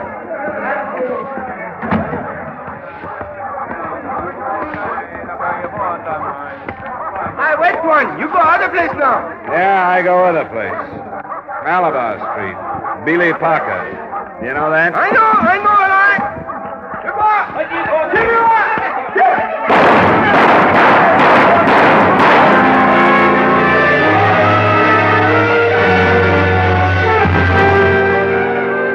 I didn't bother to go back. The crowd surging around the door I'd come out was enough to tell me what had happened.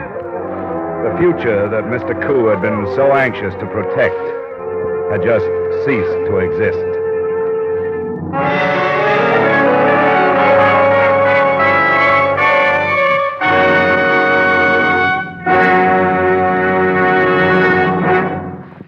In just a moment, we'll return to the second act of yours truly, Johnny Dollar, starring Edmond O'Brien. But first, are you ready to sing it again tonight?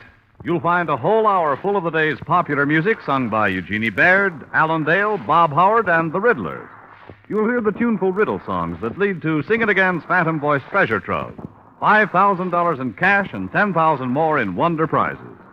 Be listening again to Sing It Again tonight when it comes your way on most of these same CBS stations. The Phantom's a puzzler, but some CBS listener will win that $5,000 in cash. And now with our star, Edmond O'Brien, we return you to the second act of yours truly, Johnny Dollar.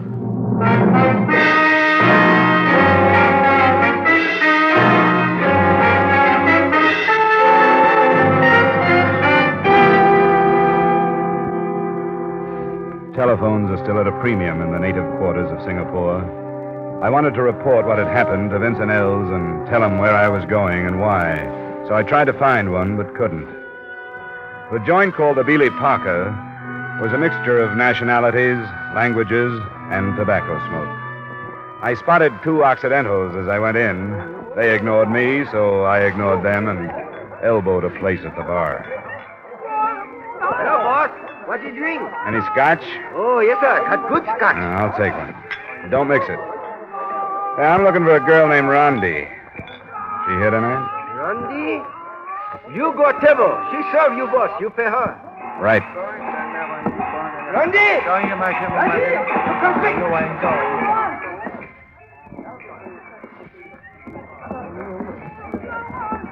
I am Randy. I brought a drink for me.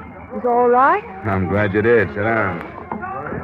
Why did you ask for me? Well, a friend told me about you. You sound American, are you? That's right. I know some Americans. Did one teach you to speak English? You speak very well. No, they do not teach me that. I learned from missionary school in Penang. You are surprised? I didn't know it showed. Everybody is surprised that Randy went to school.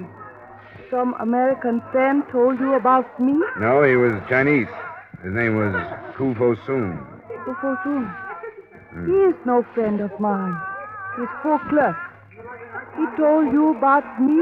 A couple of afternoons ago. Said he was coming here to meet you. He wanted to meet me, all right, but I did not want to meet him. He made fool of himself. That would be easy. What did he say about me? Oh, that you were beautiful. That he was looking forward to seeing you. He said that because he was lonely. I know about men. That's why you think of me tonight? Because you are lonely? As a matter of fact, I am. What is your name? Dollar, Johnny Dollar. You tease me. Well, I'll admit it has a ring to it. No. I tease you.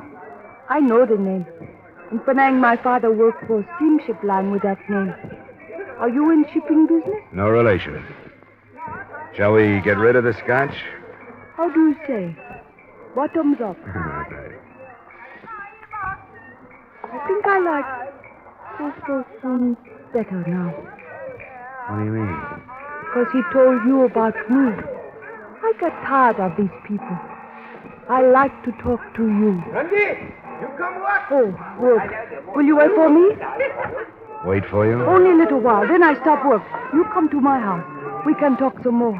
Please, you wait.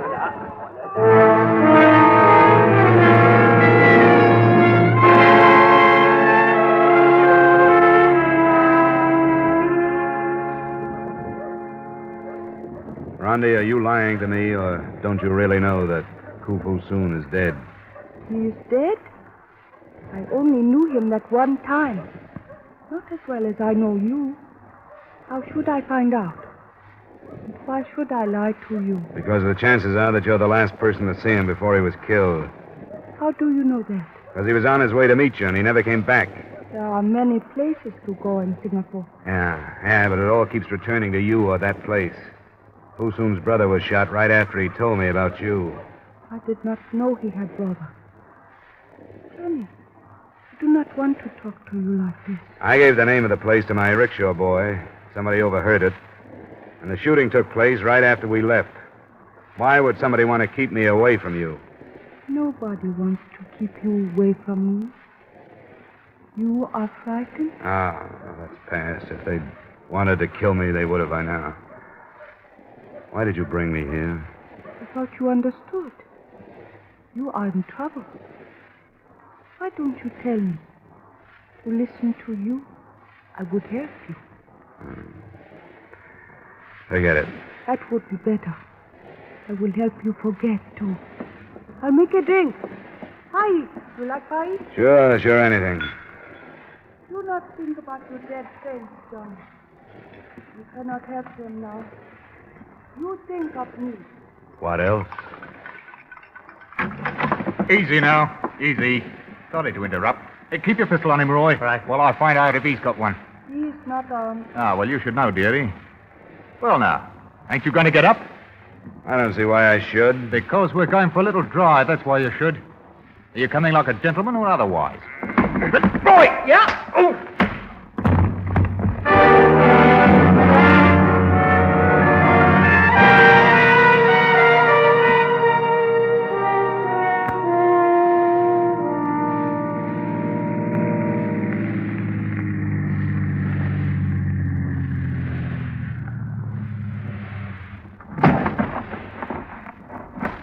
Well, Dollar, what do you make of this?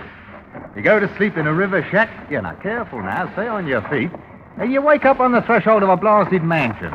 Here, give me a hand, Roy. He can't hold his feet yet. All right. You know, you're an important man, Dollar. But don't get big-headed. There's them that's more important.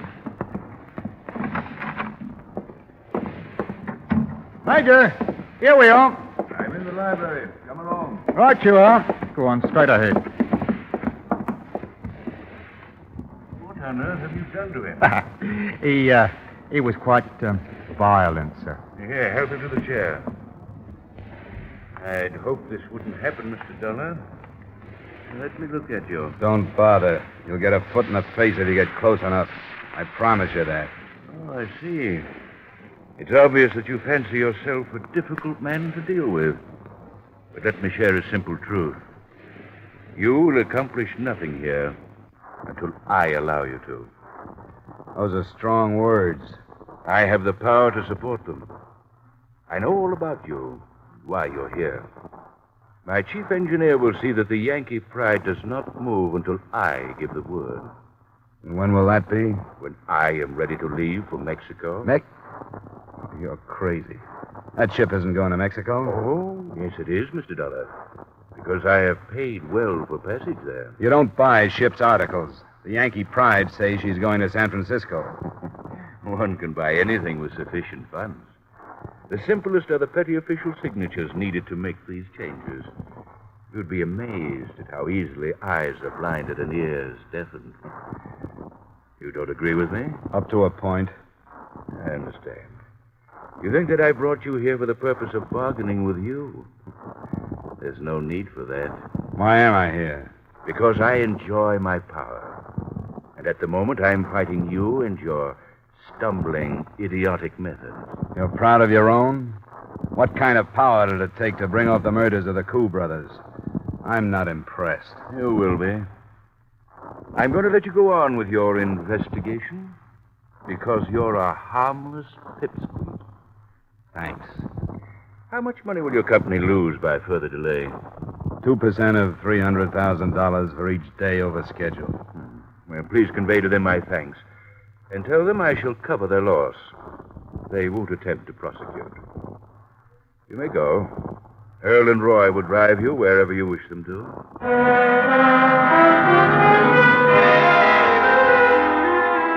I retreated to my hotel room. But I knew one thing about him and thought I knew something else. His name, as spotted on an envelope on the way out, seemed to be Major Ralph Dixon, and I had a strong feeling that his weakness was his strength and vice versa. The man was power mad. In spite of my exhaustion, frustration didn't let me sleep too well through the rest of the night.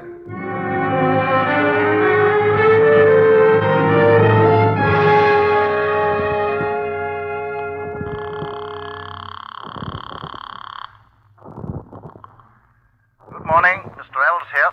This is Dollar. Well, I'm glad you phoned. I worried about what might happen to you last night. Well, don't think for a minute that it didn't happen. What do you know about a Major Ralph Dixon? Ralph Dixon? Yeah. Why, nothing. Who is he? Well, he boasts that he's the man behind our trouble. He's crazy, and I really mean that. Oh? He claims that he's bribed everybody concerned with the Yankee Pride sailing, including port officials. Mr. Dollar, you sound serious. I believe him. Look, you have better entree here than I have. Would you see that you can learn something about the ship's papers being changed to include a Mexican port? Oh, there was no Mexican port. I know that. Well, he says there is. And see what you can learn about his visas and passport. And you might even check customs. He's holding the sailing up for something. I say, what are you going to be doing? Well, I'll start at the other end. I know my way around the bottom.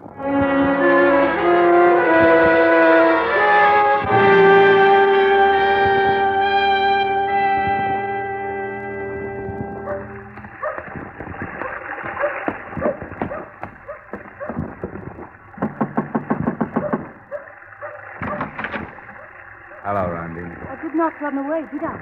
I knew you would come back here. You aren't afraid of me, but you will be.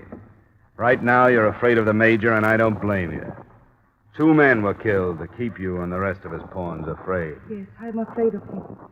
Many people are. You and 1 or 2 others are going to have to protect him by taking the blame for those 2 murders. You know that, don't you? Said there would be no trouble. That was before I came to town. I say there is going to be trouble. Because I'm going to turn you in. And the Major is so powerful that nobody will believe you when you tell the truth. You'll pay for it all.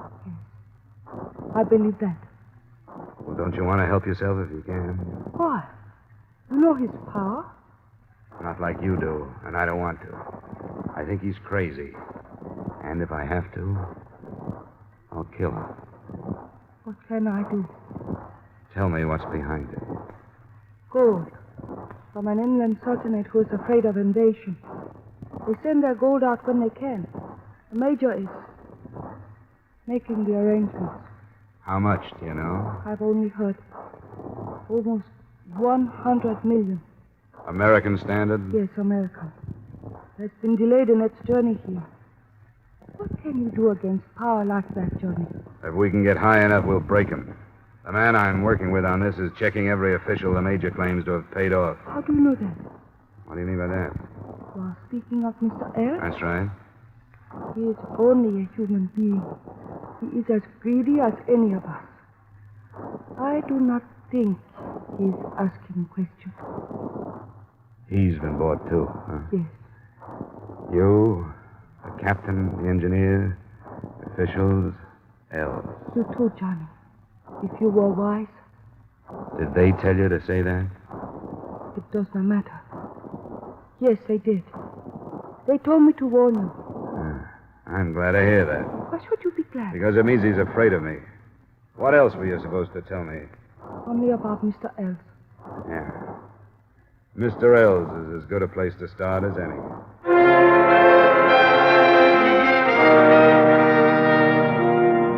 A check on the tri-state office told me that Ells had left for home, so I followed him there.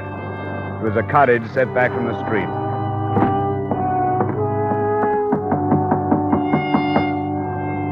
No one answered my knock.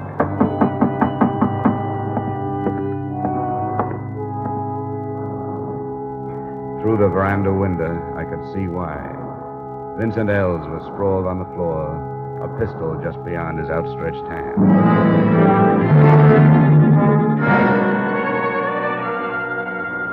On the way to Major Dixon's, I stopped at my hotel long enough to get an automatic out of my luggage.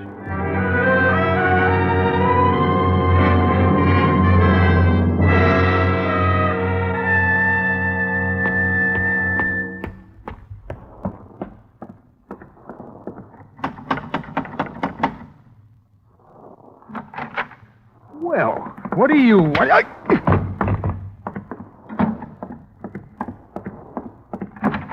What's the meaning of this? I just left Vincent Ells' house. Oh, yes. I've been advised that the poor man took his own life. Perhaps you can profit from his act. I think I can. What happened? Did he turn on you? Let us say that he didn't appreciate his position with me. He miscalculated my strength. Naturally learned there was nothing left for him to live for. How have you fared?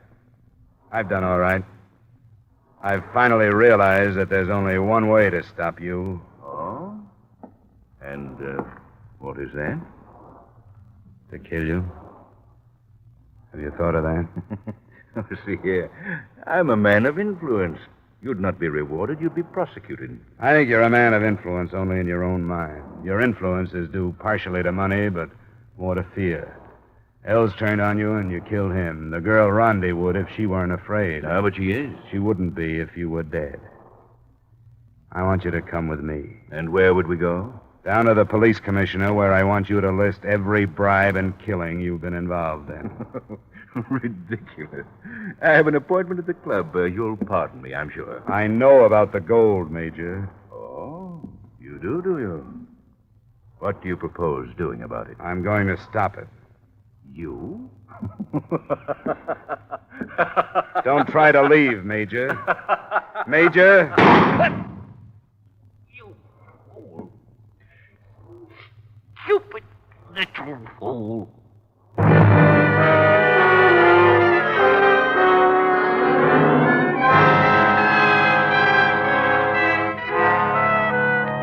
I didn't kill him. As it turned out, I didn't have to. Police investigation of the shooting brought out all the truth. The gold was confiscated when it arrived, and after 3 days of questioning, I was released. Remarks? You may lose 2 days on the Yankee Pride schedule, but to balance that, you also lost Mr. Ells, an agent you can do without. Expense account item 4, $300 miscellaneous. Expense account item 5, same as item 2. Expense account total, $2,686. Yours truly, Johnny Dollar.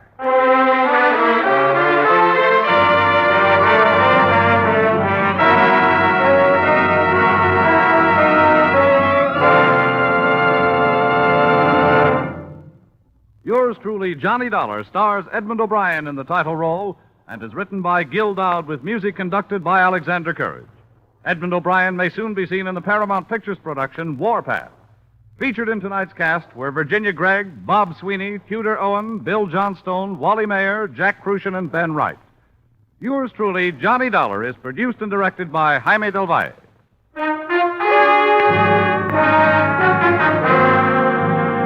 This is Bob Stevenson inviting you to join us next week at this time when we'll again bring you Edmond O'Brien as... Yours truly, Johnny Dollar.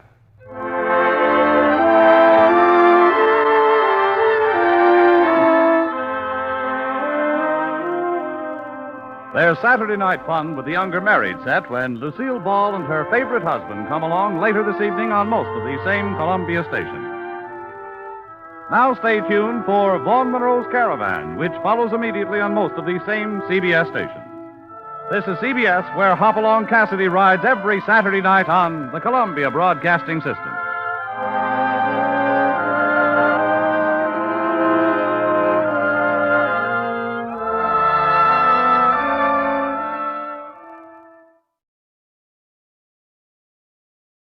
From Hollywood, it's time now for...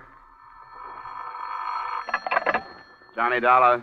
Dollar, my name is Struhl. Struhl Bail Bond and Insurance Agency. State, federal, and immigration, all forms of surety bonds and insurance. Oh, yeah? Well, I'm sorry I don't need any. No, that's not the point. I need you to the tune of saving me $50,000. How does that work? I made bond for two men that were subpoenaed for a federal investigation. They skipped out, and I've got to find them. Who's mixed up in this investigation? A fellow by the name of Jack Madigan is the big shot. You know him? I've read about him. Enough to advise you to give up. If he doesn't want him found, the chances are they won't be. Alive, anyway. No, it's not as bad as that. Look, I came all the way from New York. This is worth a lot to me. Can't I talk to you about it? All right. Come up to my apartment. Maybe we can work out a deal.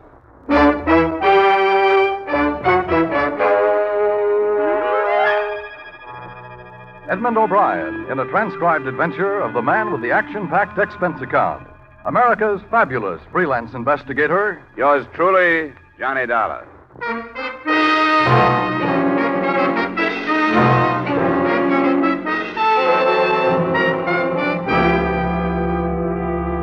Expense account submitted by Special Investigator Johnny Dollar, Hartford, Connecticut, to the Struhl Bail Bond and Insurance Agency, New York City. The following is an accounting of expenditures during my investigation of the Jack Madigan matter. Expense account item 1, $250, phone to New York for purposes of checking your reputation. I learned that you, Mr. Struhl, were by no means above reproach, but decided that if a federal court trusted your agency, I would at least hear you out when you arrived, which you did at 1 p.m.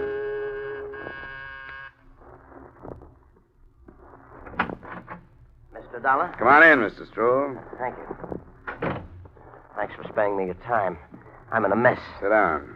You should have known better than to make bond for anybody that was going to testify against Jack Madigan. Well, there was nothing I could do about it. Well, who forced you into it? Madigan. I've done business with some of his friends before, so he came to me this time and said, will I do it? The way he said it, there was nothing else I could do. Madigan stood the expense himself? Sure. He wanted them where he could get his hands on them, and it looks like he did. Or they took a run out. They didn't have to accept bond. They could have stayed in protective custody if they were afraid of him. They had to if Madigan told them to. The point is they're gone. Unless I can prove they're dead or find them before they're due in court, I forfeit the $50,000, $25,000 apiece. I've got to do something. Why'd you come to me? I told you, I've got to do something.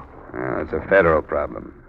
You operate in New York, and New York has plenty of hungry private detectives, I hear, and a fair-sized herd of policemen. I'll tell you why I came to you. The New York cops are busy enough, and besides, to them, these witnesses are just two names on a long list of missing persons. And as for private dicks, I could never be sure that one wouldn't want to make a deal with Madigan and make more money not finding them than I'd be paying to find them. You get the point? What makes you think you can trust me? Well, you were mentioned by a fella from one of the insurance companies I sell for. They tell me you're straight, except for padding your expense account here and there. Oh, that's slander. Who told you that? Don't make any difference. What's a little padding? I want to hire you. Okay, Mr. Struhl, you've hired me. Great. Now, who are these missing witnesses? Nippy Bruno is one. Real name's Joe. The other is Max Krause. I've got their addresses, next to kin, what they look like, and so on. Here, I got it all in this envelope here. Okay. Oh, there's one other thing. Yeah? I want a retainer. $2,500. What's that for? To pay for going to work for a man I don't quite trust. But $2,500, that's pretty steep, isn't it? You don't have to pay it. It's up to you. Yes, but...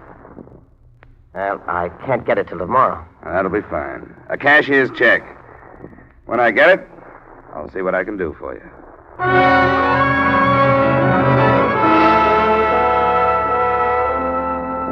I didn't expect the check to arrive, but it did. Special messenger the next afternoon. Expense account item 2, $12.50, transportation from Hartford to New York City. Expense account item 3, $23.85, dinner and drinks for a Herald American reporter who was more familiar with Jack Madigan than I. His statement enclosed. A lot of things have been written and said about Madigan by a lot of people, including me. None of us really know anything about him, how much power he has, where he got it, what his private life is, if any. And these witnesses being missing isn't even news. People who've gotten in his way have been dropping out of sight for years. There's Jim Schwartz and Big Tom Green. There's Woody South, just to name a few. I'd keep that in mind if I were you.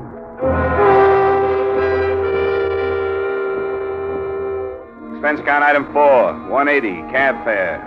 That same address to an address on 79th. The apartment of Nippy Bruno's next of kin, a sister, stage name, Vivian Brown.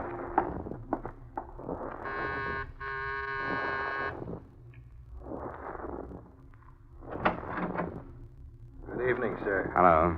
Miss Vivian Brown in? Who shall I say is calling? My name is Dollar. Mr. Dollar? She doesn't know me. Tell her I have some news about her brother. Come in, please. This way, please. Miss Brown is dressing to go out. I'll ask if she'll see you.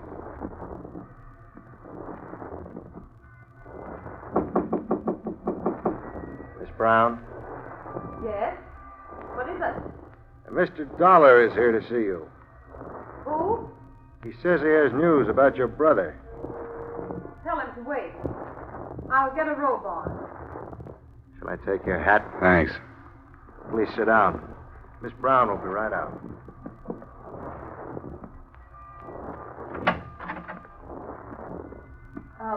What was your name? I didn't get it. Dollar, Johnny Dollar. What makes you think I'd be interested in any news about Brother Nippy?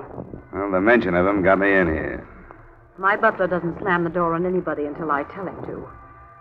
What brought you here? I'm looking for your brother. Then you've definitely come to the wrong place. Why should you be looking for him? I'm being paid to. The man who put up $25,000 bond for him wants to know where he is. I don't get it. What bond?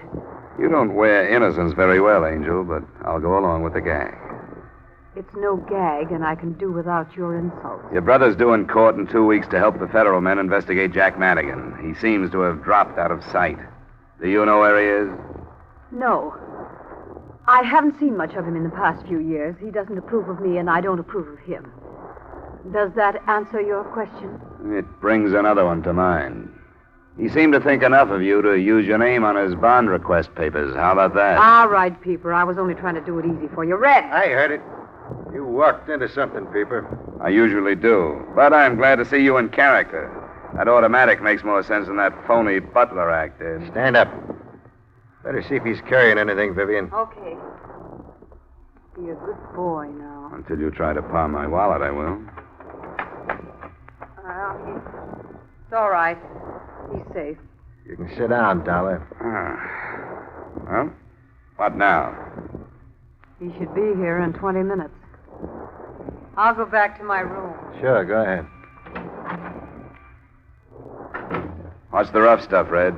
Hasn't been rough. But you don't know how close you came to getting your head blown off buzzing this door. It's liable to happen to the next one that does. Light yourself a smoke. We got about 20 minutes to wait. So we waited 20 minutes. Vivian came back into the room in a low-cut number that was a good choice for her sullen brunette attractiveness.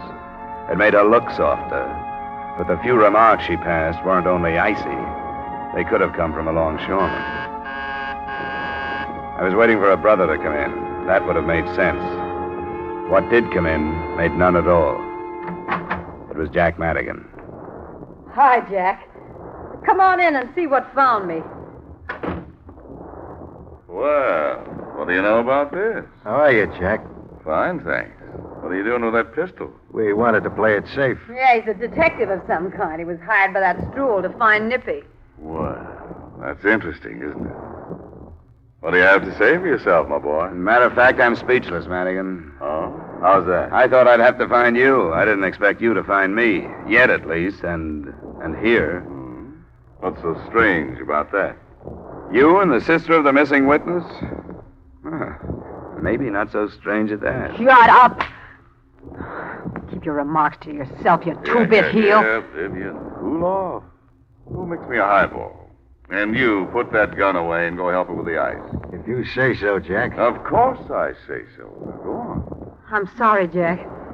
He's been needling me for half an hour. How to take her across my knee, waving that gun in your face. What for? Anybody knows you can't fire a gun in these apartment houses without causing a ruckus. What's your name? Dollar. And Manny Stroll hired you to find Nippy. And the other man, Krause. Well, I'll tell you what to do. You go back to Stroll and tell him the boys are all right. Oh, let's not be childish, shall we? In what river are they all right? Now, see here, there's no need to take such a pessimistic view. I realize the press has given me a reputation for violence, but I don't deserve it. There's no reason for me to want to harm those boys. I'm not afraid of their testimony. I'm counting on it. Sure. And straight testimony, no perjury this time. Why, I've already talked to those federal men. I'm cleaning the slate this time, telling everything, and let the chips fall where they may. What kind of stuff is this? The truth. I'm tired. I've been at sword's point with the police and my government long enough. I've been offered certain little leniencies, and I'm going to accept. It's been later than I thought for a long time. I'm through. You know, this is almost funny. I'm dead serious. You go back and tell that police coroner tout that the boys are all right. Where are they? I can't tell you that. I've got them under cover for their own good. Now, Dollar, don't go off half-cocked. A lot of heads are going to fall after the three of us have finished this federal catechism. If you think you're the only one looking for them, you must be a stranger in town. You're trailing the pack. Well, if this is all I get from you, I've heard enough. You'll drop it? If I don't find them before you're due in court, I will. What do you want, son? Money? I got some, thanks. I don't like to hear that.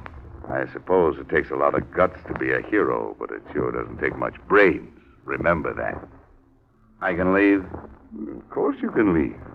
Because I think you're going to talk this over with yourself and come up with an important decision.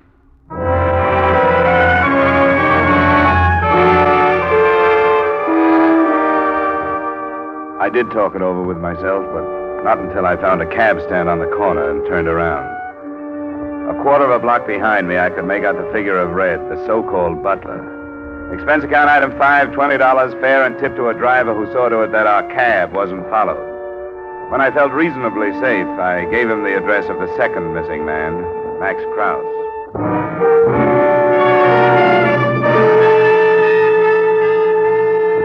I didn't know what I expected to find there, other than an empty flat with possibly a lead of some kind. There was a trace of light showing under the door.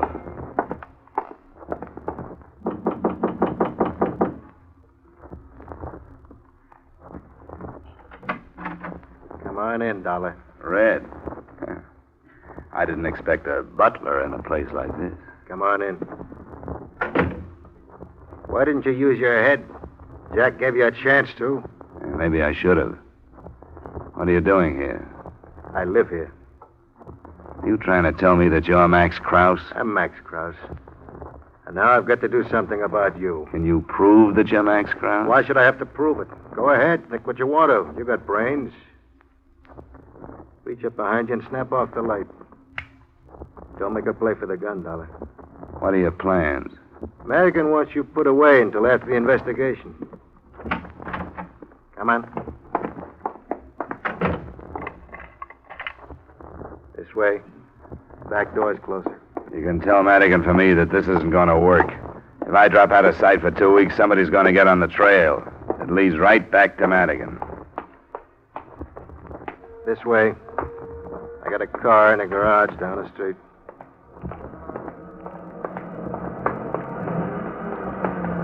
That's him. Get down!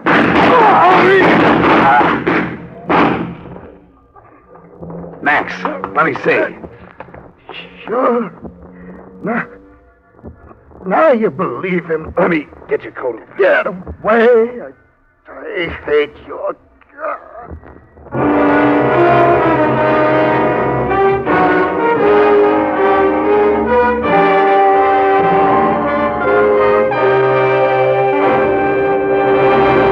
We'll return to the second act of yours truly, Johnny Dollar, in just a moment. Once a year, the community chest comes knocking at your door, seeking your help. Giving to this worthy cause eliminates many separate appeals, which would be more costly in money, time, and effort. So when you give, make sure you give enough to cover the many campaigns the community chest includes. Give generously. Give today. Now, with our star, Edmond O'Brien, we return you to the second act of yours truly, Johnny Dollar.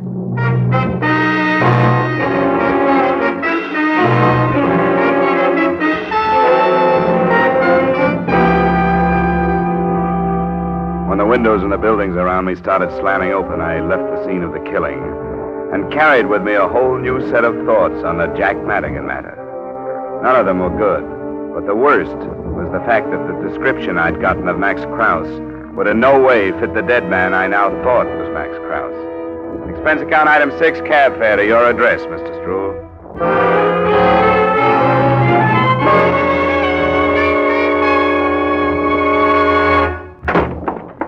But it's 11 at night, Mr. Dollar. Never mind what time it is. Find a chair and sit in it before you land on the floor.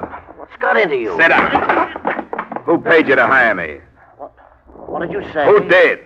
Paid me to hire you? What kind of a question is that? Answer it. Well, nobody did. It was my investment. Who would protect it but me? What's the matter with you? Come here, look at this. Read it right there. I want to hear you. Max Krause, age 34, 5'11", 170 pounds, swarthy complexion, black hair, black eyes.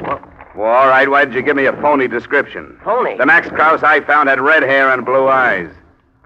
I don't get it. None of this.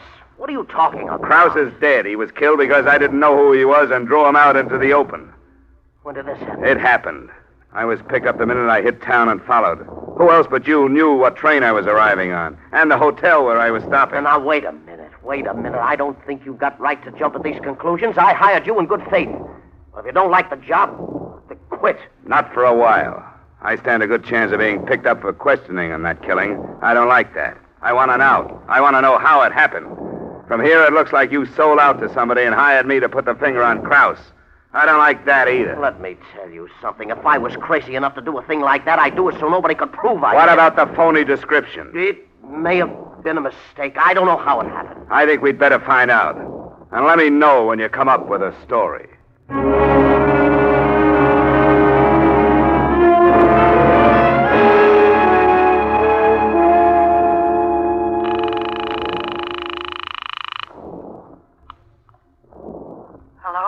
This is Johnny Dollar.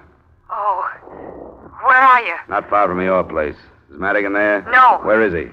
I don't know. You got a phone call and left right afterwards. Was the call about Krause? You wouldn't tell me. What about Max? He was killed. Oh, I knew it was something awful. I could tell by his face. I've been scared to death ever since he left, and I didn't know why. I'll call back later and see if he's in. Mr. Dollar, I have no right to ask this, but there's something I want to tell you. Could you come up? Can't you tell me over the phone? No, Won't you come up? You alone? Yes, I'm alone. Okay. I'll take a chance. It'll be about 10 minutes. It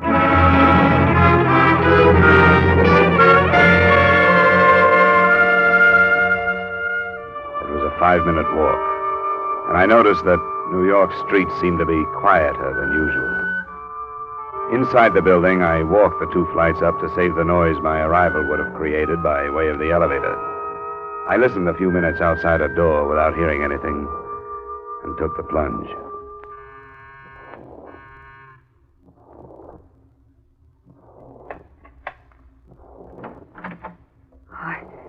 Had the feeling you'd change your mind and not come. I almost did.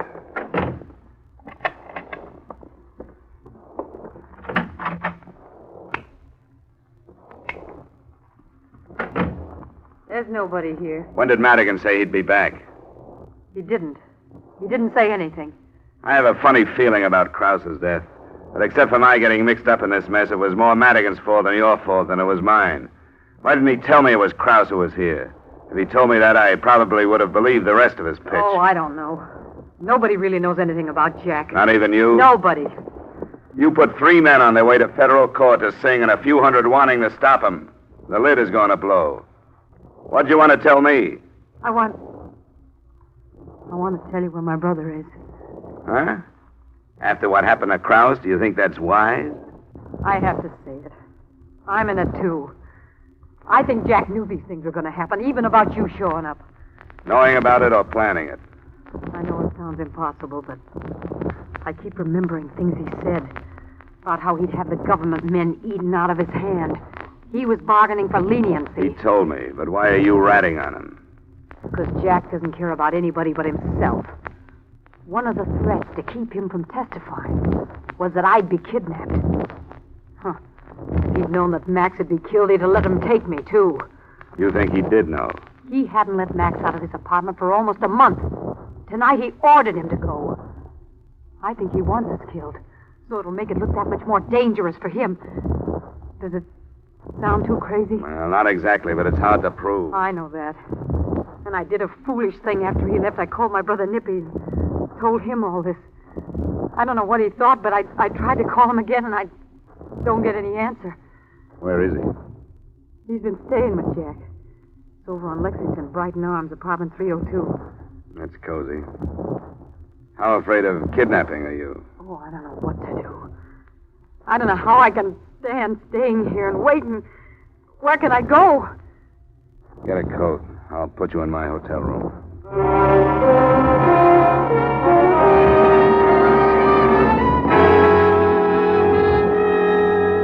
Expense account item 6, $10. Tip to the hotel detective to see that she stayed in the room.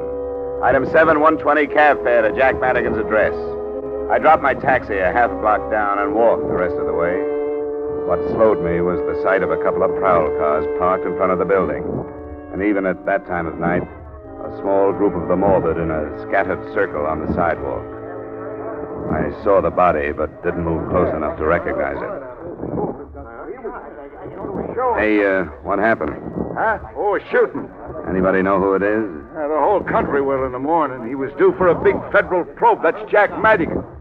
Where were you, Fred? Taking in another of them westerns, I suppose. There was more shooting right here than the whole picture. Hey, pardon me. Yeah? When did it happen, do you know? Not exactly. They've been here quite a while. Oh, about an hour, anyway. Can't find the medical examiner, and they can't do a thing about moving them till they do. Hey, Fred, wait till the editorials tomorrow night, huh? This is top. They're too late.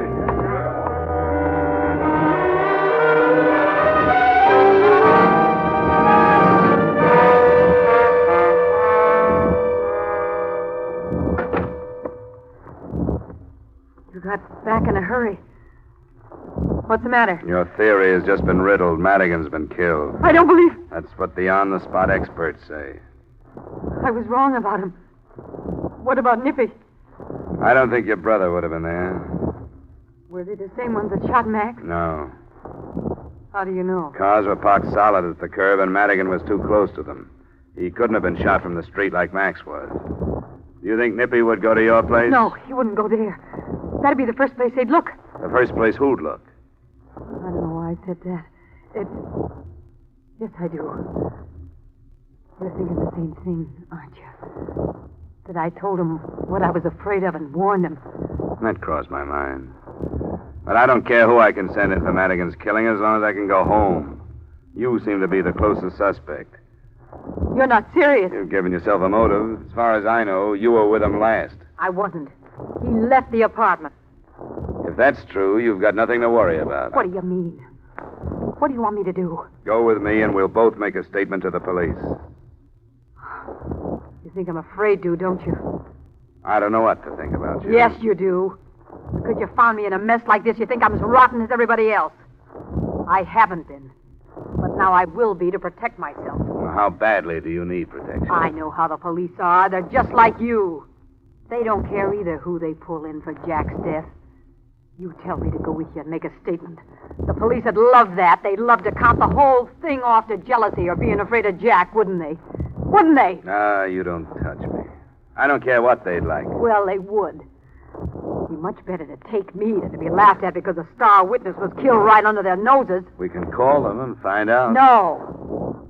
It's easier to be rotten. I'll give you my brother.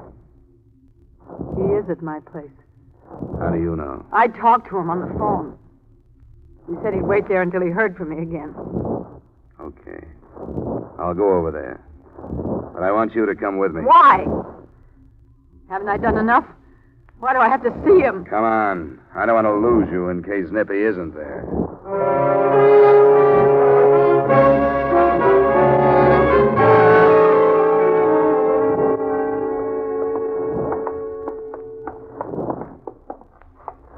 I'll do it. Give me the key. Vivian? Answer him. Yes, Nippy. It's going to work, Vivian. It's going to be a... Who's he? An insurance dick? That's right, Nippy. What are you doing here? Why'd you bring him, Viv? He made me do it. I asked her to make a choice between giving herself up for Madigan's killing or giving me you. Nippy, Put the gun away, Nippy. You've done enough. Is what he says true? he made me do it. He would have taken me to the police. You know what they would have done to me. But it's all right, Nippy. You can still work it out. Get away from me. She's wrong. You couldn't work it out, but you may do yourself some good by giving yourself up. Why did you do this, Vivian? Did you want to get rid of me, too? Oh, don't say that. You don't have What to are let you going him... to do if you get rid of me? Who's going to take care of you? Who's going to find more Jack Madigans for you to play with? Nippy, don't. Who's going to do the job for you when you get fed up and afraid to tear yourself loose? You don't have to let him take you, Nippy. I know you could take care of it when he got here. Is she worth it, Nippy? There wouldn't be a chance to count me off to a gang killing. You don't have to be afraid of him. I'm not. Then take him and get away. Not him. I'm afraid of you, Vivian. You're going with me. Stay away from her. Nippy, let go. And stop fighting. I wouldn't hurt you. You will. Don't, Nippy. Let me go. Now, watch it, Dollar. Don't try it. Let go. Let go. No. Vivian, get it. I should have let him take you.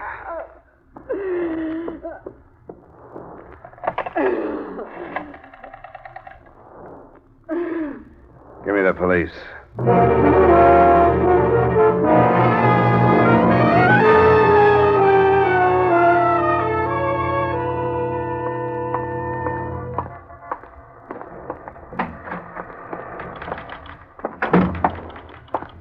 Where can I find... Oh, there you are, Stroll. Ah, good morning, Mr. Dollar. I read about it in the paper. They're holding the girl? Yeah, as accessory. And I wouldn't advise your going her bail. No, I certainly won't. I've had trouble enough with this group. You know, you didn't make it easy for me with that phony description. Yeah, I know that description. It was given to me by Madigan's boys. I should have checked it. But don't worry, a mistake like that won't happen again. None of your mistakes will happen to me again. Huh? You'll understand what I mean, Stroll, when you get my bill.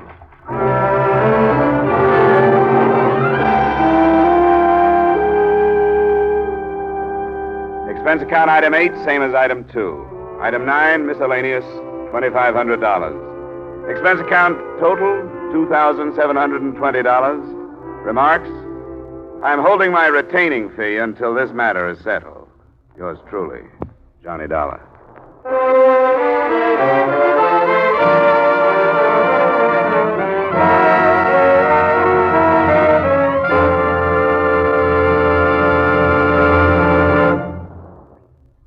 Yours truly, Johnny Dollar, stars Edmond O'Brien in the title role and is written by Gil Dowd with music by Wilbur Hatch.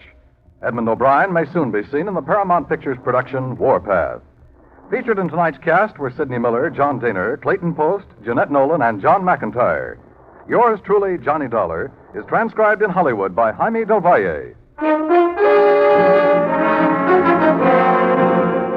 This is Dan Coverly inviting you to join us next week at this time when we will again bring you Edmond O'Brien as... Yours truly, Johnny Dollar.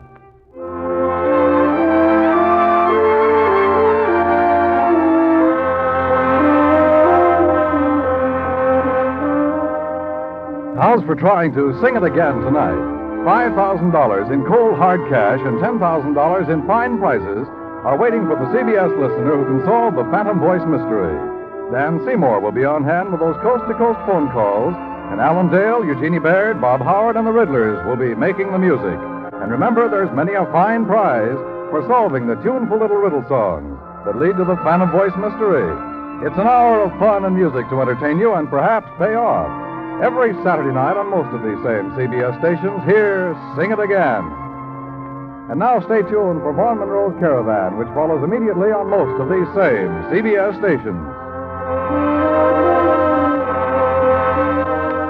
This is CBS, where Hopalong Cassidy rides every Saturday night, the Columbia Broadcasting System.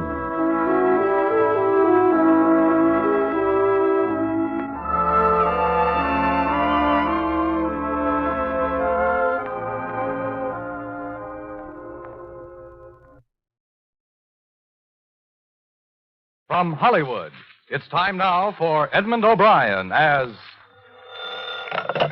Johnny Dollar. We're ready on your call to Boston. Go ahead, please. Hello? Yes?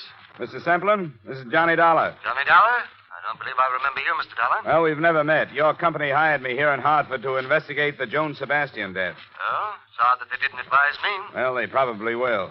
I called you to find out the name of the officer in charge of the case, if I could. It's Lieutenant DeRosa. DeRosa. Do you happen to know what their theory is, if any? Theory? I don't think they've arrived at a definite theory. Still a toss-up between murder and suicide, huh? Okay, Mr. Semplin. I'll be in touch.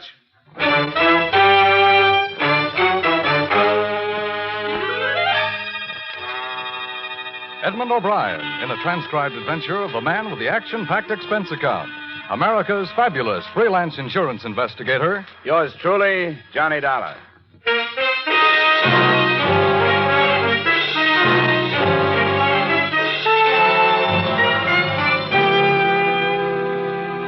Expense account submitted by Special Investigator Johnny Dollar to Home Office, Corinthian Life Insurance Company, Hartford, Connecticut.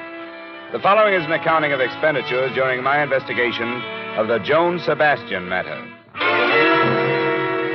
Expense account item 1, $175 phone call to Boston, advising your manager there of my assignment. Item 2, $28 car rental and mileage from my Hartford apartment to police headquarters, Boston.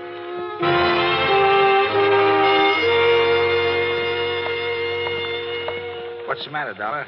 Don't you trust us? Well, it's not up to me to mistrust you, Lieutenant. These insurance people get uneasy when there's a choice between suicide and murder, unless the murder motive is the policy. And you don't think there's a chance of that? I wouldn't say definitely not, but the Sebastian girl made her mother her beneficiary, and her mother's an invalid in a rest home.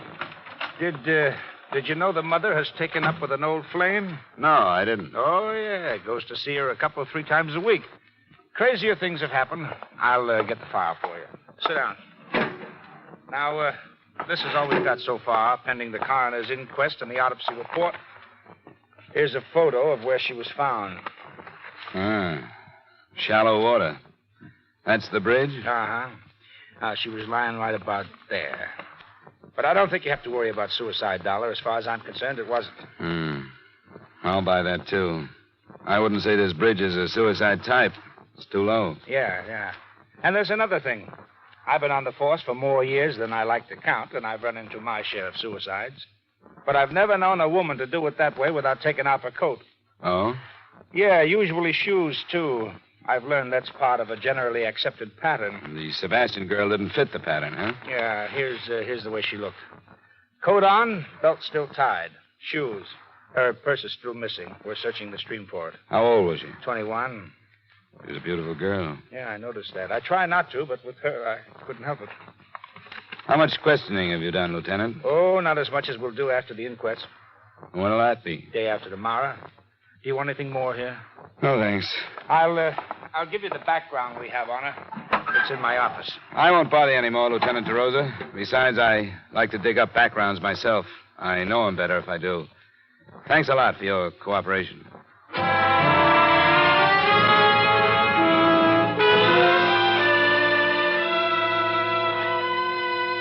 I drove out to the stream where they'd found the girl's body, and there chalked up another point against her death being a suicide. The bridge from which she had dropped was a good 4 miles from town. On the assumption that she'd been brought there in a car, the placement of a body in regard to the 2 lanes on the bridge made it look as if the car was going toward Boston, not away from it. 5 minutes later, I was heading the same way.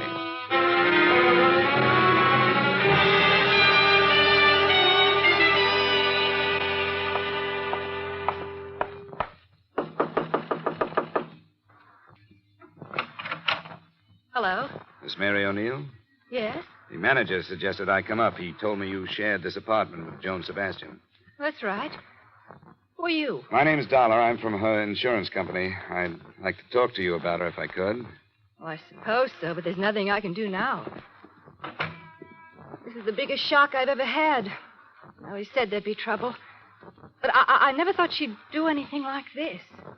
Maybe she didn't. What's that supposed to mean? Well, there are signs that say maybe she didn't commit suicide. There are? Do you think she had any reason to? Well, that's what I said. I never thought she would. Sit down. Any place. Thanks. Poor little Joan. What does it mean? I'm not sure. Did you say you expected trouble? Oh, yeah, I kept telling her. It was the way she went, like she couldn't live fast enough, like there wasn't time to get everything done. She'd been like that ever since she got rid... I mean, her mother went into that hospital. Joni was all tied down taking care of her before. What could have caused the trouble? Well, I'm not saying she was wrong or anything, but... Well, there were too many men. I imagine that was easy for her. Sure was. Too easy. Do you mind telling me who they were? Well, I don't know. Only about one. Harold Corey. He's gone with her the longest. Harold Corey. Yes, he drives for the North American van lines. Sometimes he goes way out to the West Coast. And, well, while he was gone, Joni didn't stay home and catch up on her reading, if you know what I mean. I think I do. She went out with a different guy almost every night. I didn't pry, but she never tell me who they were. You think somebody killed her, don't you? Would you help me try to find out? What could I do? You didn't want to pry, but I get paid to. I'd like to look at her things. Well, I suppose it's my duty, sort of, isn't it? In a way, yeah. But I can't force you to. Oh, I know it's the thing to do. Some of her drawers are locked, but I'll show you what I can.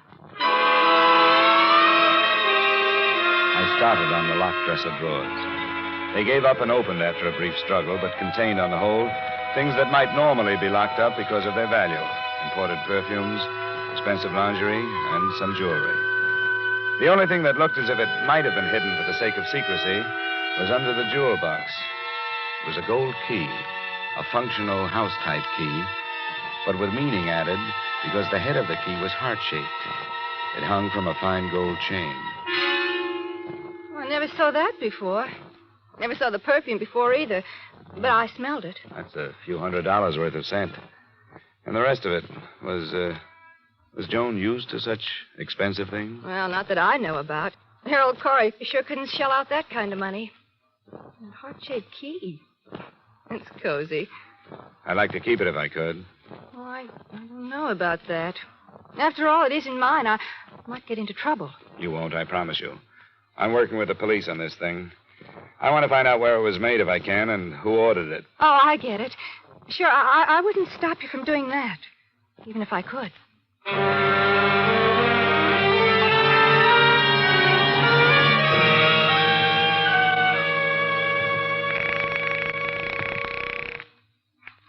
North American van lines. I wonder if I could get some information about a driver of yours, Harold Corey. I phoned his home and couldn't get him. Is he out of town? Just a second. Yeah. Harold Corey's on a run to Philadelphia. Oh? When's he due back? He's doing tonight, about 3 a.m. tomorrow morning. Thanks very much.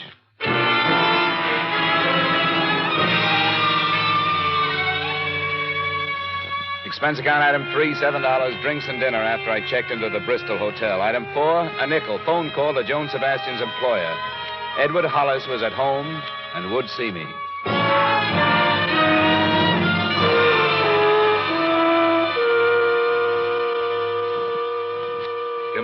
room, Mr. Dollar. We may as well be comfortable. It's nice of you to see me, Mr. Hollis. I thought it'd be better to do it this way rather than bother you at work. Of course, and I appreciate it. The atmosphere at the office has been gloomy enough. Oh, this is Mrs. Hollis, Mr. Dollar. Oh, how do you do? Quite well, thank you. I didn't know the poor girl, but it's a dreadful thing. Yes, I'm afraid it is. They don't understand. A young girl like that with everything to live for. Well, it may be even worse than that. Worse? How could it be worse? It looks more and more like her death was not a suicide. Oh. Mr. Dollar. I didn't mention it on the phone. The police think it was murder, though, and so do I. I thought it'd be better to save the blow until I get out here.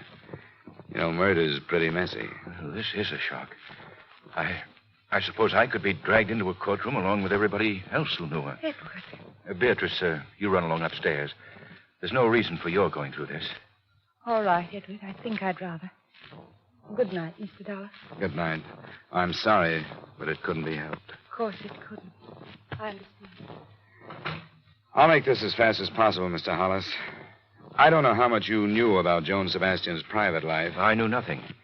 I have a number of girls in the office, and it's been my philosophy to remember that not too long ago, I was as young as they are. As long as they do their work well, I ask no questions. As a matter of fact, I have no right to. Sure. From what I've gathered, she was mixed up emotionally. She hadn't had much freedom because of an invalid mother she took care of. Well, I did know that. When the mother went to a hospital, Joan began to make up for lost time. She led her friends to believe that she ran around with a lot of men. But I don't believe that. Oh? I think it was one man. Would you give me the names of the girls she worked with? I'd like to talk to them and find out if something may have come out over lunch or cocktail. Yes, I'd rather my staff wasn't upset too much, but I'll tell you. You'll want to question them separately? That's right. And I could give you the names now, but if you'll phone me at the office in the morning, I'll give you their addresses and phone numbers. That would help. Good. You can call any time after 9:30.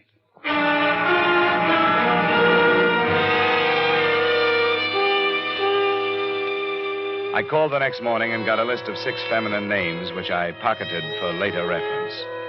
And at 10:30, I was at the home of Harold Corey, a ground-floor apartment on Hemingway Street. Yeah, who is it? My name is Dollar. Come later, will you? I don't want to talk to anybody right now. I'm an insurance investigator. I want to talk to you about Joan Sebastian. Who have you talked to? Why did she do it? She didn't. What do you mean? It's a mistake? In a way, yeah. It's murder. Murder? You're crazy. Am I? Oh, maybe you are. She'd never kill herself, would she? She had no reason to. When did you see her last? Night before I left for Philadelphia. When was that? 2 nights ago, Tuesday. I left at 5 Wednesday morning. She was found Wednesday morning. What are you driving at, mister? When did you learn that she was seeing somebody else when you were out of town? Didn't know she was. Look, Corey, I'm not tossing suspicions around to see how they bounce off you. You're in a bad way. Do you know that? You're telling me you think I killed her? Me? I loved her. I wanted to marry her. That's a motive, not an alibi. Get out of here, will you? Leave me alone. You aren't helping yourself with this act. You're making it worse. Get out of here before I do have a murder to answer for. Get out. Get out!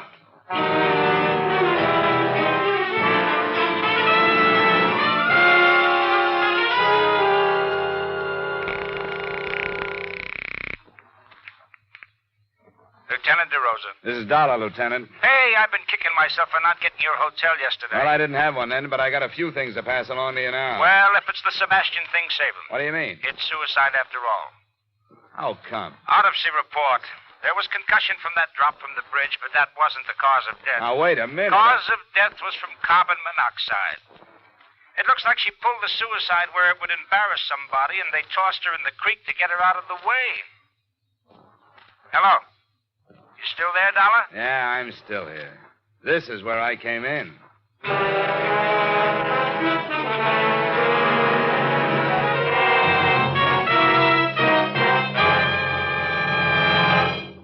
We'll return you to the second act of yours truly, Johnny Dollar, in just a moment. But first, one of radio's greatest stars has returned to CBS The Stars Address. He's Frank Sinatra. Frank will be here every Sunday afternoon for a full hour of songs, comedy, and commentary on popular music. The Frank Sinatra Show is a part of CBS's new lineup of entertainment on Sunday afternoons. Join CBS every Sunday afternoon, won't you? Now, with our star Edmond O'Brien, we return you to the second act of Yours Truly, Johnny Dollar.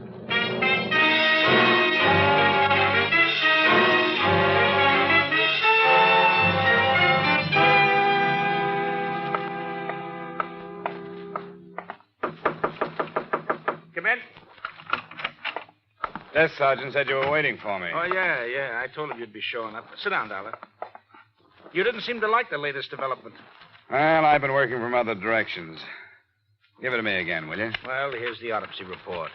Death by asphyxia caused by carbon monoxide, agent unknown. Probably automobile engine exhaust. That's the most popular these days. Do you believe this, Lieutenant? I believe what's on the report. And how did you say she got into the river? I said maybe she committed suicide somewhere so that somebody would get involved. Maybe in the driveway of somebody who didn't want to get involved. To get rid of her, she was probably moved to the stream. What's the matter? Don't you like that? What else does the report say? Symptoms of severe concussion. I thought you'd be happy with this suicide evidence. The insurance company hired me to dig up facts. If it was suicide, all right. But if it wasn't, they want to know that, too. And I don't think it was. Why not? Well, from what I've learned, she wasn't the type. She liked to be alive, and she played it hard enough to leave some motives lying around. Jealousy, for one. That boyfriend of hers? Ah, you know about him, then. Yeah, Corey, isn't it? A truck driver? That's right. And then there's this. Look. What's this unlock? I wish I could tell you. It was given to her by somebody. I'd like to know who. Would you put a couple of men on it, find out where it was made? I could do it, but I think the police can get it done faster. All right, Dollar. I'll stick my neck out that far. I'm under orders, you know that. I have to be assigned before I can investigate. Yeah, sure. But I'll take your story upstairs and see what the chief says. Let me know what else you find. I will. Say, do you have the address of the old flame you mentioned? The mother's friend? Still like to settle for fraud, wouldn't you? The desk sergeant will give you his address. His name's Paul Anderson.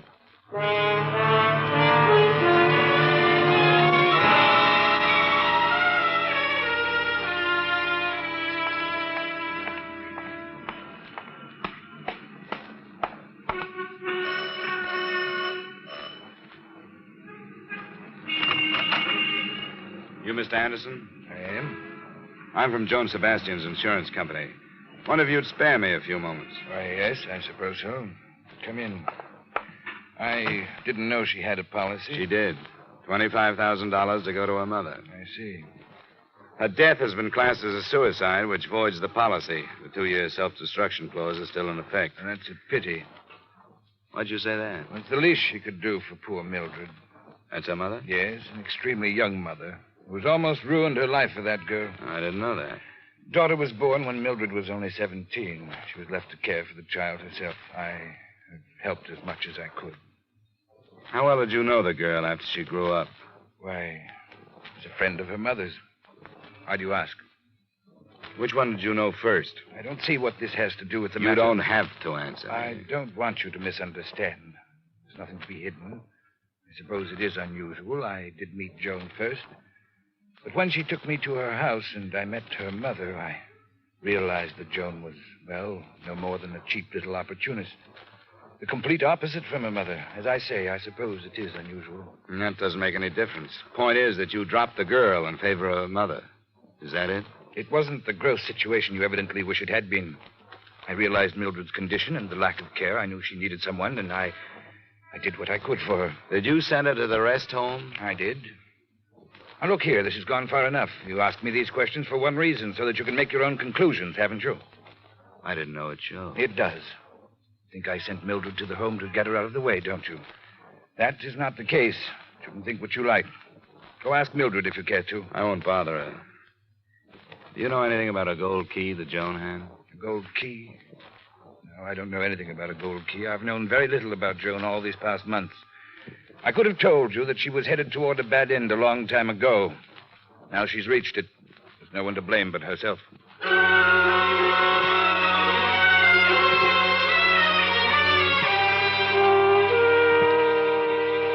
was 4 p.m. then, and at 5, I was standing in front of the North American Band building on Columbus Avenue as Harold Corey backed a big rig into a parking area and headed for a quick-order restaurant.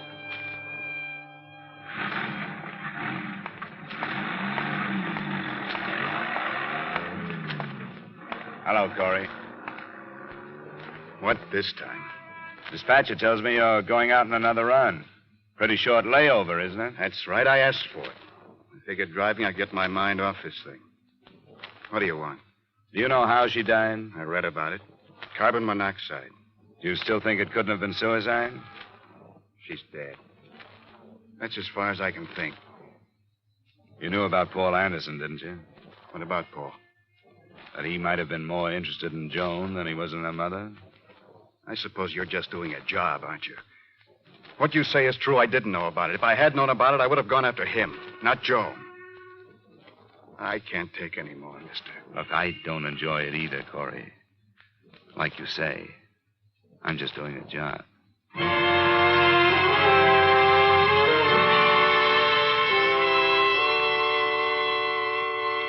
After questioning the 6 girls who had worked with Joan Sebastian, I was still nowhere. None of them knew anything about her private life.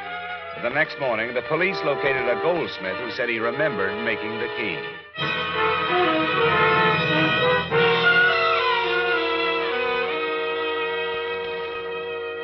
The police told me you might come in, Mr. Dollar. No trouble at all. We're happy to oblige. Good. You've seen the key? Yes, the officer showed it to me. Oh, friendly young man. I have it with me. You're sure you made it? Oh, yes, positive. See here, I'll admit to a quaint conceit. You see here? Potted scroll? See the letters? Oh, yeah. Yeah, C.S. My initials, Cedric Foss. Oh. But I haven't the faintest recollection who I made it for. I told that young officer that, too. I don't even remember when. Oh, there's so much work, you know. Well, maybe I can help you. It would have been between 7 and 8 months ago. You keep any kind of record? Oh, of course I do. I'm bound to. A matter of law. 7 or 8 months should... let me see. That would be November, October, September. 7 would be March. 8 would be February. Oh, yes, of course. Now, here we are. Frankly, I'm intrigued. How many of my items may have been involved with tragedy? Who knows? Perhaps I'm a curse. I was hoping you'd be a cure for this one. Well, I hope so. You wouldn't know what week or day? Oh, I'm afraid not. Oh, my. Oh, my. February wasn't a very good month, was it? Post-holiday slump. Reset, change rings high, set opals. Dreadful stuff. What? No. It's much too small. Key for a jewel box. Well, let me see. March. Yes, engraved spoon, reset, repair, bracelet. Here it is. Door key in gold, March 17th. What name? Do not deliver. Will call J.E. Carter. J.E. Carter? Does that help? No, not a bit. Do you remember anything about him? No, paid in cash. Wait, now, that was the day Mrs. Brand brought the baby shoe in for placing. She's the councilman's wife. I remember that. It was snowing. That was the day it was ordered, Yes, Now, wait a minute. It was modeled from a plain old cast house key. Uh-huh. I cannot picture him. But I'd done some apartment keys, and he said this was for a cottage. Outside of town? It was a surprise for his wife, someplace on the bay. I remember that because of the hideous weather, and I could just feel that wind coming through one of those summer cottages. Now, do you think you'd recognize him if you saw him again? Well, I can't say until I do. I could try. Well, we may have to call on you then. Thanks. Thanks a lot. I think you've helped.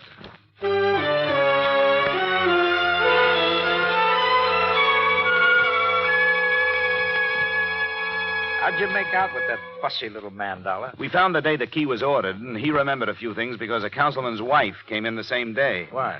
Well, the customer, Carter was the name he used, mentioned a cottage on the bay. That's east, and the girl's body was found northwest of here. I think she was dumped from a car coming toward Boston from out there. So I think the cottage is in that direction. Deduction, you. Look, if I were going to dump a body, I wouldn't carry it across 2 traffic lanes, would you? I'm being paid to think about another case. I couldn't sell the murder pitch upstairs.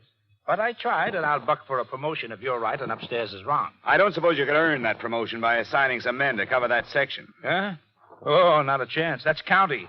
Division of responsibility. Yeah. Uh-huh. And I, for one, wouldn't be surprised to know how many people have died because of that division of responsibility.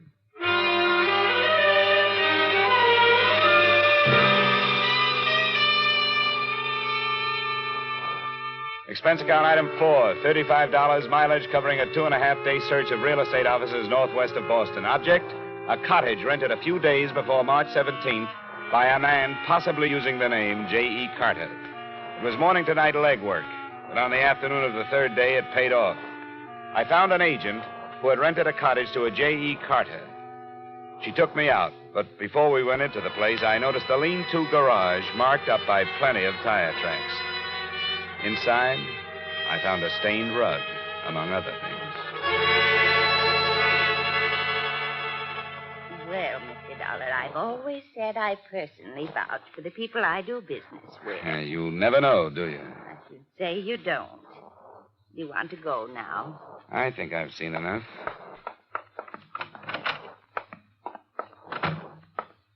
Let me lock it. I want to see if this key fits. It does fit. Yeah, it sure does.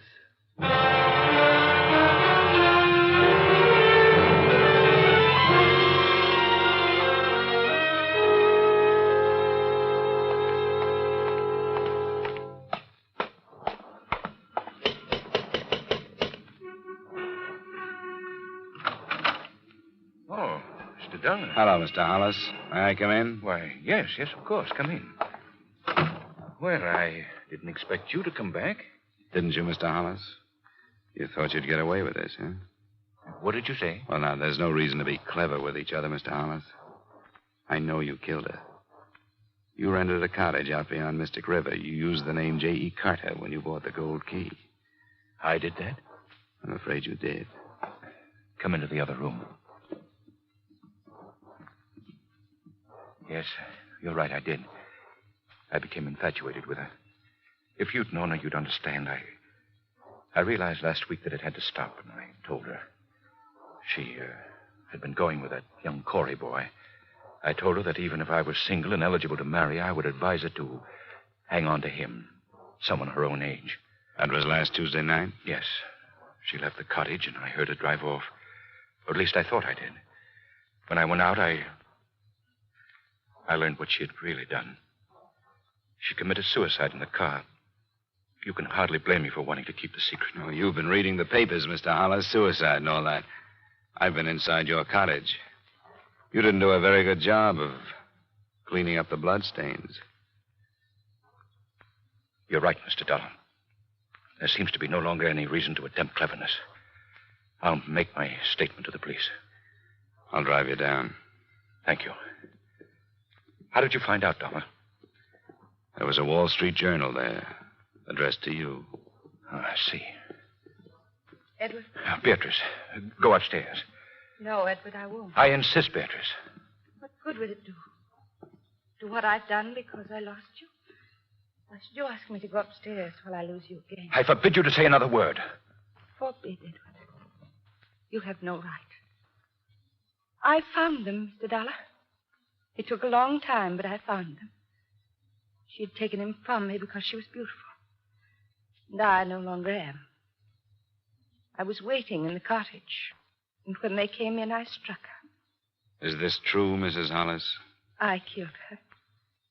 And since there was nothing left, we carried her to the cop. Beatrice. Beatrice, what have I done? What have I done?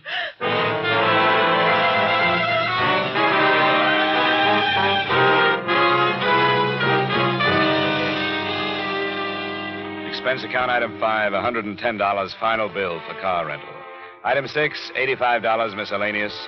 Expense account total, $356.75. Remarks?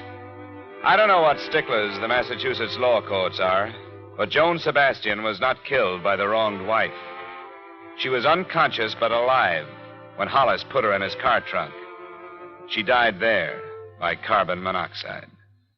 Yours truly, Johnny Dollar.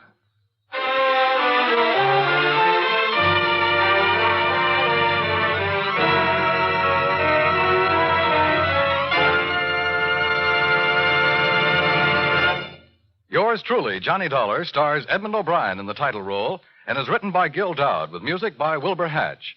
Edmond O'Brien may soon be seen in the Paramount Pictures production Warpath. Featured in tonight's cast were Virginia Gregg, Howard McNear, Virginia Eiler, Wally Mayer, John Stevenson, Bill Johnstone, and Raymond Burr. Yours truly, Johnny Dollar, is transcribed in Hollywood by Jaime Del Valle.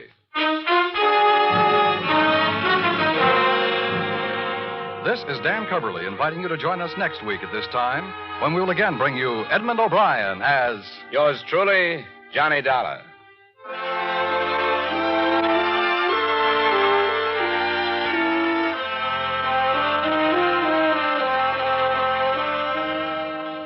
Stay tuned for Vaughn Monroe's Caravan, which follows immediately over most of these same CBS stations. This is CBS, where Hopalong Cassidy rides every Saturday night, the Columbia Broadcasting System.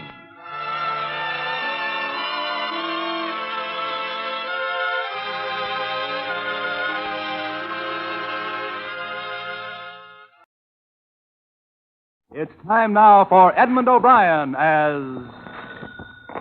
Johnny Dollar. Hello, Dollar. This is Carter down at Tri-State Insurance. Yeah, I've heard of it. How are you, Bill? Fair. Listen, we have a vice president down here who has an idiot cousin selling insurance for us in New York City. Well, he's done it again. Did you call me for advice or sympathy? He just sold a $15,000 policy covering a pair of antique pistols for the trip from here to a buyer in Boston. Well, some of those old weapons are worth it. Well, these must be. That's why I want you to see that they get there. According to this Leonard Bonney, who brought the pistols this far from England, somebody tried twice to steal them. That we learned after he bought the policy. Will you take the job? Okay, Bill. And when can I talk to this Bonney? He's at the doctor's, but he'll be back in my office in an hour. Doctor's? Yeah. The last time the thugs jumped him, they put a knife through his arm.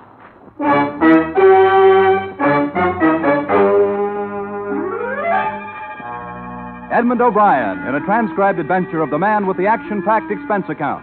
America's fabulous freelance insurance investigator. Yours truly, Johnny Dollar.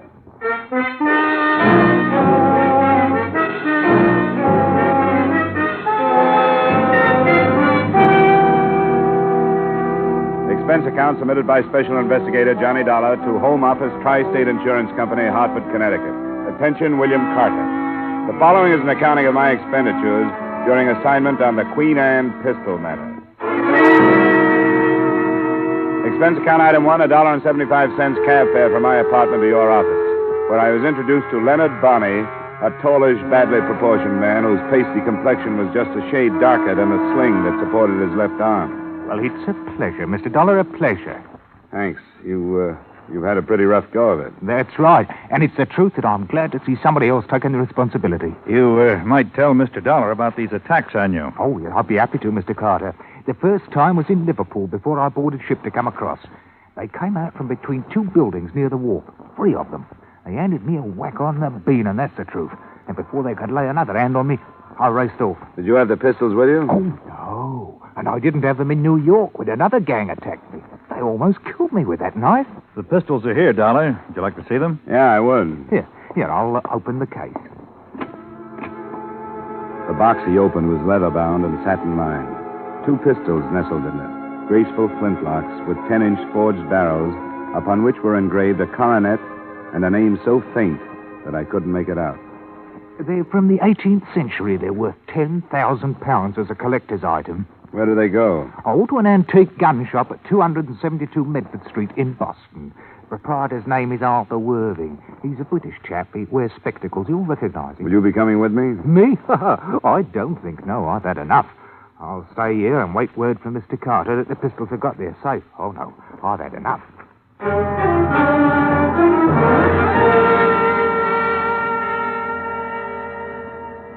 The rest of the rundown was given to me before I left the office.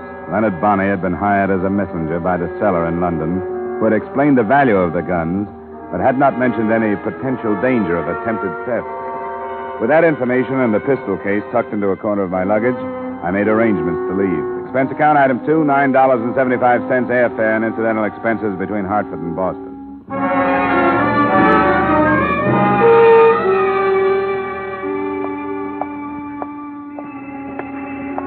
The address on Medford Street that Bonney had given to me was on the fringe of the retail district. There was a sign, and there were a few dusty weapons in the window. Good day, sir. Hello, you Arthur Worthing? Yes, I am. My name's Dollar. I've been hired by the Tri-State... Mr. Bonney telegraphed me to expect you. The package, sir. I see you have the package. Yeah, I have it. This is a day I have long anticipated, sir. There. 2 masterpieces from the shop of James Freeman, Norwich, circa 1705. Sir, are you a fancier of arms? Nothing antique. Oh, that's a pity, sir, a pity. Fascinating study. These pistols have quite a remarkable history. Fashioned during Queen Anne's reign and gave service during one of Europe's blackest eras. Yeah, they're pretty. But I like mine with less history and more shocking power. As might be supposed, sir, the English gunsmiths prospered during those stirring times, profiting by the constant demands for muskets and pistols to supply the good Queen's armies in Flanders. Ah, is that right? Well, I have a paper for you to These sign. weapons, sir, rode through the campaigns at the belt of an officer raised near Norwich. And if the truth were known, sir, more than one murder has been committed not only by them, but because of them. Tell me, sir, were you followed? Not that I know of. Now, if I could get your signature on this release, Just a moment, young man. I believe that the assurance policy purchased by Mr. Bonney is in effect until the pistols rest in the possession of the purchaser. Is that not correct? You're not the buyer? Well, unfortunately, sir, a price of $20,000 is a great deal too dear for me. Well, who is it then and where? A Mr. and Mrs. Jack Rollins' bride.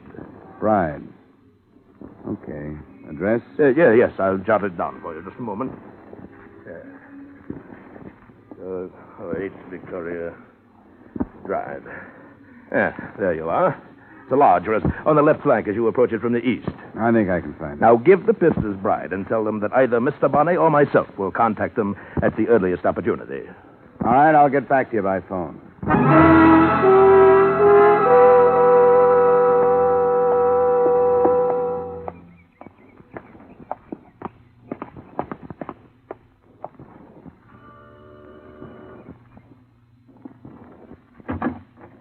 Good afternoon, sir. I have a package to deliver to either Mr. or Mrs. Bride. Are they at home? Yes, sir. I'll take it to them. Well, my instructions are to give it to them personally. Who is it, Dean? A gentleman with a parcel for you, madam.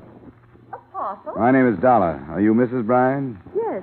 Well, here are your pistols for Mr. Worthing. But come in. Mr. Worthing, I don't understand. Well, maybe your husband knows about it. Yes, perhaps that's... Oh! Oh, no! Madam! What's the matter? You can't. You can't. What's the matter, Mrs. Bride? Estelle! Oh, heavens, Estelle, what's the trouble? Who is this man? What's it? Oh. Take Mrs. Bride to her room, Dean. No, Jack. I want to know. What does it mean, Jack? What does it mean? Be quiet, Estelle. I'll take care of this. Come along, Mrs. Bride. I'll help you to your room and get you a bromide. Now, what do you want? No, I don't want anything but your signature on this paper, acknowledging your receipt of the pistols described therein. You'll get no signature from me. Here, let me see that. Hey, watch it, will you? Leonard Bonney. He's here in America. That's what he said his name was. I brought the pistols from Hartford to a man named Arthur Worthing. He sent me to you. Who's Arthur Worthing? I took it that you knew one another. He's a dealer in antique weapons. Yes, of course. Get out of here. Take this fake form and take your pistols. Go back to your Mr. Worthing. Your bluff won't work. Now, listen, I don't believe that Bonney is here. I don't think he's still alive. Now, get out of here! I didn't bother to argue with him because, as far as I could see then, he was either terrified, crazy, or both. With the pistols, I took the shortest route back to Arthur Worthing's gun shop on Medford Street.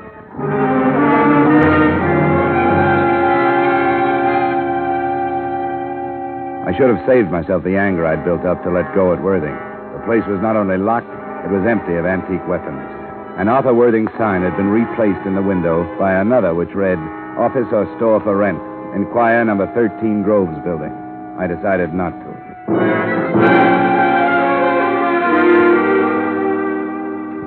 Expense account item 3, 70 cents, day letter to Tri-State reporting my lack of progress. And expense account item 4, same as item 2, transportation back to Hartford.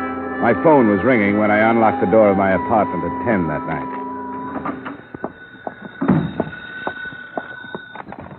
Johnny Dollar. Bill Carter, Johnny. Did I interrupt something? Yeah, I just got in. Just came through the door. That's crazy business in Boston. What do you make of it? Well, the man called it blackmail, so I guess that's what it is. But what reason there was for using me, I don't get. Unless they figured Bride would get violent. I've been trying to reach that Bonney. He left a phone number. What'd you get, the city pound? No, some woman with an accent so thick we can't understand each Well, other. forget it. Bonnie just made it up. He was lying in his teeth about everything. Do you have the pistols? Yeah, but not for long. I'm bringing them down to your vault in the morning. Good. Stop by my office. Aren't you curious about this thing? No, not even intrigued. I don't want any part of it. That was only half true. I didn't want any part of it, but I was intrigued. Later, after a shower and over a highball, I took the pistols out of their case and looked them over. Except for the possibility that they were the tools of blackmail, I could find nothing to make them worth $20,000. But under a strong light, I did make out the name engraved on the barrel that I hadn't been able to read before. It was Bride, as in Mr. and Mrs. Jack Rowland's Bride. And the date behind it was 1704. I wondered what there was about something out of the 18th century that could send a 20th century woman into hysterics.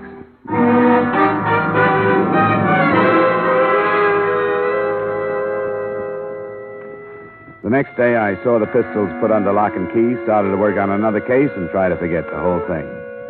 But I was reminded of it again by the caller who was waiting for me in the corridor outside my apartment that night, the bride's butler. I hope you'll pardon my intrusion, sir. You must know why I've come. Well, I can guess. I shan't take up much of your time. But if I could just talk to you. All right, we'll go inside. Oh, thank you, sir.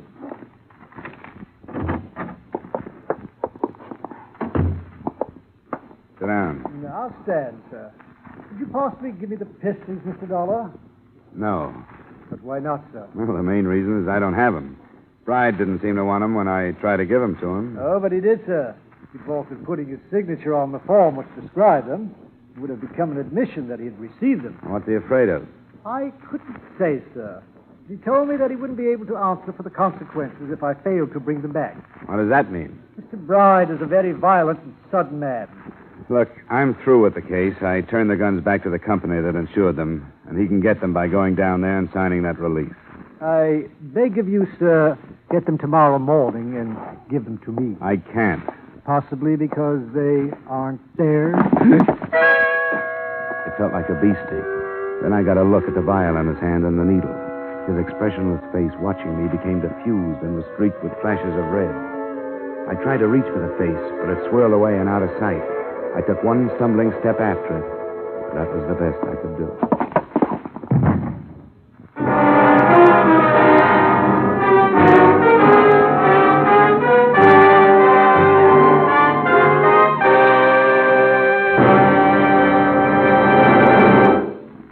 We will return you to the second act of yours truly, Johnny Dollar, in just a moment. But first, we Americans have a valuable heritage.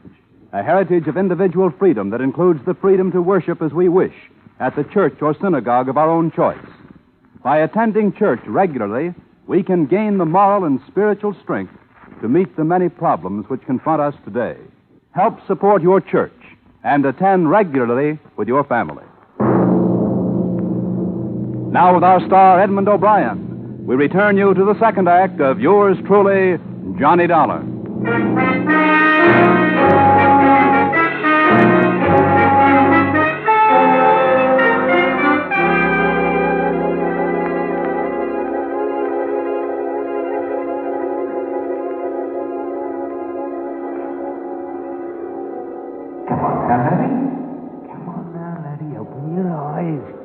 You can do it now. You can do it. Yeah, you feel that? You can feel that all right, can't you? Come on now. You're all better now, aren't you? Now, hold on now. Don't slip away again. Wake up. There, that's better. I'm Mr. Bonnie, remember me? Darling, none of that. You're all right. I'll put you on your bed. You're in your flat. Where'd you come from? Oh, it's a good thing I came from somewhere. I've been playing touch and go with you since 6 o'clock. First you'd come to, and then you'd go again. Which time? What time is it? Past 9. Yeah, you drink some of this. I looked for some tea, but I couldn't find any. I'm not too handy at making coffee. Is that hot enough? Yeah. Oh, now, what happened to you? I don't know. Dope. He jabbed me in the arm. Who was he? Bride? Oh, come on, leave me alone, will you? Oh, no, you don't. I've had enough of this. You stay awake. Come on now.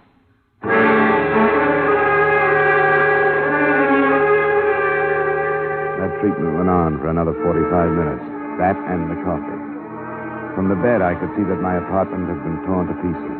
I was too sick to be angry about it. And when I could sit up and put my feet on the floor, I realized without surprise that Bonnie's arm was no longer in a sling. In fact, there was a Webley automatic in his hand. Oh, that. Well, the surgeon said I wouldn't need the sling anymore. Oh, you are a lying... Now, stand up now. Come on. Did he get those pistols? Who? Bride. Whoever it was tore up your flat looking for them. No, he didn't get them. And you aren't going to get them either. Oh, yeah, now, you got an head on your shoulders. You use it. Where are they?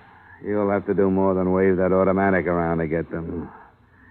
They're in a vault downtown. What do you want? A share for yourself?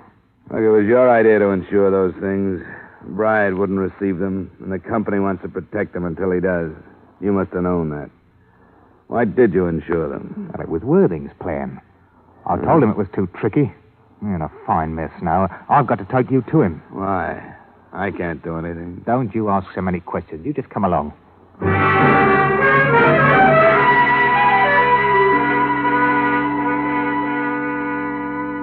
He gun-muzzled me out of my apartment and into a car. If I'd been in better shape, I might have been able to break away from him. But with my system still full of dope, I didn't have either the will or the energy for a try. I only half remember the trip, but the end of it was a shabby hotel within earshot of the harbor in Boston.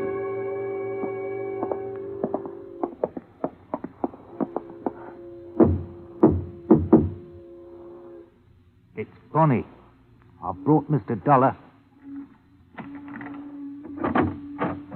Capital, Bonnie. Capital. Come in. Hey, you're white as a ghost, Mr. Dollar. Are you ill? Yeah, and you don't help. They put a needle into him trying to get the pistol. Oh, what a pity. What a pity. Sit down, sir. Sit down, please, by all means.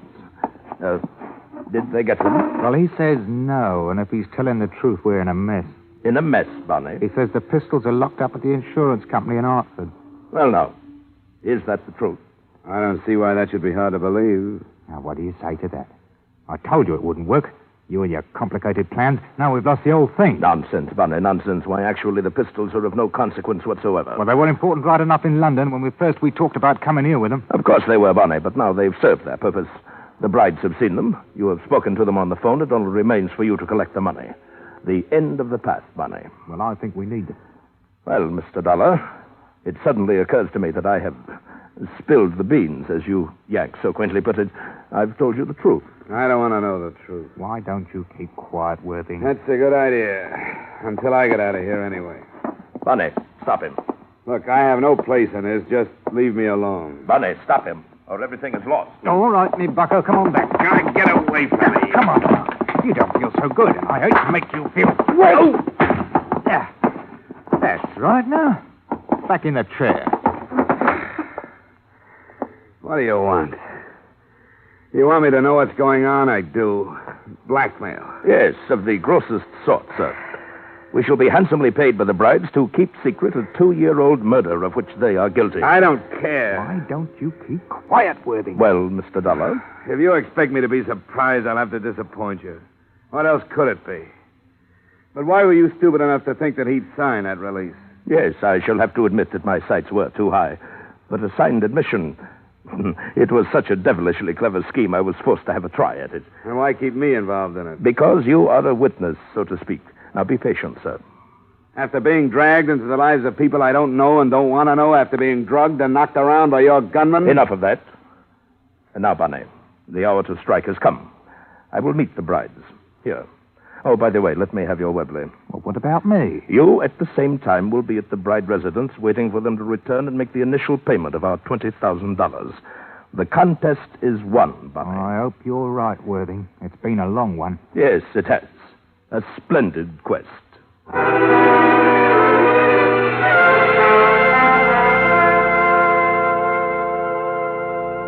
He made a phone call to the brides, and Bonnie left. Worthing concentrated on the Webley automatic while we waited, and I concentrated on my head. By the time the brides arrived an hour later, I was almost able to stand without staggering.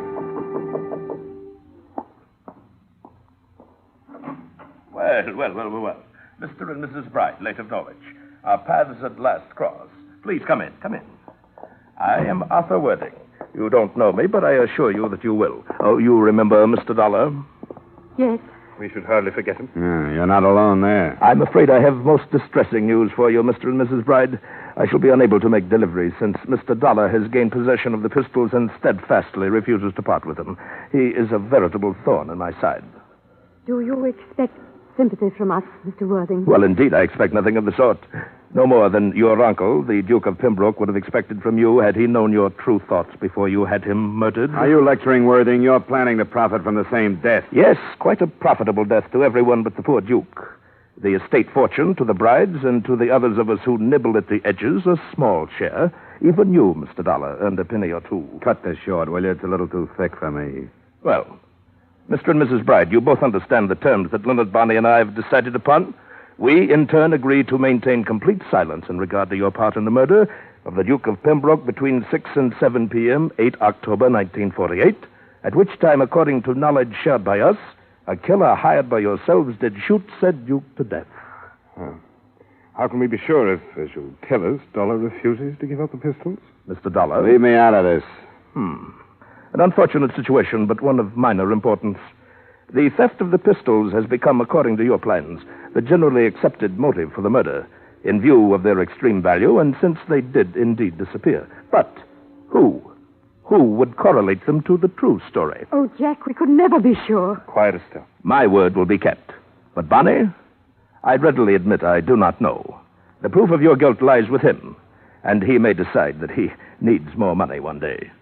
But the negotiation's at hand. The cost to you, $20,000. $5,000 to be paid tonight to Bonnie, who now awaits you at your residence. The rest within the next 7 days. Oh, I don't see how it's going to be possible. Oh, come now. Surely, rather than sacrifice the gracious life the Duke's fortune is affording you... I don't know. The time is so short. We'll manage it still. There must be a way. We have the 5,000. Bonnie will be waiting for you. Now Mr. Dollar has heard the story. What good is buying your silence when first he knows and then someone else knows and someone else... I can't... In heaven's name, Bride, do you want the police to descend upon us? Then we all would be lost. All but Leonard Bonney. I'm going to the police. I want them to know. Stop it, Estelle. Take her now and go meet Bonnie. Come along, Estelle. We'll go home. Convince her, Bride, that there is no reason to fear Dollar's knowledge. I have my own plans for him. Worthing's success made him careless. Calling his orders to the brides, he was a quarter turn away from me. As soon as the door closed, I moved.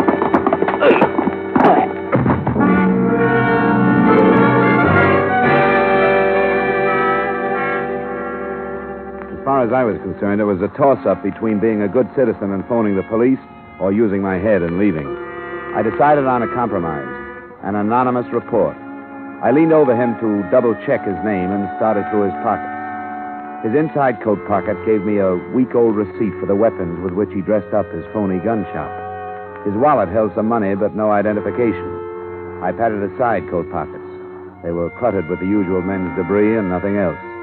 But I patted the empty pockets again, and down at the bottom of the right one, I felt a thin, rectangular object. It was inside the coat lining. I got my fingers into the seam and ripped. The object was a card set into a plate of transparent plastic. It said, Arthur T. Worthing, Inspector, C.I.D., Scotland Yard. Oh, the devil.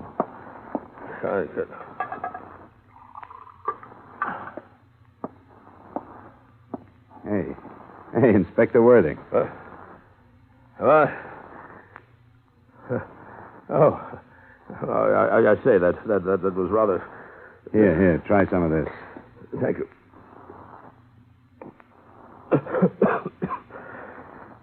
Well, I must say that you're an extraordinary ally, Mr. Dollar.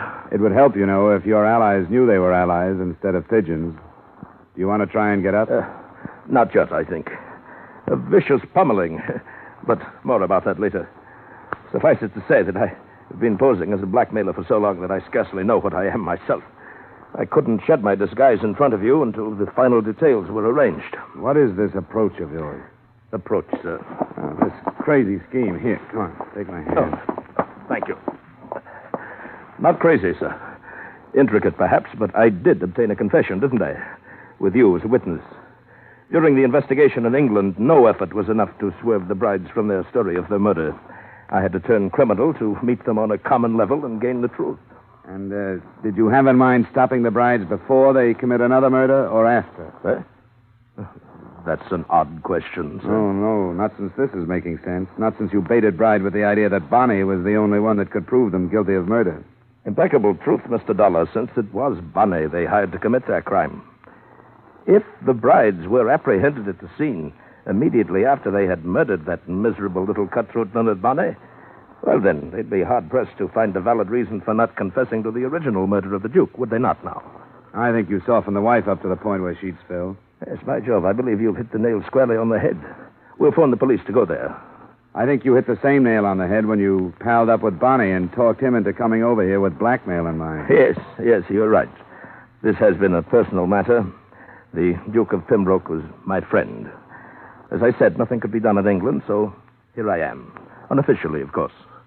I suggest now that I phone the police, don't you?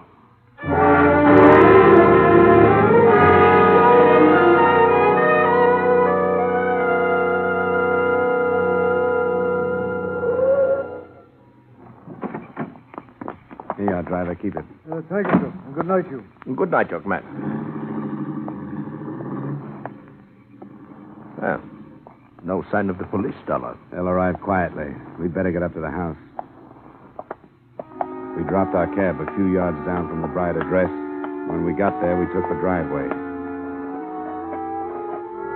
There was a light in a room I'd spotted the last time I was there, a library. We angled off toward it, but before we reached it, a look I tossed over my shoulder stopped me. Behind us in the street, I could see a swarm of uniformed figures slipping silently toward us. They were close, but not close enough.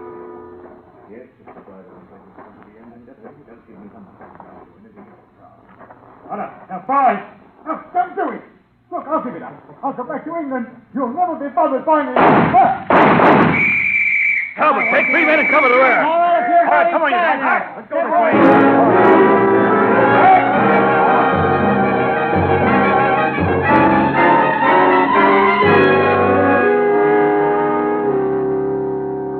The inspector got what he wanted, the murder of the gunman Bonnie and the arrest of the brides.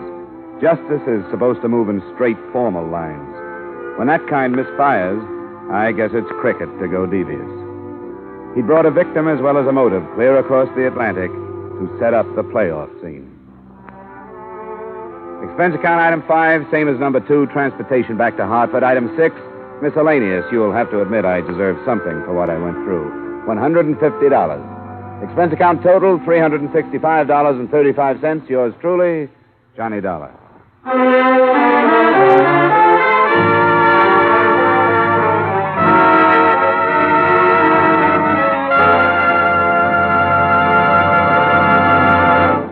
Yours truly, Johnny Dollar, stars Edmond O'Brien in the title role and is written by Gil Dowd with music by Wilbur Hatch. Edmond O'Brien can soon be seen in the Paramount Pictures production Warpath. Featured in tonight's cast were Ben Wright, Bill Conrad, Dick Ryan, Jeanette Nolan, Dan O'Herlihy, and Tyler McVeigh. Yours truly, Johnny Dollar, is transcribed in Hollywood by Jaime Del Valle. This is Bob Lamond inviting you to join us next week at this time when we will again bring you Edmond O'Brien as yours truly, Johnny Dollar.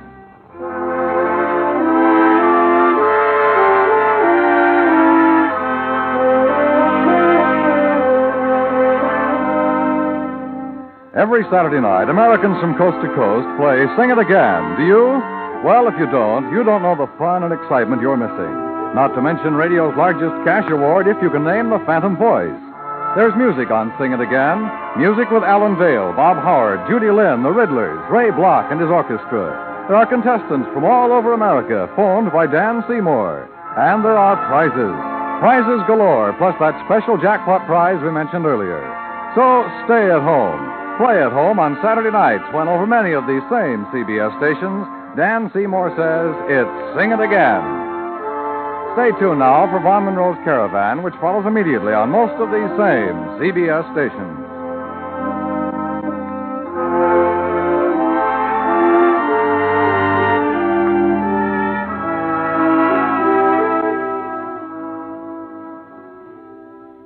If you met a stranger on the street who offered to give you $4 for 3, you'd be pretty skeptical. But when Uncle Sam makes the same offer, you can take him up on it and be sure you're getting a square deal. By investing your money in United States savings bonds, you'll get that extra dollar profit when the bonds mature. Buy your bonds through the payroll savings plan where you work or the bond-a-month plan where you bank. This is CBS, the Columbia Broadcasting System.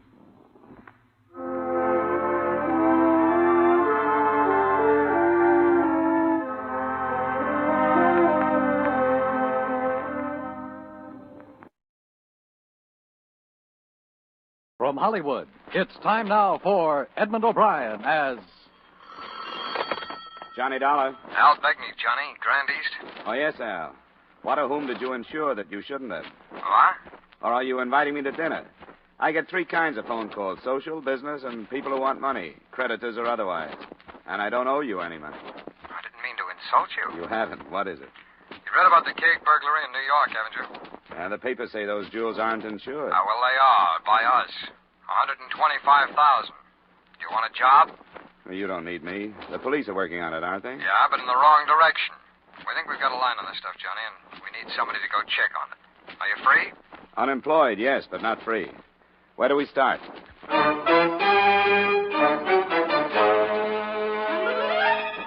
Edmond O'Brien in another adventure of the man with the action-packed expense account. America's fabulous freelance insurance investigator. Yours truly, Johnny Dollar.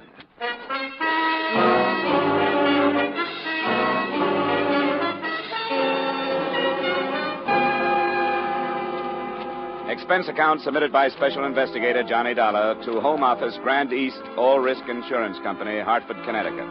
The following is an accounting of expenditures during my investigation of the Adam Keg matter. Expense account item 1, $34, transportation as instructed from Hartford to New York and the Parkview Manor, an apartment hotel on 59th. Your man Begney met me in the lobby. Well, I tell you, I met her. You know what happened? No, she was with one of those dancers. On the dancing television. Hello, Johnny. Well, it's a fast trip. How are you, Al? Fine. We'll go right up. I think the kegs are waiting for us. Elevator's right over there. Say, this Keg, he has some money, hasn't he? Yeah. He's the angel type, and so far he's married at least one girl from the line from every show he's ever bagged. Is that bad? I wouldn't know, Johnny.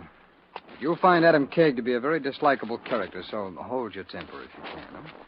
Do you have any special reason for keeping it secret that you insured this missing jewelry? Well, it's more or less of a courtesy to Keg.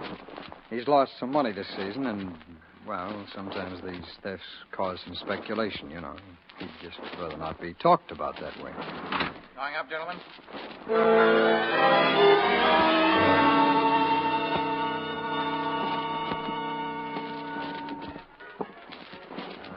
642. This is it.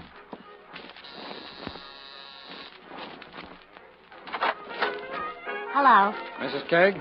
Currently, yes. I'm Mr. Begney from the insurance company. This is Mr. Dollar, our investigator. How do you do? Well, come on in. You?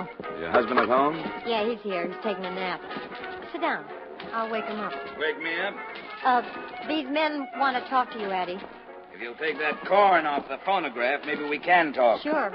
I didn't know it bothered you. Which one of you is Begney? I am. This is Mr. Dollar, the investigator we hired. Are you one of these New York private detectives? I've heard the majority of you are willing to play both ends against the middle. I've heard that a lot of clients like it that way. What do you mean by that? Anything you want. Gentlemen, please. Mr. Keg, I understand there was a message of some kind this morning. Who is this man? I'm from Hartford. There's not as much chance in a small city for two-end dealing, so I haven't had much practice. But I'm willing. Mr. Keg, Dollar here has worked for my company a number of times. We wouldn't have hired him if we didn't trust him. Now, please, will you tell us about this message? Go get the papers, Sylvia. It's right next to you. Right there, in the magazine rack. I didn't put it there. Here it is. Is anybody going to explain it? Let me, Addie, if you don't feel like it. I don't. I'm bored with the whole thing. The paper was left in front of our door the same as usual this morning. But on the front page, this was stamped, page 3, part 2. I noticed it and told Addie to look at it. The bellboys deliver your paper? Yes, Danny does. And here it is, see? this antihistamine ad. Inhiston. You see, the I and the N have been crossed out. And these other words, so it reads, Histon stops that sign of your cold cash. Stamped in. Only Histon makes this startling offer. Insist on Histon. Look at it. You can figure it. The rest of the message was drawn from the advertising copy the same way. The price of the product was changed from 98 cents to read $98,000, the price for the return of the jewels. The home of the firm, Montclair, New Jersey, was circled, and rubber-stamped beneath that were the words, phone booth, Maple and 7th, 10:30 p.m. tomorrow. What do you make of it, Dollar?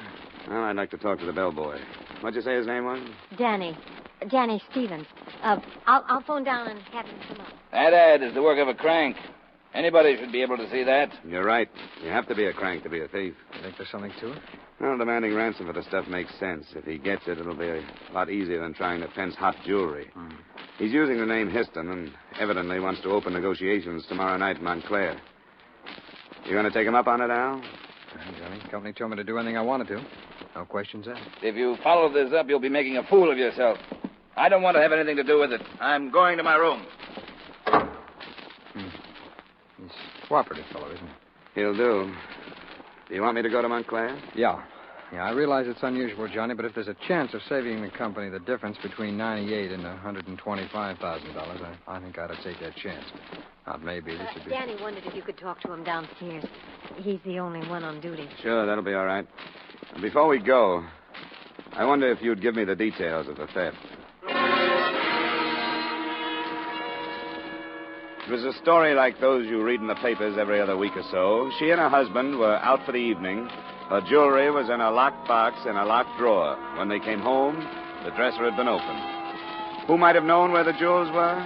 She didn't know, possibly the maid. When we got to the manager's office, we checked on the maid. She lived in Montclair, New Jersey, and she had just resigned. Then Danny Stevens, the bellboy, was shown in.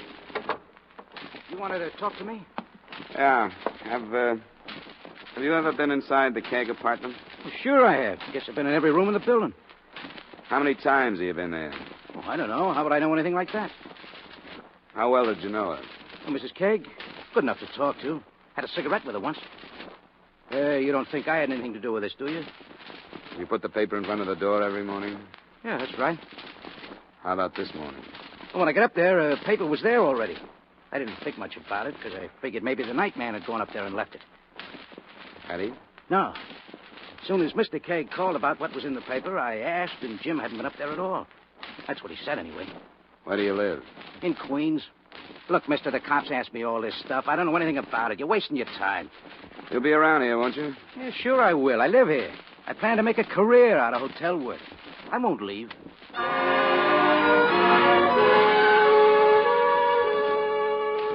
Al Begney brought me up to date on police progress.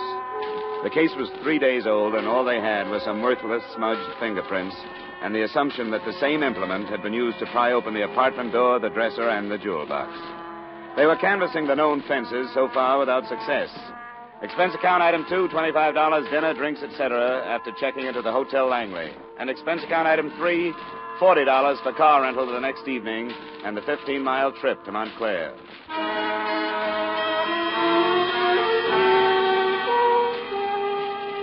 The Maple and 7th, rubber-stamped into the contrived message, was an intersection that boasted 3 stores closed for the night, and on the 4th corner, a bowling alley.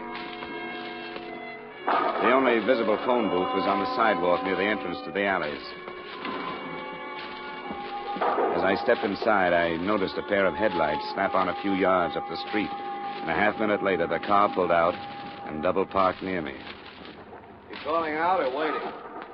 Waiting for a call. Why? Who from? Somebody named Histon. I'm your man. Come on.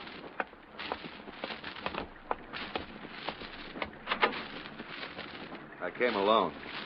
You could cause me some trouble, but don't do it.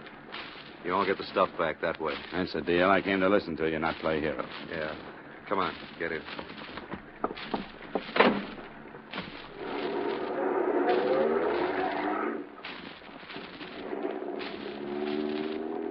Why'd he send you? Keg? He didn't send me. I'm an insurance investigator. I thought those things weren't insured. They are. That makes sense, I guess. Guys like Keg don't leave themselves open to get hurt. Always somebody else. You know him? I know what he is. I'll pull in this alley. Yeah, we can talk here for a few minutes. Now, who's going to pay the money? The insurance company, if anybody does. How much do you expect me to sell? I don't know what you mean. I mean, what kind of a bargain do we make? Does the company and Keg tell the cops to drop it? I won't promise you that. You can't start something like this and have it all stop when you gouge $98,000 out of somebody. I'm not thinking so much about myself. Oh, you mean you pulled this heist for somebody else? No, I didn't pull it for anybody. It's a little too late to worry about whoever sold you information, isn't it? How close are they? Don't be stupid. Wouldn't take a junior G-man long to figure it. It had to be somebody who knew what Keg's wife had, where she kept it, and probably when they were going to be away from the apartment. Who do they think did that? I didn't ask them. I came here to find out how you want to handle this thing. I don't like it. I'll have to think about it. $98,000. How long do you have to think? Where can I get you by phone? What's your name? Name's Dollar. I'm registered at the Hotel Langley in New York. Okay. I'll call you. I'll try and make it sometime tomorrow. That's all? Yeah. How about driving me back to 7th and Maple? I left my car there. Take you there so you can follow me? Get out. You'll be better off with a little walk.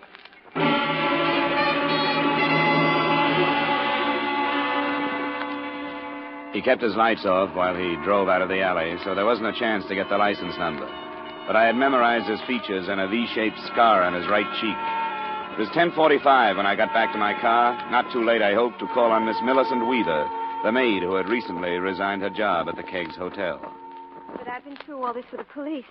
I don't think it's right somebody can be pushed around and nagged like this. Do the police know you quit your job? It's none of their business. They'll be back to you when they find out. They'll want to know why you did. It was entirely personal with me. It didn't have anything to do with the trouble, except that when the police started to insult me, I realized how public my life was in a hotel of that type. Well, that's not very good. It sounds like you quit to get away from their questions. That isn't so. I won't tell you why, but, well, it has to do with my own personal code of ethics and how hard it was with that pack of linen closet wolves that hunted in that hotel. Do I make myself understood? Yeah, I think so. But you did know where Mrs. Keg kept her jewels. If that's a crime, it's her fault. So busy impressing me with them. What do you know about a blonde man with a scar on his cheek like an upside-down V? Who? I didn't get his name. Curly blonde hair, nose that might have been broken. He's about my size. I don't remember anybody like that. Who is he? He lives here in Montclair. He says he has the jewelry. What does that have to do with me? Why'd you come here? I just wanted to meet you, Millie. If you run into a blonde man with a scar, let me know. I'm at the Langley.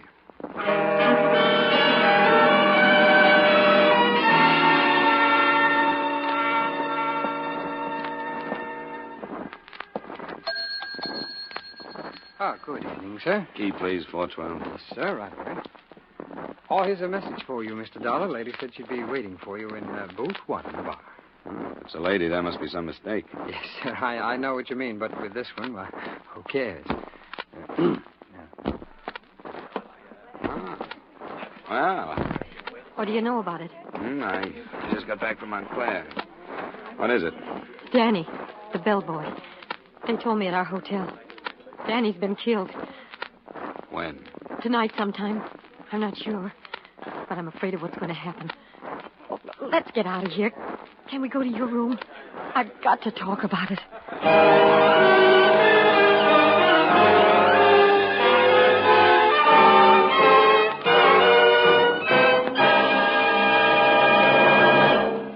We'll return you to the second act of yours truly, Johnny Dollar, in just a moment. But first, Hopalong Cassidy will come riding up to the door at CBS, the Star's address, again later this evening, with another fascinating Western adventure. Hopalong Cassidy, starring William Boyd, is heard every Saturday evening on most of these same CBS stations, where you'll also find Gene Autry, Vaughn Monroe, Lucille Ball, the Gangbuster Stories, and Sing It Again. Now, with our star, Edmond O'Brien, we return you to the second act of yours truly, Johnny Dollar.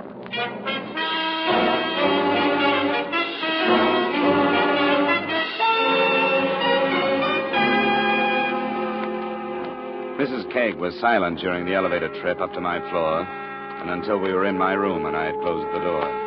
Then she settled on the edge of the bed and started. I couldn't tell if it was an act or not. Come on, stop it. How much did you have to drink while you were waiting for me? I'm not drunk. Then let's use a little control, shall we? This sounds like a crying jab. Stop feeling sorry for yourself. Oh, I'm not. Look, if you're trying to make me feel sorry for you, drop it. Frightened dames don't touch me anymore until I find out what they're afraid of. Oh, shut up. I couldn't help it. I've been holding it in since I heard. Holding what in? I'm afraid of what my husband is going to make out of it. Out of Danny's death? Yeah. How was he killed? He was run down by a car, going home from a movie. They haven't found the driver. You don't think it was an accident? I don't know. Danny was the first one questioned by the police after the robbery. I know they thought he knew more than he was telling. Do you think he was mixed up in it? Well, if he was... Yeah? If he was, my husband is going to accuse me of being in it with him. Stealing your own jewels? How does that work? Oh, they weren't mine. The privilege of wearing them was. That's the way it's been with all his wives. You lose the privilege when you're divorced. You were due for a divorce? Yeah. He got some ideas about Danny and me. It's funny, so did I. Well, there was nothing to it. He was a nice guy. Used to drop up once in a while. That isn't what he told me. What did he tell you? Maybe it isn't important. Danny did know where you kept your jewelry, didn't he? Yes. The dresser and which drawer? Yeah, I'm afraid he knew quite a lot about me. I didn't think he'd use it to do anything like that to me. How much are you holding back? Nothing. I came to you, didn't I? What about that hoped-up offer from Montclair? You know more about that than I do. You went over there. Yeah, I met a guy who decided to renege. He could have been a decoy, or he could have been Danny's killer. Oh, I don't know anything about it. I hoped you'd believe me. That's why I came to you. I was going to ask why. What do you expect me to do? Nothing, I guess. I wanted to tell somebody that I knew what was going to happen, and you were handy. Adam is going to rant and curse and accuse me of every sin that exists. That's his marital privilege, I guess. Yeah. Well, it's late now. You better run along.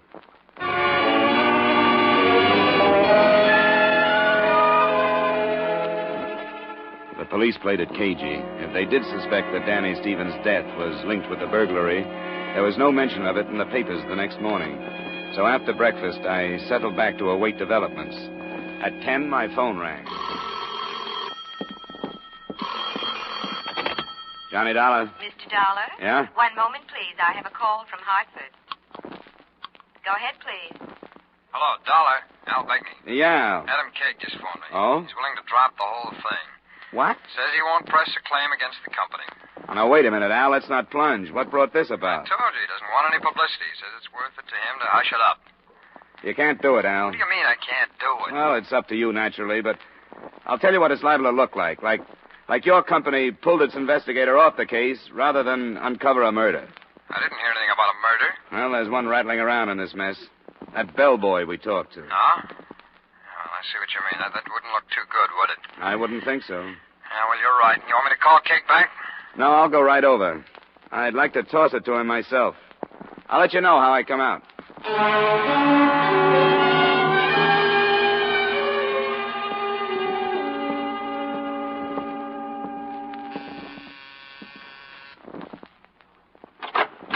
Oh, what do you want? I want to see your husband. You can't. He's not here. Well, I'll wait for him then. Listen to me. He's here, but please don't tell him about last night. Please, you mustn't. We'll see. Come on. Announce me. All right. Come on. Sit down. I'll tell him. Thanks. Addie, Mr. Dollar is here to see you. Who? The investigator. I thought I told that confounded company to leave me alone. The devil do you want? I'd like to know why all of a sudden you wanted this investigation dropped. I've been doing things the way I want to for quite a few years. I want it dropped. What's it to you or to your company? I assume you're being paid. They won't lose any money. Are you afraid of what might come to the surface if the police investigate Danny Stevens' killing? I don't want any more publicity on this thing. What would I be afraid of? I take it the publicity you don't want is the guess that you might have faked this job to collect some money. You don't have the only slanderous mind in town. The busybodies enjoy playing with ideas like that, and I don't want it. Because it might occur to one of us that Danny knew the setup and was put out of the way. You idiot. That's an idea that would keep the nightclubs buzzing for months. You're accusing me of killing him. What I'd like are those same words in front of a witness. I'd sue you out of the country. I'm telling you that this thing can't be dropped because you don't like the taste of it anymore.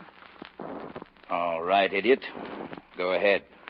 If you insist on returning my jewelry to me or paying my claim in full, help yourself. What have you done so far? I met a man in Montclair. That was clever, since he said he'd meet you. What did you learn from him?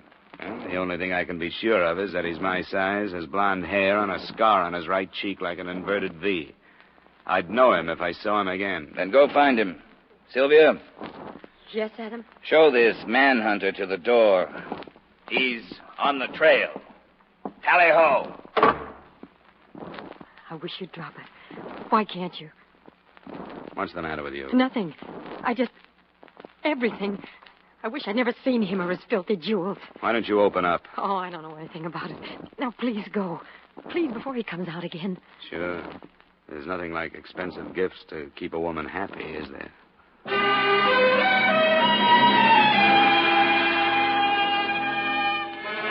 So there I was in the middle of 59th Street with a basket full of suspects. An owner who didn't want to collect on his insurance or recover his stolen property, and an insurance company that wanted to drop the investigation but couldn't.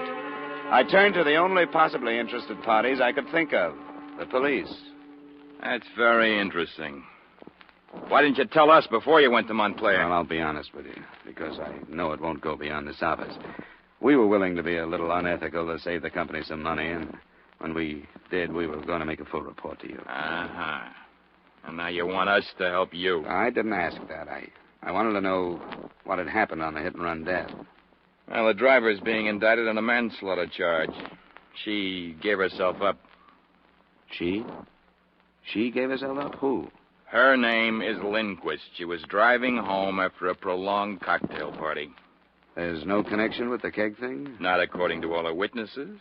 She's visiting here from Florida. Got in day before yesterday. Huh. There goes that angle. I'm sorry to disappoint you. But accidents do happen.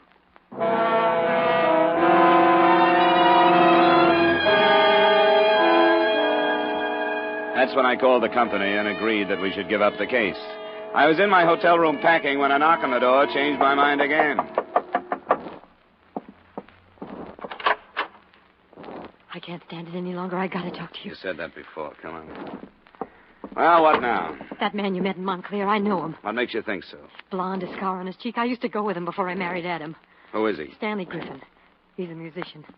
What did he tell you? Do you know where I can find him? Yeah, on 8th Street near the village. I forgot the number, but it's in the phone book. All right. He's been in your apartment? Too many times. I've had to call the hotel detective to keep him away. Ah. Griffin. Stanley A. Okay. I don't know why, but I'll go check it.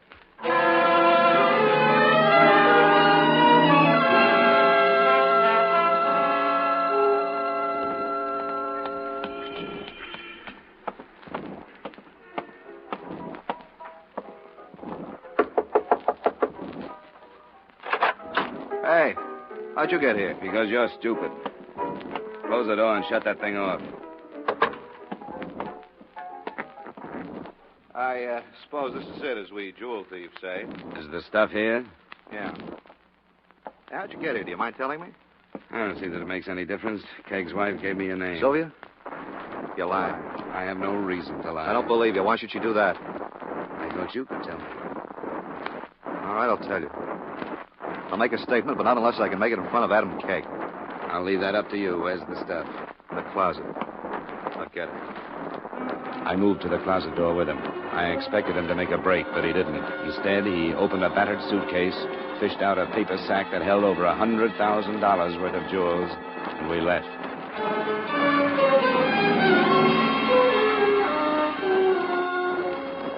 Well, what's this? Your stolen property. This is Stanley Griffin. He has a statement to make to you. Where's Sylvia?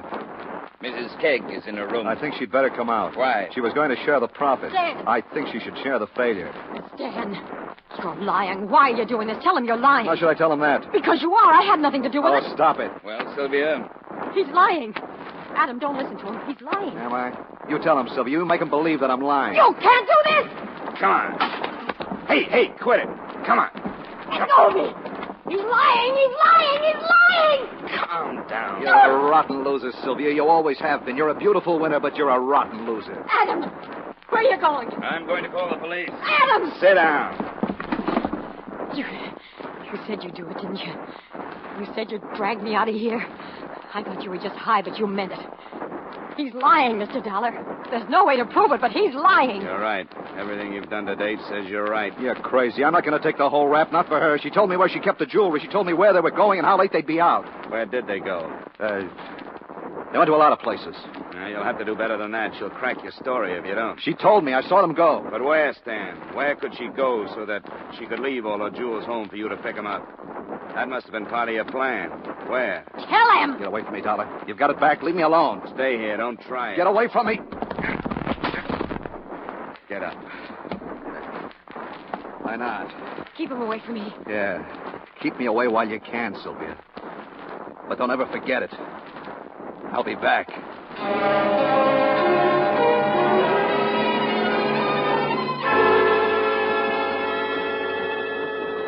To help the company complete its report on the keg matter, I enclose a portion of Stanley Griffin's statement to the police that same afternoon. I don't know why I did it. Yeah, I do. I wanted to get her away from him. I loved her. When she wouldn't listen to me and leave him, she had me thrown out that night. I made up my mind to steal them and make it look like she helped me. So I did. Fixed up that newspaper I had. I was drunk and crazy. And I wanted to see her in prison. With me.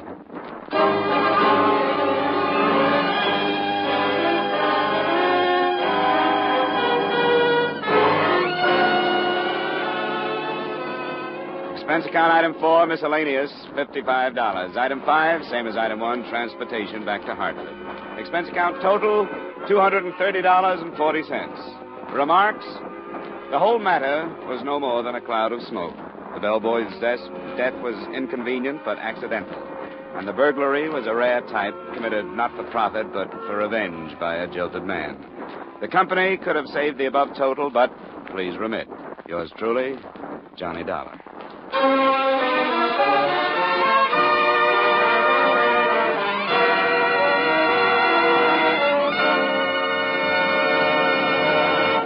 Yours truly, Johnny Dollar, stars Edmond O'Brien in the title role and is written by Gil Dowd with music by Wilbur Hatch.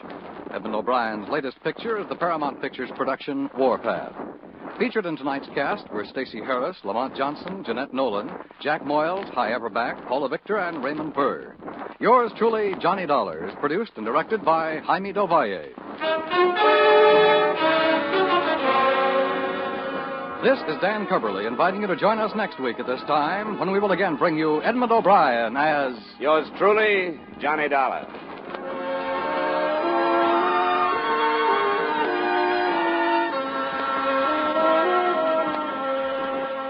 How's for trying to sing it again tonight? $5,000 in cold, hard cash and $10,000 in fine prizes are waiting for the CBS listener who can solve the new Phantom Voice mystery. Now stay tuned for Vaughn Monroe's Caravan, which follows immediately on most of these same CBS stations.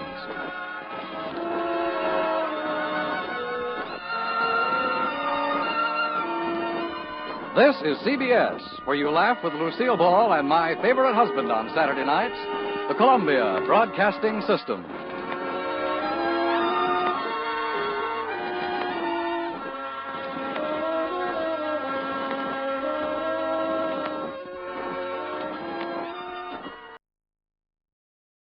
From Hollywood, it's time now for Edmond O'Brien as... Johnny Dollar. Jim Morris, Johnny. You working on a case? Founded Kentucky, yes, but not insurance. Good. Will you go out to the West Coast for us? Maybe. What is it? Murder, marine theft, arson, or something new? It's nothing yet. Our manager in Los Angeles phoned this morning. A woman out there wants to buy a $200,000 policy on her life. Well? Oh, it's not that we don't want the business, but the sales agent doesn't want to take the responsibility of a deal that size. He thinks she's holding something back. We've decided to investigate. How old is she? I don't know. Why? Oh, I thought I'd ask. There's one kind of woman to investigate, you know, and then there's another. When do you want me to leave?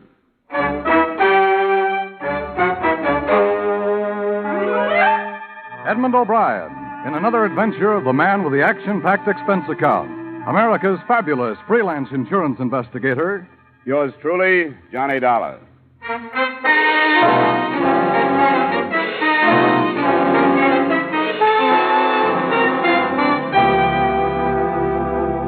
Expense account submitted by Special Investigator Johnny Dollar to Home Office, Great Eastern Life Insurance Company, Hartford, Connecticut.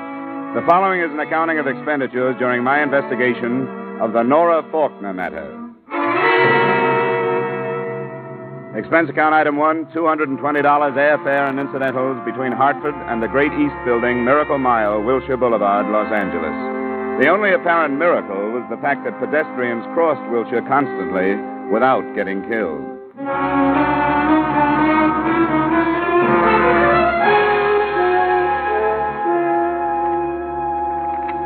Schneider, we'll see you now, Mr. Dollar. Thanks.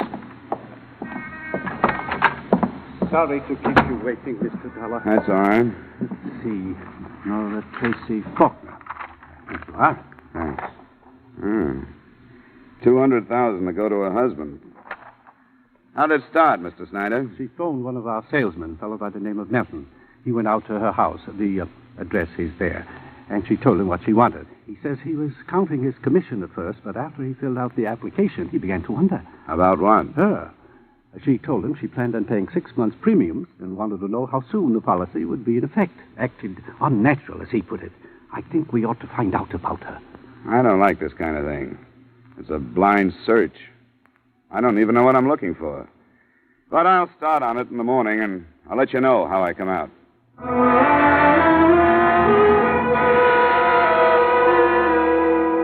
Expense account item 2, $3 cab fare. The usual way to start an investigation of this type is with the subject's neighbors.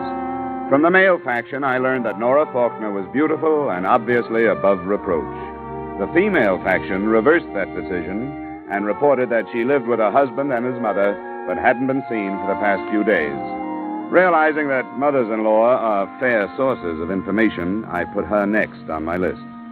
Mrs. Faulkner, the elder, sported short, iron gray hair, and her face told the story of an endless battle to hang on to youth. Come into the drawing room, Mr. Dollar.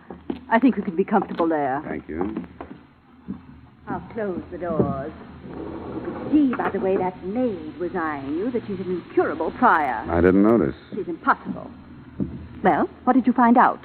Who is she seeing in Las Vegas? I beg your pardon? Nora, what did you learn? I'm her mother-in-law. Oh, yes, I know that, but maybe you have me confused with someone else. You want the detective? The maid announced you as an investigator. I'm an insurance investigator, Mrs. Faulkner. Well, then, you're not from that agency. Oh, well, this is embarrassing, to say the least. I hope you won't mention it to anyone. Well, it's none of my business. It's really nothing. It's a little game I play with Nora. Then I tease her about her little trips. Please sit down, Mr. Dollar. Of course. I feel so foolish, but my daughter-in-law was mentioned when you came in, wasn't she? Yes, I did want to talk to you about her. To be quite honest, the company that hired me is a little uneasy about that $200,000 life insurance policy she applied for. Nora applied? Yes. You didn't know about it? No, I didn't. Of course, she never tells me anything. Why would she do a thing like that? She's a clever woman. There must be a reason. Who's the beneficiary, Mr. Dollar? Your son, Andrew. I see. Then I would say it's one of her unexplainable maneuvers, an attempt to regain Andrew's trust and affection. That's an odd thing to say. Nora's a strange woman. I know her better than anyone else does. Yes, better by far than my son, her husband. I understand how she rushed him into marriage while he was in a highly emotional state after he'd been inducted into the army. He was just 19. That was in 1942. I know the gay life she led while he was living in foxholes overseas and while he was convalescing here after the war. Mrs. Faulkner, I realize that all these things seem very important to you, but... Mother, Oh, I'm sorry. I didn't know you had company. Come along, Andrew. You were told that I had company, and you know it. This is Mr. Dollar, Andrew. from an insurance company. How do you do? Mr. Faulkner? Andrew, why do you keep things from me? What do you mean? Mr. Dollar is from an insurance company. Surely you know what I mean. No, I don't. Nora's new insurance policy. Why don't you explain what you're talking about, Mother? Nora applied for a $200,000 life insurance policy. You are to be the beneficiary. Didn't she tell you? She hasn't said anything about it yet. Of course she hasn't. There are a number of things she hasn't told you. I warned you before. Mother? Now, don't be angry with me, Andrew. Then please leave. As you wish, Andrew. You know that everything I do is or say is for you. Then leave. All right, all right. Please control your temper. I'm sorry about this, Mr. Faulkner. So am I. Is it true about the policy? About the application, yes. I don't understand it. I don't understand Nora. I never know what she's thinking. I blame it on Mother, her prying and suspicion. I blame it on that Star woman. Who? Nora doesn't think for herself anymore. She doesn't do anything or go anyplace unless this dame tells her to. Who's this? Oh, a spook, psychic, Madame Star. That's where this insurance idea came from. For a price, she'll tell you if Nora's a good risk or not. Where can I find her? Out toward Inglewood someplace. She runs a classified ad in all the evening papers. Thanks. I'm sorry to have caused you this. I really am. Oh, well, it's not your fault. Whose fault is it? Maybe everybody's.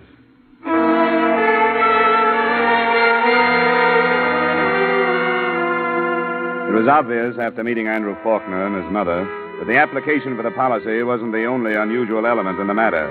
But on instruction from the company's Los Angeles manager, I continued my investigation.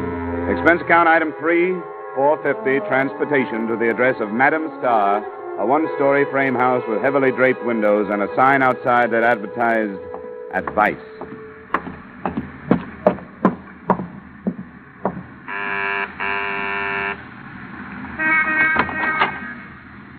Good afternoon, sir. Madame Star? That is right. May I come in? All are welcome here. This can't be classed as one of your regular consultations, but I'll pay you for your time. That is generous of you. What advice do you wish? I'd like to know why Nora Faulkner was so anxious to buy a big policy on her life. Who are you? You mean you don't know? I claim no powers as medium. I'm not psychic. I only offer advice. Some of those who listen are helped. What advice do you want? I told you. Nora Faulkner has been coming here? She has. She's in great need of advice. More intelligent advice than I could give, perhaps. But I try to help her. By telling her to buy insurance? Nora Faulkner's life these last few years has been lived under severe mental strain. I advise the search for inner truth, among other things. Yeah. What about the insurance policy? Mental torment resulted in physical failings. I advise tonics, vitamins. Why are you evading the insurance? She wanted a more tangible protection of her life. Protection? She felt it in danger. Why? I have said enough. She's in Las Vegas, I understand. Where's she staying? You go there? I don't seem to be able to get anything but double talk here. Everybody has a reason for caution. There is Flamingo Hotel. She's there. How much do I owe you? Nothing. I've given you no advice. What I would advise, I have no right to say. Good afternoon, sir. Well, I suppose you have to be mysterious. Good afternoon, sir.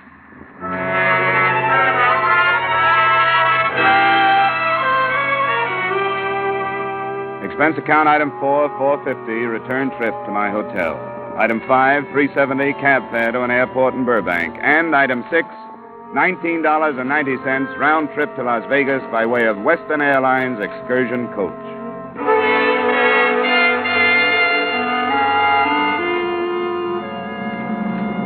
My seatmate turned out to be not only a tourist consultant, but a wit. Your first trip to Las Vegas? No, I've spent a little time there. Great town. Greatest resort I've ever seen. You like to fish? Well, I used to. I don't have much time for it now. Always going to start again. You know how it is. But start on Lake Mead, believe me. Why, they got bass in that lake. Now, look, the last time I was there, 2 of us went out. I'd broken my rod. Nothing but a stump. But I put a paper clip on the end and Mister, what is your name? Huh? Oh, Esmond. Harry Esmond. Thank you. And your name, sir? Dollar, Johnny Dollar. Thanks. Dollar. Yeah, and I know what's coming. Name like that, a place like Las Vegas, you might be going in the right direction, brother. Sometimes I wonder.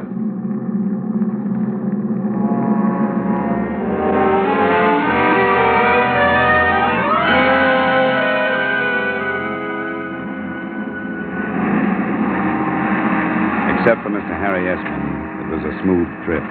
We eased onto the big desert strip, boarded waiting limousines, and 10 minutes later I walked into the lobby of the Flamingo Hotel.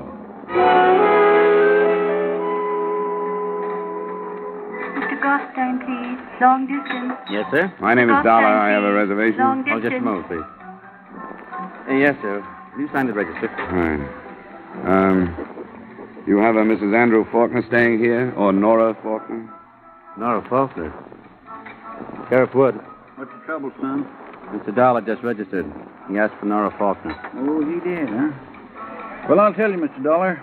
You may want to talk to her, but she don't want to talk to you or anybody else. She can't.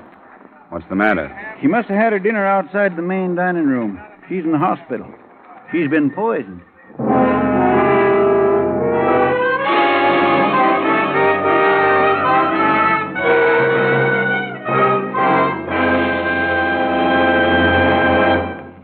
We'll return you to the second act of yours truly, Johnny Dollar, in just a moment. But first, the show that dares to name names, dates, places, and the crimes involved. That's Gangbusters, which you hear every Saturday night on most of these same stations. Gangbusters has been hailed nationwide as a great anti-crime series, where the men who tell you how to smash crime are police chiefs, sheriffs, and other law enforcement officers from America's cities and towns. Each Saturday, Gangbusters brings you a new case taken from police files, showing you how a criminal was brought to justice. Often, the police officer who headed the chase narrates the story. Be listening for Gangbusters this evening and every Saturday evening on CBS, The Star's Address. Now, with our star, Edmond O'Brien, we return you to the second act of yours truly, Johnny Dollar.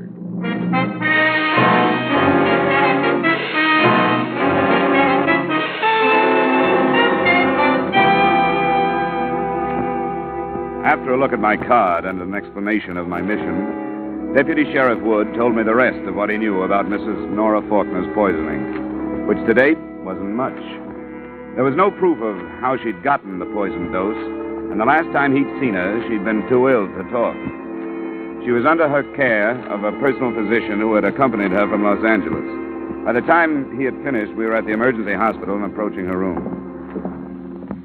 I went through the usual rigmarole of notifying next of kin. Her husband wasn't in, but somebody said she was his mother and then fainted on the phone. She would. I expect her to be flying in here on her own wings any minute now. Is it? Yes? Oh, Sheriff. This man's an insurance investigator, Dr. Brooks. Meet Mr. Dollar. Hello. An insurance investigator? I'm afraid I don't understand. Well, I was looking into an insurance policy she wanted to buy. Oh, I see. How is she? Resting as comfortably as can be expected. Has she said anything about the poisoning? Yes, but I'd rather you heard it from her. Won't you come in? Thanks. After you, Sheriff? Sure, I'll tag along. Make it look official and learn how you city boys operate. Who is it, Peter? These men want to talk to you, Nora. I want you to tell them exactly what you told me. I don't want to talk about it anymore. Please, Nora. All right. I couldn't stand it any longer. I didn't want to go on. I wanted to die. You took the poison, Mrs. Faulkner? Yes. Not because I'm a coward. Because there's nothing about life that I don't hate. I don't want any more of it. Where is the poison? I destroyed it. Destroyed it? Why should you do that? I don't know. How can you expect me to know why I did little things at a time like that? I don't know. Peter, please, I don't want to talk anymore. I don't want to talk anymore. I think we'd better let her rest.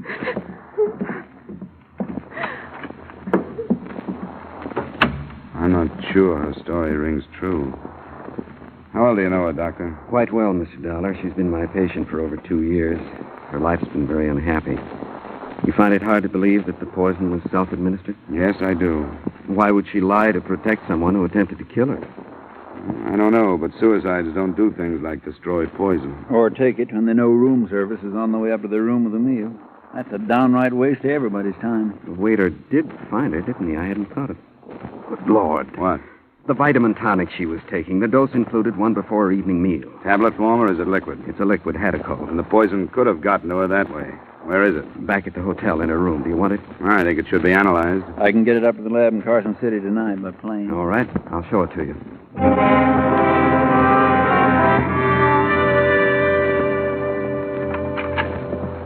I think she kept it in the medicine cabinet. I'll look. Yes, here it... Oh, the devil. What happened? Clumsy fool. Sorry, I dropped the bottle. The wash basin's a bad place to drop evidence, Doctor. Sheriff, can we save enough of this stuff? It's going down the drain. Don't need much.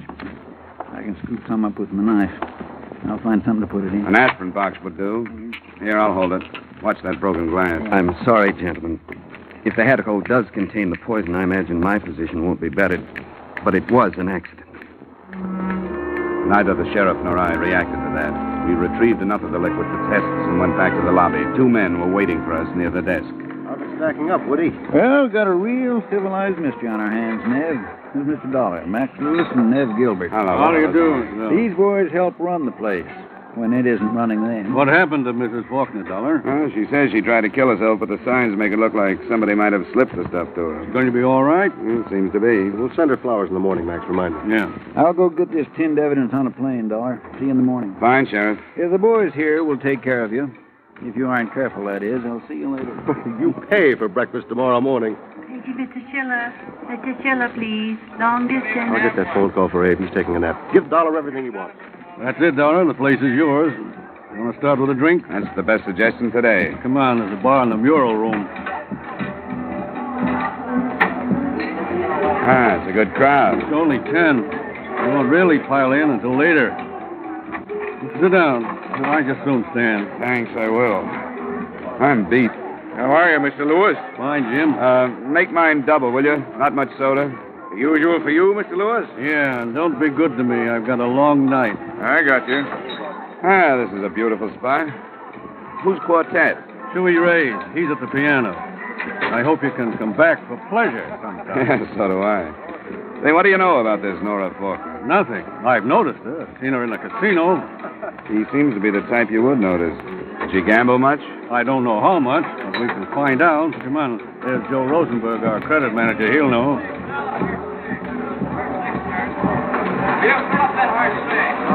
Hi, Max. This is Mr. Dollar, Joe. He's here looking into this Nora Faulkner business. He wants to know how much she gambled. Oh, sure. I looked at her card right after I heard what happened. She signed to get a $500 check cash, so that's all she got. What do you mean, sign for it, Joe? That's our deal here. You put down what you think you're going to need, and that's all you can get. We don't want our customers getting hurt. Take you, for example. Keep them in cold, sober, and cash a check for $200. Then, a few hours later, with a flock under your belt and the $200 gone, you come back to me and say you got to have another $200 because you're going to break the joint. But you don't get it because we want you to wake up just hungover, not bankrupt. And all she had was $500. Right. And she's been here 3 days. She didn't look like she'd get into trouble over an amount like that. I guess not. But she was in trouble. That's the safest bet in the place.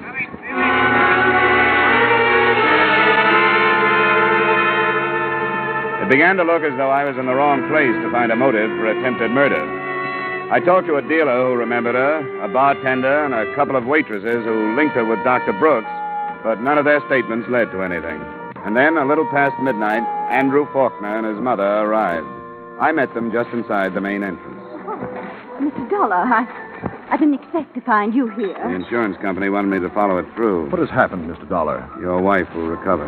Oh, but they told me on the She phone. was discovered in time, and they got her to a hospital. Oh, I'm so relieved. We haven't been friendly, but when they called, I can't tell you how shocked I was. You've seen her? Yes, I've seen her, but you won't be able to until morning. What did she say? How does she explain this? She said she hated life and didn't want any more of it. I see. I suppose she mentioned me. Oh, she didn't mention anybody. Not even her doctor. He was with her. Yes, I should imagine he would be. Well, I am relieved. Scandal and difficult decisions to come notwithstanding. What is your room number, Andrew, dear? 302. And I'm in 117. In case you need us for anything, Mr. Dollar. I don't think I will, Mrs. Faulkner. I'll probably see you in the morning, and I hope you have a good rest.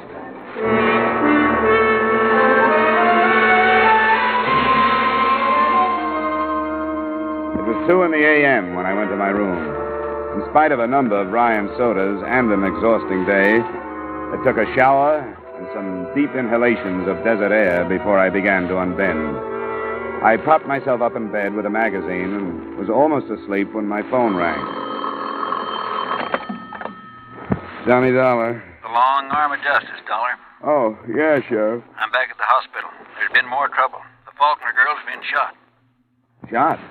Is she alive? Not quite half alive, I'd say. They're trying to bring her around now. Well, I'll see if we can get a statement. I want you to come over. Sure, I'll be right there.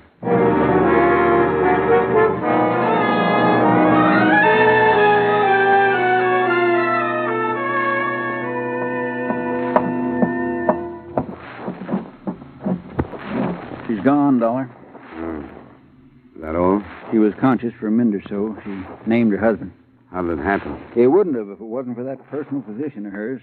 He'd been in the hospital room tonight. The light was on. He went out to get some coffee, he says, and the husband came in. Where's Dr. Brooks now? In her room. Might as well hear what he has to say. Faulkner went through the window there, getting out. Bad night, Doctor. Yes, bad night. Sheriff would tell you. I want for him to hear it from you. He wants the insurance angle. All I want's to kill him. Well, he'd threatened to kill her and said nobody'd suspect him because he loved her. And she wanted insurance to set up a motive. She hoped to frighten him, to make him think that people would suspect that he killed her for that. Why didn't you tell us these things? I didn't know. She told me the truth after I'd come back from the hotel. I told her you were sending the hedicle to the laboratory. She said she didn't want to press, that it wasn't his fault, that his mother had driven him to it, that she wanted to give him another chance. And he had that chance. How did he arrange it? I saw him in the morning in Los Angeles. He'd have to be here. She said he was for a short time, in the afternoon. Then he flew back. A detective had found out that I was here with her. And that was Mother's work, too. He evidently arranged the poison when she refused to go home with him. He was deranged, a war casualty. Nora was terrified of him, but still she defended him. She's dead because she had a blind hope that the poison attempt would do something to him, that he'd get better and understand what his mother was... I'm sorry, gentlemen. Yeah, you should be, Doc. If you'd phoned us when you got her story, she wouldn't be dead. But I didn't know. I've had enough, Sheriff. I didn't know he'd come back.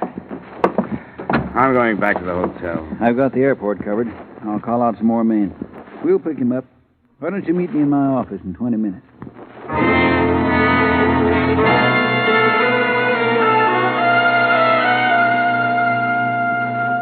This kind of thing I'll leave to you outsiders. We haven't had much experience with this stuff. Did you talk to the mother? Yeah, I talked to her. She admitted a lot of lies. She wanted to get the girl away from her son, but couldn't understand how he could have done this. Well, how do we find him? We sit here and wait. Las Vegas is a bad place to get away from. There's one highway in and one highway out, and I've got roadblocks on both. No other roads? Oh, there's some roads. But this is the desert. He can try 'em, but he'll find out that roads are like everything else on the desert. They go so far, and then they get tired and stop because they ain't getting any place. And we wait for a radio report. It might take some time, but it'll come. A lot of things to fight out here. Outside of town, you couldn't get a drink for $1,000. It's so dry. One old-timer they tell about got hit by a drop of water, and they had to pour a bucket full of sand in his face to bring him to. What time is it? 7:30 a.m. Even today, that sun's going to be hot enough to fry a steak. If he don't come back, it'll be because he can't make it. Oh, come on, stop it, will you? You know, they tell about a coyote chasing a jackrabbit. The coyote was starving to death, and the jackrabbit knew it, but it was so hot they were both walking. Sure. By noon, this killer of yours will be willing to crawl into the electric chair to cool off. I didn't believe him until just afternoon. Then the report was not by way of radio. We got a phone call from a railroad section house southwest of town. A stranger fitting our description had been seen.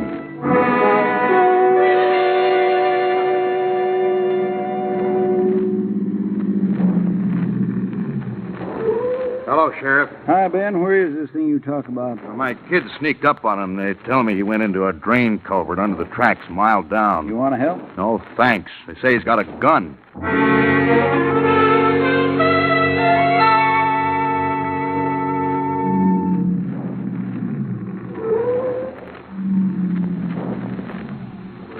Nope, that's it. Couple of you men cover the other side of the tracks. Okay, Now, that first wash feeds into the culvert. We'll stay next to the embankment.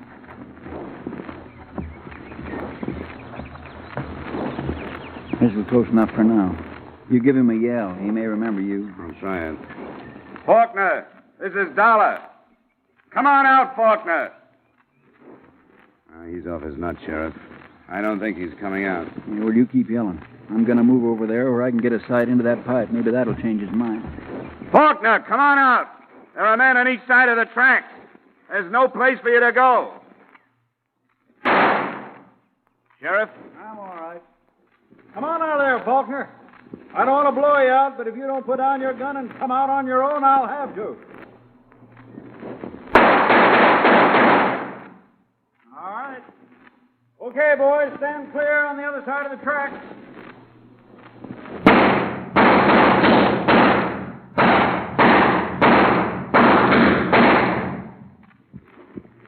Faulkner? You don't expect an answer, do you, Sheriff? No, guess not. Poor cuss. Who carried his life insurance, you know?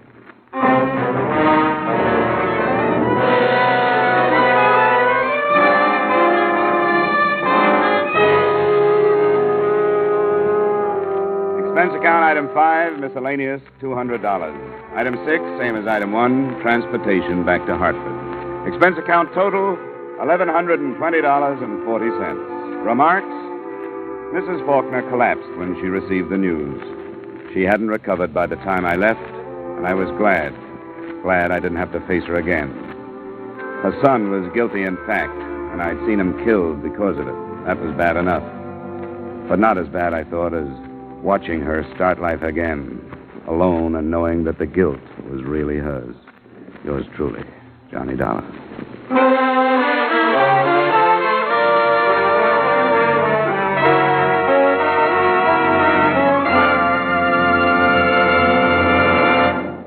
Yours truly, Johnny Dollar, stars Edmond O'Brien in the title role and is written by Gil Dowd with music by Wilbur Hatch. Edmond O'Brien's latest picture is the Paramount Pictures production Warpath. Featured in tonight's cast were Parley Bear, Jeanette Nolan, Herb Butterfield, Lee Patrick, John Daner, Tim Graham, Virginia Gregg, Wilms Herbert, Victor Perrin, and Clayton Post. Yours truly, Johnny Dollar, is produced and directed by Jaime Del Valle. This is Dan Coverly inviting you to join us next week at this time when we will again bring you Edmond O'Brien as... Yours truly, Johnny Dollar.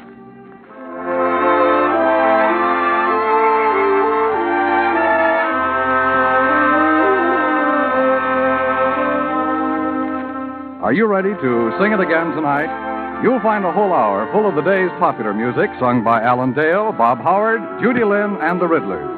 The Phantom Voice is a puzzler, but some CBS listener will win $5,000 in cash. Now stay tuned for Von Monroe's Caravan, which follows immediately on most of these same CBS stations.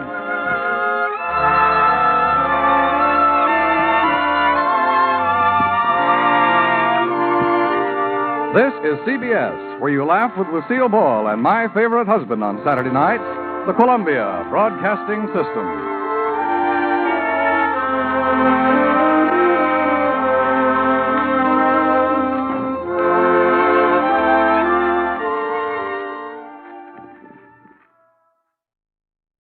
From Hollywood, it's time now for Edmond O'Brien as... Johnny Dollar. Ralph waiting again, Johnny. I'm glad I caught you before you left. Well, it's almost 2 hours before my plane leaves. What's on your mind? Another cable just came in from Manila. The amount taken in the burglary is roughly $75,000. That's dollars and not pesos. Dollars, yeah. They mentioned that a clerk has dropped out of sight. Native? An American. Name's Blake, Daniel Blake. Blake, all right. That's all so far. What's your hotel in Manila? Do you know yet? Yeah, the Hotel Tondo. Tondo, good. I'll get word to you there if I learn anything you can use. Well, good luck on the trip.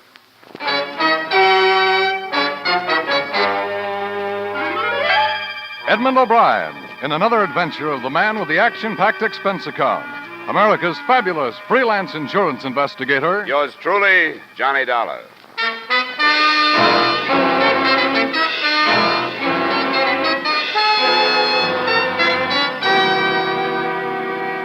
Expense account submitted by Special Investigator Johnny Dollar to Home Office, Columbia All Risk Insurance Company, Hartford, Connecticut.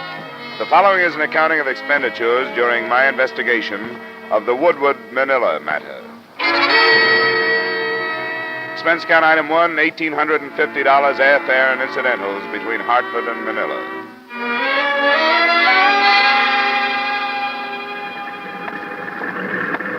$1 from the incoming PAL flight number 103. Will you go to the ticket office, please? Passenger Dollar from incoming PAL flight My name is number Dollar. I was being paged. Oh, yes. These gentlemen are waiting for you. This is Mr. Dollar, sir. Oh, yes. I'm Floyd McDonald, Mr. Dollar, local manager of the Woodward Company. Oh, how are you, sir? And this is Irving Morgan, my assistant. Morgan? Glad to meet you. I've made arrangements to have your luggage sent to your hotel if you'd like to do it that way. Irving and I can drive you right in. Fine. That's darn nice of you. Well, I know how it is. At least I don't want to bother with details after a long flight like that. You'll give me your luggage check, sir? Oh, yeah. Have them right here. Thank you. Well, that's all, I think.